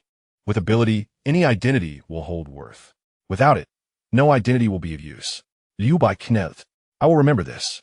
At the age of 24, Liu Bei witnessed the outbreak of the Yellow Turban Rebellion, plunging the realm into chaos. He mustered a force to join the efforts to quell the uprising. Among his followers were two men who would become his lifelong brothers, one named Guan Yu, styled Yin Chong, hailing from Hedong, and the other named Zhang Fei, styled Yi De, a native of Zhuojuan. The three swore an oath of brotherhood, pledging to face life and death together. When someone questioned Liu Bei, Liu Xuande, how can a mere mat weaver lead troops? Liu Bei replied resolutely, I am a member of the Han lineage, a descendant of the Jing Wang of Zhongshan. For the sake of the nation, it is my duty. The man was momentarily taken aback, then burst into laughter. Descendant of the Zhongshan Jing Wang? The prince who fathered over 1,000 children? His progeny must number in the hundreds of thousands, do you not think? How can you claim such a right? Guan Yu, upon hearing this, glared furiously. Zhang Fei was even more incensed and prepared to retaliate. Liu Bei restrained them, stating, do not resort to violence. He speaks the truth. The descendants of Zhongshan Jing Wang indeed number in the hundreds of thousands. I am merely one among them. Yet, this is not a source of shame. Among those hundreds of thousands, there will surely be a few who rise above the rest. He turned and departed. Guan Yu and Zhang Fei exchanged glances and followed him. Liu Bei led his troops to numerous victories. He was appointed as the county magistrate of Anxi, finally securing a respectable official position. However, this good fortune was short-lived. Soon after, the court eliminated redundant officials, and he was dismissed once more. On the day of his dismissal, Liu Bei, along with Guan Yu and Zhang Fei, drowned their sorrows in a tavern. Zhang Fei, with his fiery temper, cursed loudly, those corrupt officials only know how to bully us. Guan Yu remained silent, drinking glass after glass. Liu Bei took a sip of wine and suddenly chuckled. My dear brothers, what do you think our ancestor, Zhongshan Jing Wang, was thinking back then? Guan Yu and Zhang Fei were taken aback. Liu Bei continued, he fathered so many children. Did he not realize that they would eventually scatter, some into wealth and others into poverty? Did he not know that some descendants, like myself, would face ridicule and disdain? Guan Yu inquired, what do you mean, elder brother? Liu Bei replied, he knew. He certainly knew. Yet, he still bore so many children. Why? Because what mattered to him was not which child was wealthy or poor. What mattered was whether the bloodline of the Liu family could be passed down through generations. He raised his cup and downed in one go. Today, we may be mocked and looked down upon, but it does not matter. As long as we live, as long as our bloodline continues, one day, someone will rise to prominence. That person may be me, or it may be you, or perhaps our sons or our grandsons. He stood up, gazing out the window. Dear brothers, our existence is a tribute to our ancestors. Our bloodline is their bloodline. As long as we live, there's hope. Guan Yu and Zhang Fei exchanged determined glances and simultaneously stood. Elder brother is right. When Liu Bei was 39, he finally acquired a territory of his own, Shuzhou. He became the governor of Shuzhou, establishing a foundation at last. Yet, this fortune was fleeting. Lu Bu arrived and seized the Shuzhou. Once again, he was like a stray dog. During those years, he allied with Cao Cao, Yuan Shao, and Liu Biao, wandering from place to place, relying on the hospitality of others. Some advised him, Xuande, cannot you settle down? Find a place to stay quietly and avoid further turmoil. Liu Bei shook his head. I cannot settle. I am a descendant of Zhongshan Jing Wang, the bloodline of the Liu family. I must honor this identity. The person asked, what good is that identity? Can it feed you? Liu Bei smeed. It cannot feed me, but it allows me to know who I am, where I come from, and where I am headed. When Liu Bei was 47, he visited the thatched cottage thrice to invite Zhuge Liang. Zhuge Liang asked him, what is your ambition, General? Liu Bei was silent for a long time before slowly responding, I am a royal relative of the Han Dynasty, a descendant of Zhongshan Jing Wang. Now that the Han Dynasty is in decline and treacherous officials are seizing power, I wish to uphold justice and restore the Han Dynasty. Even if I cannot succeed, I must do all I can. Zhuge Liang observed him, his gaze filled with complex emotions. General, do you know that the descendants of Zhongshan Jing Wang number in the hundreds of thousands?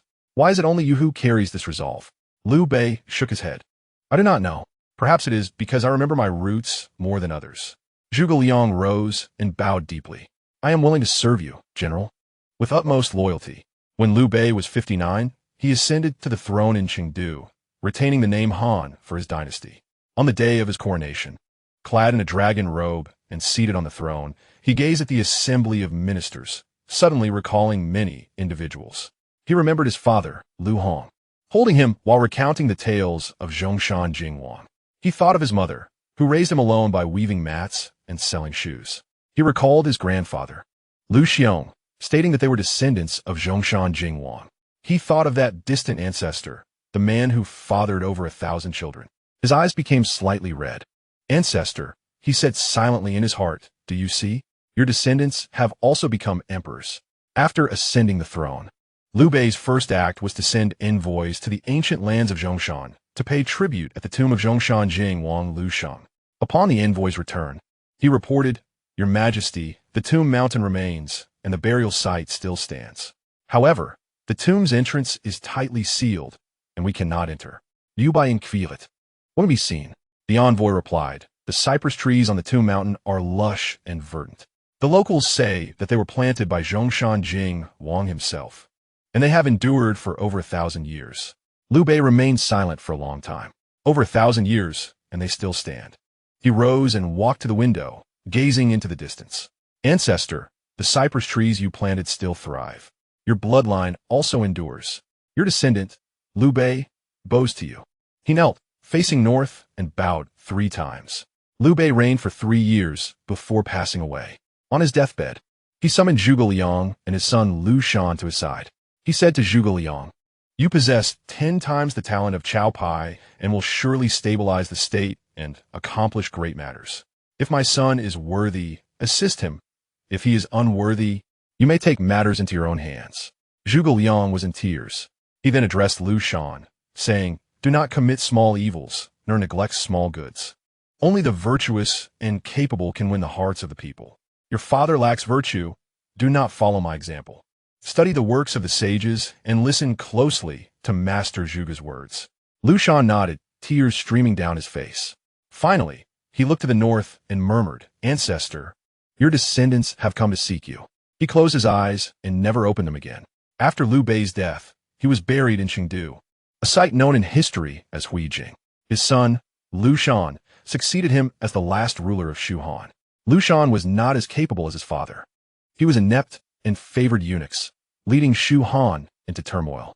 However, he excelled in one aspect. He remembered that he was a descendant of Zhongshan Jingwang. Each time he offered sacrifices at the ancestral temple, he would linger in front of the tablet of Zhongshan Jingwang. Ancestor, he murmured, Your unworthy descendants have brought you shame. In the year of Shu Han's demise, Liu Shan's son, Liu Chun, wept bitterly in the ancestral hall. He understood that Shu Han was doomed. His father was about to surrender. As a prince, he faced the choice of either surrendering or dying. He chose death. Before he perished, he entered the ancestral temple and knelt before the tablet of Zhongshan Jingwang. Unworthy descendant Liu Chun pays his respects to you. He bowed 3 times. Shu Han is to fall. The descendants are incapable of preserving the ancestral legacy. Yet, the bloodline will continue. The sons of the descendants, the grandsons of the descendants, shall survive. Generation after generation, life will endure. He stood, drew his sword, and took his own life. After the fall of Shu Han, the Liu clan scattered in flight. Some were killed, some surrendered, and some concealed their identities, drifting among the common folk. Yet, their bloodline continued to thrive. Generation after generation, life endures. Over 1,000 years later, in Mansheng, Hebei, archaeologists uncovered an ancient tomb. Inside lay a skeleton adorned in a golden embroidered jade garment. Surrounding the skeleton were various jade artifacts, bronze wares, and lacquered items. A pair of jade bears, one white and one black, appeared endearing. A massive piece of jade, pure white and entirely devoid of blemishes, was found. The artifacts astounded the world. Upon consulting historical texts, archaeologists discovered that the tomb's owner was Liu Sheng, Zhongshan Jingwang, the man who fathered over 1,000 children, the man whose reckless life secured his family's peace, the man later revered as Jingwang. His bloodline has endured for nearly 2 millennia and continues to thrive. His story, even after 2,000 years, is still remembered. Chapter 25, The Resonance of Wang Jing. A legacy through the ages in the first year of the Taikang era of the Western Jin Dynasty, outside the city of Luoyang. An elderly man with white hair sat beneath a large locust tree, narrating stories to a group of children. His name was Luin, the 20th descendant of Wang Jing. Liu Sheng. His ancestry, beginning with Liu Sheng, had been passed down through generations, culminating in his own lineage. The children gathered around him, captivated by his tales. "Grandfather, tell us another story. Share another tale of Wang Jing." Luin stroked his beard and chuckled. "Very well, I shall recount another." He cleared his throat and began. Wang Jing, Liu Sheng, was the brother of Emperor Wu of Han. During his reign as prince, he indulged in wine, feasted on meat, and surrounded himself with women. Some criticized him, labeling him as a wastrel. He, however, laughed in response, proclaiming, "Indeed, I am a wastrel." The children erupted in giggles. Luin continued, "He fathered countless offspring." "Just how many, you ask?" "Over 1,000. His palace was filled with children, some in their teens, others still suckling. Each morning, the wet nurses would carry the infants out to bask in the sun, cluttering the courtyard with their presence, an uncountable swarm. The children widened their eyes in astonishment. "Over 1,000? So many?" Luin nodded affirmatively. When he passed away, he was buried in a splendid jade burial suit, crafted from over 2,000 pieces of jade and stitched together with gold thread. It was truly magnificent. One child inquired, "Grandfather, where is that jade suit now?" Luin shook his head. "I do not know. It lies buried in the mountains, lost for over 1,000 years." Another child asked, "Grandfather, are we truly descendants of Wang Jing?" Luin gazed at him with gentle eyes. "Indeed, we are. Your great-great-grandfather was the son of Wang Jing. This legacy has been passed down through generations to us." Rising to his feet, he brushed off the dust from his clothes. "Children, remember, no matter where you go or what you do, always cherish your roots. We are the descendants of Wang Jing, an identity that cannot be altered." In the second part, during the Taiyuan era of the Eastern Jin Dynasty, turmoil erupted once more. Luin's descendants embarked on another journey of escape. They fled from Luoyang to the south, and from there to even further southern regions. Along the way, many perished, some due to warfare, others from illness, and some from starvation. Yet those who survived continued onward. Among them was a young man named Liu Yu, who walked among the fleeing masses, carrying a small bundle that contained a tattered family genealogy. It was entrusted to him by his grandfather before his passing. This is our family genealogy. It documents our descent from Wang Jing. Keep it safe. No matter where you go, do not let it be lost." Liu Yu remembered this well. He journeyed southward, traversing mountains and rivers, enduring countless hardships, until he finally settled in a small village. He concealed the genealogy in the rafters of his dwelling, glancing at it each day. "Grandfather," he murmured, "your bloodline endures." As Liu Yu matured, he enlisted in the military. He fought bravely, achieving numerous victories and gradually rising through the ranks. Ultimately, he gained control over the military and political power of the Eastern Jin. Some advised him, "General, your achievements overshadow your lord. Why not seize the throne for yourself?" Liu Yu shook his head. "I'm a descendant of Wang Jing, a bearer of the Liu lineage. I cannot act against my ancestors' honor." Yet in time, he succumbed to the temptation. In the year 420, Liu Yu compelled Emperor Gong of Jin to abdicate, ascending to the throne himself, thus founding the Song Dynasty. Known historically as Emperor Wu of Song, on the day of his coronation, the first act he performed was to summon the tattered genealogy. He held it reverently, poring over it for a long time, leafing through the pages, starting from the very first. Liu Sheng, Liu Chong, Liu Yuan, Liu Cheng, Liu, and Liu Yu. Over 2,000 years had passed. His bloodline had endured for over 2 millennia. He knelt down, facing the north, and bowed 3 times. "Grandfather, your descendant has become emperor." Following Liu Yu's death, his progeny continued to reign as emperors. The Song Dynasty, Southern Song, lasted for 8 generations, spanning 60 years before being supplanted by the Qi Dynasty. The emperors of the Liu family varied in wisdom, some being sagacious while others were inept, some enjoyed long lives while others were short-lived. Regardless, they all remembered their lineage as descendants of Wang Jing.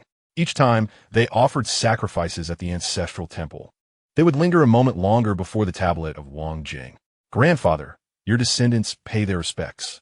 The tablet of Wang Jing remained silent, yet they knew their ancestor was watching over them. During the Kaiyuan era of the Tang Dynasty, there lived a historian named Liu Zhiqi, a descendant of Liu Yu and thus of Wang Jing. From a young age, He had a passion for reading, particularly historical texts. He devoured the records of the grand historian, the Book of Han, and the Book of the later Han, revisiting them time and again. When he came across the account of Wang Jing, Liu Sheng, in the Book of Han, he often paused to contemplate. Wang Jing, Liu Sheng, the son of Emperor Jing and the brother of Emperor Wu, reigned for 42 years, known for his extravagance and fathering over 100 children. He shook his head in disbelief. This account is incorrect. Upon consulting various historical records, he discovered that the claim of over 100 children in the Book of Han was erroneous. The progeny of Wang Jing far exceeded that number, perhaps even more than 100. He calculated that with over 300 years separating Liu Sheng from Liu Yu, and considering there were over 10 generations, if each generation produced 5 sons, the descendants would be uncountable. Yet he knew that the lineage of Wang Jing undoubtedly surpassed the figures recorded in the Book of Han. In his work Shitong, he wrote, Wang Jing, Liu Sheng, had a prosperous lineage, surpassing all other clans. Although history records over 100 children, in truth, the number is far greater, as historians cannot encompass the entirety. Liu Zhiqi's son, Liu Su, was also a scholar. He inherited his father's ambition and continued to delve into the family's history. He scoured various historical records and visited Liu clan relatives across the land, ultimately compiling a Liu family chronicle. This chronicle documented the lineage from Liu Sheng to the Tang Dynasty. Although gaps existed, the general lineage was clear. In the preface, Liu Su wrote, Our family, beginning with Wang Jing, has endured for over 30 generations, spanning 800 years. Though times have changed, our bloodline remains unbroken. This is all due to the legacy of Wang Jing. He copied the chronicle several times and distributed it among Liu clan relatives far and wide. Take this. It represents our roots. During the Yuanfeng era of the Song Dynasty, there was a historian named Liu Shu, also a descendant of Wang Jing. Liu Shu participated in the compilation of the Comprehensive Mirror to Aid in Government, overseeing the sections on the 3 kingdoms, the 2 genes, and the northern and southern dynasties. When writing about Liu Bei, he took the time to trace Liu Bei's genealogy. Liu Bei claimed descent from Wang Jing, a statement met with both belief and skepticism. Liu Shu sought to verify this. After thorough research, he confirmed that Liu Bei's lineage indeed traced back to Liu Sheng. Although some generations were unclear, the overall connection was credible. In his annotations to the Comprehensive Mirror to Aid in Government, he wrote, Liu Bei, a man from Zhuojuan, is a descendant of Wang Jing. Liu Sheng, Liu Sheng's son, Zhen, was granted the title of Marquis of Luqing in the year of Yuan Shou, but lost his title due to a breach of conduct, thus establishing his family there. His grandfather, Xiong, and father, Hong, served in various states and counties. Xiong was recognized for his filial piety and was appointed as the magistrate of Dongjun. With this, Liu Bei's lineage became clear. Upon completing this segment, Liu Shu was filled with profound emotions. Over 1,000 years prior, Wang Jing, Liu Sheng, fathered countless children. Those offspring scattered across the land, some elevated, others in humble circumstances. Liu Bei's branch was but one among many. Today, he inscribed this lineage's legacy into the annals of history. In the Wanli era of the Ming Dynasty, there was an official named Liu Yingqiu, also a descendant of Wang Jing. Liu Yingqiu rose to the position of Vice Minister of Rights, known for his integrity and incorruptibility. However, he offended the powerful and was exiled. Before his departure, he visited the ancestral temple to bid farewell to his forebears. The temple housed the tablets of the emperors of the Ming Dynasty. Yet Liu Yingqiu understood that his ancestry extended far beyond the emperors of the Ming. His roots lay in a more distant past. He knelt upon the ground, facing north, and bowed 3 times. Zhongshan Jingwang, your venerable ancestor, Liu Yingqiu, has bowed in homage to you. Rising from his reverence, he turned and departed. The sunlight enveloped him in a warm embrace. During the Qianlong era of the Qing Dynasty, there was a minister named Liu Tongxuan, also a descendant of Zhongshan Jingwang. Liu Tongxuan attained the esteemed rank of Grand Scholar and was a trusted aide to Emperor Qianlong. Known for his integrity and unwavering principles, he earned the emperor's profound trust. One day, Qianlong inquired, Liu Aiqing, I have heard that your family descends from Zhongshan Jingwang. Liu Tongxuan replied, Your Majesty, indeed. My ancestors trace back to Zhongshan Jing Wang Liu Sheng. Qianlong chuckled. The prince with over 1,000 offspring? How many descendants remain today? Lu Tongshuan pondered and responded, I am uncertain, but it is likely in the tens of thousands. Qianlong reflected, after more than 2 millennia, to still trace one's roots is no small feat. Lu Tongshuan remarked, Your Majesty is sagacious. Although my ancestor may not be a towering figure in history, he did one thing right. He fathered many children. It is precisely because of this that the Liu lineage endures to this day. Qianlong nodded in agreement, acknowledging the true merit in procreation. In the Republican era, in Hebei's mansion, a farmer named Lu Laoan was tilling the earth. As he worked, he unearthed a small piece of jade, no larger than a fingernail. Yet it glimmered with a gentle luster under the sunlight. Lu Laoan examined the jade piece from various angles, questioning his son, What is this? His son took the jade, scrutinizing it closely. It resembles jade. Perhaps it is from an ancient tomb. Lu Laoan contemplated and tucked the jade into his bosom, deciding to keep it, wondering if it might be a relic from his ancestors. Unbeknownst to him, the jade was a remnant from a grand tomb over 2 millennia old, belonging to Liu Sheng. Zhongshan Jingwang, his forebear, in 1968, in Hebei's mansion, while conducting national defense construction at Lingshan, a contingent of the People's Liberation Army stumbled upon an ancient tomb. Archaeologists arrived promptly to commence excavation. The tomb door was opened, the passage revealed, and the burial chamber unveiled. Inside lay a skeleton adorned in a splendid jade garment, composed of over 2,000 jade pieces intricately connected by gold threads, an exquisite sight. Surrounding the remains were an array of jade artifacts, bronze vessels, and lacquerware, including a pair of jade bears, one white and one black, adorably crafted, a beautifully designed Zhongshan palace lamp, masterfully made, and an intricately carved gilt Basan furnace. There was also a massive piece of jade, pure white and devoid of any impurities. The archaeologists were astounded. Consulting historical texts, they identified the tomb's occupant as Liu Sheng, the Zhongshan Jing Wang renowned for his extravagance, the man who fathered over 100 children, a figure both ridiculed and admired by posterity.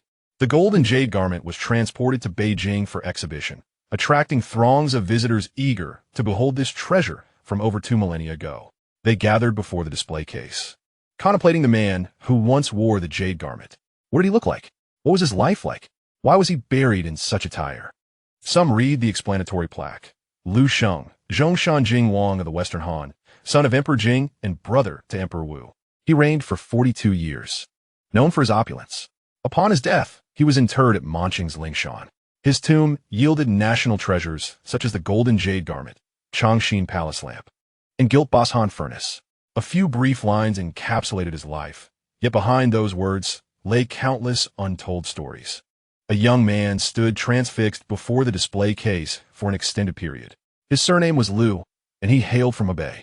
He had heard elders claim that their family descended from Zhongshan Jingwang. Previously skeptical, he now felt a flicker of belief as he gazed at the golden jade garment. Perhaps his ancestors truly were connected to this individual. Bowing silently before the case, he turned and departed, the sun casting a warm glow upon him. Over 2 millennia have passed. Liu Sheng, Zhongshan Jingwang, has long returned to dust. Yet his golden jade garment remains, as does his Zhongshan palace lamp, his gilt Basan furnace, and his numerous jade artifacts. His story endures, recounted through generations, remembered by many. Some have labeled him a wastrel, while others hailed him as a wise man. The debates continue. However, one truth remains universally acknowledged. His bloodline has persisted for over 2 millennia, continuing to thrive. His descendants are countless and scattered across the land. This in itself suffices. Atop Lingshan and Mansheng, the pines and cypresses stand as they did over 2 millennia ago. When Liu Sheng personally planted these trees, he likely never envisioned their longevity. The wind rustles through the pines, as if whispering a tale, an account of a man born into royalty, raised in the depths of a palace. He witnessed the brutality of power and the warmth of familial bonds. He chose a path distinct from others, exchanging a lifetime of folly for the safety of his family. He wed hundreds of women, fathered over 1,000 children, indulged in feasts daily, and reveled in music each night. He amassed countless treasures, constructed a grand tomb, and fashioned a golden jade garment. He has passed on, yet his lineage continues. His story persists, told across generations, everlasting. From a Midwestern Han to the present, spanning over 2 millennia, The bloodline of Zhongshan Jing Wang Liu Sheng has flourished through more than 70 generations across the globe. His descendants include emperors, ministers, generals, scholars, artisans, and farmers, some renowned in history, others living in obscurity, some affluent, others impoverished. Yet they share a commonality. They all bear the surname Liu. They are all descendants of Liu Sheng. Within their veins flows the blood of that remarkable man. Liu Sheng, in his lifetime, likely never anticipated the vast reach and enduring legacy of his lineage. He simply knew that to bear many children was essential for the continuation of the bloodline. That alone sufficed. In May 1968, at the foot of Lingshan in Mancheng, Hebei Province, a unit of the People's Liberation Army was stationed there, tasked with tunneling for national defense construction. On the evening of May 23rd, as soldiers conducted blasting operations on the eastern side of the mountain, a thunderous explosion echoed, sending debris flying and dust swirling. As the dust settled, a soldier suddenly exclaimed, "Squad leader, look!" The squad leader approached, following the direction indicated by the soldier, where the explosion had revealed a dark opening. The aperture was small, barely accommodating a single person, yet it descended into darkness. "What is this?" The squad leader furrowed his brow. Could it be an air raid shelter? One soldier speculated. Unlikely. What air raid shelter would exist here? After contemplating, the squad leader resolved to investigate further. He ventured inside with two soldiers, cautiously illuminating the tunnel with their flashlights. The interior was dark and silent, permeated by a musty odor. The light beams revealed walls constructed from large blocks of bluestone, meticulously aligned and smoothed, indicative of human craftsmanship. "Is this an ancient tomb?" One soldier gasped. The squad leader remained silent, pressing onward. After traversing approximately 20 meters, they encountered a massive stone door blocking their path. The door was tightly sealed, filled at the seams with molten iron, rendering it immovable. The squad leader attempted to push, but to no avail. "Let us return," he instructed. "This needs to be reported." News of the discovery swiftly reached Beijing. The experts from the Institute of Archaeology under the Chinese Academy of Sciences were nearly ecstatic upon hearing the news. Mansion? Lingshan? A grand stone chamber tomb? Could it be? An elderly expert trembled as he spoke. Both the Shiji and the Hanshu record that Liu Sheng, the king of Zhongshan, was buried in Mancheng. Could this be his tomb? The director immediately resolved to organize an archaeological team to hasten to Mancheng. 3 days later, the team arrived at Lingshan. The leader, Zheng Xiaozong, a capable man in his 40s, stood at the entrance, gazing into the dark abyss of the opening, taking a deep breath. "Let's begin." The cleaning operation persisted for an entire month. Initially, they focused on clearing the entrance. The soldiers spent 2 full days removing the debris from the blast. Next came the clearing of the passageway, which was over 30 meters long. Faintly visible on the walls were remnants of murals, but they had mostly flaked away, rendering the images unrecognizable. The most challenging task proved to be the stone door, measuring 2 meters in height, 1.5 meters in width, and half a meter thick, weighing at least 2 to 3 tons. Complicating matters further, molten iron had filled the crevice of the door, fusing it with the frame. Ancient craftsmen were truly remarkable, a young archaeologist marveled. Once that iron was poured in, the door would remain forever sealed. Zheng Xiaozong nodded. This method of sealing doors, known as poured iron sealing, was commonly employed in royal tombs. Once closed, no one could gain entry. "What should we do to get inside?" Zheng Xiaozong pondered. "We must find a way from above." They climbed to the top of the tomb door and discovered a narrow gap at the summit. "We can lower someone down with a rope," Zheng Xiaozong suggested. A slender team member volunteered. He secured the rope and descended slowly through the opening. Below was an impenetrable darkness. He switched on his flashlight, illuminating the surroundings, and then froze in disbelief. The burial chamber was vast, measuring over 20 meters in length, more than 10 meters in width, and 7 to 8 meters in height. The walls were constructed of polished bluestone, smooth as a mirror. The vault of the chamber arched, composed of enormous stone slabs fitted together seamlessly. To the north of the chamber lay a burial bed carved from a single block of bluestone, upon which rested a figure. Squinting to focus, he observed what appeared to be human-shaped attire. No, it was not clothing. Was it jade? Sheets of jade, intricately connected by golden threads, enveloping the figure from head to toe. A gold-threaded jade garment. He had read about such a thing, but had never seen one in person. He nearly cried out. Steadying himself, he shone his flashlight around the chamber. Beside the burial bed lay an array of artifacts, bronze vessels, lacquerware, pottery, and jade objects, all meticulously arranged. So numerous, they were beyond counting. He spotted a pair of jade bears, one white and one black, adorably rendered. He saw a bronze lamp shaped like a kneeling Pallas maid, holding a lamp tray in her hands. He noticed an incense burner, intricately carved with layers of mountains, with swirling clouds surrounding them. It felt as though he were dreaming. "Hey, what's going on down there?" Came a shout from above. He inhaled deeply and called back. "There are so many things. Too many. Come down quickly." One by one, his colleagues were lowered down. When the beam of the flashlight illuminated the entire chamber, everyone stood frozen in awe. Zhongshan stood in the center, surveying the surroundings, speechless for a long while. Finally, he murmured, "Over 2,000 years. Over 2,000 years." He approached the burial bed, leaning in to examine the golden threaded jade garment. Under the faint light, the jade shimmered with a warm glow. Composed of over 2,000 jade pieces, meticulously crafted to fit every contour of the human form. Head, face, chest, abdomen, arms, palms, legs, and feet. Each jade piece was polished to a mirror finish, and every golden thread was intricately woven. "This is the gold-threaded jade garment," he muttered, "the very one recorded in historical texts." He straightened up, gazing at the artifacts beside the burial bed. The bronze vessels included ding, hufang, yanfu, and lamps of various sizes, numbering in the dozens. The lacquerware comprised plates, boxes, and trays. Although now decayed, their original shapes were still discernible. The pottery included jars, vases, and urns, all lined up neatly. Most striking was the bronze lamp in the shape of a Pallas maid. The lamp stood 48 centimeters tall, depicting the maid kneeling on the ground, her left hand supporting the lamp tray, while her right hand was raised high, the wide sleeves falling to obscure the smoke from a lamp. Her features were delicate, her demeanor serene, as if she were quietly observing visitors.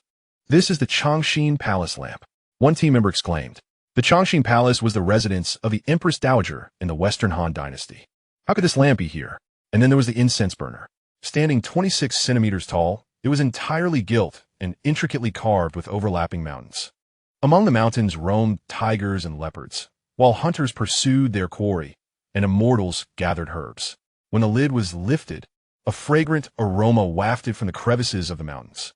"The gilt Basan incense burner," Zhongshan murmured, having only read about it in historical records.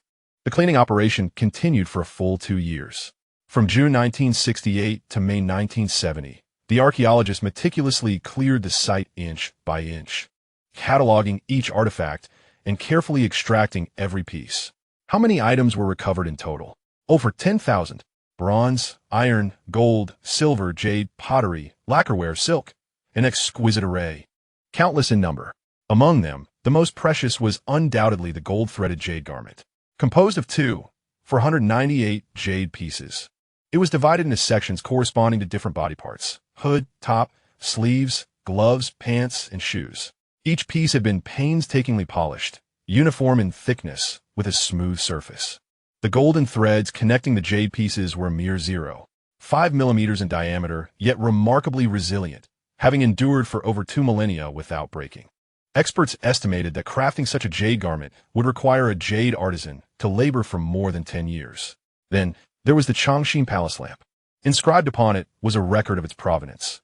Zhongshan, bathing in luxury, weighing 6 pounds. Scholars confirmed that this lamp originally belonged to Empress Dowager Do and was later bestowed upon Do Wan, who was Liu Sheng's queen. How could a queen's tomb be found in Liu Sheng's burial site? Further excavations confirmed the experts' suspicions. To the north of Liu Sheng's tomb, another burial site was discovered. Within it, a gold-threaded jade garment was also unearthed, albeit slightly smaller. The occupant was a female, approximately in her 50s. Based on the funerary items, she appeared to be of royal status. She was Do Wan, the woman who entered the palace at 17, accompanying Liu Sheng for 60 years. The woman who lived for 5 years after Liu Sheng's death, before passing away herself. The woman ultimately laid to rest beside Liu Sheng, eternally by his side. As news spread, the world was astounded. The gold-threaded jade garment, the Zhongshan Palace lamp, the gilt Basan incense burner. Each item was a national treasure, each worth a fortune. Countless individuals flocked to Beijing, eager to behold these treasures from over 2 millennia ago. On the day of the exhibition, a long queue formed outside the museum. People stood in line from morning until night, all to catch a glimpse of the legendary gold-threaded jade garment. They stood before the display case, contemplating the man who had worn the jade garment over 2,000 years ago. What did he look like? What kind of life did he lead? Why was he buried in such a garment? The guide shared with them. This is the tomb of Liu Sheng, the king of Zhongshan during the Western Han Dynasty. Liu Sheng was the son of Emperor Jing of Han and the brother of Emperor Wu of Han. He reigned for 42 years and was renowned for his extravagance. He enjoyed endless wealth in life and wished to carry that wealth into the afterlife. He married hundreds of women and fathered over 100 sons, his descendants sprawling across the land, becoming one of the largest royal clans of the Han Dynasty. His tomb was filled with countless treasures. This gold-threaded jade garment took him 10 years to create. It represents the pinnacle of jade carving craftsmanship during the Han era, as well as the aspirations of the Han nobility for immortality. The audience listened, captivated. Someone asked, was that man named Liu Sheng happy? The guide hesitated for a moment before smiling. This question, no one can answer, but I believe he must have felt quite fortunate. After the exhibition concluded, the Jin Lu Yui was returned to the museum for permanent preservation. The Zhongshan Palace Lantern and the Cuojin Basan Furnace were also dispatched to various locations for display. Countless individuals became acquainted with the man from over 2,000 years ago through these artifacts. Some described him as an extravagant and foolish king, while others regarded him as an exceptionally wise sage. Some envied his lifestyle, whereas others scorned his decline. Some felt pity for him, while others held him in esteem. The debates persisted endlessly. However, one fact remains universally acknowledged. His tomb is one of the most remarkable discoveries in the annals of Chinese archaeology. His Jin Lu Yui is among the most treasured gems of Chinese cultural heritage. His name has been inscribed in history books, etched onto museum plaques, and will be remembered for generations to come. On the Mount of Ling, a museum has now been established. Inside, artifacts unearthed from the Liu Sheng tomb are exhibited, including replicas of the Jin Lu Yui, the Zhongshan Palace Lantern, and the Cuojin Basan Furnace, along with various bronze, jade, and pottery items. Each year, thousands of visitors come to explore this tomb from over 2 millennia ago. They stand before the restored model of the burial chamber, envisioning the scenes of that era. The chamber is vast, dim, and silent. The tomb's master lies clad in the Jin Lu Yui upon his coffin bed, surrounded by a plethora of treasures. He has remained alone underground for more than 2,000 years. Until that fateful day, when explosives blasted open the tomb's entrance, he awakened. His story was unveiled, and his name was immortalized. An elderly man visits Ling Mountain every Qingming festival. His surname is Liu, and he is a local resident. He claims that his family has resided here for generations, with ancestral tales of their forebears buried within the mountain. In the past, he dismissed these stories as mere fabrications. However, when the archaeological team arrived and unearthed the tomb, revealing its master, Liu Sheng, a prince from over 2,000 years ago, he began to reconsider. Perhaps that man, Liu Sheng, is indeed his ancestor. Standing atop the mountain, he gazes at the distant pines and cypress trees. Over 2,000 years ago, Liu Sheng himself planted these trees. Today, they still thrive, lush and vibrant. As the wind rustles through the branches, he closes his eyes, as if he can hear someone speaking. What are they saying? He cannot discern the words. Yet, he knows it is the voice of a man who, over 2 millennia ago, stood here gazing into the distance, contemplating the worth of his life. Chapter 27. Historical Records and the Controversial Prince in Beijing at the Chinese Academy of Historical Studies. A large conference table is surrounded by a dozen historians.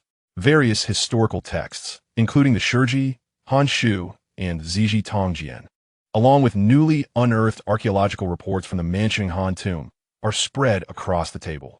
This is an academic seminar concerning Zhongshan, Jingwang, Liu Sheng. The meeting has been ongoing for 3 hours, and the debates continue unabated. I believe the records in the Han Shu are problematic, an elderly professor states. It claims Liu Sheng had over 120 sons. However, the scale of the Mancheng Han tomb and the quality of the accompanying artifacts indicate that Liu Sheng enjoyed exceedingly high status during his reign. Could a prince with merely 100 sons receive such treatment? A middle-aged scholar sitting opposite shakes his head. Zhou Laoshi, is 100 sons not enough? In ordinary families, having 3 or 5 is already considered a lot. Over 100 is an astronomical number. Professor Zhou responds. But archaeological findings show that Liu Sheng's palace was vast and filled with numerous concubines.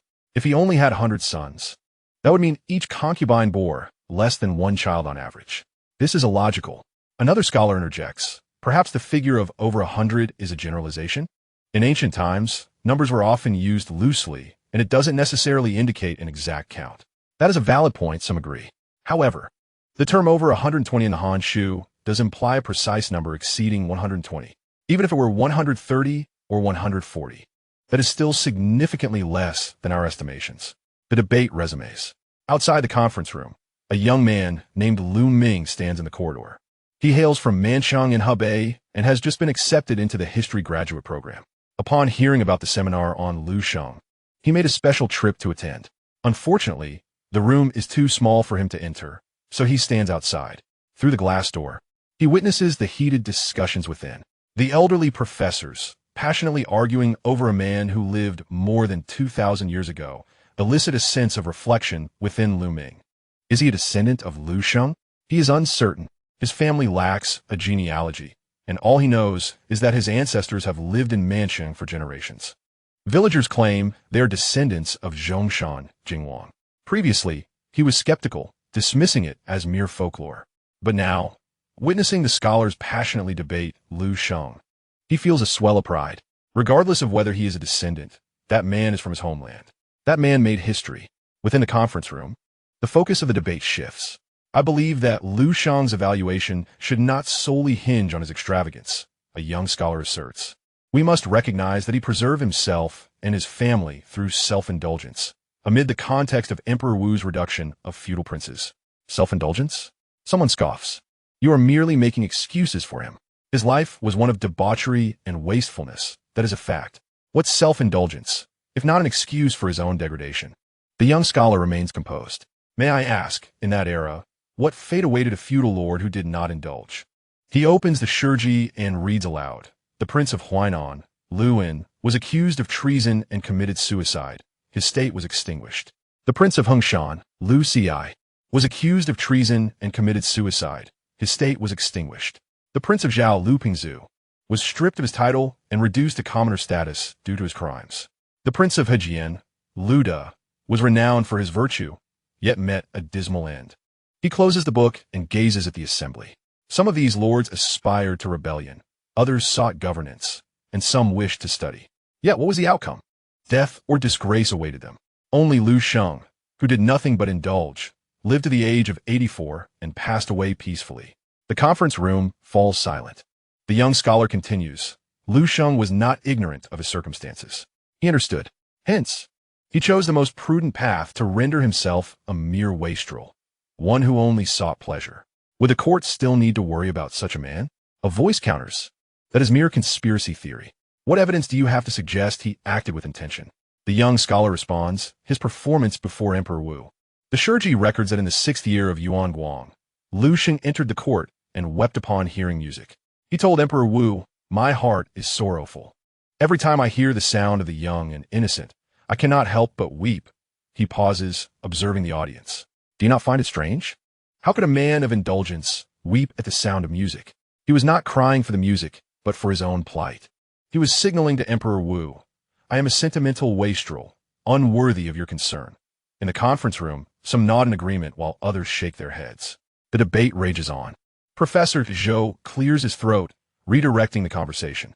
Let's refrain from speculating on motives. Such matters are often nebulous. Instead, let us focus on the historical records themselves. He opens the Shurji and reads. Sheng was fond of wine and pleasure, and had over 120 sons. He often contended with the Prince of Zhao, Pingzu, saying, "Your brother is a king, solely managing state affairs. A king should enjoy music and the pleasures of life." The Prince of Zhao also remarked, "Zhongshan Wang is merely indulgent and does not assist the emperor in guiding the people. How can he be called a feudal minister?" He closes the book and looks at the assembly. This is the entirety of the Shurji's account of Liu Sheng. Sima Qian's words sketch a portrait of a man engrossed in wine and pleasure.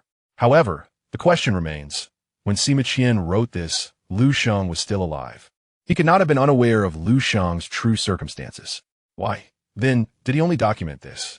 A scholar suggests, perhaps Sima Qian believed this to be the true Liu Sheng. Another scholar posits, perhaps Sima Qian subtly conveyed that Liu Sheng's actions had their reasons. It could not state it openly. After all, Emperor Wu was still reigning, and he could not claim Liu Sheng was feigning ignorance to preserve himself. Professor Zhou nods. That is a possibility. In the Shiji, there are numerous instances of subtle expressions. When Tai Shigong could not articulate directly, he resorted to oblique references. Regrettably, later generations of historians often focus solely on the surface, neglecting the deeper meanings. On a Friday afternoon, the discussion progressed to the third topic, the historical significance of Liu Sheng. A young scholar remarked, I believe that although Liu Sheng did not achieve any substantial political accomplishments, his contributions to history are undeniable. Contributions? What contributions? Someone inquired. The young scholar responded, the bloodline. He fathered over 1,000 children. These offspring, scattered far and wide, disseminated the Liu lineage throughout the world. During the late Eastern Han period, Liu Bei claimed descent from the Zhongshan Jing Wang, raising an army to restore the Han Dynasty. Although Liu Bei may not have been a direct descendant of Liu Sheng, this identity granted him legitimacy. He paused before continuing, more importantly, due to Liu Sheng's numerous progeny. The Liu clan did not perish amidst the chaos of war. During the turmoil of the Han Dynasty, countless members of the Liu family were killed. However, due to the sheer number of Liu Sheng's descendants, many survived, ensuring the continuation of the bloodline. He opened a document. According to our statistics, Liu Sheng's descendants are spread across the nation. From the Western Han to modern times, spanning over 2 millennia, they have persisted through more than 70 generations. A conservative estimate suggests there are several million of them. The conference room erupted in astonishment. Several million. A man from over 2,000 years ago left behind millions of descendants. What does this signify? Professor Zhou lamented. Qin Shi Huang sought immortality, searching for elixirs and sages. Yet he lived only 49 years, and his lineage was extinguished. Liu Sheng sought nothing, indulging in pleasure, yet left behind millions of descendants. History is indeed ironic. After the meeting, Liu Ming approached Professor Zhou. Professor Zhou, I would like to ask you a question. Professor Zhou regarded him. Speak. Liu Ming said, I grew up in Manching. People in the village say we are descendants of the Zhongshan Jingwang. I want to know, is this true? Professor Zhou paused for a moment and smiled. Young man, do you know how many people bear the surname Liu in China? Liu Ming shook his head. Approximately 70 million. Professor Zhou replied, among these 70 million, how many are descendants of Liu Sheng? I do not know, but it is certain that the proportion is not insignificant. You may be one, or you may not. Liu Ming felt a twinge of disappointment. Professor Zhou patted his shoulder. Whether you are or not is unimportant. What matters is your willingness to believe that you are. This belief will deepen your understanding of your roots. He gazed into the distance and slowly remarked, after studying Liu Sheng for so many years, my greatest realization is that, regardless of what a person accomplished in life, what they leave behind after death is paramount. What did Liu Sheng leave behind? He left millions of descendants. These individuals, generation after generation, carry forth his bloodline. His name is remembered through the ages. He turned to Liu Ming. Young man, go back and tell the villagers that regardless of whether or not you are a descendant of Liu Sheng, living on that land is fate. By guarding that mountain and that tomb, you're safeguarding a segment of history. Liu Ming nodded. I understand. Thank you, Professor Zhou. Upon returning to Manchung, Liu Ming shared Professor Zhou's words with the villagers. Some were elated, others disappointed, and some indifferent. Liu Ming's grandfather listened intently, remaining silent for a long time. Tomorrow, do you know why our village is called Sholing Village? Liu Ming shook his head. His grandfather said, I heard from the elders that our ancestors were tasked with guarding the tomb of the Zhongshan Jingwang. 4 generations, they have upheld this duty for over 2 millennia. Liu Ming was taken aback. Guarding the tomb? For over 2,000 years? His grandfather pointed to the distant Ling Mountain. That mountain contains the remains of the Zhongshan Jingwang. Our ancestors have guarded him through the ages. As dynasties changed, no one continued the watch, yet we remain. We guard this mountain, we guard this history. Liu Ming gazed at Ling Mountain, a surge of indescribable emotions welling up within him. Over 2,000 years have passed. Those who once guarded have long since died, yet their descendants endure. They may not know whom they are guarding or why, but they continue to do so, just like the pines and cypresses still standing after 2,000 years. That night, Lu Ming dreamt. In his dream, he stood before a grand palace. The palace was ablaze with light, filled with the clinking of goblets. A middle-aged man dressed in royal attire sat at the head, smiling and frequently raising his cup. The man turned his gaze towards Lu Ming. His eyes were gentle, as if observing his own descendants. "Who are you?" Lu Ming asked. The man smiled but did not answer. He raised his cup in a gesture towards Lu Ming. Then he vanished. The palace disappeared. The lights faded away. Only darkness remained. Lu Ming awoke to find tears streaming down his face. The next day, Lu Ming returned to Ling Mountain. He stood atop the mountain, gazing at the distant pines and cypresses. Over 2,000 years ago, Liu Sheng personally planted these trees. After more than 2 millennia, the pines and cypresses still thrive. Suddenly, he recalled Professor Zhou's words. What matters is not what a person did in life, but what they leave behind after death. What did Liu Sheng leave behind? He left golden silk garments, the Zhongshan palace lantern, intricately designed bronze tripods, a grand tomb, and millions of descendants. He also left behind a history, a story, an eternal enigma. What kind of person was he? A fool or a sage? A fallen man, or one who remained clear-headed? No one knows. Perhaps even he himself did not know. As the wind blew, the pines whispered. Lu Ming closed his eyes, listening to the sound. It was as if he could hear someone speaking. What were they saying? It was unclear, yet he knew it was the voice of a man. That man, over 2,000 years ago, stood here, gazing into the distance, contemplating, this life of mine has been worthwhile. Chapter 28, A Millennia of Bloodline. Endlessly flowing in the spring of 2024, at the foot of Ling Mountain in Mancheng, Hebei, a tourist bus came to a gentle stop. The doors opened, and tourists began to disembark in succession. They hailed from various regions, some being history enthusiasts, other students, and some ordinary travelers. Their destination was solely the Mancheng Han Tomb Museum. Greetings, esteemed visitors. The guide, holding a small flag, beamed with joy. Welcome to the Mancheng Han Tomb Museum. This is the burial site of Liu Sheng, the Zhongshan Jingwang of the Western Han, and his queen, Dowan. In 1968, the People's Liberation Army Engineering Corps unexpectedly discovered this tomb during construction, unearthing precious artifacts such as the golden silk garment, the Zhongshan palace lantern, and intricately designed bronze tripods, which have been hailed as one of the 100 greatest archaeological discoveries of the 20th century in China. Following the guide, the visitors entered the museum. The interior was dimly lit, with artifacts quietly displayed in glass cases. The golden silk garment, a replica, shimmered softly under the light. The Zhongshan palace lantern, a replica, depicted a delicate maiden, and the intricately designed bronze tripod, a replica, showcased layered mountains. A bespectacled middle-aged man stood before the exhibit of the golden silk garment, gazing for a long time. His name was Liu Jiangwo, 53 years old, a history teacher from Zhengzhou, Hunan. He had come to Mancheng specifically to behold the legendary tomb. "Mr. Liu," a young colleague whispered, "what are you looking at? You've been staring for so long." Liu Jiangwo did not turn. "I am pondering," he spoke softly, "that person from over 2,000 years ago, lying here, clad in this garment, surrounded by his cherished treasures. What was he thinking?" The young colleague considered this for a moment and shook his head. "I do not know." Liu Jiangwo turned to him. Perhaps he wondered if his descendants would remember him. In a corner of the museum sat an elderly man with white hair. His name was Liu Shoren, 89 years old, a local resident of Mancheng. His home lay at the foot of Ling Mountain in Sholing Village. Since he could remember, the villagers had always claimed they were the guardians of the tomb of the Zhongshan Jingwang. In his youth, he did not believe it, thinking it mere fabrication by the elders. As he grew older, he found himself believing, regardless of its veracity. Guarding this mountain and this tomb signifies preserving a fragment of history, a history intertwined with him and every villager. Each day, he frequents the museum, observing the visitors and the artifacts. Occasionally, a curious tourist would inquire, "Elder, are you a local? Do you know the tale of Zhongshan Jingwang?" With a smile, he would nod and begin to narrate the story of Liu Sheng, how he became a prince, took a wife, fathered children, indulged in revelry, and ultimately met his demise, resting within this mountain. Upon concluding, he would always add, "My grandfather's grandfather's grandfather might have been the guardian of his tomb. 4 generations. They have watched over it for over 2 millennia." The tourist would respond with awe, skepticism, or simply a smile. Liu Shoren was indifferent.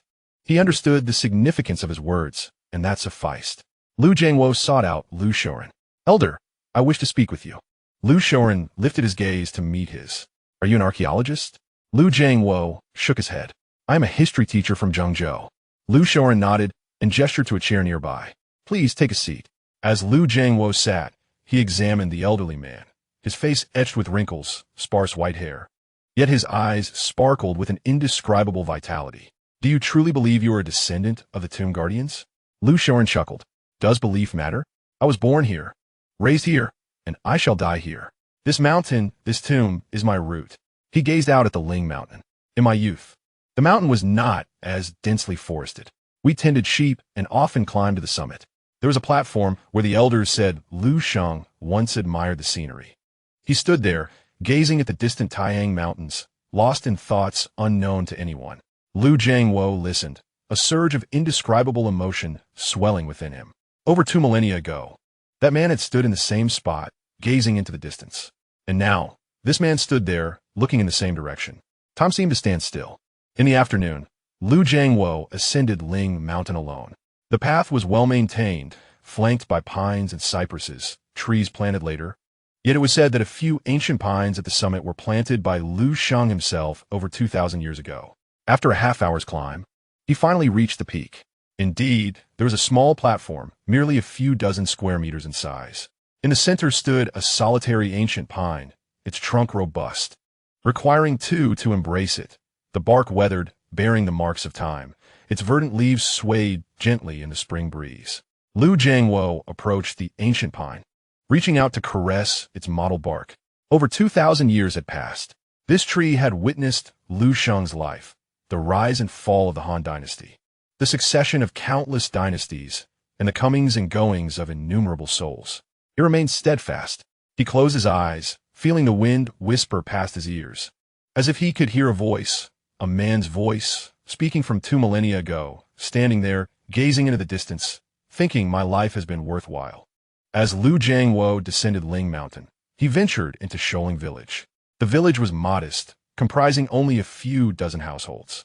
Most houses were newly constructed, though a few old structures with earthen walls and gray tiles bore the weight of history. At the village entrance stood a grand locust tree, beneath which several elders sat, basking in the sun and sharing stories. Liu Jiangwo approached them, inquiring about Liu Sheng's residence. Liu Sheng? An elder pointed towards the inner depths of the village. The last house at the end. Grateful, Liu Jiangwo made his way inside. At the farthest end of the village, he discovered an old house, small yet impeccably maintained.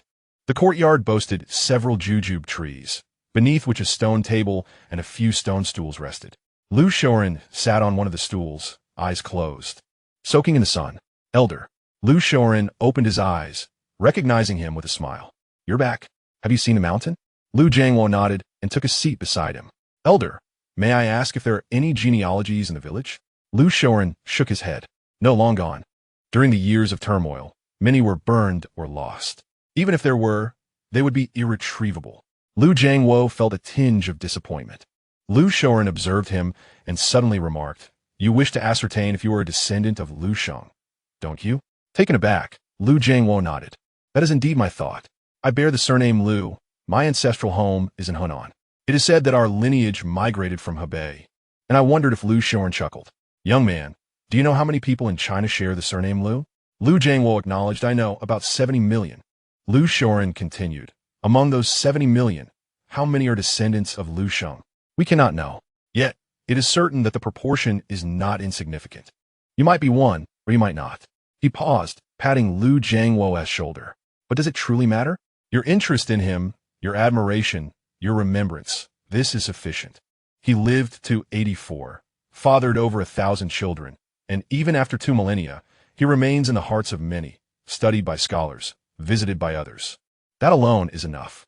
In the evening, Liu Jiangwo dined at Liu Sheng's home. The meal was simple, millet porridge, pickled vegetables, and homemade steamed buns. Yet Liu Jiangwo savored every bite.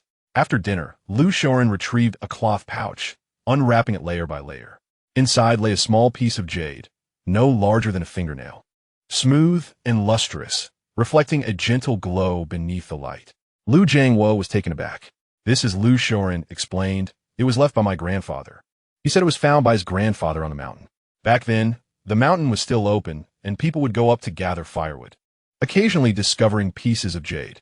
After the museum was established, access was prohibited. This piece is the only remnant. Liu Jiangwo took the jade, examining it closely. It was thin, with several small holes at the edges, likely a fragment from a larger jade artifact. Could it be from the golden threaded jade burial suit?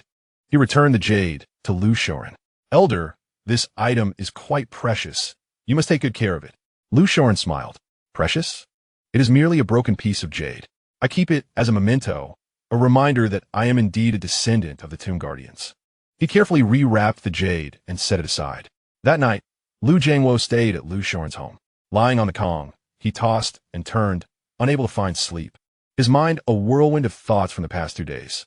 Liu Sheng's tomb, his jade burial suit, his lantern, his stove, the elders of Sholing Village.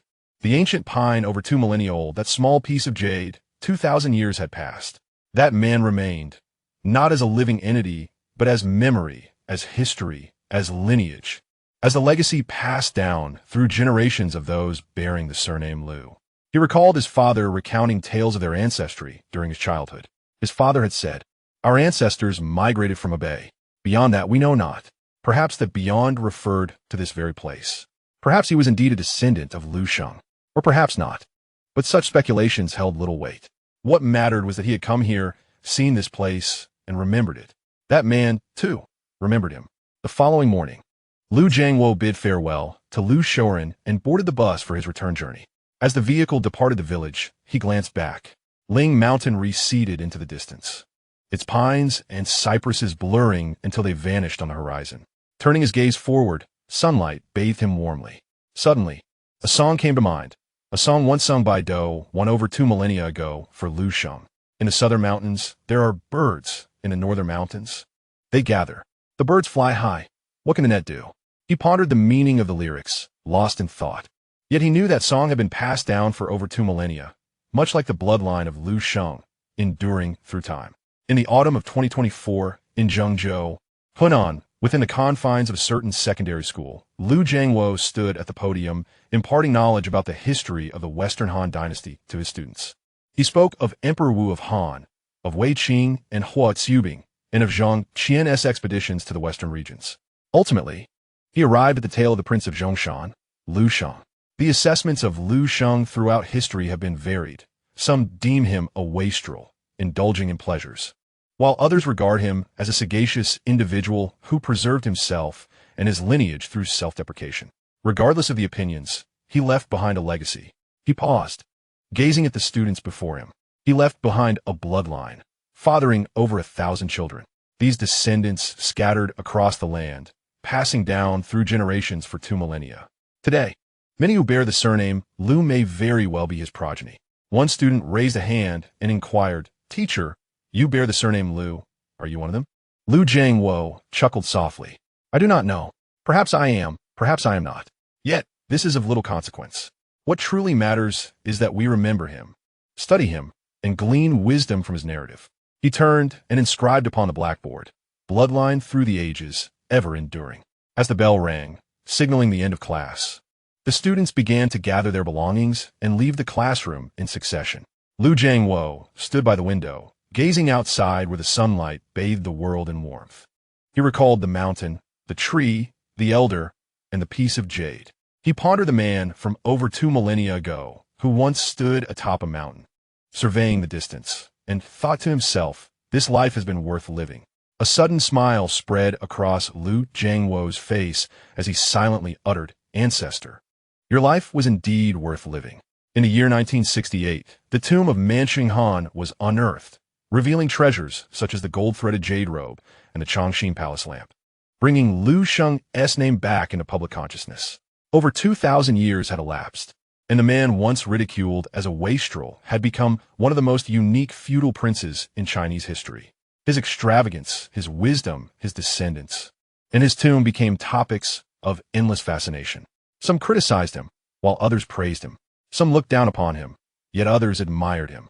The debates were ceaseless. However, one fact remained universally acknowledged. His bloodline had endured for over 2 millennia and continued to thrive. His story, told for over 2,000 years, was still being recounted. And that sufficed.